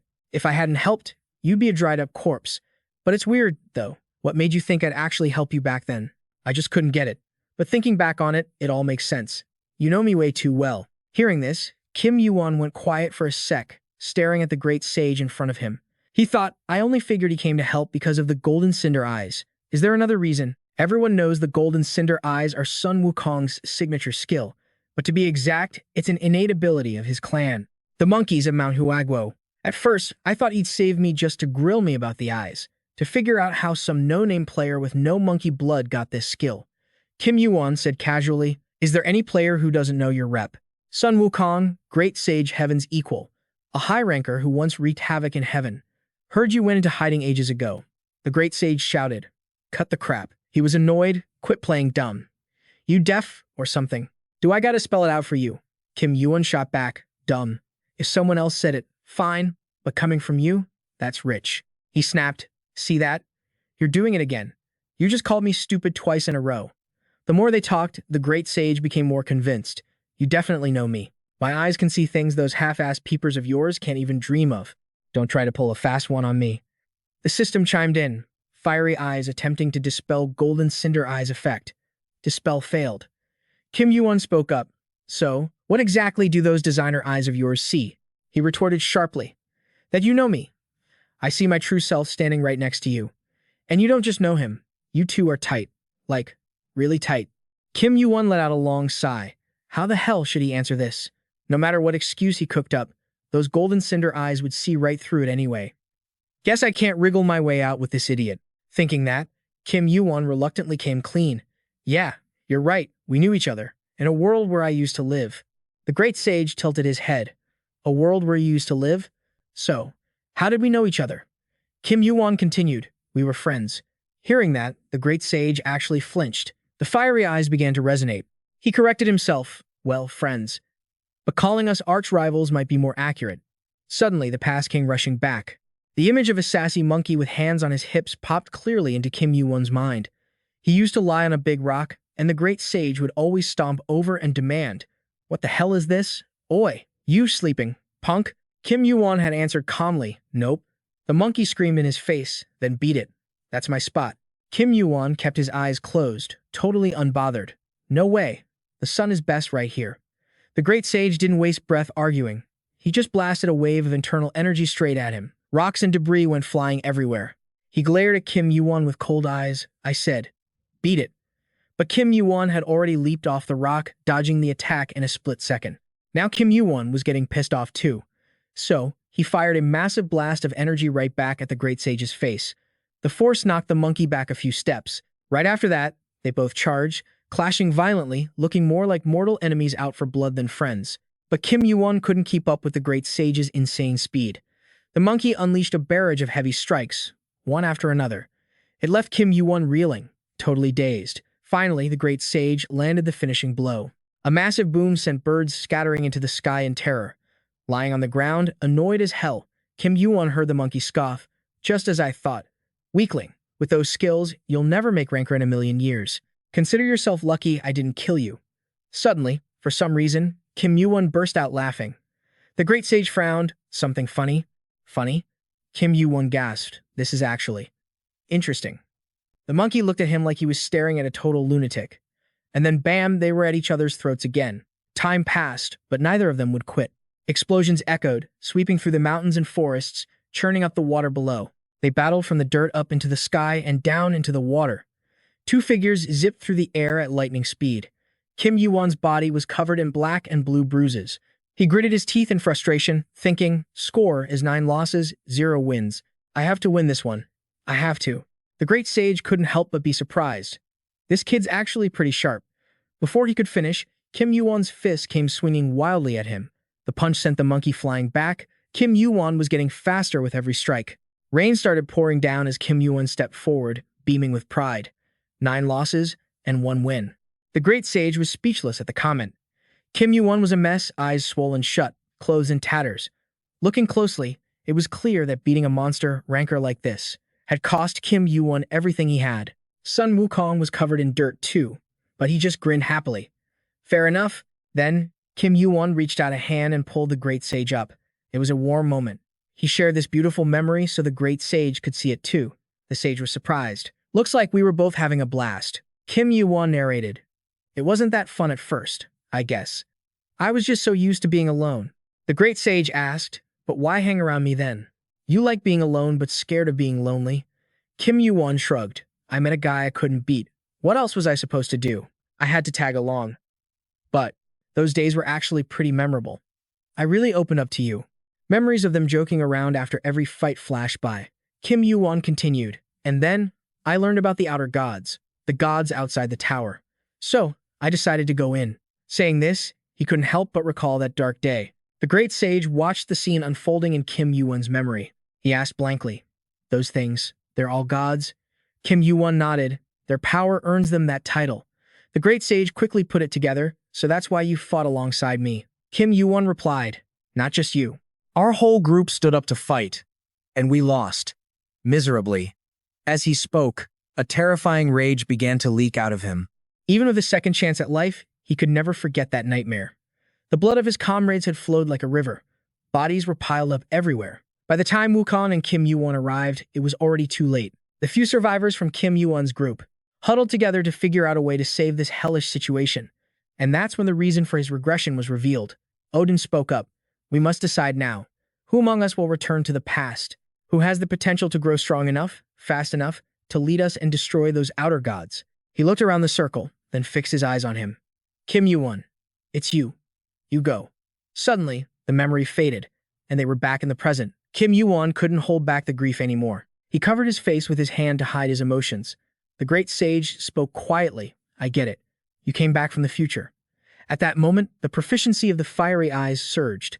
Kim Yuwon composed himself. One of my missions here is to protect Britain, because in the future, that bastard Lancelot becomes a massive threat to the tower. The sage asked, so, making any progress? Kim Yuwon shook his head. Barely. Compared to what's needed to fight the outer gods. What I've done so far is just a drop in the bucket. The great sage asked again, then what are the odds? If we fought them right now, what's our chance of winning? Kim Yuwon answered calmly, who knows? Right now, maybe 0.1%. Hearing that, the great sage flinched hard, shouting out in sheer disbelief. Say what? That's it. You're optimistic as hell. Key thing is, it's possible. He scratches his head, super annoyed. Are those monsters really that jacked? Damn it, I hate complicated crap like this. If only I could get my body back. Kim Yuwon speaks up. You mean the body stuck on the 40th floor? Hearing him say that, the guy totally freezes, completely shocked. The great sage drops his jaw and asks, how do you know that? Yuwon glares at him. Were you deaf this whole time? You really are a stupid monkey. He stammers. Oh, right, you came from the future. The great sage looks confused. I can't believe it. Since you know exactly what's up, are you going to help me or what? Yuwon answers quick. Of course, but there's a give and take here. The great sage is shocked. Say what? I just saved your life, didn't I? Kim Yuwon smiles a bit. This is to help you get your real body back. Dude, that's not enough though. The great sage tries to argue back. Hey, don't try to be slick. It's a one-for-one trade. Suddenly, while they're bargaining, an army riding war horses appears high up, filling the sky. These guys are riding clouds, looking super majestic. The great sage's jaw drops. What the? It's the Vanir. He wonders aloud. Is something wrong in Asgard? Why are there so many of them? Yuwon guesses. Probably came to check out the situation. The Round Table is a guild sponsored by them, after all. Only Lancelot was hooked up with Olympus. This surprises the great sage. They deployed a whole Vanir army here just for that. Kim Yuwon explains. It's not that simple. If the head of the Round Table turns out to be a henchman for Olympus, things are going to get messy. The Great War, Ragnarok, that destroyed Asgard started right there with the Round Table. Saying this, he thinks to himself, that was all Olympus's plot. They used Lancelot to screw over Asgard, but now Lancelot is dead. I can chill a little bit, but I still can't let my guard down. The great sage fidgets. Ragnarok. So the Vanir are here because there's going to be a fight. Hey, where are you going? You're not going to go meet them. He doesn't even bother turning his head. Contacting Asgard right now wouldn't do any good anyway. He calls after him. They have this one rule, which is to never start a war unless victory is guaranteed. Yuwon asks back, but when does that battle break out? Before the war, there's going to be internal conflict inside Olympus. Right now, the sparks are already starting to fly. Hearing this, the great sage's face goes dark. Seriously, this guy is always calculating something. He gives me goosebumps. It's actually scary. Kim Yuwon reflects. On the day I came back to the past, the strongest rankers in the tower gathered together and passed their knowledge on to me. They spent their whole lives building a plan to save the tower. But even if I follow every step of the plan and tell everyone I'm from the future, will it actually work? There are so many variables that could happen. Strength-wise, I'm still way too far from the goal. But still, this is a request from the tower's rankers. They poured all their hearts and wishes into this hope. A voice rings out right when he taps the system. Don't worry, we'll reach the 40th floor soon. Kim Yuwon uses a skill. You have invited the administrator for a private meeting. Cost, 1,000 points. Confirm. The great sage looks happy. The administrator? Yeah. This way, we can go to the upper floors immediately. But then the system's voice chimes in. The administrator is thinking. The administrator is thinking. The administrator is falling into deep thought. After a pause, the administrator finally agrees to meet privately. Scene change. Kim Yuwon is standing thoughtfully on a high castle wall, with no one around but him. Kim Yuwon thinks to himself, this is the border of Britain, the end of the world. Around him, the thick vegetation is covered in a deadly, mournful color. Learning Corner with Yuwon. Professor Kim Yuwon's lecture on Ragnarok. Once upon a time, in the future where Kim Yuwon used to live, Lancelot, the leader of the Round Table, ordered an attack on the Demon Clan, which led to the Giant Clan and the Demon Clan getting pissed and seeking revenge. So Olympus, the power backing Lancelot, couldn't just sit back and watch the Round Table get destroyed. And Asgard, who loves peace, decided to jump in when they saw their rivals starting a war. Just like that, war raged on, leading to the tower taking massive damage and its combat power dropping hard. Hey, let's stop fighting each other. Let's fight the gods instead. So, Kim Yuwon decided he's gonna stop Ragnarok. It's that simple. But the great sage of Fruit Mountain's head is still spinning. Yuwon glances over. You get it? He grimaces. Get it, my ass. My head. A voice rings out. Here, high difficulty will be repaid with worthy rewards. You do know you'll have to spend quite a few points if you want to take the test directly through me, right? Kim Yuwon replies, no problem. It's thanks to you blowing the challenge out of proportion and meeting Zeus's demands anyway. I've accumulated a ton of points, the administrator continues. If I didn't do that, that old man would be throwing lightning bolts everywhere. Administrators always prioritize the order of the tower above all else, and then the deployment of challenges. That's both our duty and the reason for our existence. Yuwon tells him, if that's the case, then prove that duty. Right after that, the system announces, a personal challenge has been initialized. Do you accept? Participation fee, 30,000 points. The mission this time is to cross the forest and pioneer a path within 1 year. You may receive assistance in this test from the Pioneer Guild. Additional rewards will be given accordingly if you complete it before the deadline. Yuwon stands silently, reading the instructions carefully. The challenge will begin as soon as you jump off the castle wall. He thinks, a long-term challenge lasting a whole year? Looks like they're serious this time. A voice rings out in the air. I know everything, brave pioneer. Kim Yuwon looks up at the sky. The clouds are glowing, radiating a halo of light up there. And the voice speaks again. Need some help. The great sage sticks out his tongue to tease him. Just kidding. Ain't no way I'm helping you. Yuwon doesn't care. Whatever, you can get lost now. He explains, if I get your help and accidentally get flagged for cheating, my participation fee goes down the drain. The great sage looks regretful. Is that so? That's a shame. I actually wanted to help a little bit. Suddenly, the great sage asks him, so I have to wait a year? Kim Yuwon replies casually, of course not. He pushes off the wall with force. 1 month is enough. When I'm done, I'll call you. See you later. As soon as Kim Yuwon finishes speaking, he throws himself off the castle wall. They say their goodbyes, and now the challenge has begun. Time remaining 8,759 hours, 23 minutes, 59 seconds. Scene change to the 25th floor, the edge of the world, an unexplored area. The crowd starts whispering as soon as they see him. That looks like Kim Yuwon, doesn't it? I thought he was supposed to be in the city right now. It takes 4 days to travel here. How did he even make it? Looks like he took the challenge directly through the administrator. He just showed his player card to prove his identity.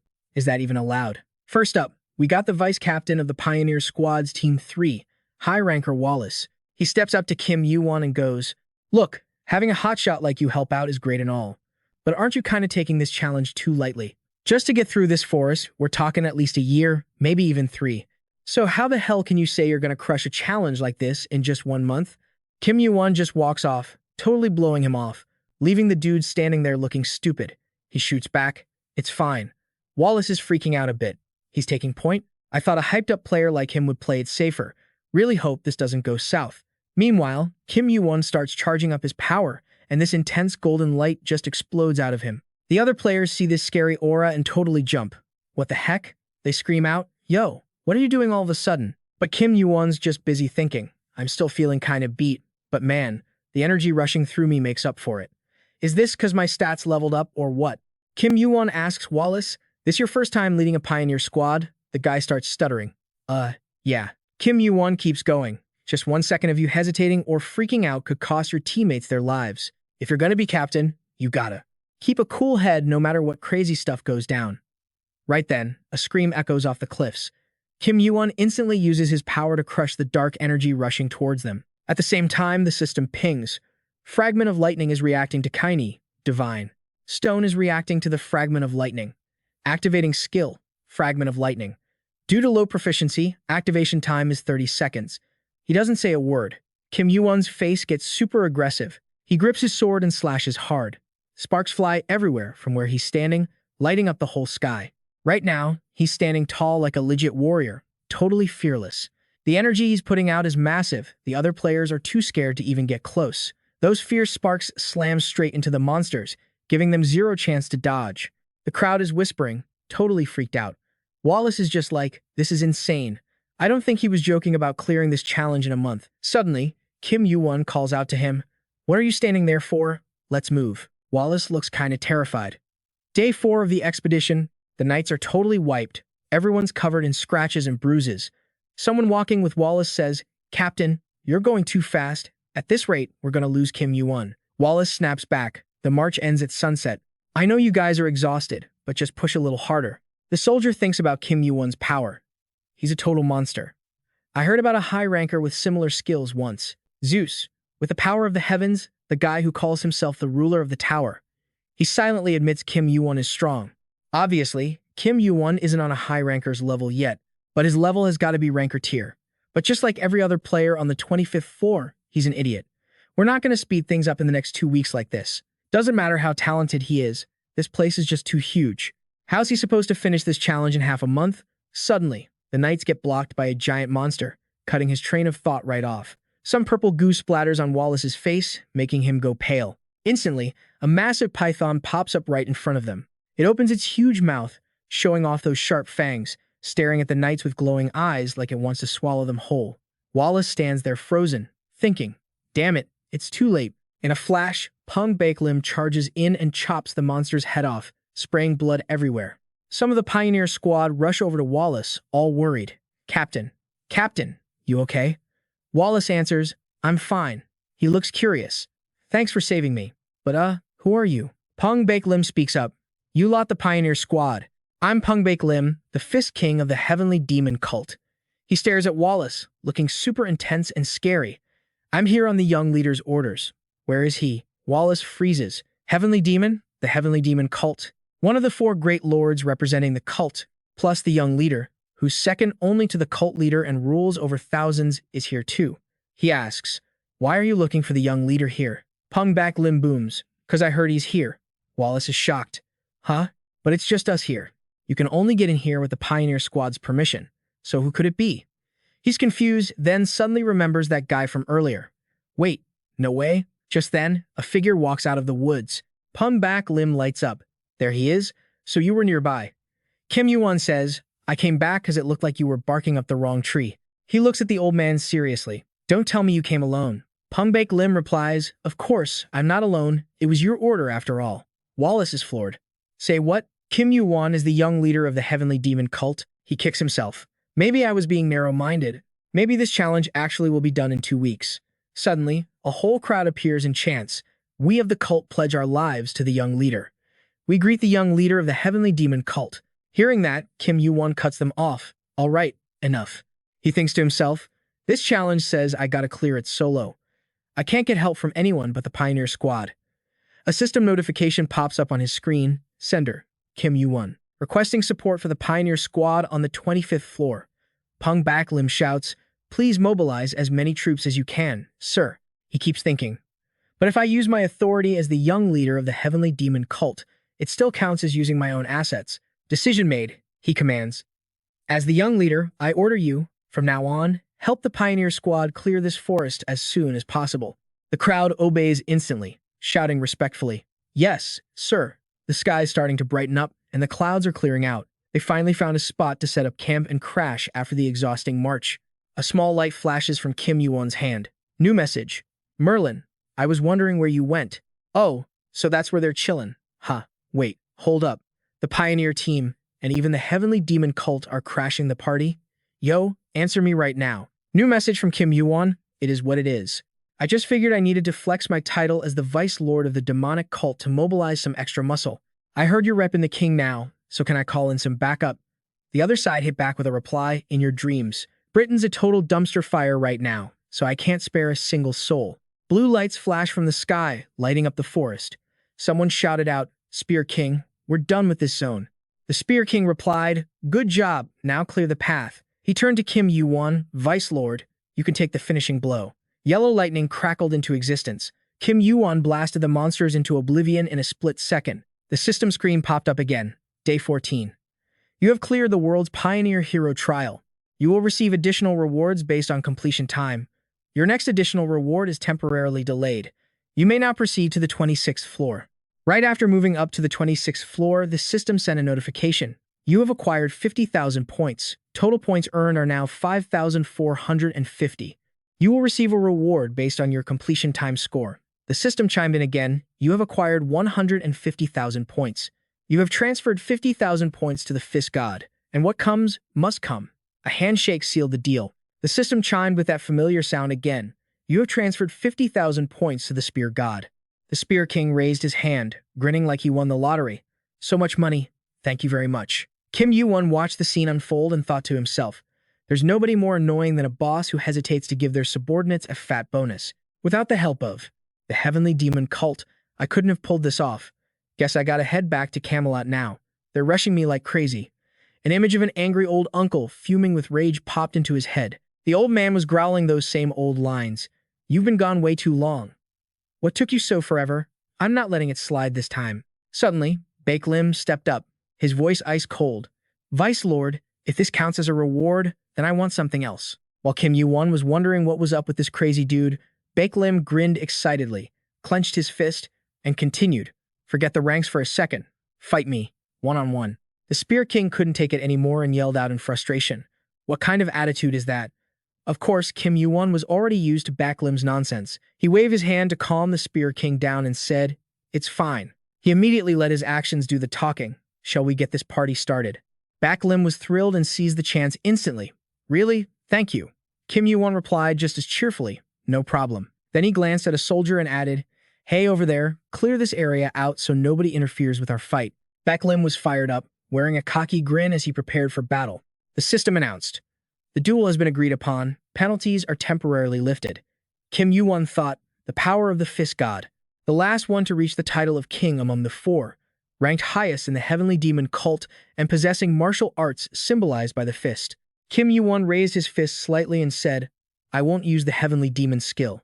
Honestly, it's hard for me to use 100% of my power in this fight anyway. He thought this while watching the blue lightning crackling off Bakelim. He felt the energy surging inside his own body and mused, let's see how much I've grown. Come on. Around Bakelim, thousands of blue lightning bolts sizzled, looking like they wanted to incinerate Kim Yuwon. He roared, aren't you putting a little too much power into this, Vice Lord?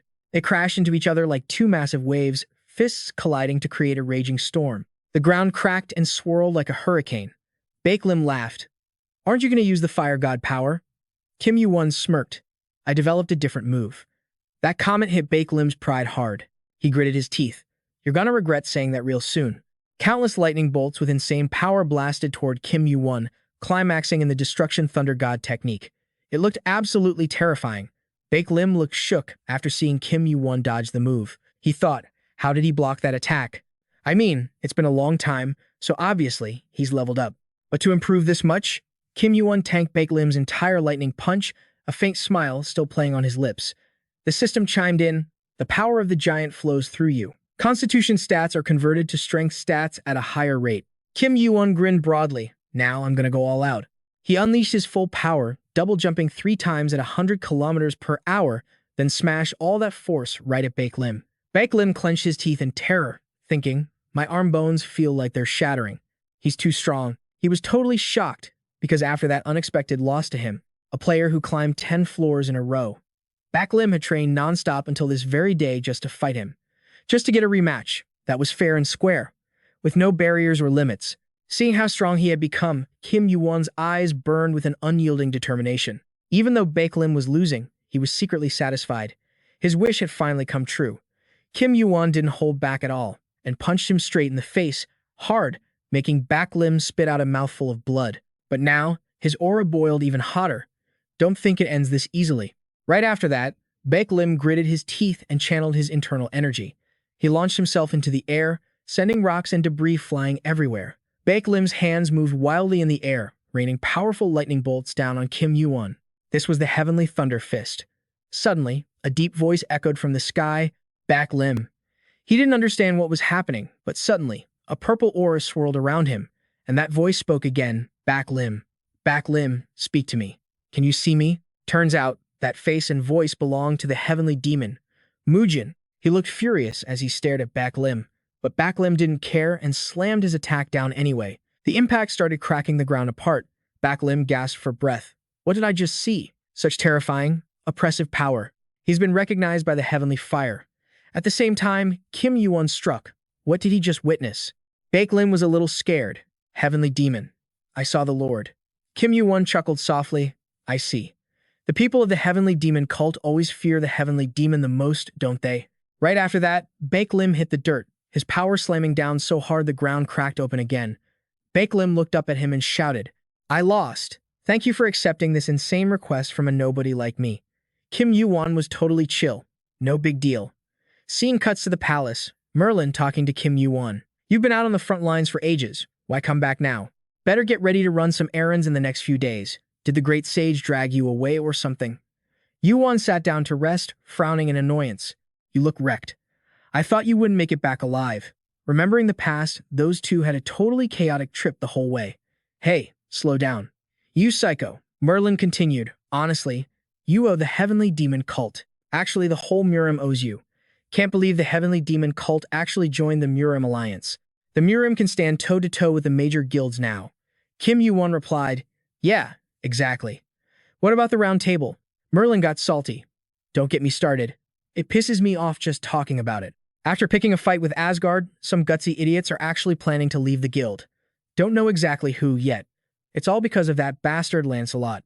Kim Yuwon added, more accurately, it's cause of Olympus. We're in the middle of a huge storm right now, but everything's gonna be fine. I guarantee it. Merlin continued, well, I'm relieved then. What happens, happens. Right after, he channeled his power, and a green aura quickly surrounded Kim Yuwon. To do that, you're gonna need this. Take it and keep moving forward. I named it the Tri-Peak.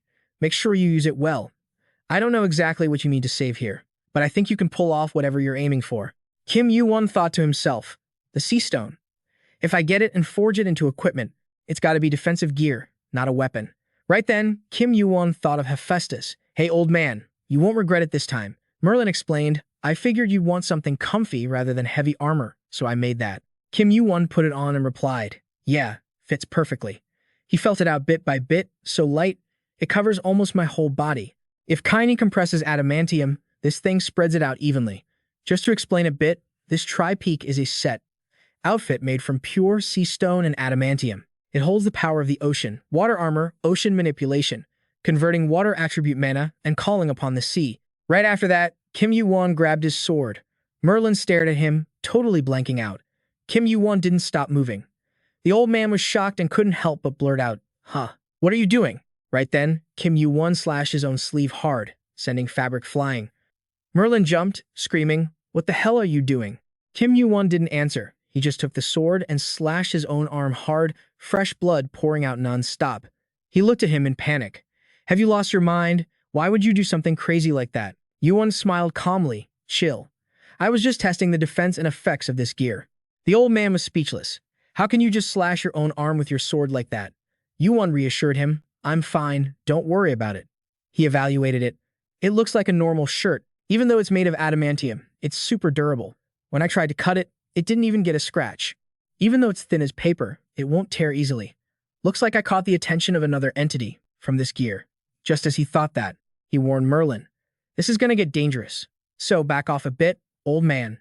The old man looked at Kim Yuwon, totally shocked. Is this blue magic? He wondered while looking at Yuwon's back. Whose power is that?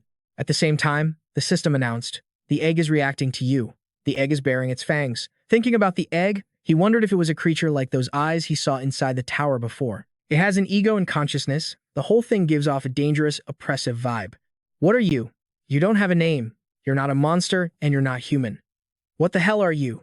Suddenly, a voice rang out from mid-air, making him jump. Now for the second time, a powerful blue light surrounded the two of them, like a miniature ocean. Merlin was surprised. What is that? It's covered in some unstable magic. I was wondering if I should attack it. Kim Yuwon said, I don't know what kind of entity it is either. He felt a bit uneasy. I'm sure I've seen its face somewhere, but I can't remember. It's like it was wiped from my memory.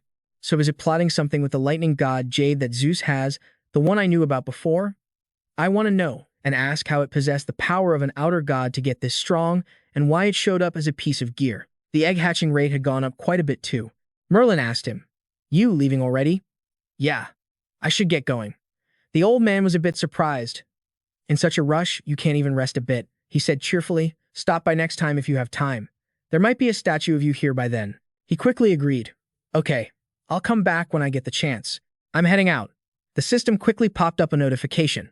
World Exploration Reward distributed. Strength increased by 1. Constitution increased by 1. Floor, 28 trial starting. You have passed the floor 28 trial. You received 20,000 points.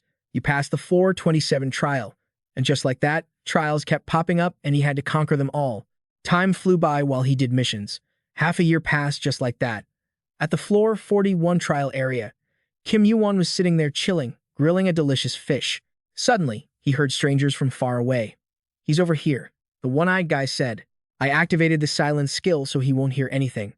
Just don't step out of this magic zone, the bald guy asked. 50 summoning stones at once? That's a lot for a collector, but it's still peanuts compared to what we have. They started whispering. You didn't see him on the rank list for floor 25, right? Meaning he's nothing special. Huh? Rumor has it lots of people climb the tower by cheating, like those hidden kids getting carried by those big factions. Everyone get in position. We should stick together just in case. On the other side, he was taking out stones and chilling, counting them. The gang signaled each other secretly. Weapons were raised, ready to go. But they didn't know if Kim Yuwon had spotted them or was still clueless. Suddenly, he merged all his stones into one huge block. Right then, the leader shouted and the gang charged at him to attack. On the other side, he had already stood up quickly. 3 guys attacked Kim Yuwon at once. He just barely turned around. But the one-eyed guy panicked and grit his teeth the second he saw the stats above his head. Kim Yuwon turned to look at him, then flashed a wicked smirk. His score right now was 817. The guy couldn't believe his eyes, stammering and screaming. But he only had 50 stones just a second ago. As soon as his ferocious flames swept across the ground, there was nobody left. Just like that, Kim Yuwon was back in silence. He couldn't help but scoff. Man, that sucked. Since they were the last team standing, I thought they'd actually put up a fight, you know? They had a whole stash of summoning stones, after all. Holding the stones in his hand, he started crunching the numbers. If I split up the summoning stones like this, the total count is going to change, so using these rocks as bait was a solid move. Thanks to that, I snagged over 1,000 of them in no time. Seriously, this is the most efficient way to farm, even without running around looking for stones, since the monsters come straight to me anyway. Now, time for the main event. Yeah, right after that, he clenched his fists tight. I've been totally hyped for this test. At the same time, the system chimed in. You have used a summoning stone. How many would you like to use? Kim Yuwon gave a little smirk. All of him. Immediately, the system announced, you have used 1,020 summoning stones. You have summoned Demon King Diablo. Everywhere around, where he stood, red sparks flared up, gathering into flowing streams of energy. He couldn't help but be surprised. Diablo? Seriously? The Demon King Diablo who shows up on the 41st floor test. This is the trial created by the alliance between the tower admins and the demon clan for the climbers. so it's supposed to be a piece of cake. But I didn't expect a demon lord ranked in the top 20 to show up here. That's way too OP for a normal player to handle. The balance of this floor's test has completely collapsed. Who the hell messed everything up? A terrifying voice boomed out. I was in a deep sleep. Who has the nerve to disturb me? I never thought some crazy lunatic would use 1,000 summoning stones. You lowly human trash. Do you have any idea who I am? Yuwon faced him. Totally chill. You Diablo. The demon shot back. You know who I am and you still won't beg for forgiveness? Yuwon quickly drew his sword. Isn't it obvious what I'm doing? I'm gonna wipe you out and take every single point you've got. Even then, his face didn't show a shred of fear. Right after that, he threw a punch forward. You talk a big game. You know who I am, yet you still dare to challenge me. The system quickly chimed in. You have entered Diablo's dark realm. He kept threatening.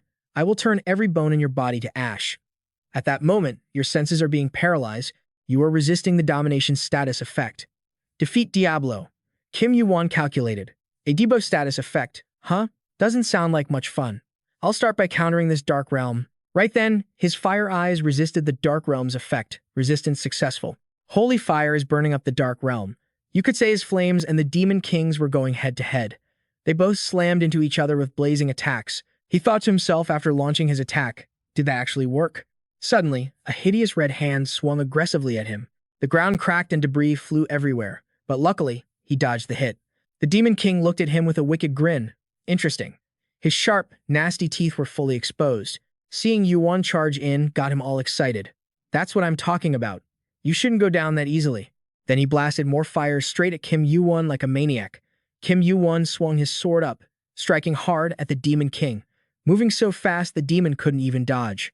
The demon king was stunned for a second, wobbled, and then crashed into the ground, making the whole earth shake. The impact made Yuwon lose his footing too. Kim Yuwon got flung back a bit, and at the same time, that long-ass tail whipped straight at where he was standing. Kim Yuwon quickly leaped up to dodge, slashing his sword at the demon king again. A fiery attack slammed down at the exact same moment. His power was just as savage as the demon king's. For the first time, it was a battle of fire against fire with no clear winner. The demon king was getting pissed off while he fought. I hate that fire you're using. Right after that, he gathered flames in his mouth and blasted a breath attack straight at Kim Yuwon. He was getting a bit worn out from dodging non-stop. He calculated. So holy fire doesn't work on him, huh? Well, obviously, the mighty Diablo wouldn't be hurt by this kind of flame, since his mental power is basically the same as his real body anyway. But it looks like the lightning blast from Kaini actually did something. His body was burning hot, like he just crawled out of lava or something. You damn little rat. Where the hell did you run off to? Now I know what actually hurts him. Compared to the Demon King's massive attacks, Yuwon was definitely way weaker. Yuwon decided to dodge for now and look for a chance to strike. Not seeing him anywhere, the demon screamed, "You little rat, where are you hiding?" After watching for a while, Kim Yuwon finally figured out what would work. He leaped into the air with his sword. I'm gonna end this battle in a flash. Activate Heavenly Steps. The system popped up a result. Your movement speed will increase by 100% for 5 seconds. You can walk on air for the next 5 seconds. Spotting Kim Yuwon, he grinned wickedly. There you are. Immediately, a massive explosion rocked the whole area, making the ground shake like a natural disaster was hitting. The Demon King couldn't believe the kid was still alive after that hit. He's still trying to fight back. Yuwon's face was totally determined. The system announced, your entire body has been reinforced with the power of the giant. The Demon King panicked. No, he's not just holding on. He's coming straight for me. The Demon King shouted, gritting his teeth in frustration. No, my body is. At that exact moment, Kim Yuwon rushed in and slashed hard at his arm, slicing it clean off. He screamed in pain, you bastard. The system announced at the same time, your entire body has been soaked in the power of the giant. Right after, a huge explosion went off, and everything burst into flames. Riding the momentum, Yuwon thrust his sword straight at the Demon King before he could even react. He gasped, what a surprise. How did you? You must be a player. Only a player could pull off something like this. I don't like this. Join the Demon Guild. I'll give you the right to become the next Demon King as soon as you hit rank or level. He questioned. I'm a human. How am I supposed to get accepted into a guild that only takes demons? The Demon King explained, you're immortal, but you're also a demon. That evil energy flowing through your veins, that's the proof. You've got the chops to be a demon ruler, just like I figured. Hearing that, our guy got a bit tense. He realized the dude noticed his dark energy. He seriously sized him up. Hey, Demon King, gotta say, I've never seen a guild invite quite like this. Looks like this guy's super into him. Right then, Kim Yuwon swung his sword. Nope, I'm human, and I ain't joining any guild. The demon roared back. You won't join any guild. I get it now. You're that Kim Yuwon guy. As soon as he said it, boom, a massive explosion went off. Finally, he took down the demon king, Diablo, and scored a cool 1 million points, summoning hit max score. The test is auto-ending. You cleared the 41st floor trial. You got 100,000 points. You got the item, Diablo's horn. You received the grace of Diablo, demon king of hellfire and destruction. You can now gain favor with demons using this item. Demonic energy mastery increased. Evil energy went up by 20 points. You've reached the 42nd floor. He started walking forward, checking the place out. Kim Yuwon couldn't help but think, this place still sucks like always. The air's dank and totally suffocating. Just then, a familiar voice piped up. I know, right? I don't get why my uncle still lives here. Plus, isn't it way too humid? Kim Yuwon stayed quiet, just glancing over to see if it was who he thought. Hargan stepped up, holding a torch to light the way, looking at Kim Yuwon. Welcome to hell. The two walked down the dark path together. Hargan couldn't keep his mouth shut.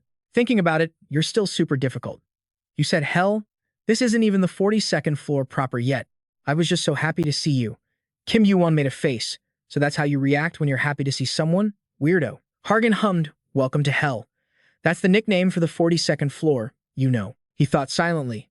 I hate the 42nd floor. Hated it even before I turned back time. Forget food and lodging, just breathing is a pain in this stuffy, closed-off world. Hargan continued. Hey, I heard something went down on the 33rd floor. You're really something else, man. I bet nobody's ever put Olympus through the kind of mess you created. Kim Yuwon was a bit surprised. You already know about that, Hargan said. Maybe because I climbed higher and shot up the rankings. More Olympus rankers are seeking me out. I get way more info now than before. Kim Yuwon replied, I see, he told himself. Well, Hargan's rank is definitely higher. Way higher than when he was just a regular player. I bet the people trying to suck up to him are lined up around the block.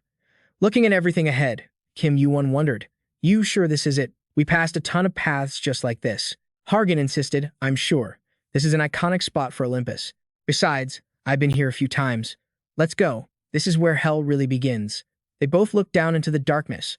They walked forever and still hadn't arrived. He couldn't help but sigh, deeper than I thought. Feels like it's been over 10 minutes since we started descending.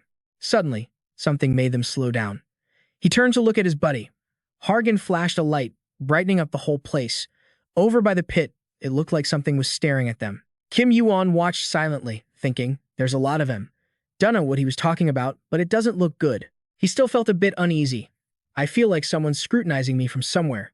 This must be the welcome wagon from the master of this place. Behind the rocks, a bunch of three-headed dogs were stalking him and Hargan from the shadows.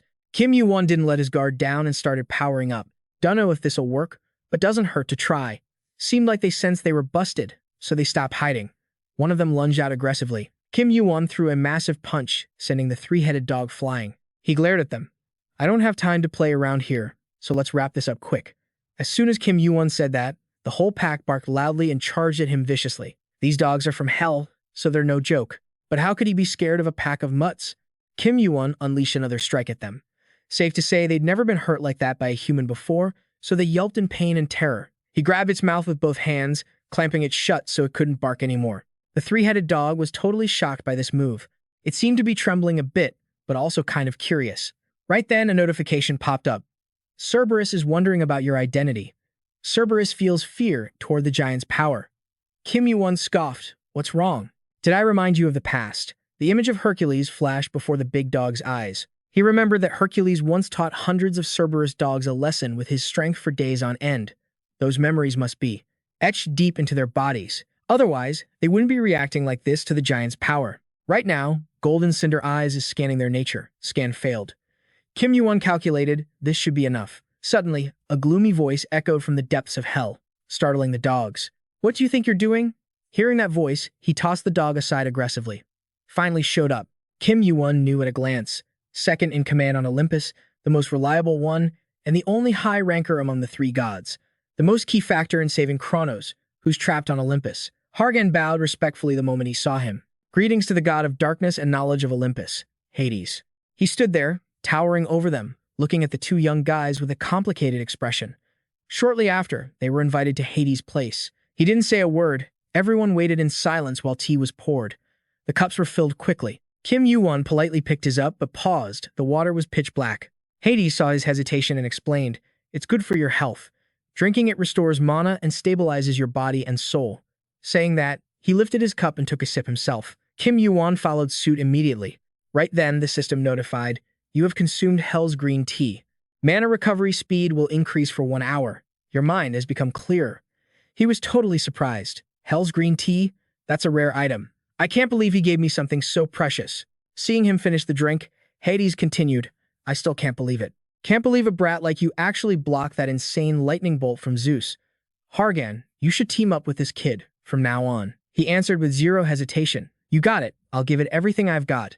This guy's super reliable, honestly. I'd be down to stick with him all the way to the end." Hades looked a bit surprised. Didn't even hesitate. Huh. Then he turned to Kim Yuwon. "I get the feeling you were hiding something while we were fighting. No clue why you'd do that, though. I don't trust people who keep secrets from me. If you can't share your true colors, you aren't worth trusting." Yuwon watched Hades' attitude and thought to himself, "Just as I expected, this guy isn't exactly easy to talk to. However, you managed to keep a trustworthy person by your side for 7 whole years." Hearing that, he couldn't help but flinch. Hades continued, "Hephaestus, when I asked about you, he just told me to trust you. Said I wouldn't regret it, and he sounded pretty damn confident about it too." Kim Yuwon's face darkened. So in the end, it all comes down to personal connections. Anyway, what are you wondering about?" Hades pressed on. "It's the leader of the heavenly demon cult, right? What do you think? Is Cheon Mujin gonna make a move?" Kim Yuwon answered nonchalantly, "I don't know." Hearing that, Hades' expression didn't look too friendly. He explained, "That guy's reach is limited to the authority granted to a leader. Besides, we're in a position where we shouldn't get shaken up, just because of one word from the heavenly demon. So, it's really hard to give you a perfect answer. But, hypothetically speaking, aside from Cheon Mujin, there's a chance someone else might make a move." Hades was surprised. Is that even possible? Doesn't seem like he has any intention of doing that. Yuwon countered, "No, that's not it. That action means the heavenly demon cult doesn't need to get their hands dirty with this, because the war only ends when they can deal with the king." Exactly. This conflict should stop at being just a battle instead of a full-blown war. If the heavenly demon cult interferes and teams up with Hades, that would mean a total war. We can get the best results with the least damage if things stay at the level of a battle. The upcoming Ragnarok and Gigantomachia will be the same way. Hades spoke up. "It can only end when we face the king. You're saying that even knowing his current power level?" Yuwon suddenly threw out a question. "Do you think I'm being too greedy? I'll do whatever it takes to make things work out." Hades looked skeptical. "You only blocked that lightning bolt once. You think you can actually pull that off again?" He looked straight at Hades seriously. "No, not me." He was surprised by the answer. What? What do you mean?" Yuwon explained. "Among the 3 gods, I know Poseidon's absence has messed up the balance of power. Hades didn't deny it. So you knew everything." "That's right. Zeus had his eye on Poseidon, and I helped throw my little brother into the underground prison. It's been about half a year now." Yuwon continued. "It's the same in Olympus. The balance of power doesn't come from Zeus, does it?" He paused for a second, then went on. "It's because of Hercules. What do you think about bringing him here?" Hearing that, Hargan nearly jumped out of his skin. He stood up, frustrated. "Hey, what the hell are you thinking?" Hades asked directly, "What's the success rate?" Kim Yuwon was overflowing with confidence. "About 70%. Hargan was so stunned he stammered. That high?" Kim Yuwon didn't beat around the bush. He got straight to the point with Hades. "Now give me your answer. If we get Hercules on our side, do we have a shot at winning?" Hades looked at the passionate guy in front of him. Kim Yuwon, the man who single-handedly changed so much in Olympus. He saved Hephaestus and defeated the administrator of the trials Olympus threw at him. Not only that, he even got the divine sea stone. He's the guy who actually went toe-to-toe with the almighty Zeus. That nonsense he just spouted must just be the booze talking, right? He has a level of certainty that even high achievers don't usually have. Thinking this over, he spoke up. "It's not impossible. All right, let's do it." Hearing that, Kim Yuwon quickly stood up. Hargan asked, "Hey, where are you going?" Kim Yuwon replied casually, "To the 40th floor. To lure Hercules in, I gotta take care of a few things first." Hargan's face went dark. "The 40th floor? That's..." Hades quickly cut him off. "Let me be clear. What you showed me during our battle might be enough to face Olympus, but it's still not enough to destroy it. I'm letting this play out not because of your skills, but because I'm investing in what you've achieved and the history you're going to create. Thanks to you stepping in, Zeus's plan to use giants and demons to destroy Asgard failed, and even Zeus would be overwhelmed in a head-on clash with Asgard. So, he's gonna tread lightly for a while. Looks like a good chance to talk to Odin. I'm heading to Asgard. Hargan, go meet Apollo's sisters. He looked confused. Huh? Right now. Hades instructed. It's late. Go when the sun rises, you leave tomorrow too. Hargan was puzzled. The sun? In hell? He looked over at Kim Yuwon blankly, wondering where the sun would even rise down here. He didn't get it either, must be a joke. They were quickly set up with a fancy place to stay. He looked around, silently evaluating it. This is hell, but they still make it look like home. Yuwon stepped outside alone to check out the scenery. The word hell echoed in his mind. Kim Yuwon looked at his gauntlet. Ever since I saw Kaine's skill, it's been stuck in my head. A skill with the same name as the world on the 42nd floor. Should I give it a try? Kaine's eyes started glowing. It seemed to be sensing something. Kim Yuwon looked at Kaine, wondering what was up. Is it scanning the area? Suddenly, a system notification popped up. You are being summoned from hell. He couldn't help but gasp in surprise. What the? Suddenly, he sank deep into a powerful current. Everything around him was pitch black, with only the gauntlet glowing. The rushing water made him struggle for a moment. Yuwon just lay there, letting himself be swept away. But one thing shocked him. I'm underwater, but I can still breathe. At the same time, the system announced, you are facing hell for the first time. The king of the dead is facing his world. Yuwon was a bit surprised. Is this a river or the ocean? No, this is mana. He asked and answered his own question right then. Immersed in the current, he felt like everything here gave him a sense of infinity. Kaine is the vessel to unleash this infinite power. Kim Yuwon finally understood. This is the source of the mysterious dark crystal. The system continued to alert him. The dead are bowing to you. Under the murky black water, he looked like a glowing god. Kim Yuwon was stunned. Are they worshipping me? Just like that, he drifted into a strange place, the scene shifting to somewhere incredibly open. Sunlight was beaming down along with white clouds floating like some fairy tale. Turns out this is the 40th floor. A guy looks around all clueless, asking himself, where the hell did you die? He says to Kim Yuwon, so you haven't even looked at the view on the 40th floor? Just lost in your own head, huh? Kim Yuwon asks, do you remember anything at all? Turns out, this dude is none other than Arthur, he tells him. Right after I kicked the bucket, Susanoo tracked me somewhere between life and death. So I'm not sure what went down after I died. Kim Yuwon's cold as ice. You're absolutely useless to me. Arthur looks bummed out, his voice sounding pretty depressed. My bad. Thinking back, I think I saw something like an ocean. Kim Yuwon's surprised. An ocean? He replies. Yeah, but it flashed by so fast I can't be sure. He looks around, got it. Then he stares at his glove, just like I thought. Maybe the dead belong in that water, huh? This item is way more important than I thought. Arthur points off in the distance. I can see it right over there. Kim Yuwon asks, have you ever been here before? Arthur explains. A long time ago, way before Britain was even a thing, I was here for a sec to meet a ranker from Olympus. Preparations are done. Just give me the order, boss. Your Majesty. Suddenly, some weird stuff comes shooting down from the sky, aiming straight for the bottom of the tower. Boom. It causes a small quake. A cocky voice rings out, making the soldiers jump. What the hell are you looking at? Right then, Kim Yuwon hurls his weapon straight at the guy, sending the soldier flying. The impact is so brutal, his armor can't even save him. Kim Yuwon steps inside while the soldiers are shaking in their boots. He mocks. Olympus must be loaded. They built this massive place for someone who just became a high ranker. Or is it just because he's got Zeus and Hera's blood in his veins? Basically born with a silver spoon in his mouth. Hearing him diss their master, the soldiers scream, shoot your mouth. How dare you insult him? State your name and rank. Kim Yuwon doesn't even flinch. If your master hates insults, go up there and tell him yourself. Tease, Kim Yuwon wants to challenge the god of war, Ares. Meanwhile, a dude with platinum hair and dark skin is barely hearing the commotion outside. He can't see it, just polishing his sword while shouting, what's all that noise? But the soldiers don't seem to hear him, so he asks again, you deaf? That's the sound of blades clashing and blood spilling. Suddenly, Ares' face darkens as he stares at the main hall, his eyes glowing viciously as he growls. Who goes there? A subordinate rushes in, panic all over his face. Lord Ares, Kim Yuwon is here. Ares finds that weird and repeats the name. Kim Yuwon? Another soldier yells out, how dare that punk challenge our god Ares? But before he can even finish, Arthur and Kim Yuwon are already attacking. Arthur violently slashes at the guy who just spoke. The crowd sees his weapon and freaks out. That sword. It's Excalibur. That must be Arthur. Is this a challenge from the round table? But aren't they under our command? Why would? Ares quickly calms his minions down. Nah, look closer. That's an undead. Arthur's a zombie now. Deal with him separately.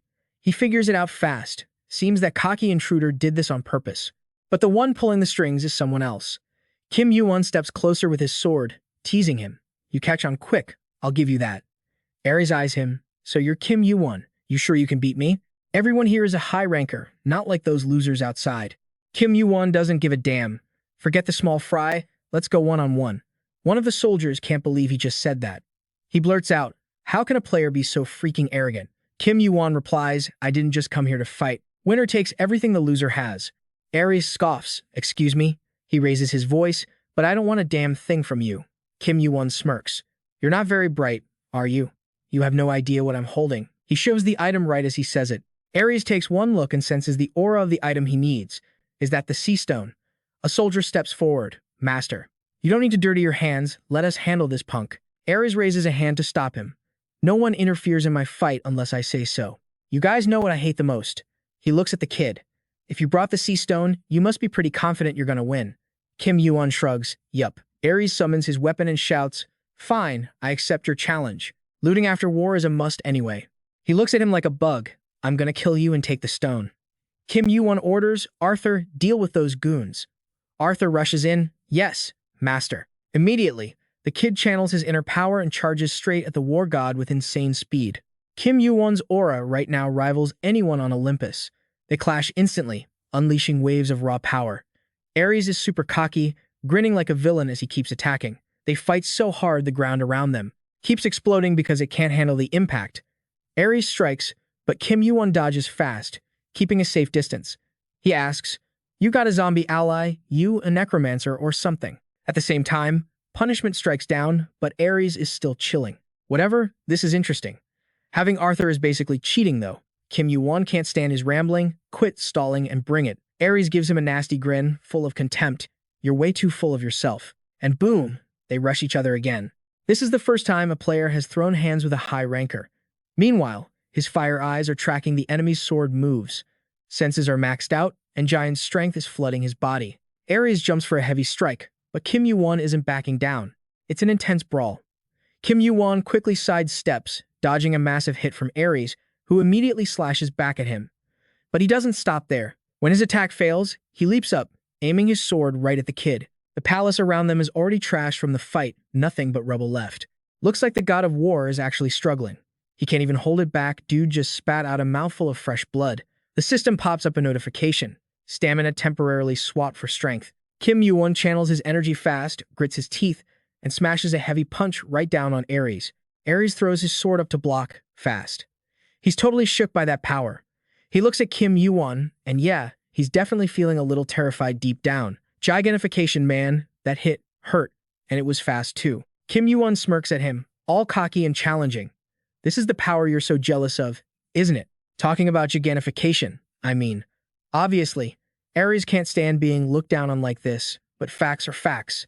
Kim Yuwon is a beast of an opponent. Ares grinds his teeth, glaring at him. How dare you say that? Shoot your mouth, you bastard. Right as he says it, Kim Yuwon attacks aggressively, giving him zero chance to breathe. Suddenly, Ares' sword extends and stabs straight at him, but Kim Yuwon spins around fast and dodges it. He glares right back at the guy. Maybe you're mad because I hit a nerve, but you really should watch your head. Ares has no clue what Kim Yuwon's saying, but right then, from up, above his head, a violent bolt of lightning strikes down. That's Kim Yuwon's lightning strike skill. But Ares shoots straight up and manages to dodge the hit. Kim Yuwon looks at the smoke and fire, thinking to himself with a smirk, nice, it worked. But then, a voice booms out of the dust, startling him. Sorry, but that light is the power my father uses, not gigantification. He looks at Kim Yuwon, all high and mighty. You really think I, a descendant of Zeus, would get beat by something like that? Over on Arthur's side, a terrifying amount of power just got unleashed. This place is definitely wrecked, doesn't look pretty like it used to. Debris and rocks are crashing right into the windows, shattering them to pieces. The soldiers are freaking out, screaming at each other. We're getting pushed back. Move, dodge it. It's too late. The magic output is too strong. One of the knights sees the destruction and is totally shook. Is this really a fight between players? Feels like we're dealing with high rankers. Nobody dares to get anywhere near the zone where Kim Yuwon and the god of war are throwing down. Kim Yuwon bites his lip, pissed off. Ares, that scumbag. He doesn't give a damn about his own subordinate's safety. A guy like that is supposed to be the god of war and courage. Seeing the crazy look on Ares' face, Kim Yuwon just feels disgust. He looks like a total homicidal maniac. Ares is losing it. Kim Yuwon, wielder of the sea stone, gigantification, the golden cinder eyes, and even the lightning power that symbolizes my father, Zeus. If I kill him and steal at least one of those powers, then one day I'll surpass even father. Thinking that, he rushes at Kim Yuwon with pure greed, planning to kill him right then and there. Suddenly, a voice echoes in Kim Yuwon's head. How long do you intend to just stand there? If you can't do it, let me cut off his head myself. Kim Yuwon thinks, is that Arthur? He's super pissed. Seriously. Arthur follows the knight's code more than anyone. He must be totally disgusted by Ares to be this determined. I think I'm starting to get the upper hand. Time to end this fight right now. Right then, he activates his golden cinder eyes and blasts the god of war, Ares. Looks like the real fight is just starting. Ares flinches. What the hell? For a second there. I saw father appearing inside those roaring flames. Kim Yuwon asks him with total contempt. You said lightning is the power Zeus uses. Then what about its opposite? As soon as Kim Yuwon stops speaking, a massive wave of energy explodes out. It's dark, like something straight from hell. The rocks around them start floating and flying everywhere because of his rage. Kim Yuwon looks like the Grim Reaper right now. The system chimes in with a notification. Hell worships the king of the dead. Ares stares at Kim Yuwon in horror, realizing the guy's mana is basically infinite. He knows exactly where that item came from and how to use its real power. Who knew the gap between them was this huge? He must have realized that dragging this fight out is bad news for him. He wants to end me in one shot, thinking that. Ares grins like a snake. You still want to struggle till the bitter end. Your skills are insane, sure, but if you can't get close to your opponent, how are you going to beat me? He thinks to himself, winning by stalling hurts my pride as the god of war. I'm not wasting any more time. I'm ending you right here, right now. Ares gives that wicked laugh, but faced with his arrogance, Kim Yuwon just gives a faint, mysterious smirk. They both rush at each other, ready to tear it up. The killing intent in the air is thick. Suddenly, Kim Yuwon's power wraps around Ares' entire body, leaving him totally confused. Why can't I move my body? Kim Yuwon mocks him. Turns out you're not actually that good at fighting. He drops a hint. Didn't think you'd just rush straight at me like that. Ares is getting panicked. What do you mean? In that moment, Ares realizes Kim Yuwon was baiting him, pretending to lose from the very start. His whole plan was to get close to the dark mana. The system alerts, Kaini is reacting to the lightning bolt fragment. He attacks immediately. And just like that, a massive explosion rips through Ares' palace, shaking the whole place. A huge hole gets blown through the roof of the tower. All the soldiers are just standing there, stunned, too slow to react. One of Ares' guards goes pale with fear, stammering, Master Ares. The rest of the soldiers scream in panic and charge forward, but a sword blocks their path, making them hesitate. They yell, get out of the way. We have to protect our master. Arthur speaks up. Too bad. You can't do that. Neither can I. Let them fight. The soldiers are furious, but they know exactly how scary Arthur's aura is, so they just grind their teeth, cursing, you little brat. Meanwhile, it looks like Ares is done for. Kim Yuwon quickly snatches the necklace from Ares' chest. By now, Ares has completely stopped breathing. A dark aura swirls around the two of them. The system announces, the king of the dead summons the soul of Ares. Holding the necklace, Kim Yuwon thinks his power can turn even high rankers into dust. Once he gets used to it, that power can be used in so many ways. Seeing what happened, the soldiers scream, Master Ares. But Arthur still won't let them pass. He's surrounded by rubble and soldiers buzzing around like angry bees, but they can't do a single thing to touch him. Kim Yuwon stares silently at the sky, muttering to himself, I knew it. He knows. Up in the clouds, shining golden chariots start gathering fast, heading straight for Ares' palace. A cold voice cut through the air. For real? You're the one who killed Ares? The woman talking to him is a high ranker of Olympus, the goddess Athena. Seeing everyone dead silent, she kept going. Answer me. Did I hear that right? The soldiers quickly dropped to their knees and shouted, Long live the war god. Seeing the goddess's overwhelming aura, the soldiers were so terrified they didn't dare breathe too loud. She pressed on. Is it true Ares is actually dead? You just stood there, totally silent in front of Athena's rage. Seeing he wasn't going to talk, she confirmed it herself. So, you're the one who messed with my little brother. Right then, his eyes shifted colors fast. You dropped into a battle stance. At the same time, the system buzzed in his ear. Gorgon has heard the summons of Olympus, the purge is beginning. Holy fire is resisting the petrification curse. Golden cinder eyes are resisting the petrification curse. Resistance successful. You size up the situation. Aegis shield and Gorgon. That's the strongest shield Olympus has got. Usually, just a scream is enough to trigger its power. Facing the pressure of the war goddess, Arthur was freaking out a bit. This is bad. What's the play here? Kim Yuwon quickly cut him off. Chill out, it ain't our turn yet. He sighed, realizing, damn, too slow. The system voice rang out again. Golden cinder eyes, the 12th eye of the great sage is watching you. Right after he spoke, a familiar staff smashed down from the sky. Kim Yuwon looked up. You got here fast. You're up. The great sage was grinning. The main character always shows up when the tension peaks, right? You face-palmed helplessly. Whatever. On the other side, the Olympus crowd screamed, it's the great sage. The great sage, heaven's equal. Athena took one look and knew. She told her troops, that guy is his accomplice. The great sage flipped down from the sky.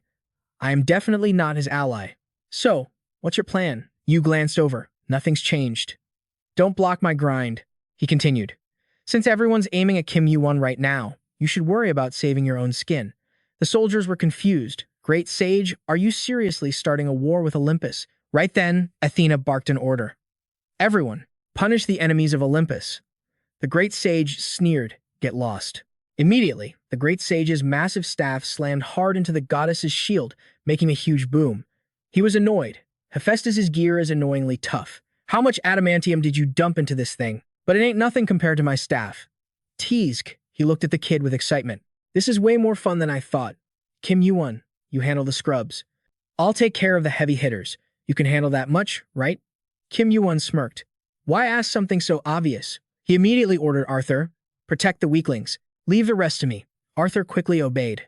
Yes, sir. The great sage watched him work and looked super satisfied. That's what I'm talking about. I like your style. Immediately, both of them rushed straight at Athena. The great sage was hyped up. How should I play with them? The system chimed in. Gorgon's blessing has been activated. War blessing is wrapping around the shield. The great sage didn't even think.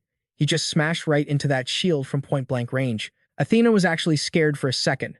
If he breaks through this shield, I'm toast. Just as she thought that, she found a way to push the great sage back, keeping a safe distance.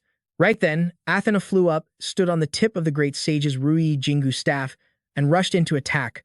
But is that all you got? He sneered and shouted, eat this. Just one hit knocked Athena flying back. She was totally shocked by that power. Not stopping there, the great sage pointed his Rui Jingu staff at her, then spat out, piss off. Right then, his staff shot straight up into the sky, knocking Athena away again. The great sage looked at his handiwork, then hopped on his flying nimbus and shot upwards. Down below, it was just Arthur and Kim Yuwon left fighting. Honestly, besides Athena, nobody else here was even a threat. Kim Yuwon thought to himself, I heard Ares was big time in Olympus, but he wasn't all that scary. Were the rumors bogus? Didn't think I'd beat him down that bad. At the same time, the system flashed a warning. Cinder eyes are trembling.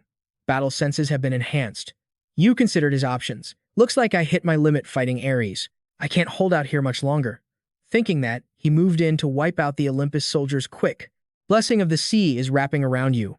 Arthur asked him, if our top priority is bailing out of here, should I just knock him back instead of killing him? You said, do whatever in an emergency, but the important thing is we gotta run first, then figure it out.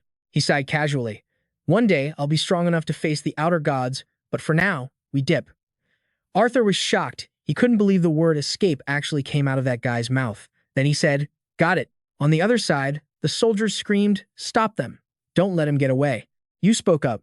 You guys ever heard of something called double magic? The guy shouted back, annoyed. The hell is that? Shoot your mouth, you're enemies of Lord Ares. Right then, he conjured the holy fire with his mana. Kim Yuwon dashed past him saying, you don't know? Whatever. I'm exhausted, so get the hell out of my way. In his head, he was thinking, I just want to get out of here and crash. Kim Yuwon's eyes glowed red. Cinder eyes are fueling the holy fire. Divine spirit is fueling the holy fire. And boom, a massive explosion rocked the whole tower. He stood there watching the destruction the holy fire caused. It burned all those soldiers to a crisp, making them scream in agony.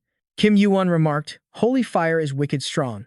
Anyone who ain't a high ranker gets toasted instantly. Wukong can only stall Athena for so long. Sucks running into Athena here, but I got what I came for. You Olympus jerks put me through hell. Time to pay up with interest. He smirked to himself. My revenge tour is just getting started. Just you wait. Back to Athena. She was sweating buckets fighting the great sage. Above the great sage's head, tons of golden swords appeared, ready to stab down. He looked down, surprised. The heck? Then he muttered to himself, Kim Yuwon got away, so I'm done here. Looking down, Ares' place was totally trashed by those cinder eyes. The soldiers were pretty much toasted. The great sage couldn't help but shout out in excitement. That's pretty dope. Athena asked, totally confused, did you come here with Kim Yuwon from the start? He replied casually, that guy didn't want his plan to go sideways, so I just helped out a little. She got all guarded. What's with that attitude?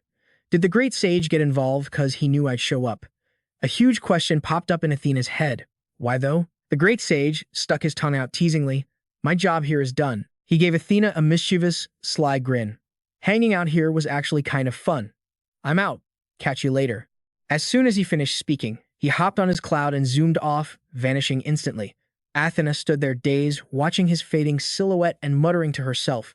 We'll meet again. Scene switched to the 38th floor. The air here seems super fresh, and greenery is blooming everywhere. Yuwon arrived there real quick. He looked around for a sec and judged. It's kinda hot here, probably 'cause of all the volcanoes nearby. Who would have guessed a powerful entity is hiding in a peaceful spot like this? Right after that, he quickly headed inside, looking around like he was hunting for something. Suddenly, Kim Yuwon stopped because he saw a bunch of giant footprints clearly stamped on the ground. These footprints look a bit freaky. There he is.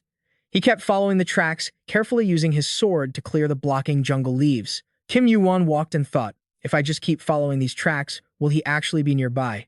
Suddenly, he looked around a bit bewildered and froze. Found him. A guy with a massively huge build and rippling muscles was smashing the tree right in front of him. It was like he was venting his anger on that big tree, but nobody knew what for. That guy was just focused on the tree in front of him, not noticing anyone nearby. Yuwon didn't say a word, just quietly walked over to observe the guy. His whole body radiated a powerful but incredibly pure aura. The guy didn't look back but could sense someone standing behind him. He didn't turn around but asked directly, You lost? Kim Yuwon replied casually, Not really. What are you doing in a place like this? The other guy answered flatly, I'm chopping trees. He asked again, So you're a lumberjack now? He said, Yeah, for now anyway. Yuwon got curious again. So you must live nearby too. He kept doing his work and answered, That's right. Kim Yuwon stayed silent for a moment. He spoke up right after. As you can see, I'm a bit beat. Can I crash at your place for a few days? He looked at the man, thinking to himself, It's been a pretty long time since I've seen this face. But the feelings are still exactly the same. Turns out he was looking for his friend, and this handsome guy in front of him was no stranger. It was actually him. He watched him thinking. He's easy to get close to. Even if he doesn't say it, he knows I just gotta beg and it'll work, right? Yeah, he knows. Yuwon didn't say anything, just stood silently staring at Hercules, his mind constantly calculating. The high ranker, I need to overthrow Olympus. I definitely have to make him my ally. Being a nice guy who can't say no, he won't have any choice but to agree to my ridiculous request. Thinking that, he continued, Am I not allowed? I'm exhausted. I think I might drop dead any second. In the end, Hercules still couldn't refuse. He turned around to continue his work. I haven't chopped enough wood yet, so if you can wait, just follow me. Yuwon felt touched. Thanks, man. I'll definitely pay you back. He secretly sighed in relief. I pushed the limit, but he doesn't have a personality like Wukong. He silently evaluated. Can't imagine a guy like him could get the title Giant Slayer. Right after finishing chopping those big trees, he kept his promise and took him to his house. Kim Yuwon stood silently observing the whole scene. It still looks the same. Hercules dropped that pile of big trees on the ground and shouted to Kim Yuwon, Doors open. Go on inside. Kim Yuwon wondered, What are you going to do with all that wood? With this weather, why would you need to light a fireplace? Hercules answered, Someone will need it. Only players don't get cold. He asked again, You sending them somewhere? You're really nice, he replied coldly. Not really. I'm going to organize the place. This wood first, then find something for you to eat, so just wait a bit. Before he could finish, Yuwon cut him off. It's cool. You let me stay, so the least I can do is prep the meal. Hercules was a bit surprised. I thought you said you were tired. Right after that, time flew by, and Kim Yuwon had cooked up a dish. Hercules looked a bit happy. You know how to cook. Do you cook often? Yuwon replied, Sometimes. He couldn't help but praise, You got skills. Someone would think you've been living in this house for months. Yuwon said calmly. No way. The cold guy looked at Yuwon and got to the point. What's your name? Kim Yuwon let out a breath. You ask straight up, huh? I'm Kim Yuwon. Hercules was a bit surprised. Kim Yuwon. That's the first time I heard that name. Seems like you're not a ranker. Yuwon said. I'm still just a player. Even so, I'm pretty famous out there. You've never heard of me? Hercules said, I've been living here alone for a while now. Yuwon couldn't help advising. Sometimes you should go out. Losing touch with the world isn't good. Hercules didn't hesitate to call him out. But you don't seem that tight with the outside world either. He didn't deny it. Is that so? You're actually right. Hercules silently watched Kim Yuwon's actions. He didn't hide his feelings either. Even though it's our first time meeting, I feel really close to you. You don't look that open either. Strange. Yuwon replied immediately. Are you any different? Yuwon continued, laughing it off. People who are alike usually get along easily. Hercules said calmly. Is that so? Anyway, the two of them were best buds in the past life. At this moment, he looked at his friend and couldn't help but smile warmly. Right after that, he spoke up. Come to think of it, I haven't told you my name is Hercules. Yuwon feigned surprise. I've heard that name before. So you're a high ranker? Then very quickly, the sky turned bright. Hercules continued his wood-chopping job. The difference was this time, Kim Yuwon was lending a hand. The two of them just worked together like that, rested together. Everything went on normally, until it got dark and both prepared to enjoy grilled fish. Yuwon focused on making dinner under the flickering firelight. Looking up, he still saw Hercules hard at work carrying the wood chopped during the day. He felt a bit pensive, but just silently watched his friend. The night sky was full of stars, and below was Hercules' simple wooden house in the deep forest, along with the presence of Kim Yuwon at this place. Morning came real fast. Kim Yuwon was now helping Hercules chop trees, and he couldn't help complaining. Why is it so heavy? Hercules was super chill about it. Not bad. The trees on this floor are heavy and tough, harder than steel, actually. That's why they're considered top-tier loot. Yuwon got it instantly. His face went dark as he thought, no wonder this guy's strength is unmatched. He's lugging around these heavy-ass logs with his bare hands every single day. Hercules looked confused. Yo, why are you still here? I thought you'd bounce as soon as you healed up. Kim Yuwon shrugged. Living here isn't actually that bad. Hercules asked, you've still got time before the trial, right? Yuwon replied, yeah, that's right. Suddenly, the big guy's expression changed. But you really need to get lost today, before night falls. I'm serious. Yuwon noticed the guy's eyes suddenly shift gears. That was his battle face. Yuwon asked, why today, though? Hercules explained, this place is about to get insanely dangerous. But Kim Yuwon dug his heels in. I can take care of myself, you know. Hercules didn't budge. Just listen to me and leave. I'm begging you. Okay? He looked dead serious as he tried to warn him off. Yuwon thought to himself, he looks super conflicted. I know he's worried I'll get hurt, but the real reason is probably that he doesn't want anyone watching him fight. Finally, he decided not to be a pain. Before I bail, I gotta ask you something. Hercules stopped and looked at him. Yuwon continued, you're totally different from the rumors. Why do you hate giants so much? Hercules' eyes flared up with aggression. I don't know where you heard that crap, but you better watch your mouth. Kim Yuwon wasn't scared at all. I thought you guys used to be tight, you know. With certain gigantes, suddenly, a massive, raging energy burst out of Hercules, making Yuwon jump. He was shocked. That mana is insane. My body feels like it's gonna explode. Hercules tried to chill out, stop asking random junk. We ain't close enough for you to be snooping like that. Just go. This floor is built different from anywhere else you've been. Kim Yuwon watched him walk away. I've only known the guy for a few days in this timeline, so yeah, getting close to him is gonna be tough. So annoying. Then he shouted out, when you find out the truth, maybe things will change. Hercules didn't answer, just grabbed his beast skin hood. Deep down, Kim Yuwon really wanted to hear it straight from his mouth. From an idol, a friend. The story of the greatest hero ever. The system announced the start of day 16, initializing the pact between humans and giants. The master of the world is changing. Foreign races in the area will face heavier penalties. The masters of this world are now the giants. Down below, disgusting hands started clawing their way out of the ground. They took the shape of some kind of pitch-black, terrifying demon. Hercules told him to stay put if he didn't want to get dragged into the mess. The second those demons saw Hercules, they went berserk and breathed fire right at him. The peaceful green forest was instantly turned into a blazing sea of fire. Hercules charged straight in, fighting them all by himself. His hits were so hard, the demons actually hesitated.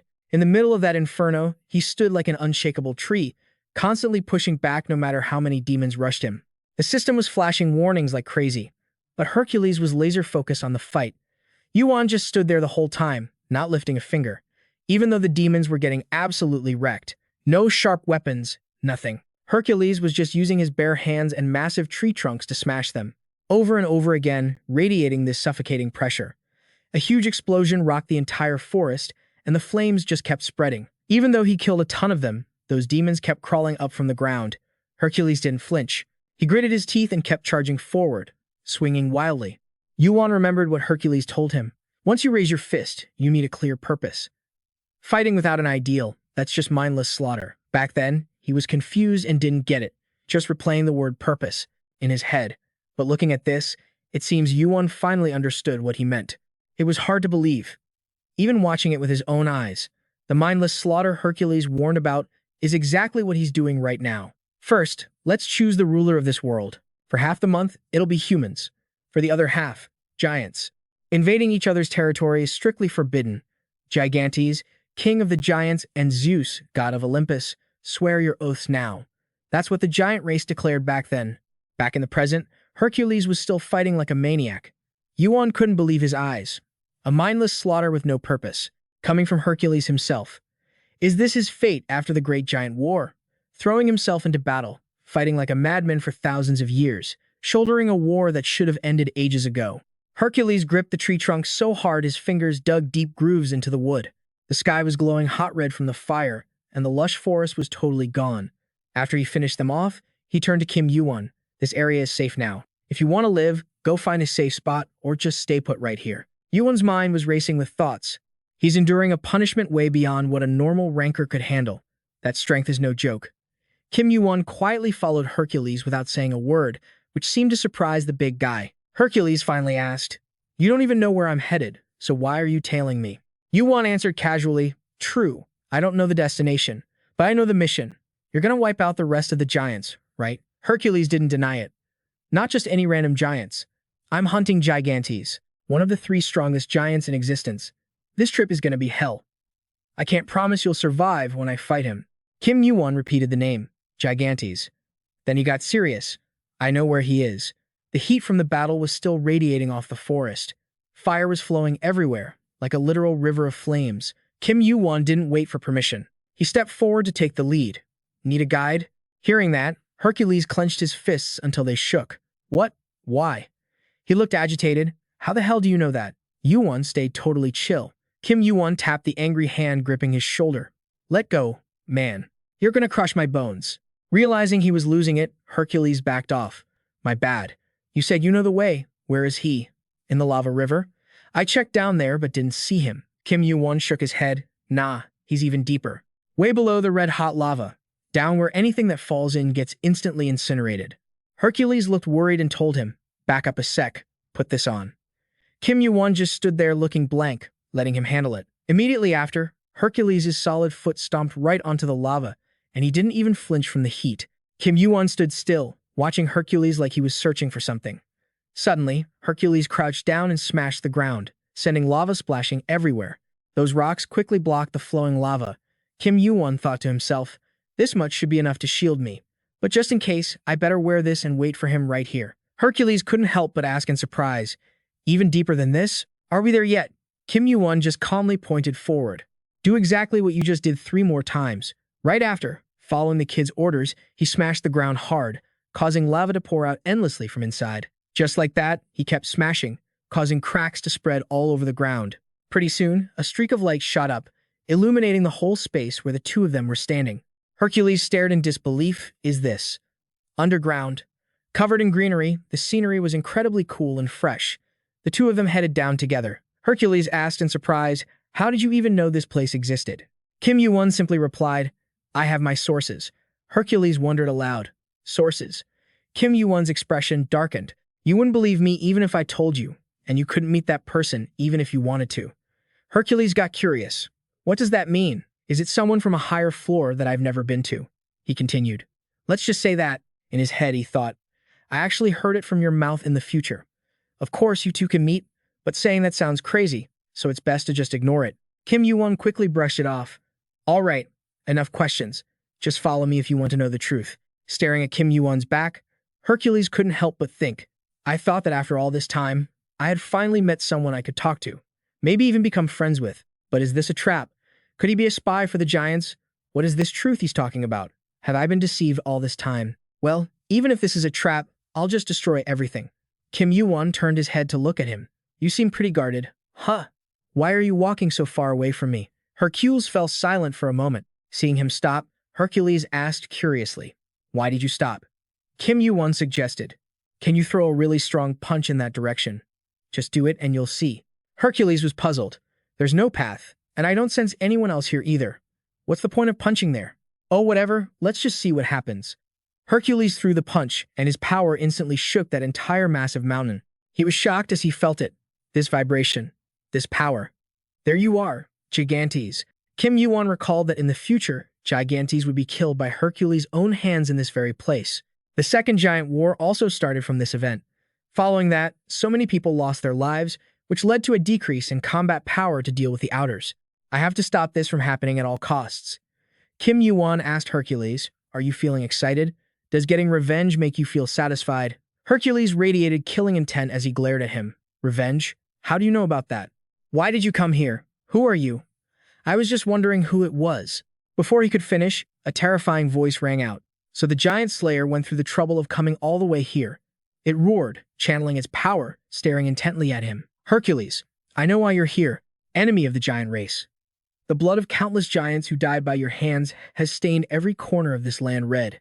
I'll chop off your head and throw it to that bastard Zeus. You humans will pay the price for breaking the pact. The situation was rapidly getting tense. He spoke up to stop them. Hold on, stop. It seems like speaking with violence is the common language for you guys. Huh. He pulled out Ares' necklace. Do you guys even know the reason why you have to fight? Gigantes said. Who are you? That guy is the giant slayer. He's killed so many of my kin and he won't stop. Do I need any other reason? Kim Yuwon turned to him. What about you? Hercules said, I want revenge for my mother. She died at the hands of the giants. Then, the kid handed the necklace over for him to see. Hercules recognized its owner immediately. He asked curiously, how did you get this? Kim Yuwon replied calmly, I took it from Ares. Hercules asked with a bit of suspicion, why did he have it? Kim Yuwon continued, see for yourself. He was shocked when the system announced it had confirmed the user. User, Hercules, son of Alcmene. The necklace's memory began to play, and a familiar voice drifted out, making him jump. I'm so sorry for bringing you into such a cruel world, a place where everyone wants to use you like this. But even so, I still hope you will become a kind person and use your power for the right reasons. Memories of his mother flooded back. Hercules, that's too dangerous, put it down. Hera, this child hasn't done anything wrong. I'm sorry. I'm truly sorry. Hercules, hurry up. Apologize to her right now. You can't use your strength like that. As he grew up, he became incredibly mighty. Mom, I finished the trial. My ranking is even higher than father's. Back then, she was so proud of her son. Hercules, he's become so much more skilled. Joyful images of him and his mother flashed by. Those were probably the happiest moments of his life. Suddenly, a voice spoke up behind her back. Alcmene, I heard that child has become a ranker. Alcmene looked pained, but he is still too young to go to war. The person continued, it's not time for that yet. For now, let him focus on climbing the ranks, but it won't be long. She couldn't hide her despair. Do you really want to turn our son into a weapon of war? The man replied coldly, he is my son. She wept and fell to her knees. No, even if your blood runs through his veins, he is still my child. He coldly lifted her chin. Alcmene, you poor woman. Even though you didn't intend to give birth to him. Just looking into your eyes, I can see you love him dearly, don't you? You love him so much. Zeus's face at that moment revealed a cruel expression. Alcmene was furious. You're insane. You only see him as a weapon, not as your own flesh and blood son. Zeus admitted it. That's right. He is an invincible weapon. She screamed, how dare you say that? He continued, I have many children, and women too, and they are always ready to bear children for me. As long as I can stand at the pinnacle of this tower, I can create a second or even a third Hercules. Following that came scenes of battle with blood spilling everywhere. Back then, a figure was watching the battle from afar. A familiar voice spoke up. Being a guild master and a ranker, yet still so weak. The speaker was Ares. The other person scoffed, I was wondering how he would take Hercules away. So this is how he does it. It's true to his nature, cowardly and shameful. Do you think my son will let this slide? He speculated. Looking at how much of a rush he's in, it looks like war is about to break out. Poor little wretch. Which Hercules are you? Anyway, number 2? Number 3? What's the name of Zeus's new watchdog? Whether Ares is standing there or not doesn't matter. As long as you kiss up to Zeus, nothing else means a damn thing. Then that guy just casually says, Alcmene, you died at the hands of the giants.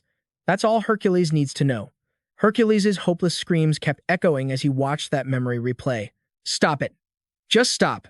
His desperate cries rang out, totally helpless. His hands were shaking. He couldn't believe his eyes. He never thought Olympus could be this twisted. Hercules wanted to rush in and hold his mom, but he couldn't do a thing. Her weak voice drifted out again.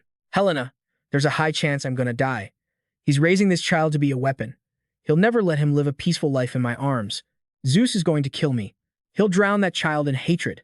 The sister tried to talk some sense into her. Alcmene, listen to me. Stay away from Hercules. Just let him go. Alcmene looks so painful. No way. Even if his destiny is to become a weapon against this world, I will never turn my back on him. How could I let go of that tiny hand just to save my own skin?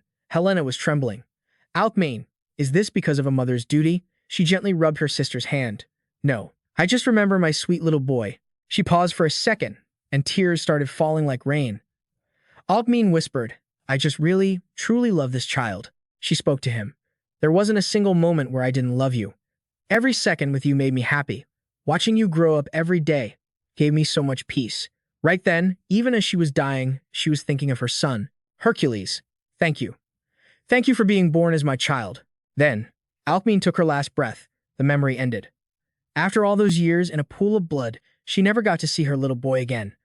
Each piece of that memory stabbed into his mind like shattered glass. Hercules' voice was shaking. I never knew about this. Kim Yuwon watched him closely. Looks like he's hesitating. What's he gonna say? At the same time, Gigantes asked him, You risked everything to come here just to clear up the misunderstanding between Hercules and the giants? Kim Yuwon didn't deny it. That's right. He realized something too. The old guy knew about the ring's power, so he wasn't really surprised. He pondered for a sec. Right, now I remember. I heard Hephaestus mention you. You're Kim Yuwon. He was confused. Wait, haven't you been asleep this whole time? Gigantes replied. Not exactly. I wake up every now and then to check on things. Hearing that, Kim Yuwon had to ask, Then why didn't you stop Hercules? Gigantes pointed at his wound. See this? This is the scar left by that scumbag Zeus's lightning bolt. Recovery takes a long time, so I've been using this downtime to get ready for the coming war. Kim Yuwon calculated in his head. So the giants are prepping for war too. The second Gigantomachy was way bigger than the last one. Tons of major guilds got wiped out, and a massive force like the giant race met the same fate. It was all because of that bastard Zeus that things got so messed up. Gigantes spoke up. You dealt Poseidon a serious blow. Guess you don't like the Olympus crowd much either, huh? So, whose side are you on? Kim Yuwon stayed quiet, basically admitting it. Gigantes couldn't help but praise him. Clever kid. When you're in a position like mine, a single decision can shake the whole world. You've got enough power to wipe out an entire floor of the tower, yet here you are, trying to convince me. Can't believe I'm being this hospitable. A tiny human like you is actually making history. Kim Yuwon didn't hide his smirk. Honestly, I think so too. Gigantes looked at him helplessly. And zero humility, of course. If you were a giant, I would have given you a high rank in the tribe already. Kim Yuwon wasn't exactly thrilled. Stop with the recruiting. I'm busy enough as it is. The ground is shaking. Gigantes looked over at Hercules. All right, let's see what choice he makes. At that moment, Hercules was still drowning in grief from the memories in that necklace. This was a secret kept hidden for years. He had actually been living alongside the ruthless killer who murdered his own mother.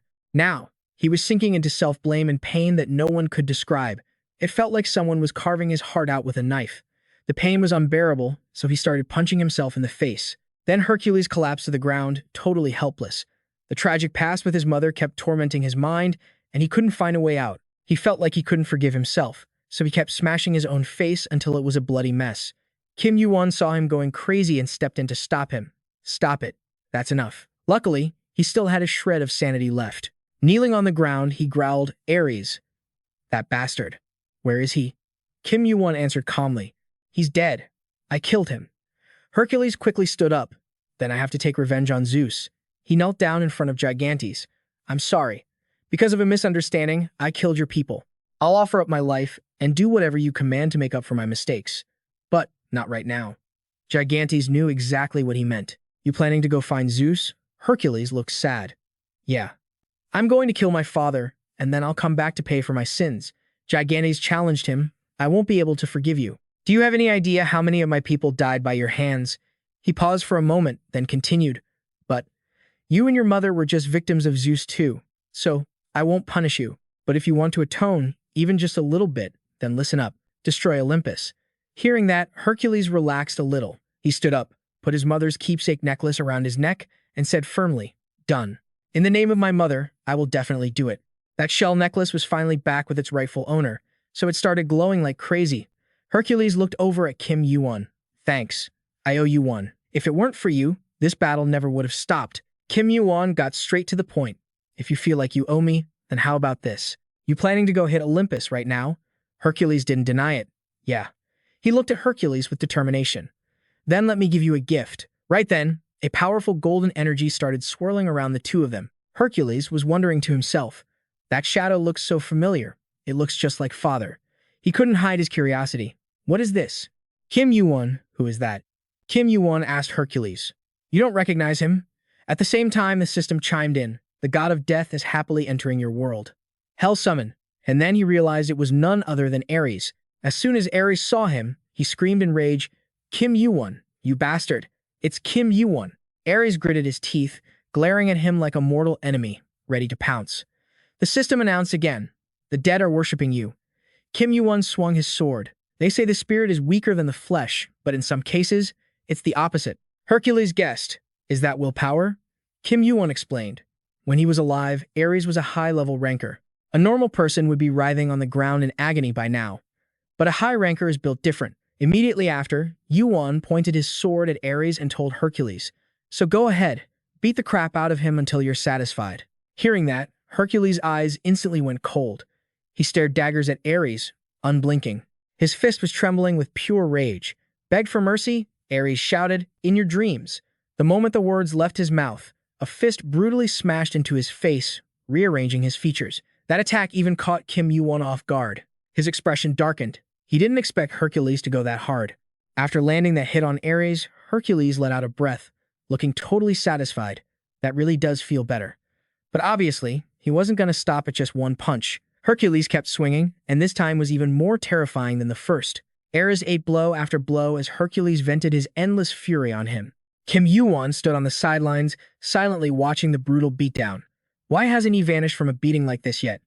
Ares' face was already beaten to a pulp, totally unrecognizable. He screamed in agony, begging him to stop. His face looked straight up like a zombie now. "I'm sorry." "Okay, I'm sorry." Hercules glared darkly at Ares. "Sorry? All right then, let's keep going." Seeing him so into it, Kim Yuwon couldn't help but wonder, how much longer can I maintain this skill? I've never summoned hell for this long before. On the other side, Ares howled in misery. "Just kill me."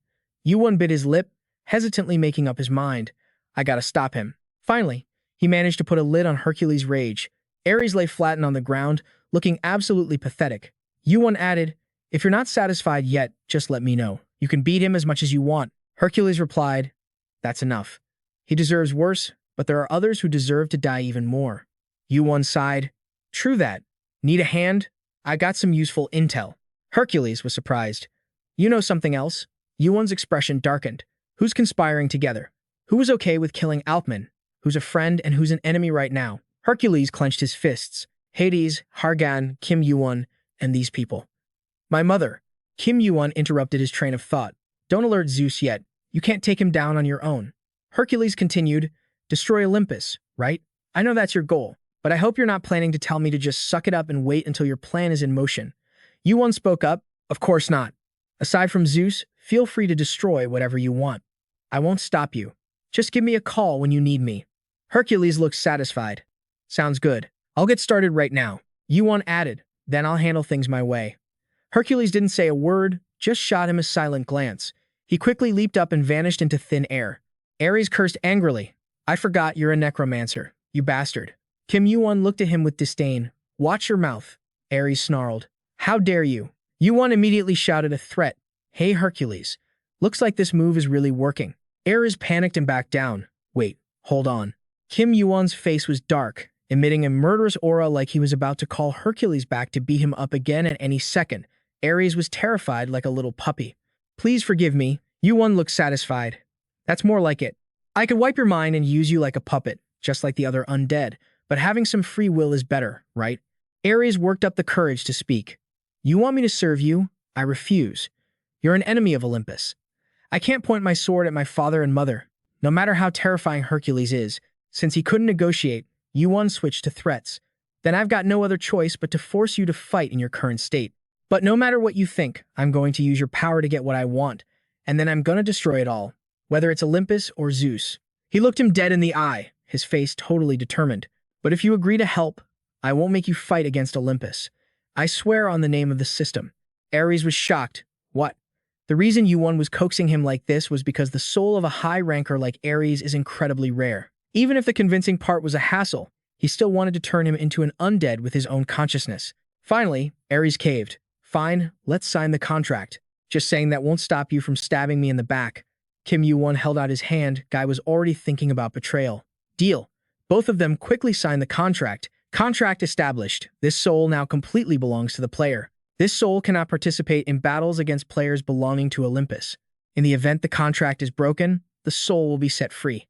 You have obtained the allegiance of the god of war. The god of war's power has been restored. Cutting to the 77th floor at Hera's temple. Everything here was insanely magnificent. A voice rang out. Hera's not here yet? The other person replied, guess not. She's taking longer than usual this time. He sounded bummed. We can't really do anything anyway. The situation is getting more chaotic by the day. Just one player is messing everything up. Mantis couldn't help shaking his head when mentioning Poseidon. How did one of the big three end up like this? There are rumors that Hades and Poseidon are working together. That's why Zeus wants to take the initiative. Yeah, I heard that too. It's not like those guys are pushovers. Suddenly, a green light flashed, causing a massive explosion that blasted the wall apart. Hector and Mantis were chatting but got totally dumbfounded by the shockwave. They asked each other, what the hell was that? We're under attack. Hercules appeared, screaming aggressively. Where is she? Where are you? Hera. They panicked. He came here alone? You bastard. Which guild are you from? Mantis stopped them. Wait a sec. Is that the hero Hercules? He couldn't help but gasp in shock. What? Why is the hero of the Gigantomachy War here? Hercules had a dark look on his face, radiating murderous intent as he stared at the two of them. Don't make me repeat myself. Where is Hera? The group was terrified deep down. They didn't know what had happened to make his eyes look so savage. One of them answered, she's not here. What do you want? Hercules was seething with killing intent. Is that so?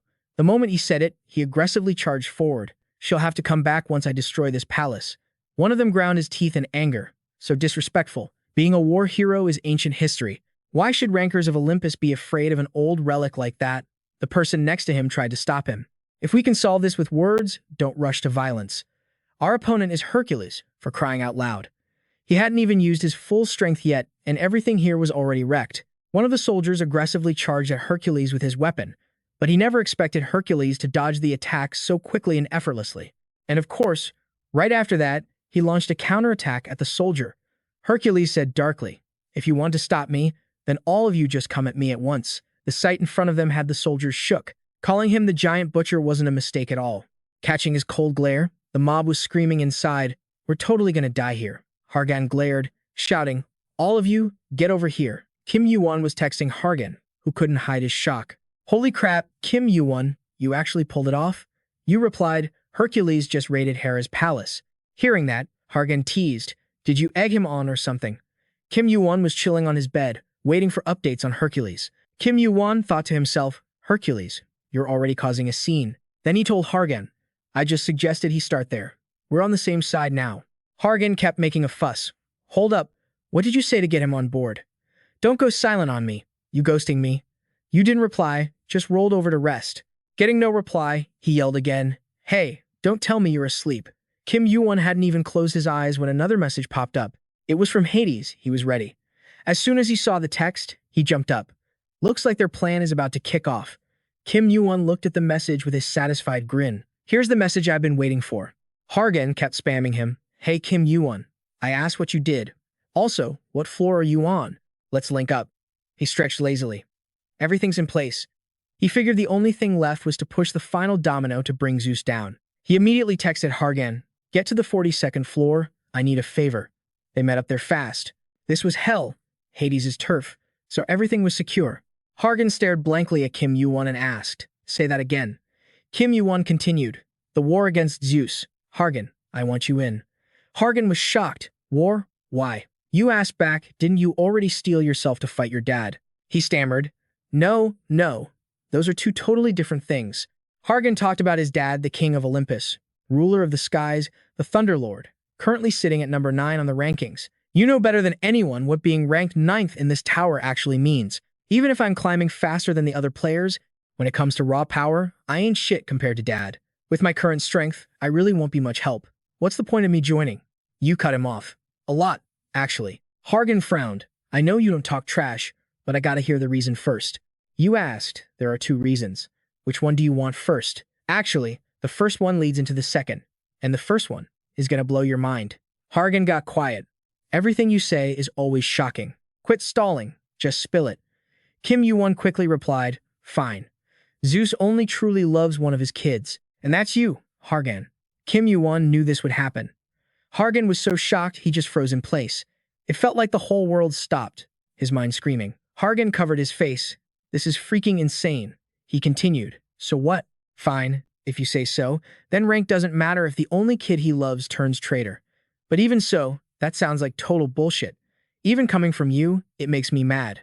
Why would dad love me? He sent me to this world? I mean, yeah, I'm grateful for that. But mom is the one who raised me. If anyone loves me, it's her. Everyone knows the path my dad is on. Just look at Hercules.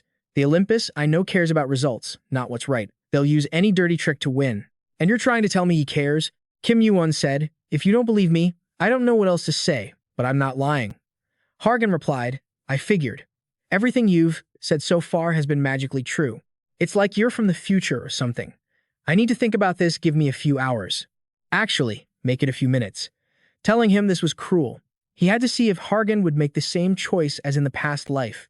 Suddenly, a message pinged. Hargan was pissed. I'm trying to think here. Who the hell won't let me be? Then he panicked, telling Kim Yuwon, hey, big trouble, Dad just ordered me to attack the heavenly demon cult. The message was from Apollo.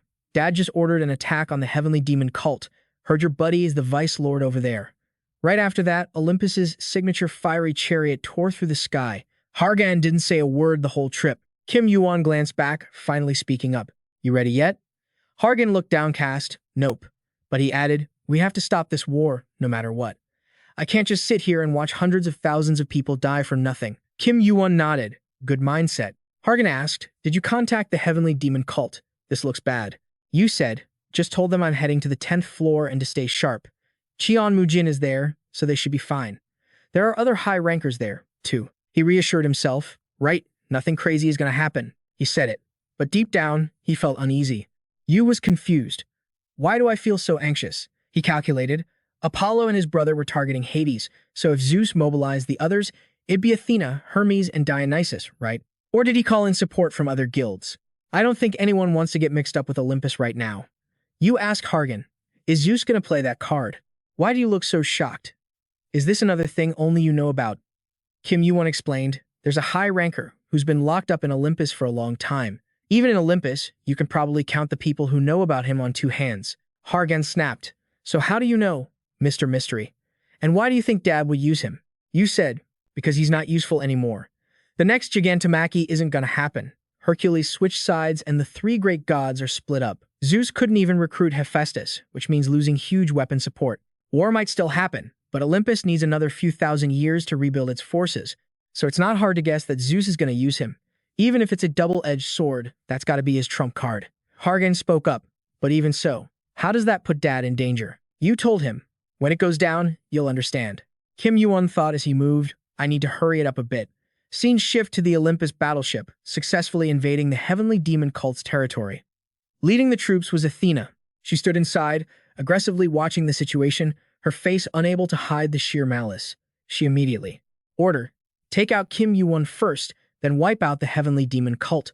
Flashback hit her. Athena said, Qian Mujin and a clone of the great sage? They're totally teaming up with Kim Yuwon. Gonna need at least 4 high rankers for this. The other guy agreed fast. Take Odysseus and Hermes. I'll send the last one over tomorrow. Athena spoke, her thoughts twisting all evil. Time to exterminate them. And her too. Suddenly, a voice cut right through her train of thought. Ugh, what a drag. Why'd you have to call us for this nonsense? She snapped back. Quit being lazy. Focus. The guy whined, but I hate fighting. That's Hermes for you, god of freedom and thieves, high ranker of Olympus. But yeah, he agreed anyway. Fine, whatever. Let's just speedrun this so I don't get blood everywhere. Suddenly, the ground shook. A massive beam of light sliced their shipwright in half, totally freaking him out. The ship slowed down fast. They were super close to the target, but there was no way they were moving forward. From the heavenly demon cult's base, it looked like some insane power was wrapping around the place, protecting it. Athena screamed in panic. Why aren't you teleporting the ship to safety? He spoke up. Chill out. Give me a sec. It's not that I won't. It's that I can't. I've never seen anything like this. Not even in the Great War. At least I managed to crash us in front of the cult instead of into a cliff. Athena glared daggers. Heavenly demon, Cheon Mujin, thought he was just rotting away in the mountains, but he hasn't slacked off one bit. He's gotten stronger. The guy with half the martial world's power finally spoke up. After today, the heavenly demon cult's ranking is definitely going to change. Right then, Mujin walked out with his sword, looking cool as hell. That was just a little greeting. He glared straight at Athena. Cultists, listen up. Protect Mount Heaven and our heavenly demon cult. Immediately, everyone in the demonic cult swarmed out on the heavenly demon's command. They were locked and loaded, ready to defend their turf. Athena powered up fast. Her staff, the one with the two snakes, let out this terrifying aura. I mean, she is the goddess of war, after all. Facing that kind of pressure, the Blade King and Fist King looked pretty shook. Then, boom, a barrage of attacks slammed toward the heavenly demon cult crew. But since they were too far away, it didn't do much damage. Athena barked orders, "You four up front, go crush those arrogant elders of the cult." He took the order instantly. Then Athena roared, commanding her army, "Move out. All forces of Olympus, wipe out the heavenly demon cult." Her steel-cold voice echoed through the mountains, shaking the ground. The soldiers, hyping off her command, charged in, ready to slaughter. In no time, fresh blood painted the whole sky red. Bodies were piling up everywhere. Meanwhile, Hermes was fighting, solo against the four heavenly kings of the cult. Backlim was pissed. These Olympus freaks are insane, attacking us in broad daylight. Chuptu raged. This is because we let an outsider join Mount Heaven. The Vice Lord, Backlim, cut him off, screaming, "Are you crazy? Why are you blaming the Vice Lord right now?" Hermes used that chance to blast them with his energy. The Spear King jumped in to stop the arguing. "Shoot up, both of you. Not the time for this. What a messy guild." Behind Athena, the thing she brought along started cracking. A deep voice echoed out. "What should I do?" She replied. "Stay put until I give the order." The voice inside asked, "If I listen, I get to leave this place, right?" She glanced over, barely caring, and just gave a lazy answer. "Yeah, sure." The person inside asked again, "Are you Athena?" But while she was distracted, Cheon Mujin totally vanished. The voice kept asking, "You'll let me out, right?" Athena said. "Yes, father promised. Just stay there until I call you." Suddenly, the guy inside freaked out, mumbling weird stuff like, "Chrysair." At the same time, a streak of blue light from the sky shot straight toward them. The aura inside that cage was leaking out like crazy. The person wouldn't stop mumbling. "Zeus, I'm sorry. I'm sorry. I was wrong. Please let me out, let me go." Just then, Kim Yuwon landed nearby and heard every word the guy said. The begging kept going, and the power level was spiking. Weirdly enough, the egg inside Kim Yuwon's inventory started shaking uncontrollably. Things were getting super intense. Outside, the battle was raging way harder than before. So, nobody noticed what was happening with the prisoner. For some reason, bodies were piled up around there. Suddenly, a hand reached out from the cracks, right amidst the blood and corpses. A woman's voice rang out, sounding super gentle. She looked toward the heavenly demon cult's base and sighed, "The light, it's so beautiful." She remembered someone telling her, "This is a gift for you, but do not open this box, no matter what happens." She remembered crying her eyes out back then, staring at that box. It was a gift from the enemy who killed her parents. That beautiful light. It was just like the light coming from the box. Something escaped from inside. Still, nobody noticed the weirdness behind them because they were all too busy fighting for their lives. Suddenly, this gorgeous girl slowly walked toward the chaotic battlefield. The soldiers started whispering, "What the hell is that? Is she with Olympus? Reinforcements maybe?" That beautiful girl, locked away for all those years, was Pandora. Soldiers walked up to her as she strolled into the war zone unarmed. "You got a death wish? If your support, get to the back." Her beauty actually made them blush. Does Olympus seriously have someone like this? Where'd she come from? She's stunning. Her voice came out soft. "You must be so scared." He looked at her, totally mesmerized, but his eyes, they looked completely gone. Pandora continued, "In just a few minutes, you're going to die a horrible death. The heavenly demon cult won't show Olympus any mercy. They'll keep tearing us apart, just like the savages they are. My body won't even be buried in Olympus. I'll rot in a strange land. I'll die miserably. I won't make it back alive. I'm going to die. A painful death. All alone. Just dying. Those thoughts kept echoing in his head. Dying now would hurt less. They might even torture me. Just like that, the soldiers near Pandora all started losing it. For some reason, just looking at her made people cough up blood and drop dead instantly. Her eyes looked at the crowd with pure gloom and death. It was the cold stare of a literal grim reaper. Seeing this mess, Mujin couldn't help but ask, "What the hell did you bring here?" "I don't know either. What do you think it is?" Athena thought to herself. Pandora. She couldn't control herself and came out on her own. If she joins the fight, we can wipe out the heavenly demon cult in one go. But our side will take heavy losses too. Only me, him, and the heavenly demon would survive. She started panicking. What should I do? Why did she have to show up right now? From a distance, a brilliant light was rushing toward where Athena was fighting. She glanced over and whispered with satisfaction. Finally, on Kim Yuwon's side, for some reason, the closer he got, the more that egg couldn't contain its excitement. It was baring its teeth and drooling. The egg kept rushing him, making Kim Yuwon feel awkward for a second. But one look and he knew it was reacting to Pandora. As soon as he arrived, he shouted to grab her attention. "Pandora, where do you think you're going?" Yu yelled even louder. "Stay here. There's nothing fun over there anyway." Hargan had just landed, but he couldn't handle Pandora's voice. He bit his lip and covered his ears, his head throbbing. What is this feeling? Seeing Pandora's blurry silhouette, he covered his ears tight and asked, "Who is that?" Kim Yuwon ordered. "Hargan, go to the heavenly mountains and back up the cult leader. Don't stay near here." He agreed immediately. "Yeah, I think so too. It feels way too dangerous here. Kim Yuwon, you better be careful." He looked so much like her father that Pandora actually mistook him for Zeus. Seeing Hargan leave, she got angry. "You know you won't win even if you do that, right? It's useless. Everyone's gonna die. Why haven't you given up yet? Why suffer like this? You know damn well your chance of winning isn't even 1%, right?" You felt a bit dizzy. She was blowing everything out of proportion, magnifying even the tiniest negative thought. "This is the first time I felt this crappy." The egg was reacting, which meant this was also a seed sown by chaos. Kim Yuwon gripped his sword and told the egg, "Table set. Time to feast." As soon as he gave permission, it happily opened its huge mouth, ready to chow down. But suddenly, it stopped reacting and just lay there, motionless. Annoyed, he glared and yelled at it. "Hey, do I have to spoon feed you or something? Make yourself useful for once." Pandora covered her face and started crying. "Why are you stopping me? Why?" You answered her calmly, "Because your existence is bad for us." Pandora looked confused. "Us?" At the same time, he launched a quick attack at her. But for some reason, the attack couldn't reach its target. Just then, the lightning fragment reacted with Kaini. A massive explosion blasted where he struck, but she wasn't hurt at all. Kim Yuwon calculated, "This isn't gonna cut it. I need to go all out. I can't leave any openings." As soon as he thought that, his eyes turned fierce as he stared down his opponent. But the scary part was that she hadn't even done anything, yet he was sent tumbling to the ground. The ground beneath Kim Yuwon kept shattering.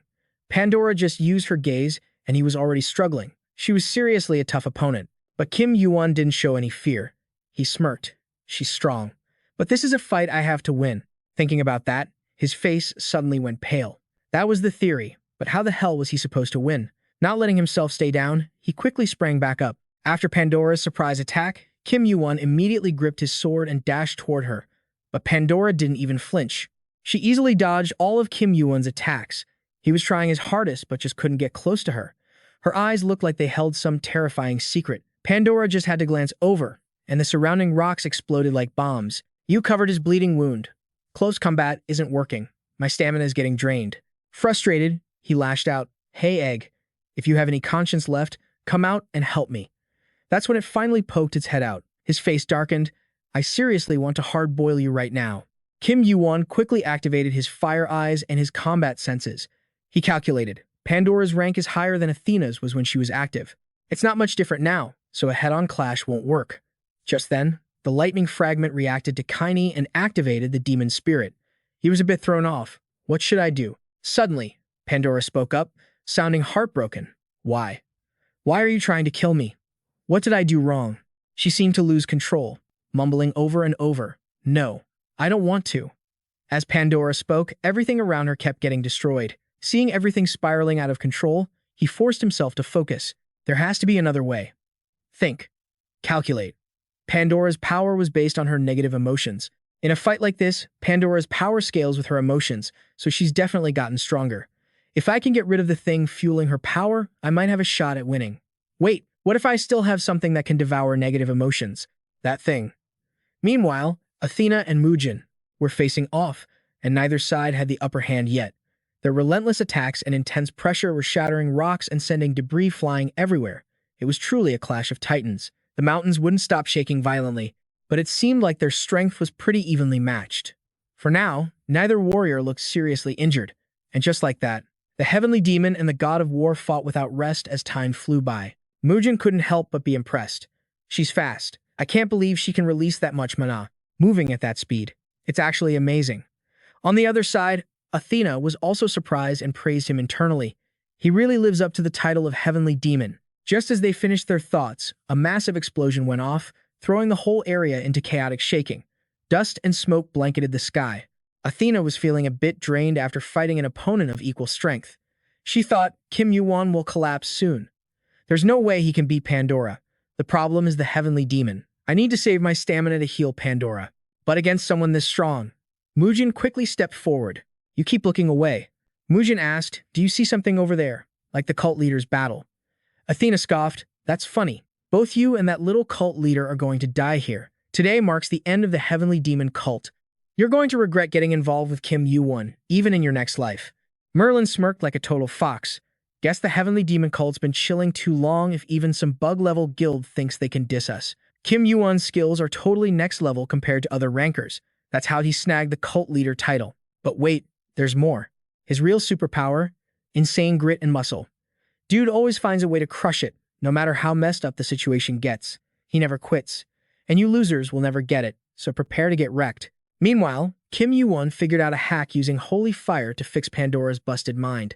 Facing his blazing aura, she curled up, totally freaking out. A scorching heat started taking over Pandora's whole body. Seeing her panic, Kim Yuwon smirked. It's weak, but enough to devour her. He used the holy fire on purpose, because it feeds off an enemy's fear.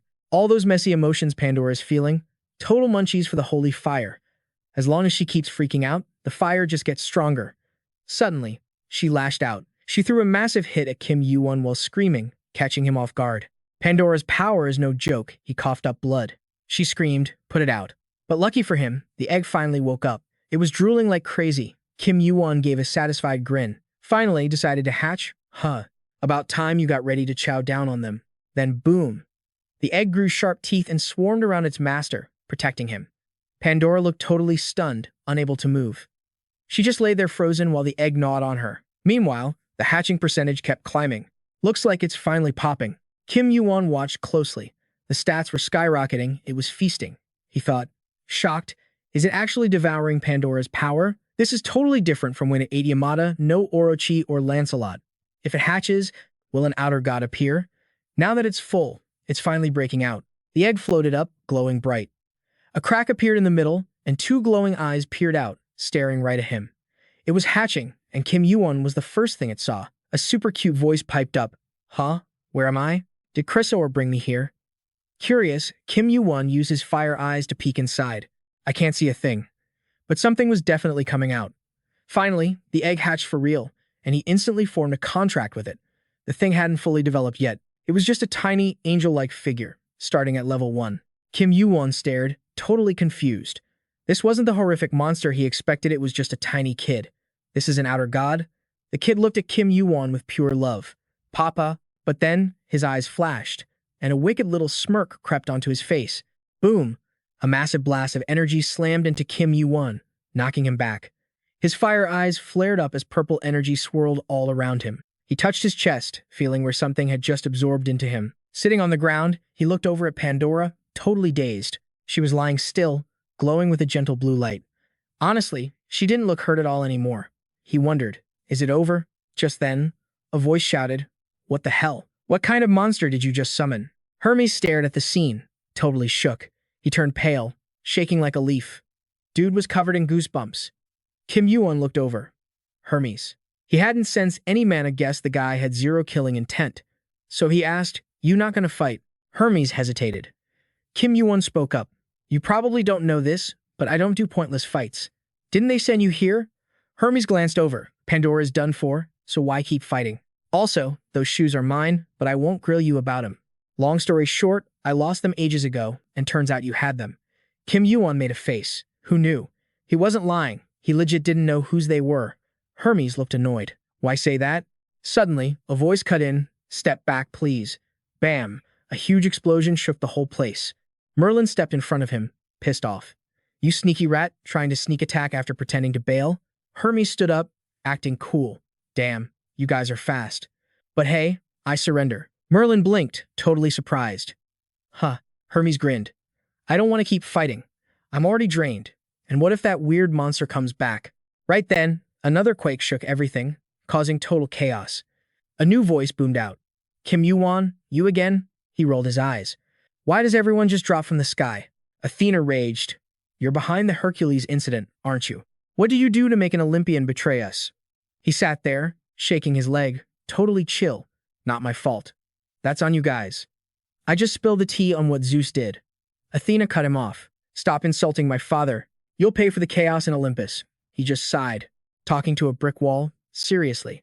Does Athena not know about Zeus and Hercules? He used his fire eyes to check. Looking at her, he realized. Damn, she actually doesn't know. Hermes watched him, realizing this guy couldn't care less. Even if Olympus burned to the ground, he wouldn't give a crap. He thought, if Athena knew the truth, would she turn on Zeus? She did lead the Gigantomachy and a bunch of other wars. After all, she could be useful. Better capture her for now. He barked out orders. Heavenly demon cult. Gods. Grab Athena and Hermes. Yes, sir. Everyone moved instantly. On it, cult leader. Athena gritted her teeth, furious. She looked at Hermes, but he just shook his head.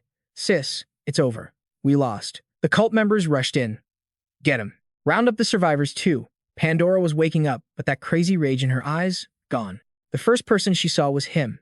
She whispered, Save me, Kim Yuwon. Who knows what kind of hell Pandora went through in the past, but right now, she just looked totally broken. Scene switched to this massive, fancy castle. But the vibe today? Totally toxic. Inside, two people were kneeling, scared to even breathe. Apollo was deep in thought. Why the hell did I, Hargan, pick Kim Yuwon as my only friend? I've got a mind of my own, you know. Why do I keep getting roasted like this? What a freaking coincidence. Meanwhile, Zeus is standing there, watching the battle unfold with Athena and Hermes. Seeing his two kids get beaten and captured, he starts calculating. Great. Now he's got to wait another 3,000 years. Just thinking about it makes his face go dark. Sorry. Yeah, right. 3,000 years of making more kids and raising them. They all have to become top-tier rankers. He has to wait until Olympus's power recovers. Artemis looks absolutely furious. Just as she thought, the old man called us here to trap us in some kind of oath. Staring at her cruel father, she can't help but shiver. Artemis starts plotting her escape immediately. Damn it, if only she could ride the sun chariot. Even if he is dad, catching me won't be easy.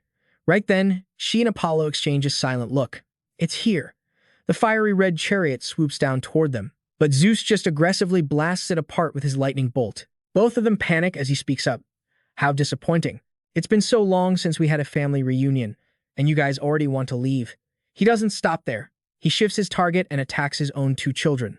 You refuse to join the war, so who exactly are you secretly meeting? His voice sounds gentle, but deep down, Zeus is furious. His voice drops low.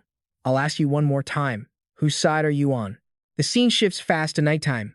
Everyone quickly sets up tents to rest.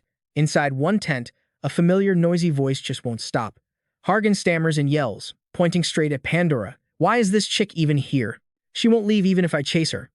I'm done talking. Just throw her out already. Kim Yuwon sighs, exhausted. Do it yourself. Hargan screams back. How am I supposed to throw out a high-level ranker? Then he immediately runs away. I'm out of here. Unlike you, I want to keep my guts inside my body. Kim Yuwon looks blankly as he runs off. Kim Yuwon thinks to himself, well, I needed to be alone for this anyway.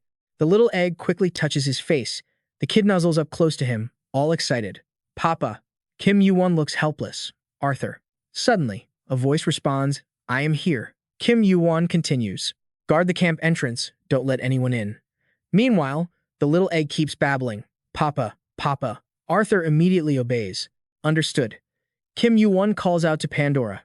I wasn't talking to you. She replies casually. But I heard it anyway. He sees she's unhappy, but honestly, he has no idea why she's acting like that. Suddenly, a system notification pops up, demanding he give the little egg a name. Kim Yuwon is surprised. He hadn't even thought about naming his egg. Looking at the kid, it seems super excited, repeating name over and over. Kim Yuwon looks at the kid's face, and suddenly the words sneaky little guy pop into his head. Kim Yuwon thinks. He looks just like that character from the game. That League of Legends game I used to play a lot. Kim Yuwon tells it, Danpeng. From now on, your name is Kim Danpeng. The system updates immediately. Name accepted. Danpeng seems to love the name. Contract complete. From now on, Kim Danpeng can share some of his abilities. Pandora is speechless. Weird name. Her voice suddenly startles him. That thing is scary. Kim Yuwon doesn't get it. Scary? He looks at Danpeng in his hand. This tiny thing. Is she instinctively repelled because it's been influenced by the outer gods for so long? Suddenly, a strange purple light shines in the kid's eyes and covers everything. Kim Yuwon looks around blankly, guessing. Is this a space like before? Weird stuff like this can only come from Danpeng, he asks. Calling for Papa, Danpeng happily chirps. Papa, Papa. Kim Yuwon wonders, glancing at the tiny kid. Is it calling me Dad? Next thing he knows, he's standing inside Danpeng's razor-sharp jaws. Kim Yuwon can't help but be sarcastic. Little Danpeng, baring your teeth at Daddy already? Look how filial you are. It seems like he just passed out. Danpeng makes a few noises, Papa, causing Kim Yuwon to slowly open his eyes. He lies there thinking he got chomped by those sharp teeth. But Kim Yuwon quickly realizes he's still in one piece. Turns out the kid didn't want to eat his papa. The teeth actually absorbed into Kim Yuwon's body. Very quickly, he receives the skill. Predator. Predator holds the power of the giants, a mysterious existence with no known identity. Summons a monster to swallow the target, increasing stats based on the target's size. Kim Yuwon is totally surprised by this new skill. He asks himself, Predator. Kim Yuwon remembers back to when he named him. Since the kid liked the name and the contract was finalized, he got an ability that Danpeng possesses. Kim Yuwon spreads his hands, looking them over. So those teeth were Predator. He observes closely again and evaluates Danpeng. Unknown identity. So he really is an outer god. Ferocious like a tidal wave, equivalent to a major disaster. Can I get stronger if I eat it? What? Is this any different from dinner? He looks at the stats and calculates.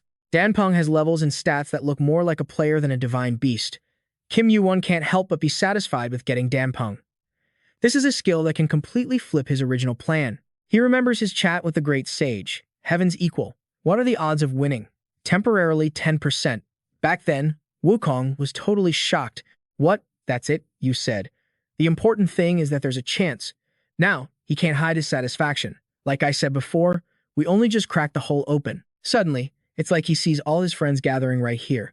So what now? What are our current chances? Kim Yuwon looks at his hands, full of passion. It's not 1% anymore. It's 10%. His mood right now is absolutely buzzing. Danpeng, you really are a lucky charm. The kid cheers too. Papa, Papa, Yu continues. Let's have a happy cooperation in the future. Right after that, Hargan finally gets a chance to see Danpeng. His eyes go wide in shock. What is this?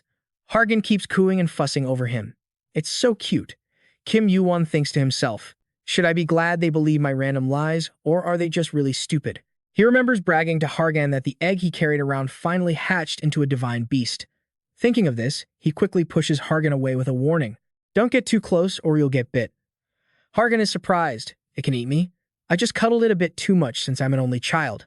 Kim Yuwon immediately turns away. Totally a doting parent vibe. He guesses Hargan only touched it because he doesn't know its true form.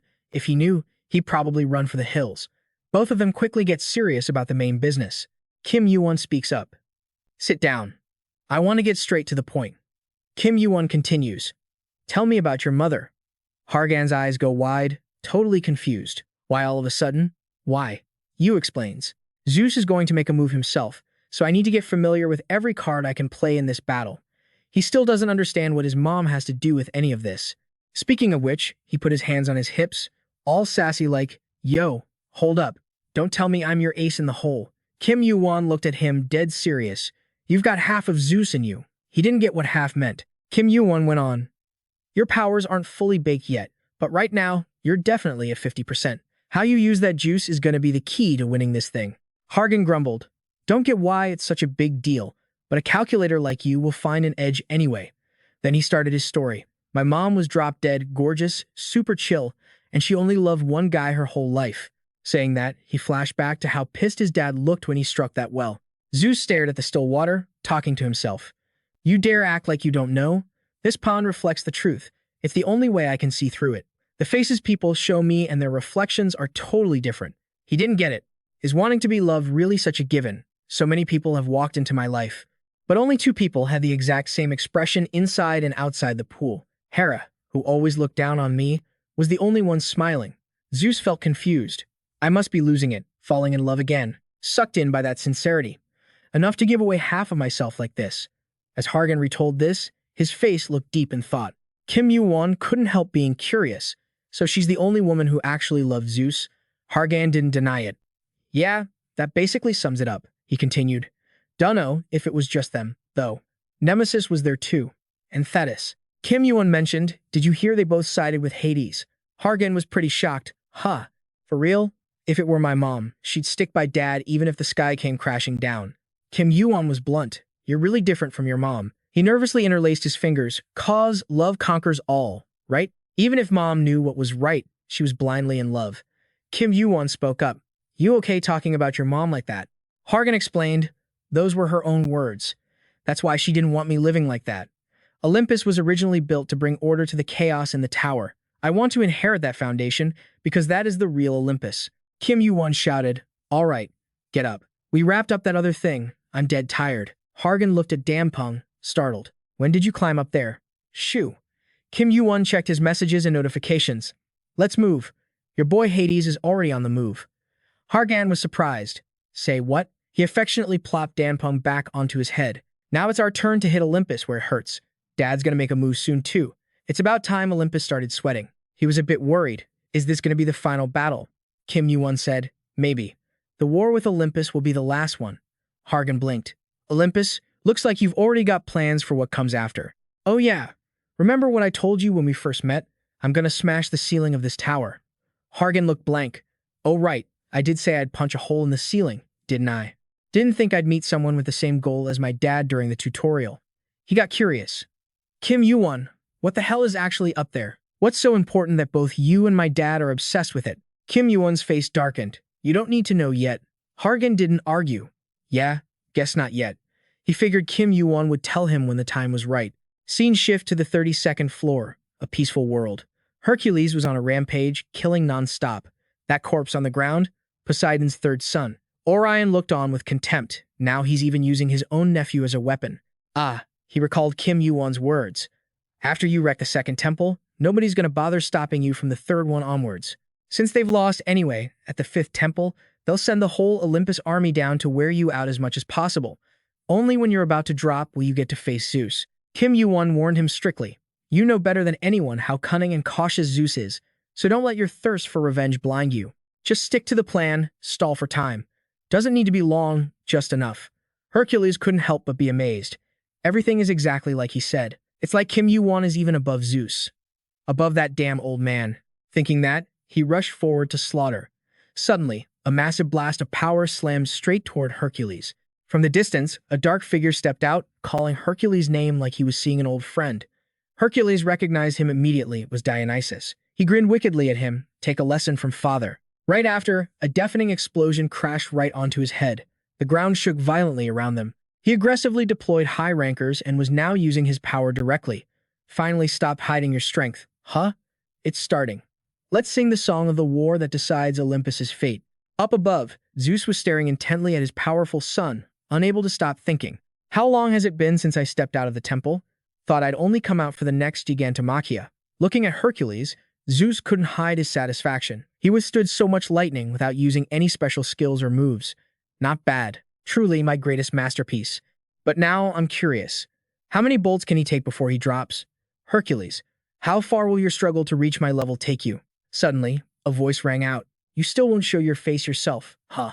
Getting a meeting with you isn't easy. At the same time, Hades finally arrived.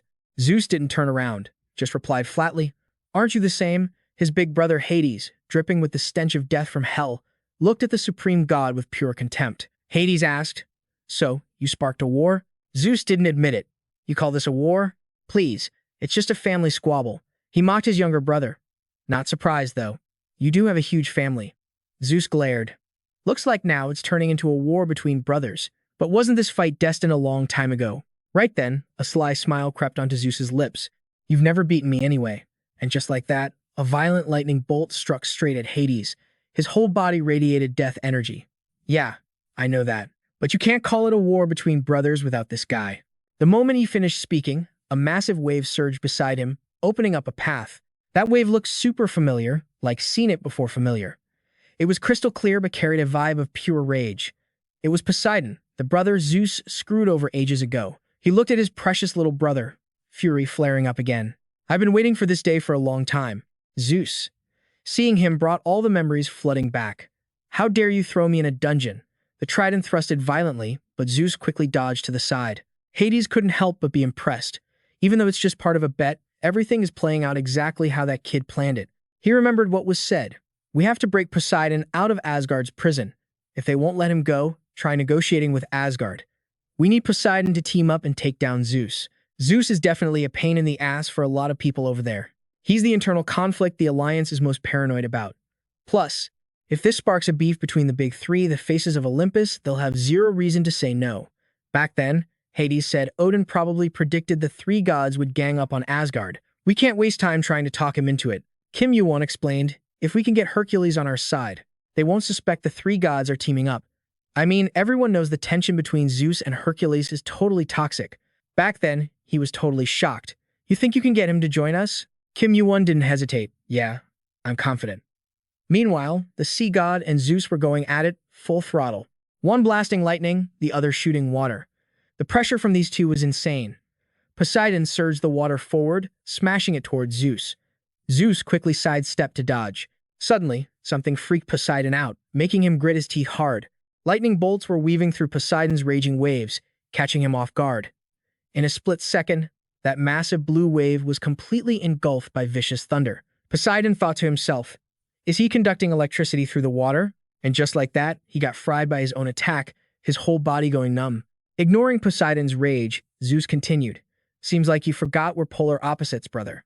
The second he finished speaking, Zeus threw a savage punch right at his brother. The force was so crazy that Poseidon got sent flying. Zeus glared aggressively at Poseidon, but the look on his brother's face made him pause. Is he laughing? Over here, Poseidon cursed. You annoying bastard. Keep your eyes on me. At that exact moment, Hades slammed a heavy fist into Zeus's chest from behind. He asked in a low voice, if that's the case, what's our compatibility like, little brother? Veins popped out on Zeus's face as his expression darkened, staring at Hades. Smart move, but that didn't do a damn thing to me. Hearing this, Poseidon's eyes filled with aggression and rage. Immediately, he channeled his inner power, blasting Hades backward. Everything around them exploded. As Hades flew back, his mind was racing. I couldn't even defend, let alone counterattack. Is the gap between us seriously this huge? Zeus looked down at his brothers with pure contempt. Looks like you two have been slacking on your training. I haven't even started trying yet. Saying that, a wave of violent power rushed forward. Truly, the power of the ruler of the skies. An attack that looked effortless just wiped out everything in its path. A corner of the sky was completely consumed by the blinding light Zeus created. Hades fell from above, the impact so hard it instantly gouged a massive crater in the ground. Poseidon fumed, Zeus, that piece of trash. He's toying with us. Zeus mocked them. You two are seriously disappointing. You haven't improved a bit all this time. Poseidon snapped. Look who's talking. The guy who just rots in his temple doing nothing. Zeus found that hilarious. Doing nothing? That's how it looks to you, huh? But actually, you two are the arrogant ones who stopped trying. Poseidon screamed, what the hell did you say? Zeus continued, have either of you, even once, thought about climbing to a place higher than the peak of Olympus? As for me, I'll do whatever it takes to reach a new level. And when that day comes, I'll truly become the king standing at the very top of the tower. Hades couldn't help but wonder, you're already the king of Olympus. Isn't that enough? Zeus replied, a life without ambition is no different from being dead. Especially here in this tower. Looking at you people who are just satisfied with reality. It fills me with disgust. Hades pressed on. So that's why you want to start another Gigantomachia. Just for your endless greed? There is no other peak. Stop spouting nonsense. Zeus laughed casually. Doesn't matter if you believe me or not. A higher floor, definitely. Suddenly, a voice cut in. A higher floor definitely exists. Up above, Kim Yuwon had finally arrived. He stared straight at Zeus, thinking, I finally get to meet him, that monster. Zeus turned to look at him. You say a higher floor exists? What exactly do you know? Yuwon gently petted and praised Dan Peng. Good job, buddy. The little guy babbled happily. Ba pa ba ba. Poseidon spotted him from a distance. His face wasn't exactly friendly, but the sea god knew the new arrival was Kim Yuwon. For some reason, a god ruling the underworld like Hades started to relax the moment he saw him. He's finally here. Kim Yuwon stood before the three gods without flinching. His eyes didn't waver a bit. Zeus looked at Kim Yuwon, annoyed, and asked again, what you know? Kim Yuwon didn't beat around the bush, more than you do. Zeus looked displeased. What a half-assed answer. Tell me, what do you know about what's happening here? Meanwhile, behind his back, waves were rising. Zeus didn't even move, but the attack, basically, couldn't even get close to his body. Hades observed. At this rate, we can't get near him. Poseidon fumed. Zeus. That bastard. Inside, Kim Yuwon was actually terrified. He's just like a monster. This overwhelming presence makes no sense, but he kept his cool on the outside. Looks like you're a little curious. You even set this stage up for me. Kim Yuwon looked at him seriously. Zeus, it's not that different from what you know. The only difference is that you learned from them, while I figured it out on my own. Zeus looked surprised. Is that so? I finally understand why a mediocre player, someone who isn't even a ranker, could turn Olympus and everything else upside down. You're not just talented, you see the bigger picture, unlike me. I apologize for underestimating you. Immediately, Zeus powered up. From this moment on, I'll consider you my rival. Right then, a violent bolt of lightning shot toward Kim Yuwon, but a green light quickly shielded him. Pandora spoke in a low voice to Zeus. Because of that pawn you gave me, I had to carry the weight of the whole world. What did you do to me? Her appearance made him question everything. Is that woman another one of your cards? Kim Yuwon answered calmly. Nope, Pandora is the karma you created. Poseidon was clueless. How the hell is Pandora on Kim Yuwon's side? Hades said, I'm not sure. I don't know either. Hades quietly watched his younger brother. The waves were rising, but Zeus ignored them. Like a chessboard, he was focused entirely on Kim Yuwon. Hades imagined that the game would end the moment the king falls. Through this thought, you could tell Hades had massive respect for the kid's ability. She's practically on the same level as the Sky King's own little bro. Meanwhile, Zeus is still throwing hands with Pandora. And get this, she isn't flinching at all against the old man. Two massive powers smashed together, causing a total quake. You gotta realize, the number of people in this world who can actually throw down with Zeus face to face. You can count them on one hand. Right then, Poseidon wasted no time channeling his energy to jump in. So now, Zeus has to deal with Pandora and handle his own brother at the same time. This is hands down the wildest battle Zeus has ever had against a player. Water and lightning are crashing into each other all over again. The vibe turns super dark and gloomy. The king of the skies is probably ticked off. Just like Zeus said, his power and his brother, Poseidon's, are totally opposite. Hades wasn't gonna just stand there watching, either. He quickly blasted his hell power straight at his stubborn little bro. You could see the rage written all over his face. This is seriously just a massive family feud between the gods. While everyone was going hard in the fight, hell got summoned. Then the sea got summoned. The mysterious dark crystal's effects are getting buffed like crazy. Seeing her just standing there, Kim Yuwon asked, Pandora, you can take Zeus, right? She just quietly went, yeah. Yuwon figured his job was to be the game changer in this mess. Even if it's just a little, step 1 is setting the stage to max out Poseidon and Hades' stats to their absolute peak potential. Hades was like, what the hell are you doing? I see you using the dark crystal, but it's messing with my power. Kim Yuwon gave a faint smirk. Hades is probably shook because he doesn't know about the dark crystal. Yuwon joked, if I tell you, are you going to try to swipe it? Hades asked, if I wanted it, would you hand over Asgard to me like Poseidon and make me a criminal? Kim Yuwon replied, of course not. So Hades asked, then what's your play? You think this is enough to take down Zeus? Yuwon said, nah, but I can bump our winning chances from 0 to 1%. Hades scoffed, that's way too low, kid. Not giving them time to yap, lightning bolts slammed straight down at Kim Yuwon instantly. The whole place looked like a total ghost town now. The wreck surroundings triggered the sensory zone. Yuwon quickly deployed the skill. Sensory zone enhanced. The system popped up a notification. Golden Cinder eyes are watching you again. At the same time, Hades and Poseidon kept charging in. That's when the lightning fragment reacted with Kine. Zeus is soloing 4 people, but it looks like he's still got the upper hand. Pandora stepped up and screamed, it's still not enough. Kim Yuwon thought, is it seriously not working? He remembered Hargan's words. The thing my dad fears most is the invincible armor. That lightning isn't just a weapon, It's a spear, a shield, an armor. It embodies my dad's power. Right now, he's basically an invincible beast. According to Hargan, if you don't break that armor, you can't even touch him. Yuwon was so busy thinking he didn't notice an attack coming straight for his head. But then, a solid hand grabbed his shoulder, keeping Yuwon on his feet. It was Hargan. Finally, he showed up. Now it's a battle between father and son. Hargan looked totally furious. I'm a little late because I was busy dealing with the gift you sent me. He stared at his dad, his heart stone cold. Anyway, we finally meet, father. Immediately, the two of them shot up into the sky. Down here, all anyone could see was two streaks of light smashing into each other. Hargan watched from a distance. Just like they say, there's always someone stronger. Is this really a battle between top-tier rankers? He got lost in thought. Kim Yuwon, what do you want me to do? Hargan remembered his instructions. You've got one job, grab Zeus's lightning fragment. Hargan had asked, is that even possible? Yuwon insisted. If it's you, it's possible. Actually, only you can do it. He said it again firmly. I told you, you're the one who's gonna inherit half of Zeus's power. Right after that, Hercules charged at Zeus with his club, taking a massive swing at him. Energy was pouring out, but his dad just tossed him aside like it was nothing. Even Yuwon, standing nearby, jumped a little. Hercules stared, his eyes ice cold. The system notified, you've witnessed the power of giantification. The giant's power is screaming in battle. Like Hercules would ever give up that easily. He shot back up. Giantification was reacting to the pressure from his opponent. Kim Yuwon watched him carefully. That skill is enough to fire up a warrior's soul. With such overwhelming power, they're still this strong even after fighting off the rankers. Zeus sent, looks like we have to rely on draining his mana to counterattack when the time is right. But honestly, waiting around like that doesn't seem like a great plan. Those two streaks of light in the sky kept smashing into each other. Kim Yuwon looked around and did the math. Right now, Zeus probably isn't at his absolute peak power. He must be relying on his nearly infinite power source to suppress everyone. Up in the sky, Zeus's bright light was flying around. He figured the win rate was sitting at about 30% now. Finally, it's my turn. Over on the side, Hargan was still standing there, watching silently.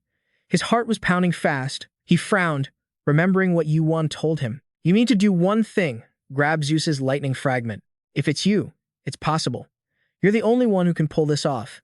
I told you, you inherit half of Zeus's power. Thinking about that, Hargan stared deep into his own hand. Suddenly, he clenched his fist hard, like he'd made up his mind. A surge of energy quickly wrapped around him. Meanwhile, Zeus was still focused on the fight. The system notified.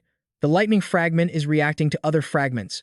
The lightning fragment wants to return to its original form. The lightning fragment has chosen a master. Since he'd been fighting this whole time, he hadn't noticed. But glancing over, Zeus spotted a familiar face. The guy standing there was none other than Zeus's precious son. Just like Yuwon said, he stood there silently, staring down his noble father. Zeus couldn't believe it was that really Hargan, but he had to snap back to reality to fight the three people on this side. Everyone rushed him at once. Seeing Zeus space out, Poseidon yelled, "You getting distracted? Are you looking down on us?" Immediately, three different powers surged at him from three sides. Trapped in the middle, Zeus unleashed a massive blast of power. Suddenly, in the heat of the moment, a sword made of fire swung up, aiming straight for Zeus. It was Hargan. Standing from a distance, he launched a huge wave of power that caused a massive explosion over there.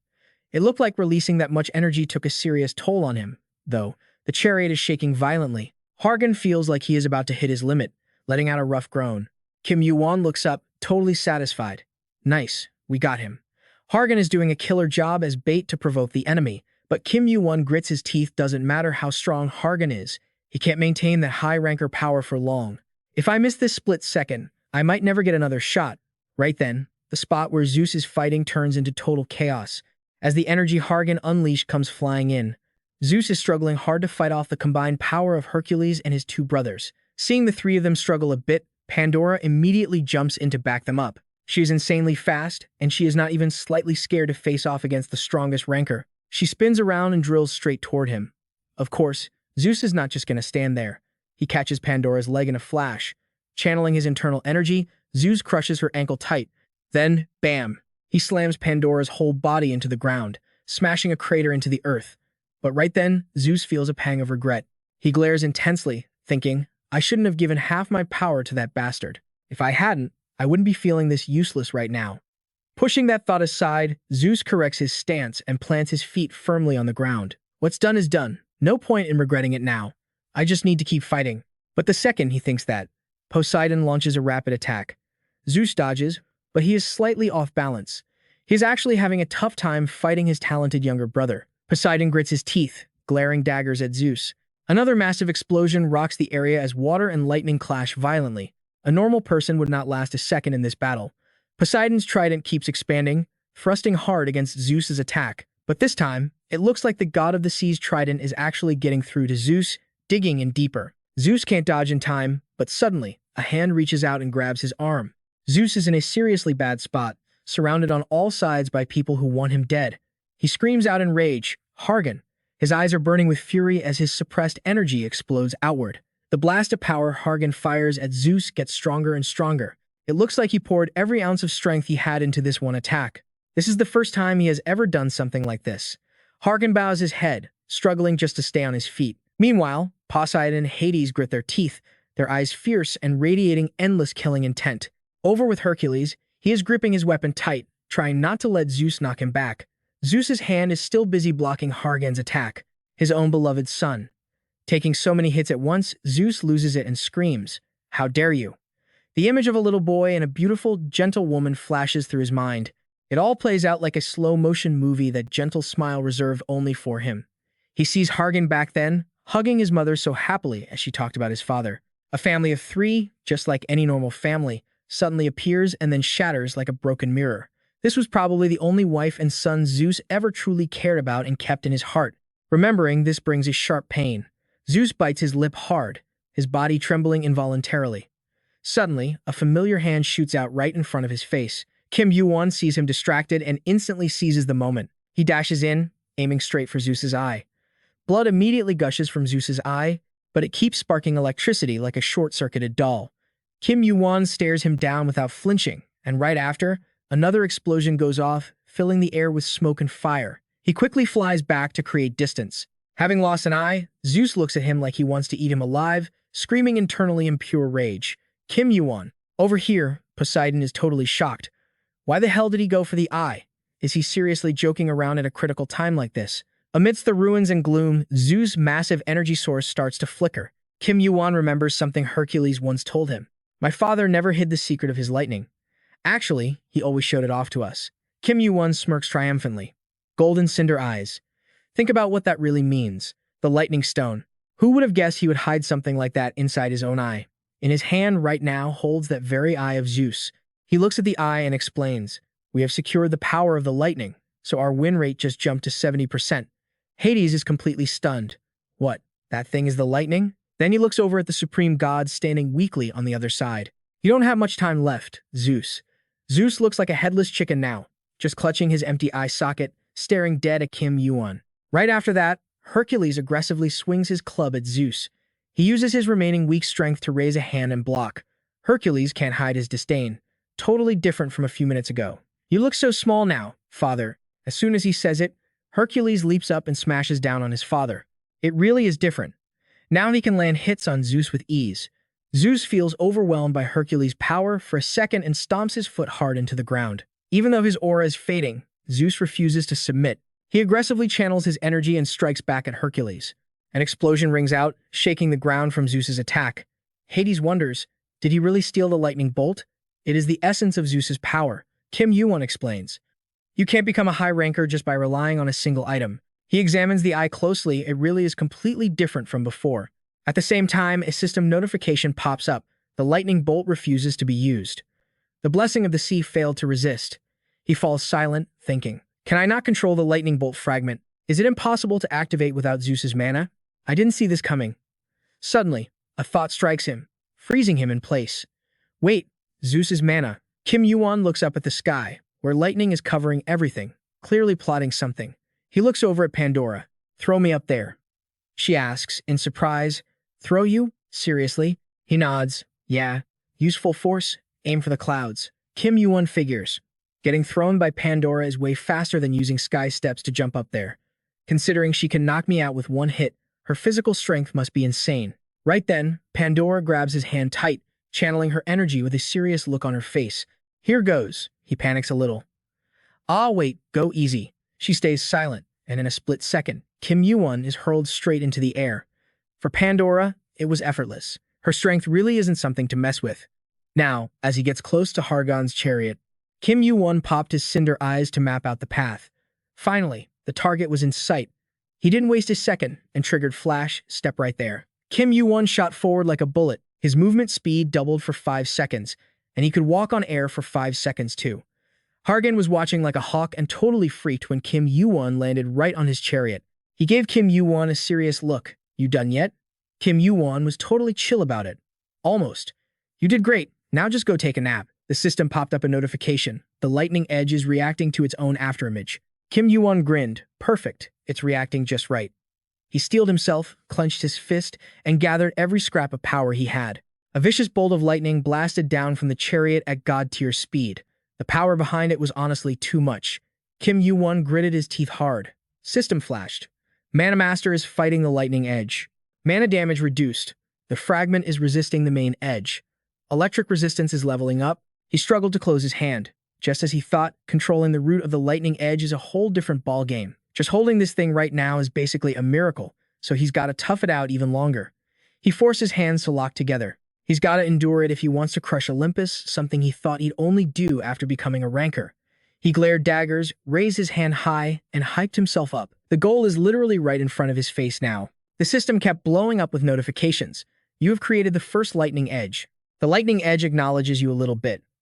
Kim Yuwon found that kinda amusing. "Does this thing have a mind of its own?" He laughed.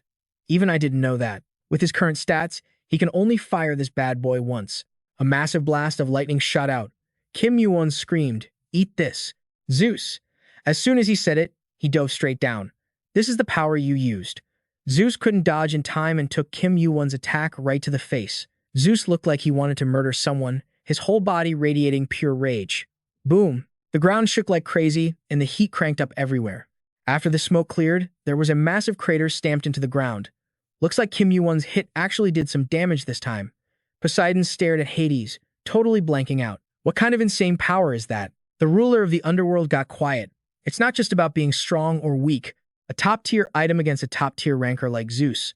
Suddenly, a green aura flared up. Hades was shook. He can use it to that extent. His other eye started glowing purple. After taking that hit, Zeus looked like a straight-up demon from hell. Hades muttered, "Weird." He got bigger. Hades flinched. Pandora just stood there silently. But she definitely reacted when that green light popped off. She was shaking, staring right at it. "What the? That's like the stuff in the box I opened." Poseidon was totally running out of patience. He roared, "You're so stubborn it's pissing me off." He grabbed his trident, launched himself into the air, and yelled, "I'm ending you this time." Suddenly, a terrifying aura exploded out, making Poseidon jump. He looked at his brother in shock, a huge question hitting his brain. What the hell is that? Is that actually Zeus? Kim Yuwon dashed in to block Poseidon's attack. "Back off, that's my kill." Poseidon looked down at the kid who was overflowing with energy. He couldn't believe it. "Kim Yuwon?" Poseidon shouted, clearly ticked off. "What are you gonna do with that weak-ass level?" He gritted his teeth and used cinder eyes to see the truth. He knew Poseidon wouldn't let him have the fight, so he yelled out for Danpeng. Kim Yuwon rushed Zeus and ordered Danpeng, "Devour every bit of it." The little guy appeared, and his sharp teeth instantly swarmed the target. System notification popped. The predator has bared its fangs. Just like that, those razor-sharp teeth wrapped around Zeus's entire body. Purple mana started creeping in, surrounding that green energy coming off Zeus. Facing this weird power, he was so shocked, he went blank. Then, like he sensed something, Zeus's body started to tremble. He quickly reached out a shaking hand. Looked like he was trying to pull something, but another hand violently grabbed Zeus's wrist. Zeus glared gloomily. "Kim Yuwon, you possess all the power on this peak." Kim Yuwon replied coolly, "Not on the peak." From outside. As he spoke, Danpeng started his feast. Right then, a powerful aura surged up. The system kept pinging that Danpeng leveled up. Those sharp teeth opened up in thin air. Thousands of eyes stared down at the target. Kim Yuwon watched closely as a voice rang in his head. "You made a mistake." Kim Yuwon stared him down. "I don't care about the past. I'm the bigger predator now." Zeus's green energy got swallowed whole and vanished. Once again, the ground blew up from the massive shockwave. Danpeng felt totally satisfied, happily rubbing his full, round belly. Not only that, but his holy power, growth stats, and mana all got a boost. The system quickly flashed. "You defeated the despair that swallows dreams. Obtained 300,000 points." Kim Yuwon was super chill. The winner was obvious, and things got quiet. Hades watched him silently. Truth is, he always knew Kim Yuwon was the real deal. Poseidon, who was trash-talking him a second ago, could only shut up and watch. Hargan dropped from the chariot at high speed. Everyone knew how this ended, but hey, he was still Zeus's favorite son. Seeing his dad like that wasn't exactly a good feeling. Hercules had his own thoughts, looking at the wreckage with a faint smile. Kim Yuwon wasn't hyping it up. He was dead calm. My fight ends here. The rest is on you guys. Zeus stood there and hung his head in silence. After that last attack, his hair turned snow-white because he burned way too much power. He just got slammed into the dirt. That gave Zeus a chance to actually look at the sky. So this is the view from the ground, huh? He looked over at Hercules, the son he treated like a war machine for years. Do you hate me? No answer. Zeus continued, but I don't regret a single thing I did. Father and son stood face to face, super close. Zeus didn't think he did a damn thing wrong. He was like, you should be thanking me, you know. I let you live as a pureblood with all that emperor power. Hercules never liked his old man, but hearing those words come out of his mouth, it actually made him shake. Hercules gripped his club tight, his voice stuttering with rage. You don't deserve to be a father. As he screamed, he took a wild swing at Zeus. After that last fight, Zeus was seriously running on fumes. Just blocking that one hit was a struggle for him. He could barely keep his feet on the ground. Hercules just kept swinging that club at him, over and over. All the crap he and his mom had to put up with, he was paying it all back today. When the dust settled, the reputation of the strongest guild in the tower, built over thousands of years, was totally trashed. It's ironic, really. It crumbled so fast, you couldn't even see the years of history behind it.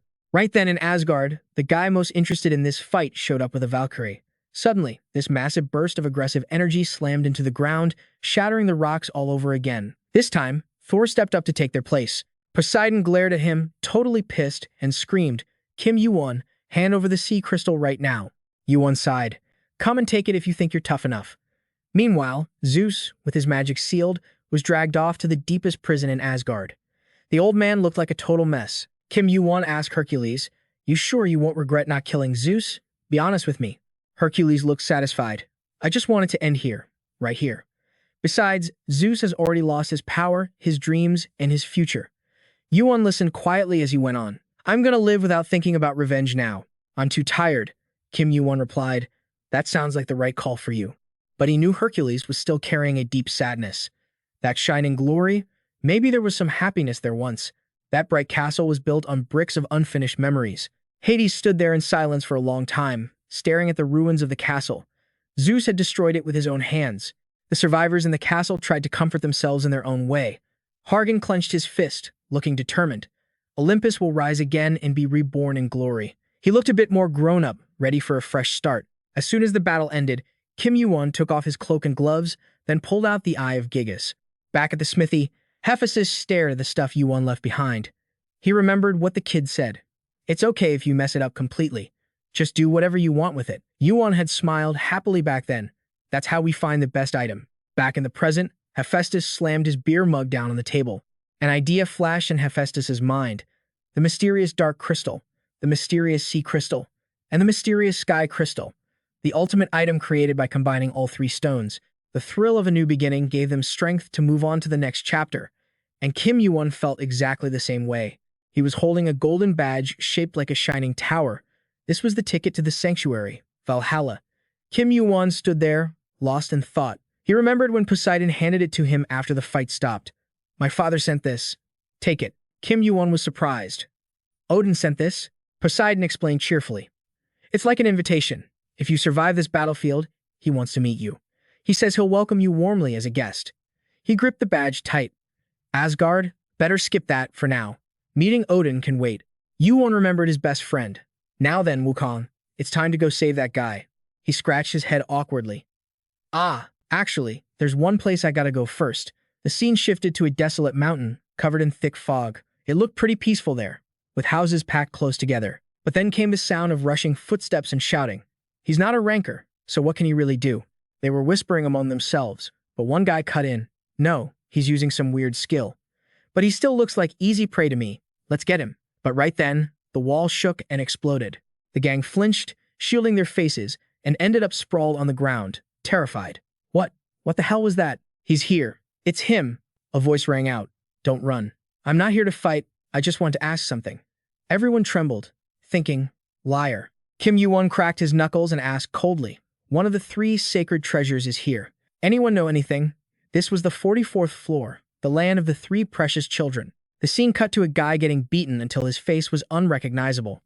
A bunch of people were thrown backward, totally dazed by the sheer force of the impact. 2 more guys got blasted by a wave of energy, their faces twisting in pain. Yuwon was the one dishing it out. The mob shouted, "Don't kill him. Take his points first." I know. The leader ordered. Corner him. Kim Yuwon just glanced at them, and seconds later, blood-curdling screams echoed through the area. The man gritted his teeth. Why would the 3 sacred treasures be here? If I knew that, I would have found them myself already. Yuwon asked again, his voice ice cold. You really don't know? The guy screamed. I told you I don't know like a million times. Yuwon's face darkened. So that's how it is. The guy asked. Wait, you're Kim Yuwon, right? How's a player who's not a ranker this freaking strong? Yuwon gave him the brightest, fakest smile he could muster. You don't need me to tell you how that ended. The guy got absolutely wrecked. Later, in a room, Yuwon sat comfortably on a cushion. He was pretty pleased. I can rent a private house for 12 points. The prices here are dirt cheap. This land was ruled by the 3 precious children, authorized by the administrator. He sighed. It's more chaotic than the hell of the 42nd floor. They leave it alone under the label of freedom, but nothing ever changes. That's why he hadn't come back here since beating the tower. It was just a hassle. Security was so trash that people attacked you constantly for points and items. Perfect place to set some bait, though. He thought about it, feeling totally innocent. You guys attacked me first. Just some good old self-defense. By now, the rumor that Kim Yuwon was looking for the 3 sacred treasures must have spread everywhere. Of the 3 sacred treasures, the one the 3 precious children had was Amaterasu's Yasakani no Magatama. He raised his sword. And one of the other 2 items they were looking for was right here in his hand. Kim Yuwon closed his eyes and thought, if Susanoo knew his item was here, he'd probably go insane. Just then, Danpeng popped his head out. He wouldn't stop making noise, which was super annoying, so Yuwon covered the little guy's mouth with his hand. The brat was throwing a total tantrum. Yu was totally used to this, so he shut it down. Cold begging wasn't gonna work. Danpeng literally bowed down to plead. Yu couldn't help but chuckle. Every time I look at you, I swear, I forget what I'm supposed to eat next. Scary stuff. Looking at Danpeng's face, Kim Yuwon continued. Where I used to live, there was this thing called the marshmallow test. I put a tasty treat right in front of you. If you don't eat it and wait for the person to come back, you get 2 instead of 1. So just chill for a bit. The little guy wasn't having it, still catching an attitude. Pausing, Kim Yuwon stared Danpeng down. Wait, and you'll get a treat way bigger than this. Cut to some random inn. The vibe was super quiet, nobody around. Suddenly, smash. Something shattered loud as hell. Wine jars were getting smashed into the ground violently. It was Kim Yuwon again, going hard against someone, and his sword wasn't even out of its sheath yet. The other guy rushed in aggressively, but Yuwon dodged it smooth. The weapon slammed into the floor with a massive boom. Yuwon instantly triggered giant strength. Right after, he threw a savage punch at the guy. Just 1 hit, and the dude went flying. The place was a total wreck, dead bodies everywhere. 2 bystanders were shaking, just feeling his aura. Took down a ranker in 1 hit. Insane. Kim Yuwon was totally chill. Quit starting drama. Finish your drinks and get lost. Have fun. The survivors looked at him like he was a straight-up demon. They kicked the door open, screaming and sprinting out of there. Kim Yuwon fixed his messy clothes and casually said, This place is a disaster. Should we move somewhere else to talk? A voice suddenly piped up. No need for that. He glanced over, thinking, finally took the bait. The guy sitting over there looked like a serious threat. He stared silently. Yu smirked internally. Bait worked. That guy was Amaterasu, rank 52, owner of the Yasakani no Magatama, the core of the 3 precious children. He looked at Yuwon. I think you already know why I'm here, right? The 3 sacred treasures. Where's the Yada mirror? Kim Yuwon shrugged. I don't know either. That's why I gotta find it. He paused. Is that all you wanted to say? The guy replied. Nope, there's nothing else. Amaterasu kept pressing. How do you know the treasure is here? You said, got it as a reward from the floor 43 test. Info straight from the admin, so I'm 100% sure. He didn't seem to buy it. Surprising. But it looks like you're not planning to give me a straight answer, huh? This guy was acting super mysterious. But Yuwon wasn't scared and clapped back. Anyway, regarding the 3 treasures, you probably know more than I do, the guy asked. Do you even know who I am? Kim Yuwon spoke slowly.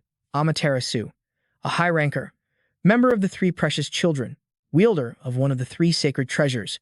The guy stayed quiet, listening. Rumor has it you never show your face. Guess it's true. That's not your real face, is it? He observed Kim Yuwon for a second. Heard you beat Ares. Looks like that wasn't a lie. Or are you relying on the heavenly demon cult backing you up? You've got quite the attitude. Right then. System popped up, holy fire, cinder eyes, and the robe of the four spirits were resisting the sun's mark. But here's the bad news. Resistance failed. Status effect. Burn started. Kim Yuwon didn't flinch, fighting aura right off the bat. Danpeng poked his head out of his collar, but Yuwon messaged him mentally. No, Danpeng. We gotta lose this one. Kim Yuwon was sure since I have the clues, he can't hurt me. He spoke up. Why are you doing this? Planning to snatch the treasure if I find it. System warn again. Status effect burn level up to 2. Amaterasu slammed his hand on the table. Snatch it. That belongs to the 3 precious children originally. In a flash, he was right in Yuwon's face. Hand over what you know. If you cooperate, I'll let you live. Yuwon stayed cool. I can cooperate, but giving you everything? That's a bad deal for me. Amaterasu's voice got hard. You're mistaken.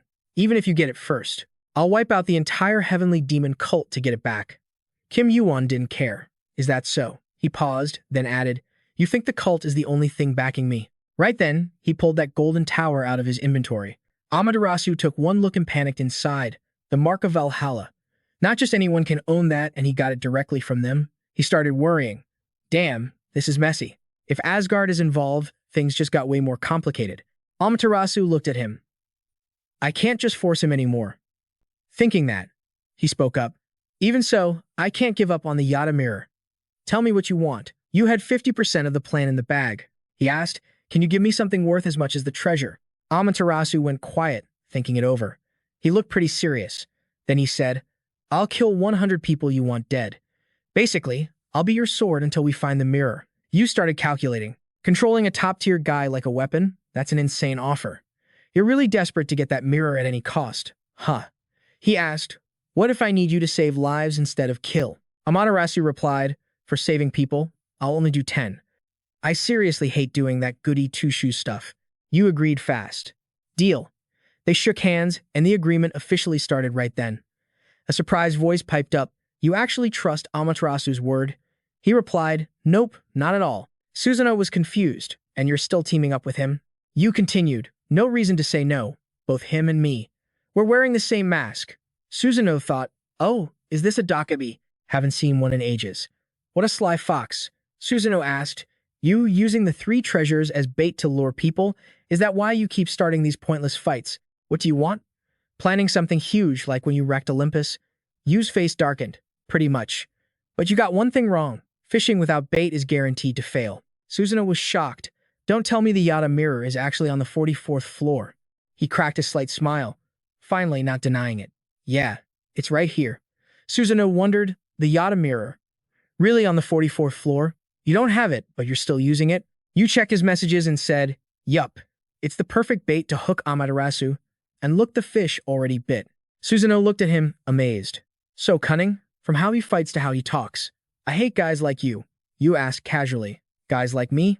What's that supposed to mean? He explained, We're perfectionists. We only pick fights we know we can win. Fighting's basically gambling with your life. Anyway, that's the only way a blade stays sharp and strong.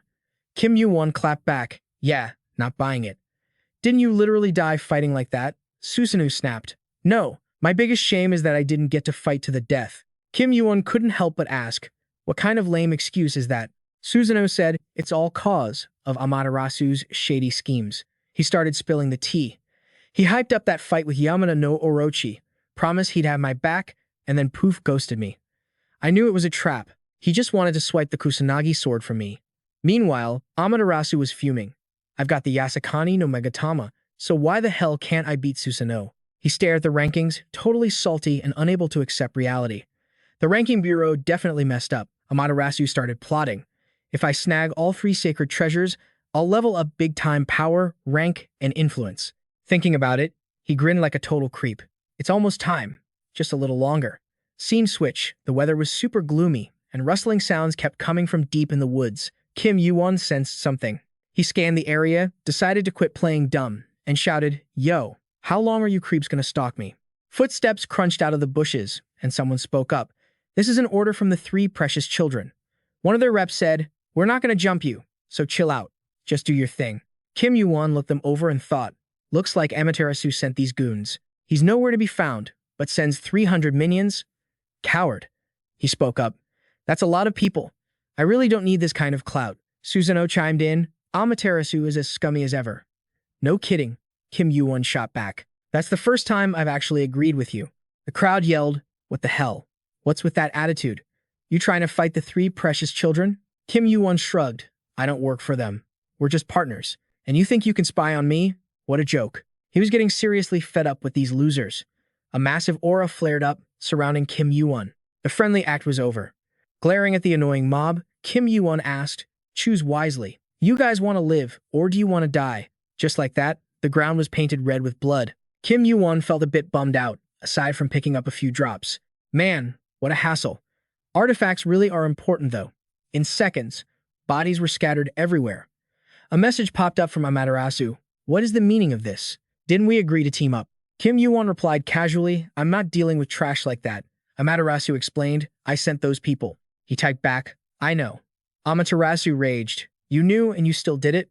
You want to throw hands with me? Kim Yuwon stayed cool. Looting. Killing. Use those lowlifes however you want, but leave me out of it. Amaterasu didn't expect him to know all that. He stammered. What? Excuse me. But Kim Yuwon didn't have time to argue with shady snakes like him. He just slammed the chat shut. Susanoo was hyped. You really just ghosted a ranker like that. You've got guts, kid. Hearing Amaterasu panic is music to my ears. Hilarious. He couldn't hide his excitement. This is the first time I actually think you're cool. Kim Yuwon just rolled his eyes internally. Amaterasu hadn't changed, gathering a bunch of simps and acting like a king. Kim Yuwon remembered that the three sacred treasures combined rivaled Olympus. He couldn't let a power like that exist. Kim Yuwon calculated in his head for the future. It was best to start wiping them out now. Even Odin regretted letting things go too far. Seeing Susanoo won't shut up, Dan Peng got annoyed. Knock it off. Your king is tired. Susanoo snapped back. Hey, that's your king, not mine. Susanoo yelled at Dan Peng. You cheeky little brat. The little guy stared at the ghost, drooling. Papa. Kim Yuwon sighed, exhausted. Dan Peng. He's not food. Both of you. Cut it out. Susanoo asked him. So, what's the plan? We hunting for the Yada mirror? Do you even know where it is? Dan Peng was still pouting. I didn't lose to you. Okay, I'm only moving 'cause my king said so. Kim Yuwon cut him off. I've got a few leads. He added, first, we need to find a cave. A cave? Susanoo looked surprised. Which cave? He explained, the Yada mirror is hidden inside a cave. Susanoo went, oh, but he was still super curious. How do you even know that? Kim Yuwon pulled a weapon from his inventory and said, I have my ways of knowing everything. Right after that, he gripped Susanoo's sword tight and a surge of power wrapped around Kim Yuwon. His eyes glowed red, fire eyes activated, lighting up the path and boosting his sensory range. He instantly spotted the path way off in the distance. Kim Yuwon headed deep into the forest alone. It was overgrown and kind of creepy. Kim Yuwon raised the sword and hacked at the branches. He was shook, just the sword's aura was enough to slice through them. The demon sword lived up to the hype. Susanoo saw this and snapped. What are you doing? You're using a legendary blade to trim hedges. He was offended for the sword. Swords are meant to cut living things, and this one is the GOAT of that philosophy. Kim Yuwon ignored him and kept chopping.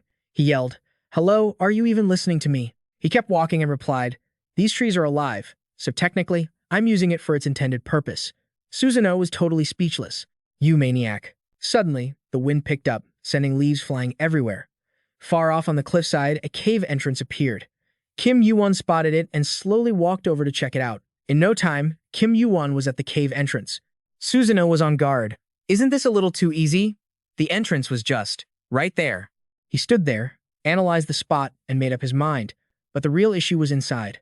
Suddenly, the sword started acting weird. Susanoo glanced over. What the? The sword is trembling. He gripped it tighter. It's reacting to the Yada mirror.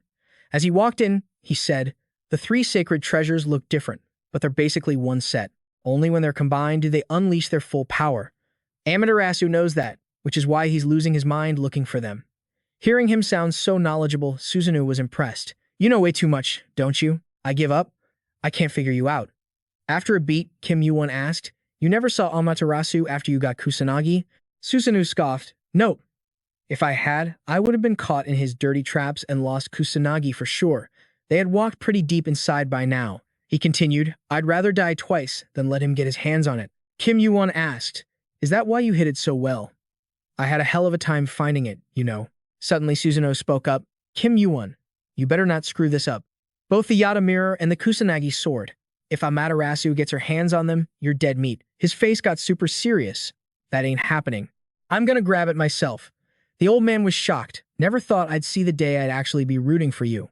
Yuwon stopped. "Just rooting for me? Why don't you do something actually useful?" He looked at him and got real. "If we get a shot at taking down Amaterasu, lend me a hand. Just this once, and I won't bug you about it again." Saying that, he started thinking. An undead is only perfect when the soul is totally submissive. I've got Susanoo's body and soul, but if I force him, I won't get his full power. That's why Susanoo has to agree to it willingly. On the other side, the old guy stayed quiet for a long time, but Susanoo finally agreed. "Fine, but only this one time, got it?" Yuwon swore just once was enough. Right after, he raised his hand to summon his power. "Awesome, I've got the ultimate trump card." Mana started gathering, forming a manosphere. A massive blast of internal energy exploded out. Kim Yuwon channeled his power and struck straight forward. The cave entrance just stayed totally silent. Kim Yuwon figured, "Now I just gotta chill and clear the maze in these mountains."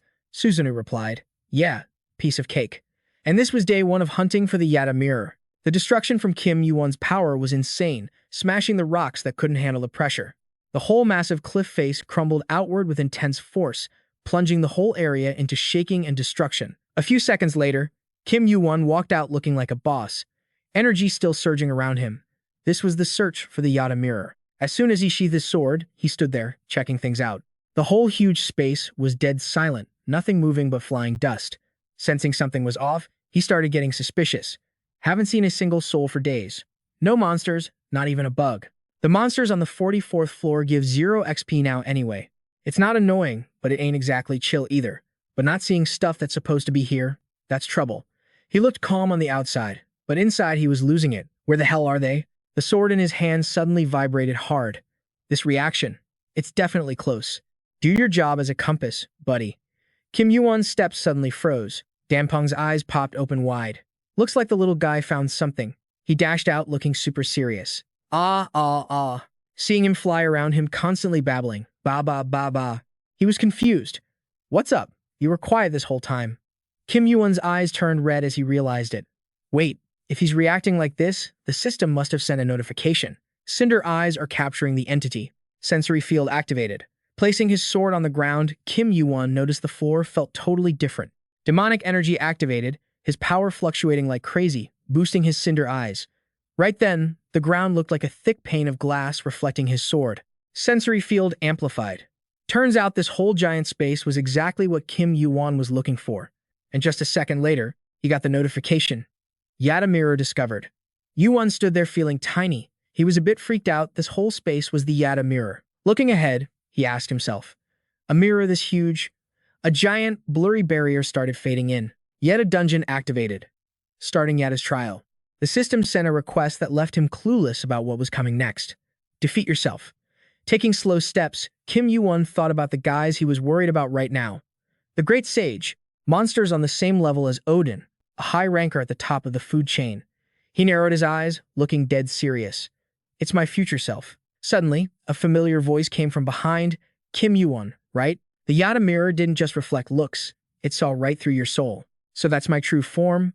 A faint smirk curled on Kim Yuwon's lips. Something's off here. The Kim Yuwon in front of me isn't me right now. Facing that figure, he was conflicted inside. If the trial wants me to beat myself, and my future self shows up, doesn't that mean I can't accept who I am now? That guy's on a whole different level. What a pain. Staring at the entity, Kim Yuwon asked, a doppelganger. The power system activated the sensory field to ID the guy opposite him. Looking closer, he confirmed it. No, not just a doppelganger.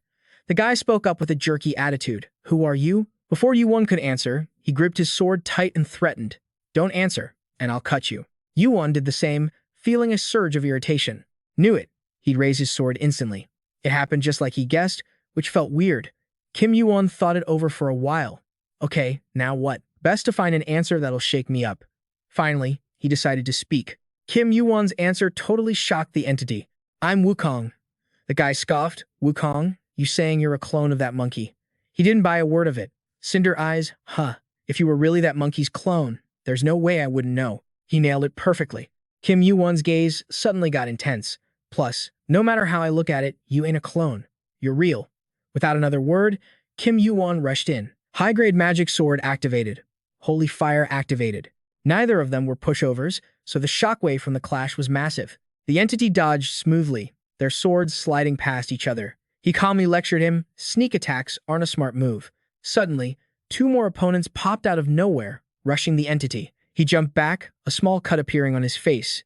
Super regeneration healed the cut fast. He looked over and realized, oh, a necromancer. Undead Ares looked cocky. I only fight Amaterasu. Kim Yuwon, standing behind him, added, you're an undead anyway. Just appreciate the chance. Arthur's been in this boat before too. Undead Arthur just stared silently at the entity. Kim Yuwon asked the Susanoo energy on his shoulder. You not gonna help? He replied casually. That ain't Amaterasu, is it? This looks fun, but I don't give a crap. Tisk, since this ain't my real body, judging distance is a total pain. And this thing, it's stubbornly trying to threaten him. You die here, the three precious get buried forever works for me. Kim Yuwon's getting curious about it. Looks like you hate having your soul tied down. Huh. That's when he got serious and asked, how do I get you to accept me? It was straight up honest, get stronger than me. Then I'll consider you my master. Rank 57. Kim Yuwon smirked, eyes full of confidence. That's not too hard. Looking at the copy opposite him, his thoughts were chill. My rank will go up on its own as time passes anyway. He crouched down, getting ready to fight, and let out a sigh. Why do I feel so wronged all of a sudden? It's just like looking in a mirror at myself before I regressed. So why did the difficulty spike like crazy? But the one making the first move wasn't him, it was that copy. When the hell did he get so close? What are you mumbling about? He glared, worried, because he realized this was way beyond what he imagined. Totally insane. In a split second, the copy swung his sword in a basic arc, but Kim Yuwon was quick enough to block it. Ares saw things getting hairy and rushed into attack. Thanks to his long spear, Ares managed to knock both of them out of the clash, but Kim Yuwon took the brunt of it. Ares went berserk, rushing in to swipe across the copy's face. But that guy wasn't easy to handle. Just one sword swing and Ares was buried in dust and smoke. Then, a weird sound came from behind. It immediately grabbed the copy's attention. Arthur saw his teammate in trouble, so he threw himself into the fight, landing a hit right on the copy's back. But nothing's ever that easy. Arthur felt his attack didn't do jack squat to him. Staring into those furious eyes of the copy, Arthur guessed, did he block the sword with mana? A second later, the whole area was crushed into rubble by the copy's explosive mana. He tilted his chin up, speaking in that annoying tone. Now I get it. Even with those monkey eyes, you aren't a clone, are you? He kept grilling him and threatening him arrogantly. Looks like you aren't planning to spill the beans about who you really are. Do I have to force it out of you? Kim Yuwon was secretly pissed. That way of talking is so irritating, thinking he's all that, and look how it turned out. Kim Yuwon pulled back his sword, still thinking it over. Anyway, one thing was clear, the amount of mana drained matched the damage Ares and Arthur took. If you calculate it right, that copy can't be as strong as the original. Even if it's the three precious, it can't perfectly recreate a top 10 high ranker. Seeing Kim Yuwon's move, he asked, sheathing your sword? Giving up already? On the other side, Kim Yuwon opened his system panel and chuckled at that dumb question. No way. He pulled a new sword from the system, just swapping weapons. Gripping the new blade tight, Kim Yuwon reassured himself, itching to kill so bad you're going crazy. That's exactly why I don't vibe with the demon sword. Don't be a show-off. The main character of this fight is me. His mouth just kept spewing trash and insults. Demon sword? Huh. How disappointing. I thought you'd be better. Turns out you just rely on that thing to hype up your skills. No matter what, I'm still stronger. Thinking that, he dashed forward at light speed. I won't deny it, since my winning odds are still low. But in the end, I'm gonna be the winner. The first strikes were launched. Kim Yuwon was totally confident, because I know exactly how he fights. The attack from the demon sword was super powerful and sharp. Kim Yuwon attacked non-stop, not pausing for a second, while the guy just coldly remarked, you look like you're struggling. Kim Yuwon frowned, clearly annoyed. Stop acting so arrogant. It's not fake. But the guy insisted, no, I'm just actually better than you. Those cocky words made him snap. Before meeting Arthur, this guy seriously didn't know the meaning of humble, did he? The system panel showed a mana stat of 118. Kim Yuwon's demon sword and the guy's blade were locked tight, testing their strength. Kim Yuwon was pissed, damn it. Even with mana over 100, he was still getting overpowered due to a lack of strength. But right then, he made a bold move to use his skill. The power of the giant flooded his body. That giant power concentrated in his arm, mastering the complete partial gigantification. The copy looked shocked. Gigantification. Ares and Arthur broke out of the mess and charged in with everything they had. The copy seemed to be pouring mana into his sword.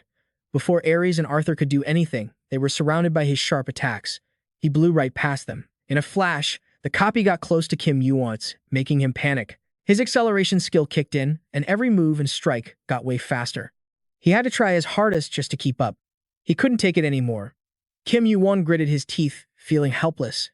Even knowing his attack patterns, I'm too slow to keep up. Can't keep this up forever. He reached out and popped his skill. The whole area was instantly submerged in his technique, holy fire protecting his body. Standing in the center, Kim Yuwon quickly used his fiery eyes to control the holy fire. His eyes flashed with intense determination. Gotta stick close to him. The whole world turned orange in his eyes, and the enemy's moves slowed down. In this fight, time would solve everything. After struggling to watch for a few seconds, he caught sight of the copy over there. From the ground, Kim Yuwon shot up at breakneck speed to close in, activating heavenly steps. Movement speed increased by 100% for 5 seconds. High-grade mana sword activated. A battle exploded in mid-air that the naked eye couldn't even follow. A second later, they both landed, swords still locked in a clash. The muscles in Kim Yuwon's arm bulged bigger and stronger by the moment. The system kept spamming notifications, giant's power flooding the body. Demonic aura activated. Gigantification buffed. They fought moving like lightning, power exploding non-stop. The copy's eyes started to look worried. The more they clashed, the more his suspicion turned into certainty. He quickly realized he was getting figured out. Skills, attack patterns, the next move, everything was being read like a book. The fight got more intense, and the fear in the copy's gut grew. Why? He's just on my level, so why is this dragging on so long? Every single move was identical, enough to give you the creeps, so alike. But it's not him doing it. Another splatter of blood flew everywhere. Checking the gash on his face, the copy realized he was just a total knockoff. Then he shot a look back at Kim Yuwon, his real self. Kim Yuwon was dead serious. His eyes were locked in, zero distractions messing with his focus. Meanwhile, the clone's head was getting totally messed up. He kept doubting himself, totally zoning out of the fight. Like, why am I losing a mind game I set up? While Yuwon just kept maxing out his sensory skills, the clone was getting pissed, losing his cool. Is that guy the real deal? He stared at that demon's sword in Yuwon's hand and realized the guy was going to be a nightmare to beat. The truth hit him hard, literally killing him from the inside. Guess this is how it ends. Seeing the perfect opening, Kim Yuwon swung that demon's sword with zero hesitation. A clean slash, while his other hand was charging up a skill. A split second later, he slammed his fist right into the clone's chest. Dude didn't even have a chance to move. The fiery power from his hand felt like it was frying every cell in his chest. The attack blew up like crazy, launching the clone backward. He gritted his teeth, super salty, but couldn't do a thing about it. His eyes were burning with a will to crush Kim Yuwon. But Yuwon, his determination was like 100 times stronger. Then they both went berserk, rushing each other like moths to a flame. The fight dragged on, but Kim Yuwon was totally dominating, landing a nasty hit on the guy's ribs. Blood gushed out of the wound like crazy. He immediately called the system, trying to trigger super regeneration. But surprise, a warning popped up saying he couldn't heal. He collapsed to the ground in agony, his hand letting go of the sword. Yuwon reached out, and the sword instantly floated up. Watching his weapon get controlled by Yuwon's power, the clone was shook. Suddenly, he was terrified. Sword control? For those out of the loop, sword control is this martial arts move where you use mana to make a sword float wherever you want. He asked calmly, "You know this move, right?" Standing in that huge space, his mission was pretty much a wrap. Right then, Kim Yuwon didn't hold back, saying, "It burns way too much mana, so it sucks for long fights. But it's perfect for assassinations, so I kept it as my ace in the hole."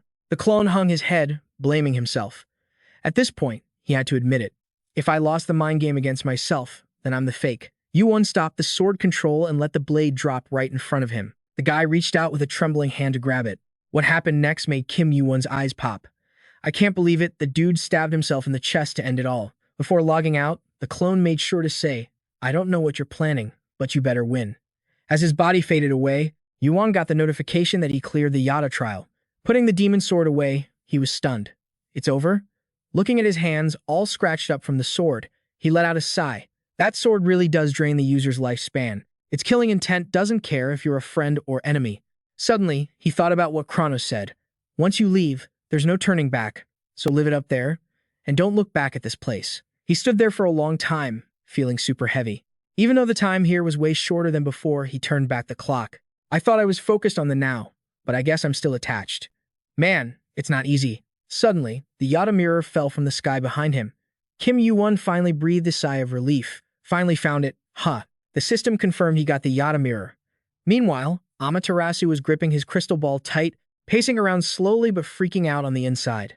No news from Kim Yuwon for days. Thinking about their fight, he wondered, is he dead?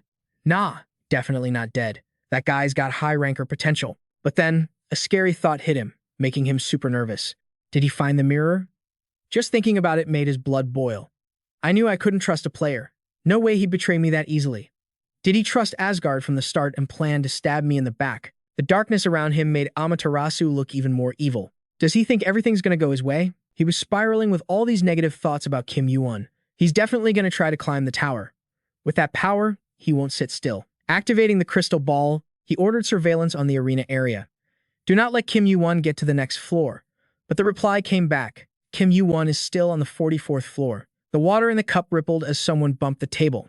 Kim Yuwon put the cup to his lips but didn't drink. Someone staring at him was making it weird. Pandora was totally silent but wouldn't take her eyes off him. After a bit, he noticed something different. Finally showing some emotion on that face. Hephaestus walked over too. She's been like that since you dumped her with us and dipped. Seems like she's slowly getting better, Yuwon said, satisfied. Glad to see she's making progress. Hephaestus kept lecturing him. Try to visit when you have time, even if it's just for Pandora. Whether it's you or her clinging to you, that's the real cure. She needs you. Yuwon got all quiet after hearing that. Then Hercules changed the subject. So, what brings you here? Weren't you heading to the 44th floor? Yeah, Yuwon explained. Had a little scuffle, so I came down for a bit. Hercules raised an eyebrow. A scuffle. Yuwon didn't elaborate and just sighed. Anyway, I'm crashing here for a while. Hercules sounded annoyed. Really? Again? Yuwon caught that immediately. Again? What's that supposed to mean? He challenged him. Can't I stay here? You're rich. Is feeding me really that big of a deal? Even Pandora jumped in. Is it a big deal? Hercules started sweating under the pressure. That's not what I meant. You two are totally alike. Then he got to the point. Aren't you planning to keep climbing? I heard your goal is the top of the tower. Yuwon pulled the Kusanagi sword and Yada mirror from his inventory. Hephaestus asked, what's that? Yuwon casually said, one of the 3 sacred treasures. I somehow got my hands on it. Hercules was suspicious. That's not something you just stumble upon. But as Yuwon nodded, Hercules started to piece it together. Don't tell me the 3 great demon kings are chasing you. He started freaking out. Man, you always get mixed up with high rankers in the absolute worst ways. Isn't it just Amaterasu and Tsukuyomi left? I don't know about Tsukuyomi, but Amaterasu is definitely top tier. He shot him a serious look and asked, you need a hand? Kim Yuwon was over there calculating everything like a nerd. Then he goes, you really are addicted to fighting, huh? He trusts me, but Hercules needs to stay put, and I don't need help with this kind of stuff. So he's like, nah, I'm good. I don't want you getting into any drama. But the big guy wasn't buying it, saying, it's gonna be super rough on your own. Kim Yuwon got it, so he just chilled him out, saying, relax, I've got a plan. Hercules accidentally let slip. Normally, this match wouldn't even be worth watching. But for some reason, I think you're gonna win. Pandora nodded in agreement, which totally caught him off guard. You think so? Kim Yuwon laid out his scheme. Anyway, I need more time before I can throw hands with the stronger guys. I left some stuff to be forged. Gotta wait till that gear is finished. Hercules looked a bit surprised. You left stuff behind? The dude nodded, totally sure of himself. Yup, that's why I'm gonna hang here. And while I'm at it, help me test some stuff out. Pandora, who was just sitting there watching, suddenly got a text. What's Hercules up to? Kim Yuwon went with him to an open field. As you know, my giant form is still kinda half-baked. Isn't it logical to learn from a big shot like you? The big guy was straight up honest. I'm not exactly great at teaching, but Kim Yuwon shut that down fast. You don't need to teach me. I'll figure it out on my own. Hercules got straight to the point. So you need help training your giantification. But before that, he double-checked. Does that mean we're gonna brawl with our bare hands right now? He answered all chill. Something like that. Just don't kill me. Okay? Once he was sure, the big guy slowly held out his hand. Don't worry. The power in his muscles started surging as he clenched his fist tight. The pressure exploding off Hercules was insane, even knocking Kim Yuwon back a few steps. They were just warming up and he was already coughing up blood like crazy. The dude collapsed to the ground in pain, and the impact even cracked the rocks around them. He got buried deep, and the ground was basically destroyed. Hercules stood high above and shouted down, "Just don't kill me. Sorry, but that's gonna be pretty hard." The trail of blood from his mouth curved up with a grin. Kim Yuwon just smirked at the warning. The fight kept going as Hercules threw a massive punch. He managed to dodge that one, but the shockwave was intense. Seizing the moment, Kim Yuwon tried to counter, every punch aiming for a critical hit. He went straight for the guy's face. He was still carefully assessing the situation. Even after taking a punch to the chin, the big guy didn't even budge. He glared at him, all annoyed. "Those eyes of yours are seriously a pain." He kept trying to grab Hercules' wrist, but the big guy shook him off and used an uppercut that made it hard for him to move. Kim Yuwon's body briefly hit the dirt after that hit, but his opponent wasn't done. He punched him right in the gut. The crazier the fight got, the more his eyes started changing wildly. The two of them clashed with mana and pure, raw power from their fists. Kim Yuwon's flesh kept getting distorted. His giantification was practically screaming. Even the trees in the forest were getting blown away by the wind they were creating. A bit later, he was the only one losing consciousness, thinking, just how high are his stats anyway? It's insane. Why is he so strong? He collapsed heavily, totally drained, his face going dark, but his mouth kept mumbling. Kim Yuwon struggled to get every word out. "Not yet. It's not over yet." Hercules just stood there, watching him talk while he was out cold. Pandora suddenly walked up with a first aid kit. "Simple, brute." He was surprised and said, "Isn't it the other way around?" "You mean a simple brute." She quickly started treating Kim Yuwon like a total pro. The giantification training began. Under a clear blue sky, deep in the dense forest, two guys were going at it. Kim Yuwon clenched his fist tight. They kept fighting. The system kept spamming notifications. Giantification proficiency has increased. Giantification has evolved to a new level. He was panting hard, listening to the alerts. Giantification proficiency has increased. Giantification proficiency has increased. It was like a pot of water boiling over. The giant spoke up. "Does giantification use your muscles to power up?" Kim Yuwon was confused. "My muscles? How do I do that?" He explained. "Just use your power like this, and boom, then whoosh." Just like that. Birds were chirping in the background. Pandora fed a bird a seed while keeping an eye on their fight. The bird that ate the seed suddenly evolved super fast. It was like that power was flowing into Kim Yuwon. The screen flashed. "Your body has absorbed the giant's power. Your right hand has absorbed the giant's power. You have materialized the giant's arm." The giant broke it down. "You focus the giantification in one spot. That's pretty smart, but the weight on that arm is going to be heavy." Kim Yuwon fired back. "It's going to be different this time. Bring it." They went at it again. Later, in a cabin by the river, Pandora was bandaging Kim Yuwon. "Stupid. Simple." Kim Yuwon asked, "Aren't you speaking in opposites?" The giant looked at them, bored. "She was doing it on purpose," she told him. "Don't do a thing for 3 days." Kim Yuwon was shocked. "What? 3 days?" She replied. "Yep. Go to sleep." Kim Yuwon. Outside the room, the giant scratched his head. "Maybe I went a little too hard." He startled, looking at his scratched-up hand. Pandora stammered, "Your hand." He shot back, "I'm fine. It'll heal on its own." She looked unsure, but he just reassured her. "I said I'm good." She replied, "All right."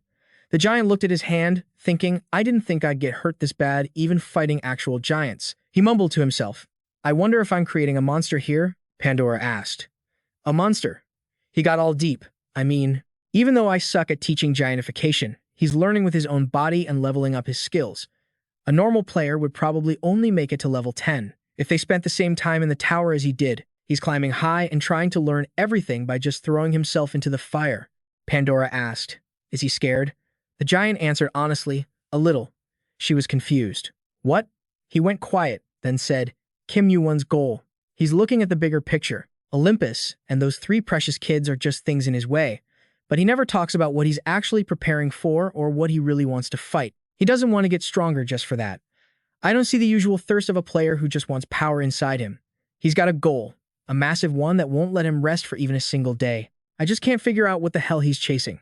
Yuwon just popped up out of nowhere. "Yeah, I was wondering what that was too." Pandora nagged him. "I told you already. 3 days. Yuwon sighed. "Moving around a bit isn't gonna kill me, you know. It's just my arm that's messed up." She shot back. "But isn't resting still better?" Yu replied point blank. "I'm not going out to pick a fight, and even though this is easier than I thought, I gotta head down to the first floor for a sec." The bright blue early morning sky blanketed the houses. The door stayed shut tight in the dim atmosphere. A voice came from behind it. "What's wrong with you guys? The giant was still holding a huge iron hoop in his hand. Pandora stayed quiet. Danpeng chirped excitedly. Q. A squad consisting of the Destruction God, the Almighty Player, the Lady of the Ruins, and Cutie showed up, totally overwhelming the old man. What kind of team is this? You guys from the tower? You shot back. You didn't even answer when we knocked, old man. You're pushing yourself too hard, Hephaestus. The old man nodded. Yeah, but the two you brought along are giving me an even bigger headache. He asked him, You didn't sleep at all, did you? He replied, Was having too much fun to sleep, and I just wanted to finish it, as soon as possible. Follow me. It's in the back. Kim Yuwon thought to himself, Finally gonna see the real identity of an item I never saw in the tower. Something made by smashing 3 stones together. Everyone started walking down the stairs, and the old man led the 3 of them into his secret basement. He explained, I've always been the one naming new items. This thing got its name the second I finished it. He placed his hand on the jar, and it let out a blinding light. The old man said nonchalantly, As you can see, it's got pride. It kept rejecting me from the moment I finished it, like it already had an owner. I heard you controlled lightning when you fought that thing, along with the Divine Sea Crystal and the Dark Divine Crystal. Those were all items you use. That's the result of combining 3 magic stones. You're its master. You asked him what its name was. He glanced at the old man. He spoke up, Heart of Uranus. Kim Yuwon felt like he was lost in the void. He stayed silent. Then he scoffed, Oh, that's cool. The blinding light seemed to wrap around a figure. He asked suspiciously, Zeus? Uranus covered his face and laughed. Has my grandson Zeus really grown that much? Guess that kid grew up looking a lot like me. Huh.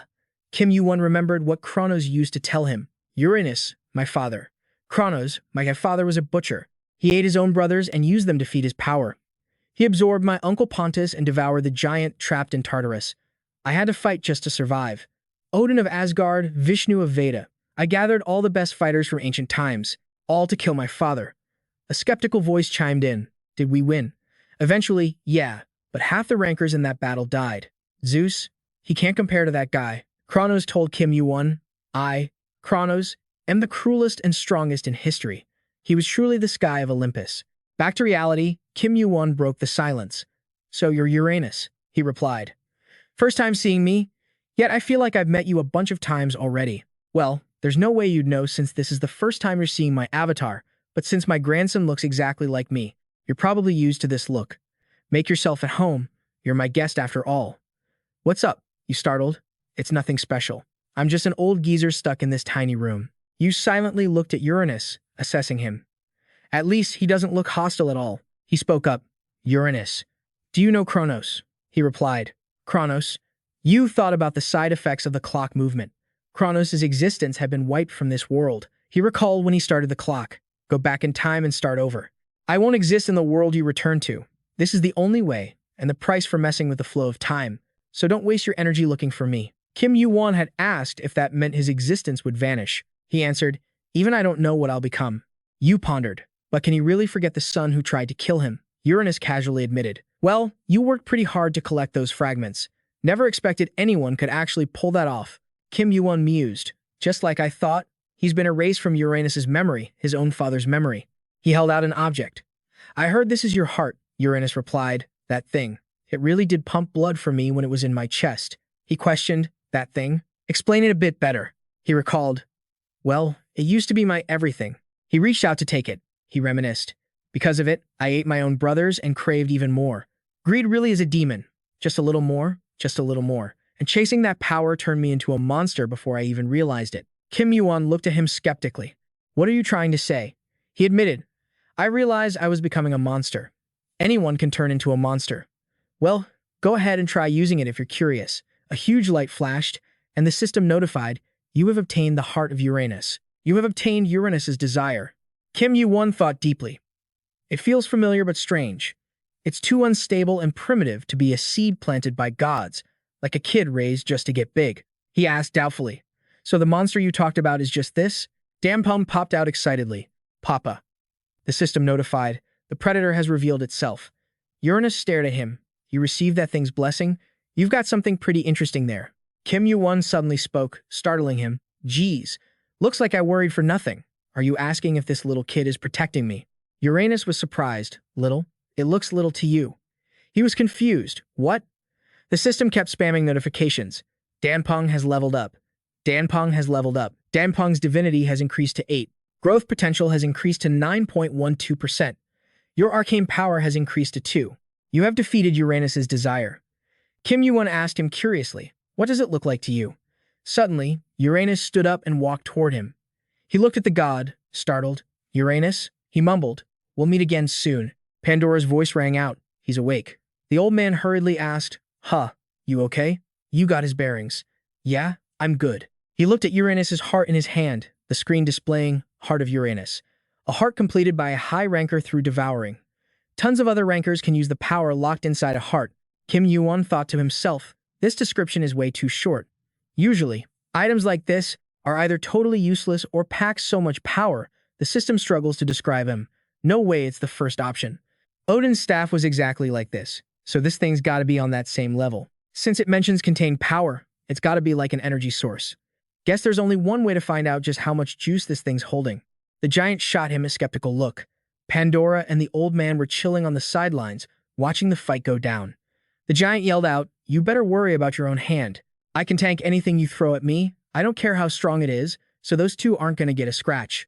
Kim Yuwon admitted, yeah, I guess you're not exactly the type to get hurt by weak attacks like this, huh?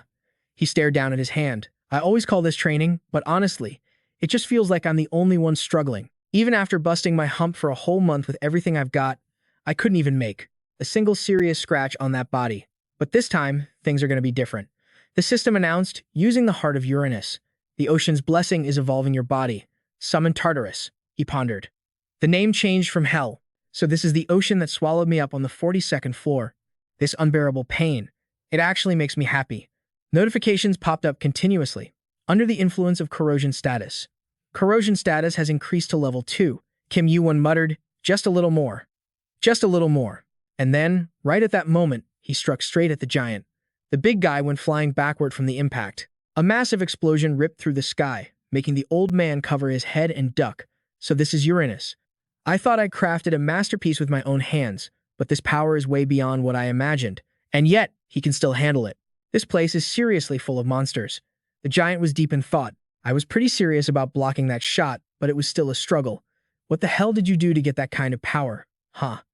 Kim Yuwon just kept staring right at him. Bandages were meticulously wrapped around Hargen. She just couldn't help herself whenever she saw an injury.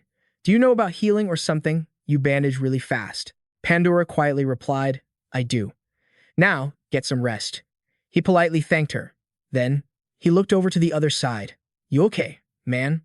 Kim Yuwon, sitting there, spoke up. Well, as you can see, one of his hands was wrapped tight in layers of bandages. He tried clenching his fist. Maybe cause there's dark element mana mixed in. The wound isn't healing very fast. He thought about Hercules. Looked like the big guy was in the same boat. Hercules warned him.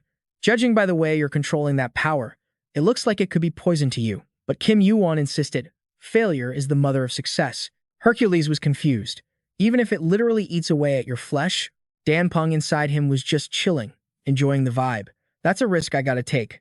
I can't just stay in the safe zone. Kim Yuwon's attitude was so dead set that Hercules just stayed quiet. I just need to control when and how I use it. Hercules secretly eyed Danpeng. Man, you only get mixed up in the weirdest, most interesting stuff. A creature totally different from your typical holy beast, and an item with a level I've never even seen, yet he controls it perfectly. Finally, he just went with it. All right then, let's bounce. The golden wheels, burning with sacred fire, came to a halt. They pulled up in the middle of a dense forest. So, we going straight up? Hargan nodded. Yeah, drop us off at the 36th floor. Before leaving, the blacksmith had kicked them out, saying, if you survive, you'll be fine. Now get out. Kim Yuwon and the other two were literally thrown out. All right, catch you later. As usual, the old man didn't say goodbye.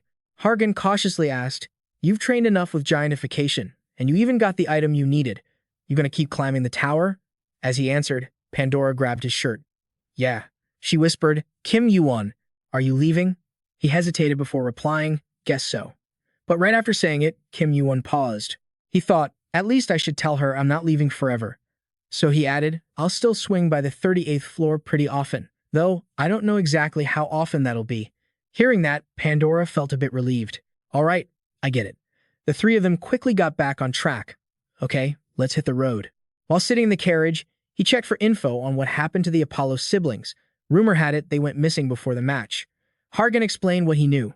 Uncle broke them out of the underground prison at Zeus's temple. Since he became the new guild master of Olympus, releasing them was a piece of cake. And I don't know about Artemis, but Apollo is in critical condition. His tone sounded pretty grim. I see. So they got hurt pretty bad. He added, they both fought with everything they had. Knowing Kim Yuwon was worried, he tried to comfort him. I thought you were cold-blooded and heartless, but you actually worry about other people. You don't need to stress about them, though. His words were super sincere. They entered the tower way before you and climbed to the top. They're strong enough to handle stuff like this. Don't try to carry the whole burden by yourself. Kim Yuwon didn't answer. He was too surprised. Even though he knows I'm totally different from everyone else, he still tries to make me feel better. Kim Yuwon suddenly smiled. He was just like the guy from the future. He gripped the reins tighter, that same unchanged warmth and kindness. Kim Yuwon shook it off and focused on driving. Even if it was just for a sec, it felt like I was with you in the future again. Thanks.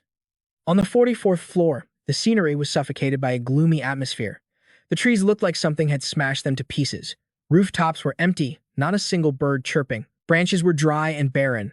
The only things left were soldiers fighting. All this chaos was because of that bastard. Blades and axes clashed non-stop, but the reward is fat. If we catch him, we won't have to worry about cash until we become rankers. The axe won, so the sword's owner paid the price. I'm a freaking beast. The others looked at the guy who just dropped and told each other, yo, loot his stuff. The other guy looked grumpy. You impatient bastard, can't you sit still for a second? Blood flowed from the poor guy, forming a literal stream. Time is money. Instead of wasting all day, I should be making bank like this. I mean, there's no law against killing here, right? In front of Amaterasu was an orb. Plus, we're backed by the three precious children. He carefully organized it all. Criminals with nowhere to go, players banned from guilds, and losers who stopped climbing the tower cause they couldn't form a decent team, holding on to their desperate cravings. Now, under the shadow of the three precious children, those poor, low-life creatures will do whatever is necessary, for a single purpose. The more power gathers, the stronger the guild gets. Kim Yuwon, you ain't escaping the 44th floor. His orb popped up a new notification. Said Kim Yuwon just showed up with the Yada no Kagami. That mirror's strapped to him tight. Man, these guys are clinging to me like leeches. He hid in that old shack to wipe him out all at once. I showed myself just to bait the enemy into one spot. Been running in circles for days for this crap. Feel like I'm herding sheep or something. Kim Yuwon peeked out the window. A few thousand? Nah. Try 10,000. Crazy how many criminals decided to crash in this city. This is exactly why Odin warned me that all the scumbags on the 44th floor are working together. But I was expecting something else. I don't see the main culprit, Amaterasu, anywhere. Took a sec to grab some jerky and chow down. Maybe it's a good thing he's not here yet. Gotta save my energy. But just as I swallowed a few bites, something made me jump. A blurry shadow was standing right inside this dump. That figure, hidden by the mist, kept flickering in and out. Not Amaterasu. The voice scolded. What the hell are you thinking? You turned the 44th floor upside down. You got a death wish. His sword trembled for a beat. You answered too slow.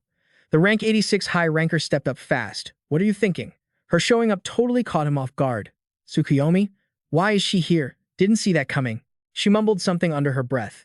Then Kusanagi Tsurugi, the sword in my hand, started freaking out.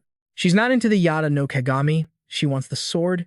It wouldn't come out, just kept rattling like crazy. Susanoo, the guy who only cares about bloodshed, is reacting this hard. He sent a mental message to the sword. What's the deal? You happy to see an old friend after thousands of years? Tsukuyomi suddenly looked super aggrieved. What's with that face? Wait a sec. He turned to ask Susanoo, hey, do you like her? The old guy denied it instantly. No. But Kim Yuwon saw right through him. So, that's a yes. He kept denying it weakly. I said no. Kim Yuwon argued back while she made her move. Who are you trying to fool? Tsukuyomi lunged straight for the sword. When she couldn't snatch it, she frowned, looking totally annoyed. Kim Yuwon used that moment to cook up a plan. Looks like Susanoo isn't the only one catching feelings. If Tsukuyomi is into him too, she'd be a powerful pawn to take down Amaterasu. The two of them started tugging back and forth. Amaterasu used the Yamana no Orochi to kill Susanoo. Cold energy poured out of the sword more and more. Tsukuyomi, which of your two allies are you going to side with? While they were chasing each other, he asked her. Amaterasu used the Yamada no Orochi to kill Susanoo. She clearly looked unhappy about that. Tsukuyomi, which friend are you picking? She paused for a sec to ask. You know something? Did Amaterasu really kill Susanoo? Kim Yuwon replied, he didn't do it directly, but he was involved. She was confused. What do you mean? He explained the situation. Yamada no Orochi. Amaterasu is the one who made Susanoo fight that monster. He kept going. They said they'd fight together, but he never showed up. Left Susanoo to fight alone. Even so, Tsukuyomi was still skeptical. Susanoo is a battle-crazed idiot, but he's not stupid enough to walk into a death trap. Tell me, why are you so sure? That's when he dropped the ultimate proof, because I heard it from him. She was shocked. What? Personally. Right then, the spirit trapped in the sword drifted out. If you don't believe me, ask him yourself. Susanoo's form materialized right in front of her eyes. Tsukuyomi was so shook she couldn't speak. He just smiled casually. What's the surprise? 'Cause a dead guy came back to life? Nah, not really back to life. She struggled to get the words out. You look like such an idiot. But long time no see. Before they could do anything else, a huge noise blasted from outside. Kim Yuwon warned them. Looks like they found me. Susanoo was in a rush too. Guess we don't have much time to chat. He turned and urged her. Ask one question. I think we got time for at least that. Tsukuyomi looked down and answered slowly. Okay. Given the situation, is it true Amaterasu was involved in your death? Susanoo answered instantly. He wasn't innocent. She asked again. Suspicious. So what he said is true. He didn't force you to say that. Kim Yuwon listened and judged silently. She doesn't believe him. Well, she doesn't want to doubt her other friend. Tsukuyomi said, heartbroken. We've been friends for thousands of years. Why? Susanoo recalled as he spoke. You felt it too. That guy changed after he got the Asakani no Magatama. At first, I believed he'd show up like he promised, but as time passed, something was off. He made every excuse about being late, and in the end, never showed up at all. He stated firmly, that's not Amaterasu. I knew it. I thought it was just a hunch, but then I was sure. Tsukuyomi wondered, how was everything after that revealed? After Susanoo went down, that guy finally ran over. He showed up when I was about to die. His face was terrifyingly evil, looking for Kusanagi, Tsurugi. Greedy eyes locked on that sword. He didn't even look at me while I was dying, just hunted for Kusanagi. Obviously, because I risked my life to get that sword. I hid it where it'd be hard to find so it wouldn't get stolen. Maybe he didn't know that. Susanoo didn't force her. Whether you choose to believe me or him is up to you. But I ain't lying to you. Tsukuyomi stayed silent, her eyes trembling in shock. The shouting outside got louder. He vanished around here. Find him. Both Susanoo and Kim Yuwon looked back. Time to go. His body started turning back into spirit energy. See ya. We'll meet again. She hesitated, wanting to say something. We have to. She gazed after him lingeringly before he completely vanished. They both left after saying bye. Kim Yuwon dipped into the void for a second. See you later. Looks like I got a solid ally. Having someone as strong as her on my side is good. The enemy mob found him pretty quick. Kim Yuwon is here. He wasn't in a rush to fight, just smirked. Why does it look like there's even more of him? Time to bail again. Amaterasu's observation orb was wrapped in glowing red energy. He was watching Kim Yuwon's every move. He keeps circling the same spot. What's the goal? He hid behind the trees. I searched everywhere here and found zero traces of Asgard. Was the Valhalla sign wrong? Beneath the green grass were all these sinners. Still, the number of players gathered this time is huge. They aren't the strongest, but they wouldn't lose to any big guild. His hand gripped the necklace tight, making it vibrate. Amaterasu's power radiated all around. A notification popped from above. Yasakani no Magatama's sky activated. All stats plus 15. All stats minus 15. Pain tolerance minus 90.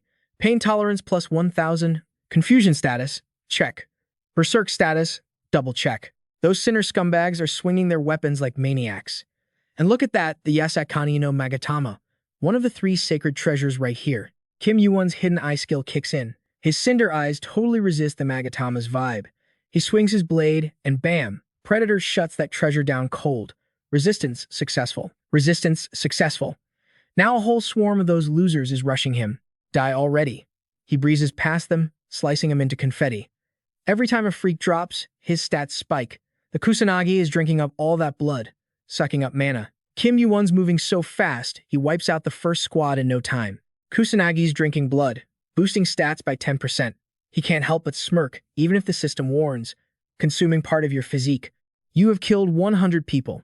The physical toll isn't bad, but I hate that I'm actually starting to enjoy this. What am I? Susanoo or something? Blood splashing everywhere with every swing. More importantly, when is Amaterasu gonna get off his lazy ass?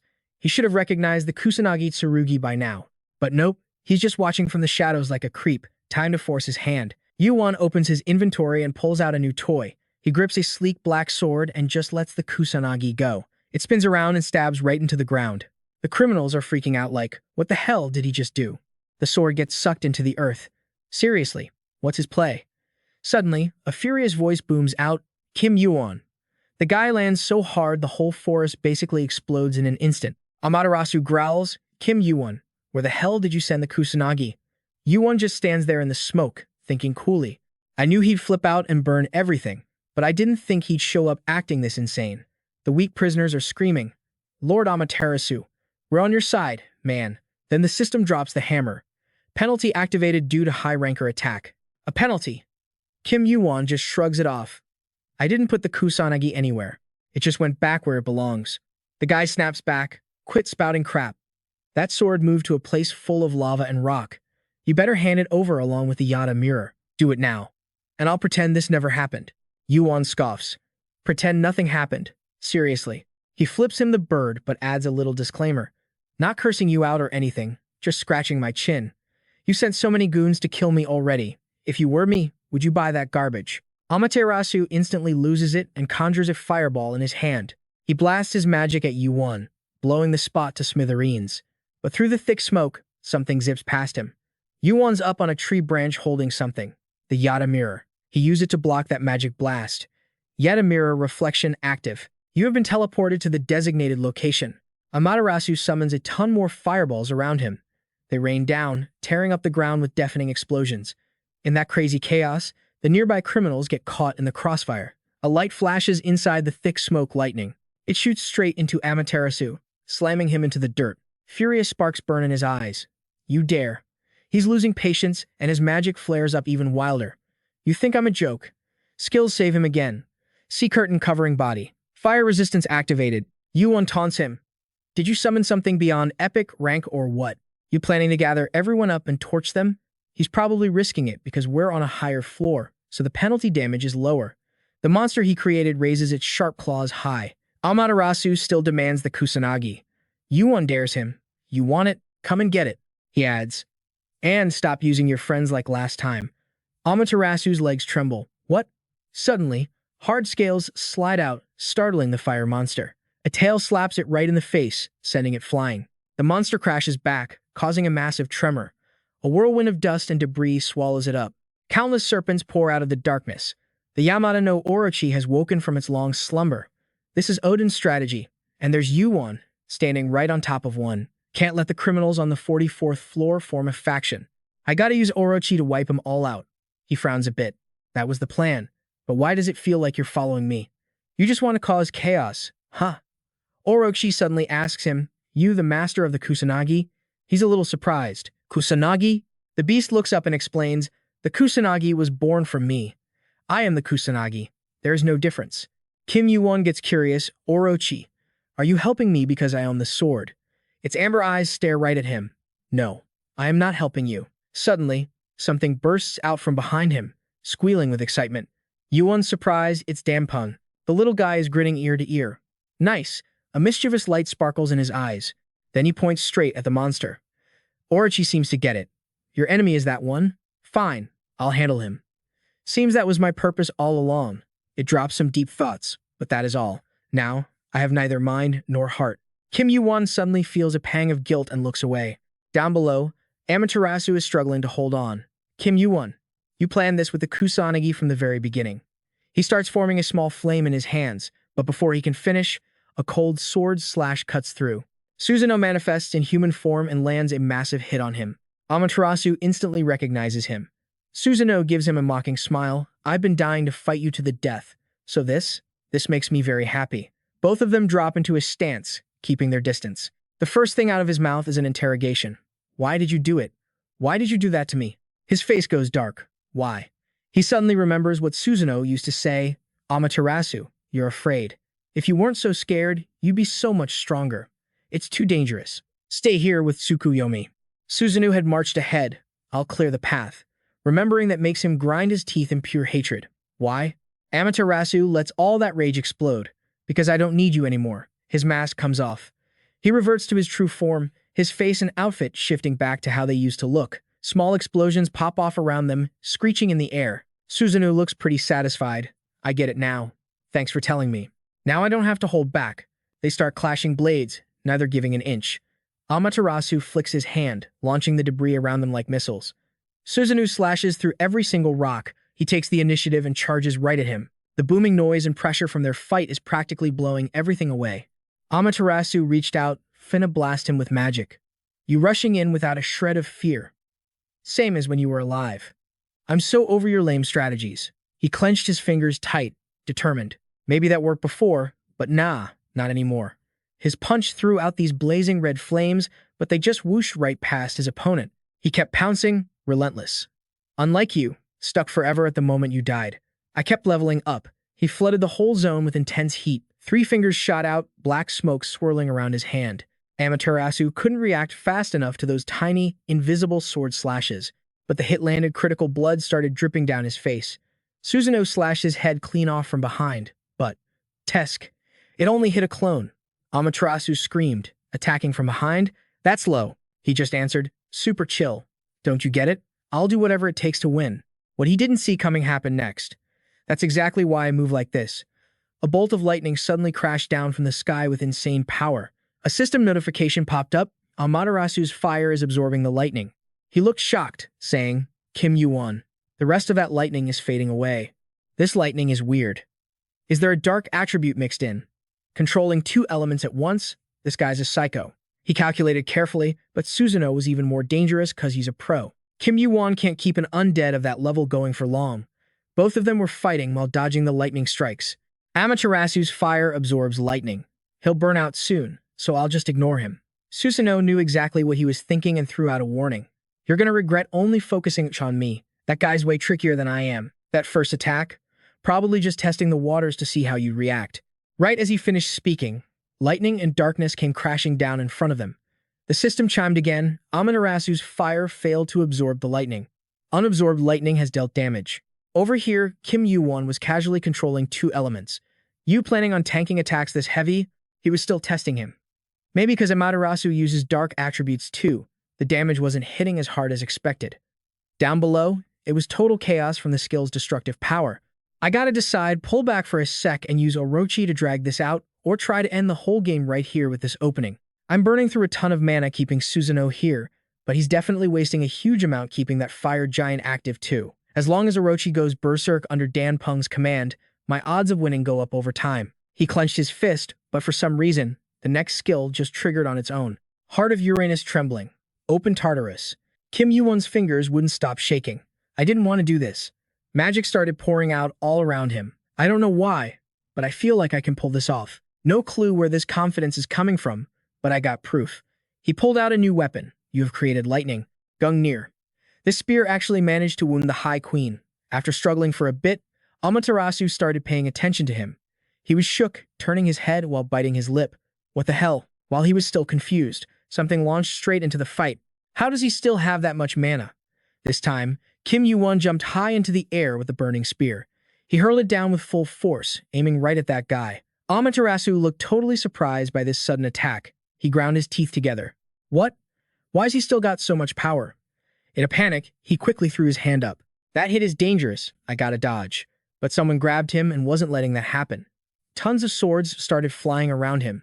The Tatsuka no Tsurugi cut right through the fire. He yelled, furious, Susanoo. But Susanoo just grinned, super smug. I'm already dead. Even if that lightning hits me, that guy will just bring me back anyway. He held Amaterasu tight with one hand. So I'm taking you with me. The spear shot straight toward them with massive power. After that earth-shattering hit, his pendant fell off. Yasukani no Magatama retrieved. His lower half was totally crushed into the rubble. Your health is recovering quickly. Your injuries have been partially healed. Unlike the miserable look on the other guy, Susanoo mocked him casually. Looks like you're pretty scared of that snake over there. You only used the Yasukani to control the giant, and you were too slow to protect your own self. Amaterasu could only growl in pain. Susanoo. Then that bastard Tsukuyomi appeared out of nowhere and stomped right on him. You look pathetic. Amaterasu's face lit up. Tsukuyomi. Perfect timing. Kim Yuwon lied to us. That guy targeted us from the start. But the reply was pure hate. Not us, just you. Amaterasu. He looked at her, stunned. What? She kept grilling him. Why did you kill Susanoo? As she stomped down, he shook with rage. Why did you kill your own friend? Answer me. Amaterasu let out a bitter laugh. You had to go this far just to ask that? Huh? You think I have some awesome reason that excuses betrayal? It isn't even betrayal. Finally, he spilled his guts. From the start, there wasn't anyone here I could call a friend. Amaterasu vented, full of resentment. Because one of them was the woman I loved. Seeing her look so beautiful next to Susanoo drove him crazy with jealousy. And the other one was my love rival. Between the two of them, he looked like a total third wheel. That's where all that hatred came from, and he didn't hide it at all. Flashback over. A piece of scrap metal bonked him on the head. Susanoo said coldly, "Don't worry.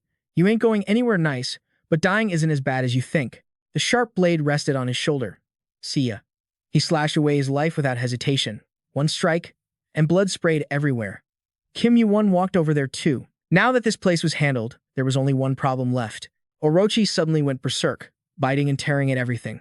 Its sharp jaws opened wide, like it wanted to swallow its prey whole. Its massive tail slammed into the ground violently. Kim Yuwon and Dan Peng flew up high. Dan Peng, you remember the marshmallow experiment? The little guy nodded, totally getting it. You wanted to eat it right away? Huh, help me out. He signaled the kid to light up a stream of purple fire. Take the divinity from each of his fingers and mix it in. Holy fire, but I haven't even used the skill yet. Dan Peng used it on his own. The system kept pinging, you have absorbed divinity. Your mana has partially recovered. You can now use a portion of the divinity. This stuff reminded him of the old days. Holy fire was an external power from the start. Dan Peng looked like he was having a blast controlling it. Even that thing's got some pride, you know? It ain't gonna listen to scrubs it doesn't respect. Wait, don't tell me the holy fire's real master is actually... Kim Yuwon clenched his fist and smirked like a total boss. This won't take long, he told the little dude next to him. Let's bounce, Dan Peng. And Dan Peng? That little guy's grin got wicked sinister. The vision shifted again, but it's fading out. What the heck is that tiny thing? Looks like some other forest. Is nobody around or what? Is that seriously what he said? Once his senses leveled out, the system pinged him fast. The 7 eyes are watching, and the 6 eyes in that house totally agreed. All right, is the whole squad here? They answered, and he was like, good. The great sage Heaven's equal narrowed his eyes, looking all suspicious. Cool. Soon as Kim Yuwon's done, we're hitting up the celestial realm. The great sage's third eye is locked on you.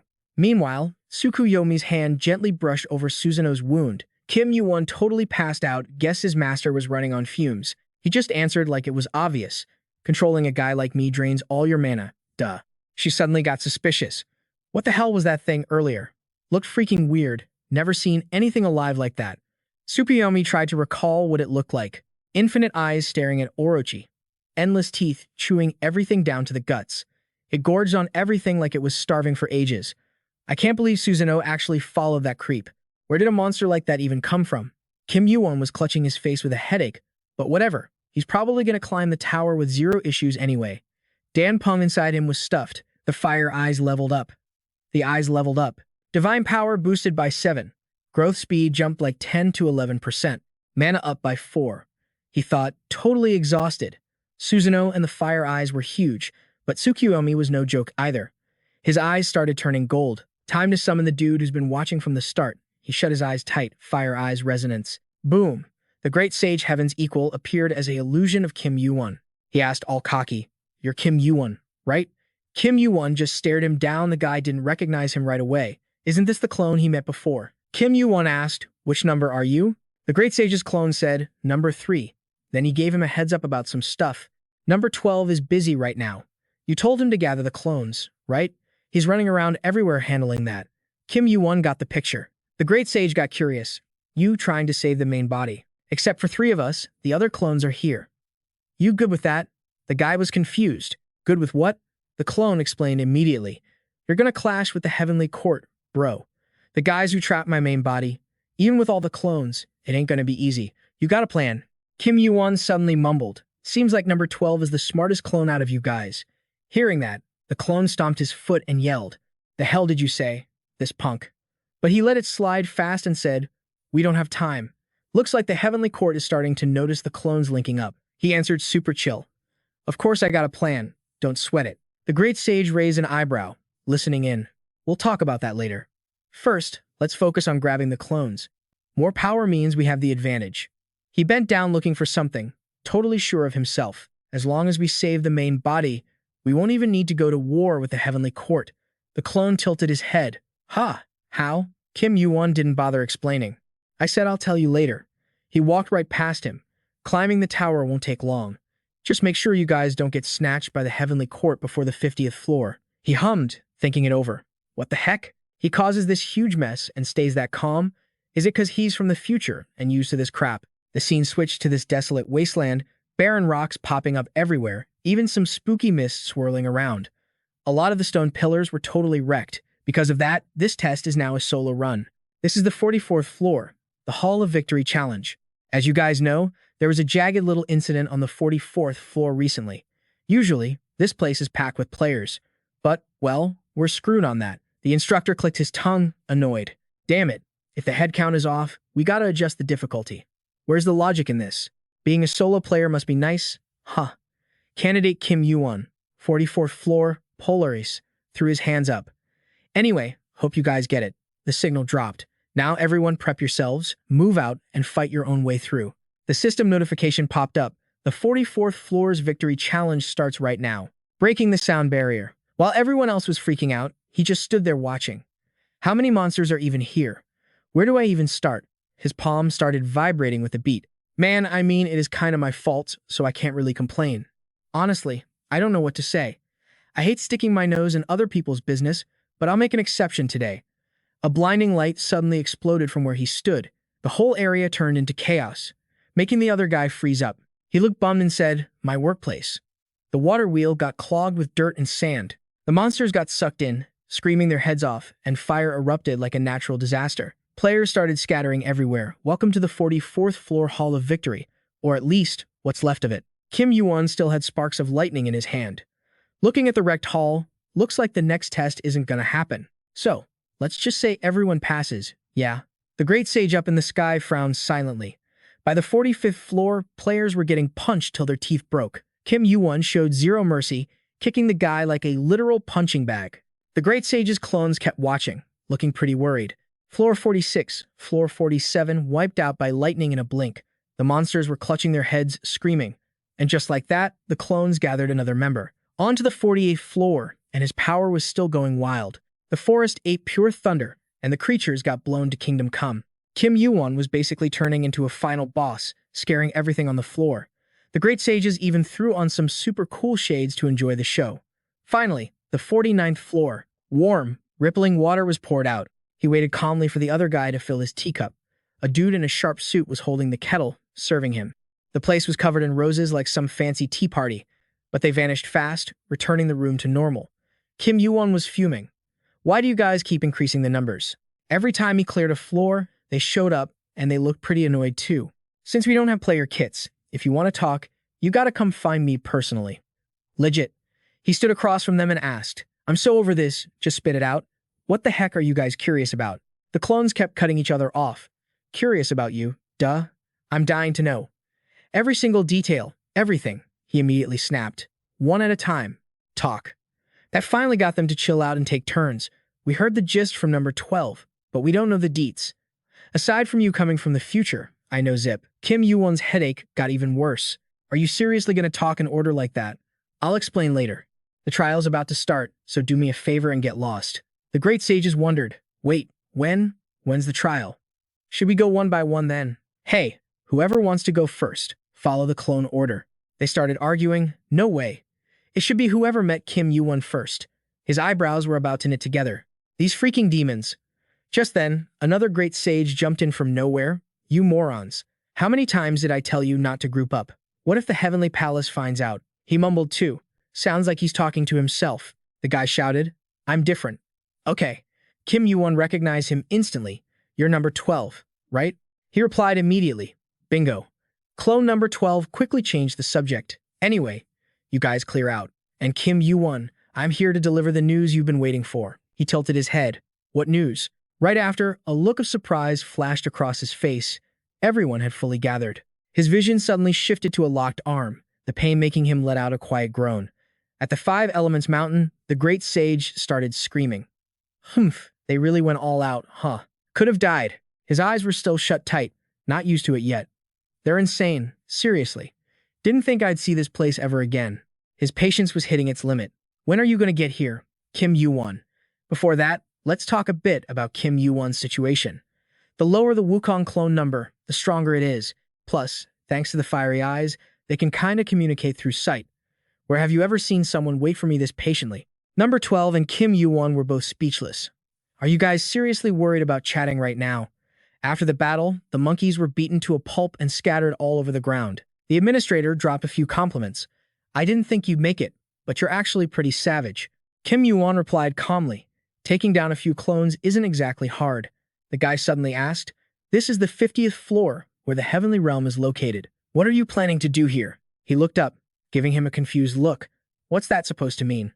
The guy deliberately went into detail. I saw a ton of clones gathering there, and they seem to be connected to you. Kim Yuwon thought to himself. He knows exactly what's up but still tries to dig for info.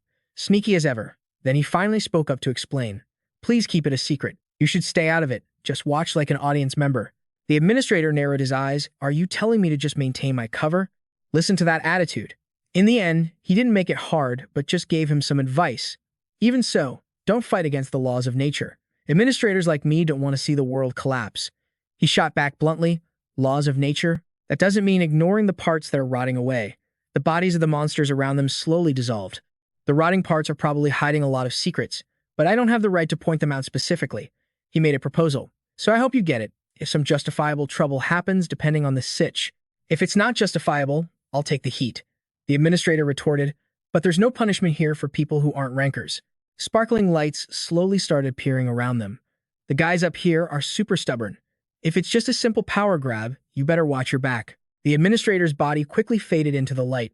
Even on our side, we have disagreements, but I'm still on your team. He was a little thrown off by that last reminder. On my team. The wind carried those sparkling lights up into the gloomy sky. Kim Yuwon just stood there dazed until a voice snapped him out of it. Player Kim Yuwon. By then, the scenery had shifted to a different place. Player Kim Yuwon. Welcome. Player Kim Yuwon. How does it feel to reach the 50th floor? Reporters swarmed him instantly. Did you break another record this time? There are some floors where your records vanished. Care to explain? The guy was overwhelmed by their insane enthusiasm. Just as he predicted. Total chaos the moment he arrived. His comment was super shallow.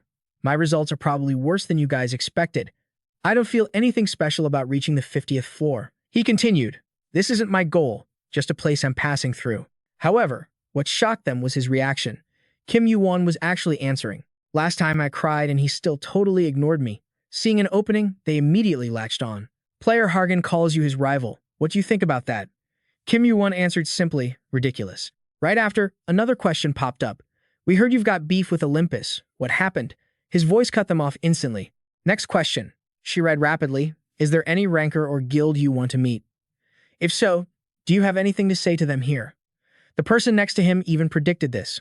Pointless question. I've said a million times I'm not interested in that stuff. Kim Yuwon was super chill, stating his decision. Actually, there is. He named names directly. The guild I want to meet is the Heavenly Realm, and the ranker I want to meet is the Great Sage. Heaven's equal. Before long, it was already late afternoon. Golden light pretty much took over the sky. In the center of the 50th floor city, the scene was bustling everywhere. Some small strawberries coated in sweet sugar suddenly appeared. He took a bite and sighed to himself, finally shook them off. These reporters even have stalking skills, so freaking annoying. Looking up a bit higher, he saw a mountain. Is the Five Elements mountain over that way? The towering cliffs blocked everything behind them. The forbidden area where the Demon King is sealed. Or is it the Handsome Monkey King? He has a lot of names. Great Sage, Heaven's Equal, Victorious Fighting Buddha. Demon King doesn't fit him at all. He kept walking down the main road. He's trying to lay low to avoid attention, but after like 3 days, he'd be bored to death with no one to play with. The silhouettes of the Great Sage and the administrator popped up in his memory. What did I used to do with those guys? The more he thought about it, the more nostalgic he got. Just imagining it felt noisy. I should be dueling Ashura right about now. As he passed a bakery, the wooden sign had a picture of a fat, round bun on it. It reminded him of the Great Sage. Thinking back, that guy. He really loved the buns here. The strawberry skewer was gone before he knew it, and he just stood there, lost in thought. A bit later, Kim Yuwon walked straight into the pub. This place used to be packed because it's famous, so why is it so dead now? The guy looked around carefully. The kitchen was still running, though. Right then, wine poured from a jar as a voice rang out. This joint is pretty good. There was a basket of dumplings on that guest's table. The dumplings are killer, and they even know how to make stuff from other worlds. He asked coldly, "You waiting for me?" The other guy didn't deny it. Yup. Otherwise, why would I be sitting here drinking alone?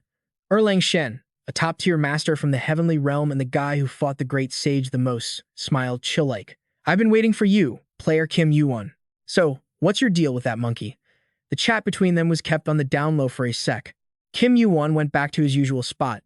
"You really gathered them up fast." He stood next to him and said, "If your original self was as smart as you, things would have been way easier when taking the 10th order." The rest of the clones came back. That's basically good news. The great sage wondered, "How's the original body doing?" He paused a sec before answering.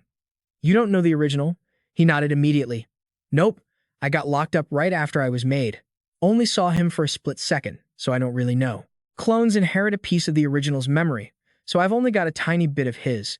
The rest is just loyalty to the main body and hatred for the heavenly realm." The great sage laughed casually. "So I really don't know who I am." Everything suddenly flashed back to a convo from a past life. Isn't a clone just a simple skill? He was curious. Are they really another version of you? The real great sage back then just asked back, "Why do you want to know?" Kim Yuwon sighed, "Because if so, those clones are probably just as stubborn as you." A vein popped on his face. "Look who's talking," he explained. "Even so, there's a reason for even the most stubborn guys to team up." The great sage suddenly slapped his chest hard. He confidently claimed that even if there are many bodies, the spirit is one. Compared to how he looks now, they really do look alike. Kim Yuwon slowly got it. "So for a curious guy like you, how's it feel living without knowing who you are?" The great sage looked up in surprise when he suggested, "However much you know about the original, I'll spill everything I know." Hearing that, his eyes lit up like stars. "Good." Erlang Shen was sitting at the drinking table, arms crossed, welcoming him. "I've been waiting for you, player Kim Yuwon. What's your relationship with the great sage?" He said he wanted to meet you. Kim Yuwon thought to himself, those reporters spread news fast. He answered indifferently, "What's that guy got to do with me?" "It's been years. He hasn't been active at all." Erlang Shen handed Kim Yuwon a drink and grilled him. "Then why did he say he wants to meet you?" Kim Yuwon proved his fame instead of answering. "Who in this tower doesn't know the great sage? There's tons of legends about him, and everyone knows why." He guessed curiously. "For glory, he downed the wine." "Glory?" Seeing Kim Yuwon's expression, Erlang Shen got the hint. "Looks like I misunderstood. I thought you two had something in common." Thinking about it, didn't you just enter the tower recently? That theory didn't make sense from the start. So, shall we move on to business? Kim Yuwon was puzzled hearing those two words. Us. Erlang Shen brought up the past, explaining, "You said the guild you care about most is the heavenly realm. Wasn't that a message for us? I heard you're called the best player. I wanted to see your skills for myself, so I tracked down your location. I couldn't curb my curiosity. Compared to when the great sage was a player, how strong are you now?" Kim Yuwon finally took his time answering his questions. "I've heard a lot about when the great sage was a player. There was a fight between the tutorial guide and the Chimera creator, right?" Erlang Shen was surprised that secret came out of Kim Yuwon's mouth. "How do you know that?" Not rushing to answer, he recounted the result. That incident got the Chimera creator disciplined by the admin and put in as the final boss for the tutorial mode. Then Kim Yuwon dropped the truth nobody knew. "I beat him." Erlang Shen repeated blankly. "The Chimera creator?" He rubbed his chin, lost in thought over the mysteries for a long while. Erlang Shen suddenly grabbed Kim Yuwon's hand like he was up to something. He offered firmly, "You want to come to the heavenly realm with me?" He was confused. He narrowed his eyes, annoyed at being pulled so suddenly. The guy explained while letting go. "It's not like that. Don't look at me like that. I just like strong people." "Cool. So you don't want to join? Fine, we'll save that for next time." He let out a long sigh of relief and stood up. "Thanks for the meal then." Kim Yuwon looked at the two dumplings left in the box. Right after he left, Erlang Shen realized that even for a moment, every word he said was precise and intentional, not like that loudmouth at all. But strangely, it feels like those two overlap. Or at least, that's what my gut is telling me. Will this guy be a blessing or a curse for us? Now that that's done, I can see guests again. Time flew by, and just like that, 3 days passed. Someone was working hard, standing on a wooden block, practicing martial arts. He pointed his spear and spun it with some beautifully sharp moves. Below, a shadow ran and frantically yelling, "General." He was pinned down by something, shouting to interrupt the training. "Hold on." Erlang Shen stopped and asked, "What's up?" The guy secretly admired him. Is the pressure in the training room always this high? How does he stand it while holding that giant weapon? "Not overthinking it," he reported. "A guest has arrived. They're looking for you, General." Erlang Shen's eyes lit up like he just realized something. "Looking for me?" He quickly jumped down. Kim Yuwon, where is he? The subordinate reported, not here.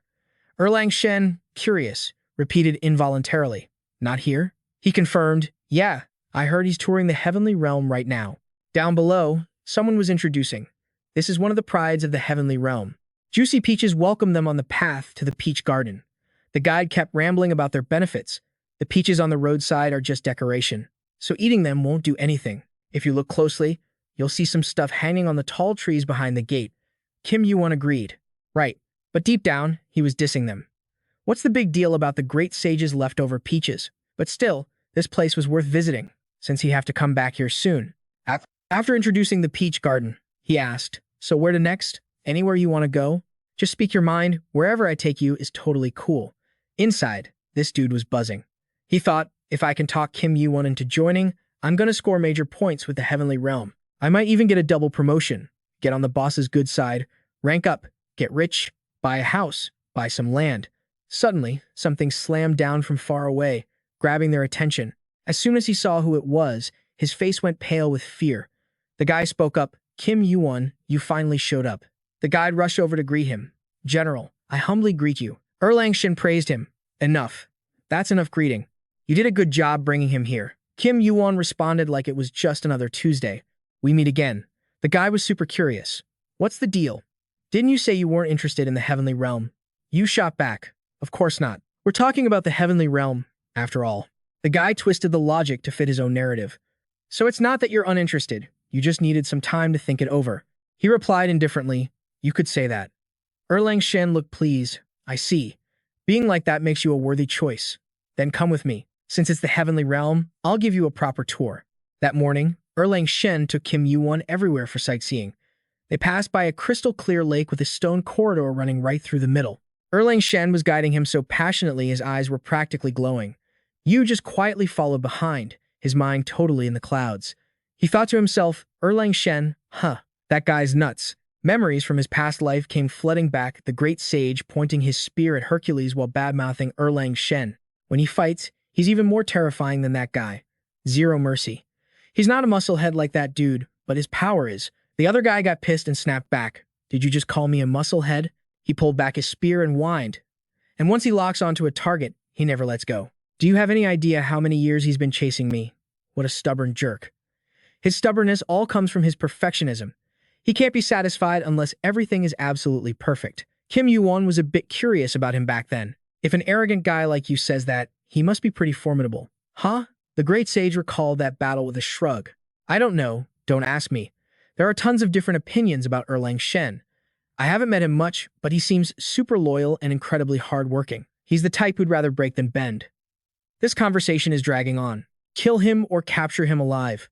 I'll let the person asking decide. All right, let's leave the Erlang Shen stuff at that. Moving on, now Kim Yuwon had enough proof to believe that guy was incredibly persistent. Just like people say, he really is a tough, uptight guy. Erlang Shen turned and called out to him. This way. So, what do you think of the heavenly realm? Even though he wasn't really listening, walking from morning till afternoon made him conclude, it's huge, for real. The guy got excited. Of course, there's still plenty to see. Follow me. That night, Kim Yuwon wore a large face veil. He stared down the dark path ahead, guessing. This way. They arrived at a gloomy shrine. It looked old, but was surprisingly clean. He tapped his sword hilt on someone's head and barked an order. Hey, you lot, put on a show. Do something entertaining. Do it now. The one speaking was Warden Jane Hurricane. Idiots. And you call yourselves high rankers. Can't even follow a simple order. Seeing they were useless, he chased them off. Get lost. Go clean the toilets downstairs. Damn it. Do you know who I am? Have I been rotting in this place with these useless morons for over 10 years? Suddenly, a strange noise echoed from far away, so he went to check it out of curiosity. What's that? Where's that sound coming from? Who's there? This area is off limits to everyone except administrators. He quietly stepped forward and called out, Jane Hurricane.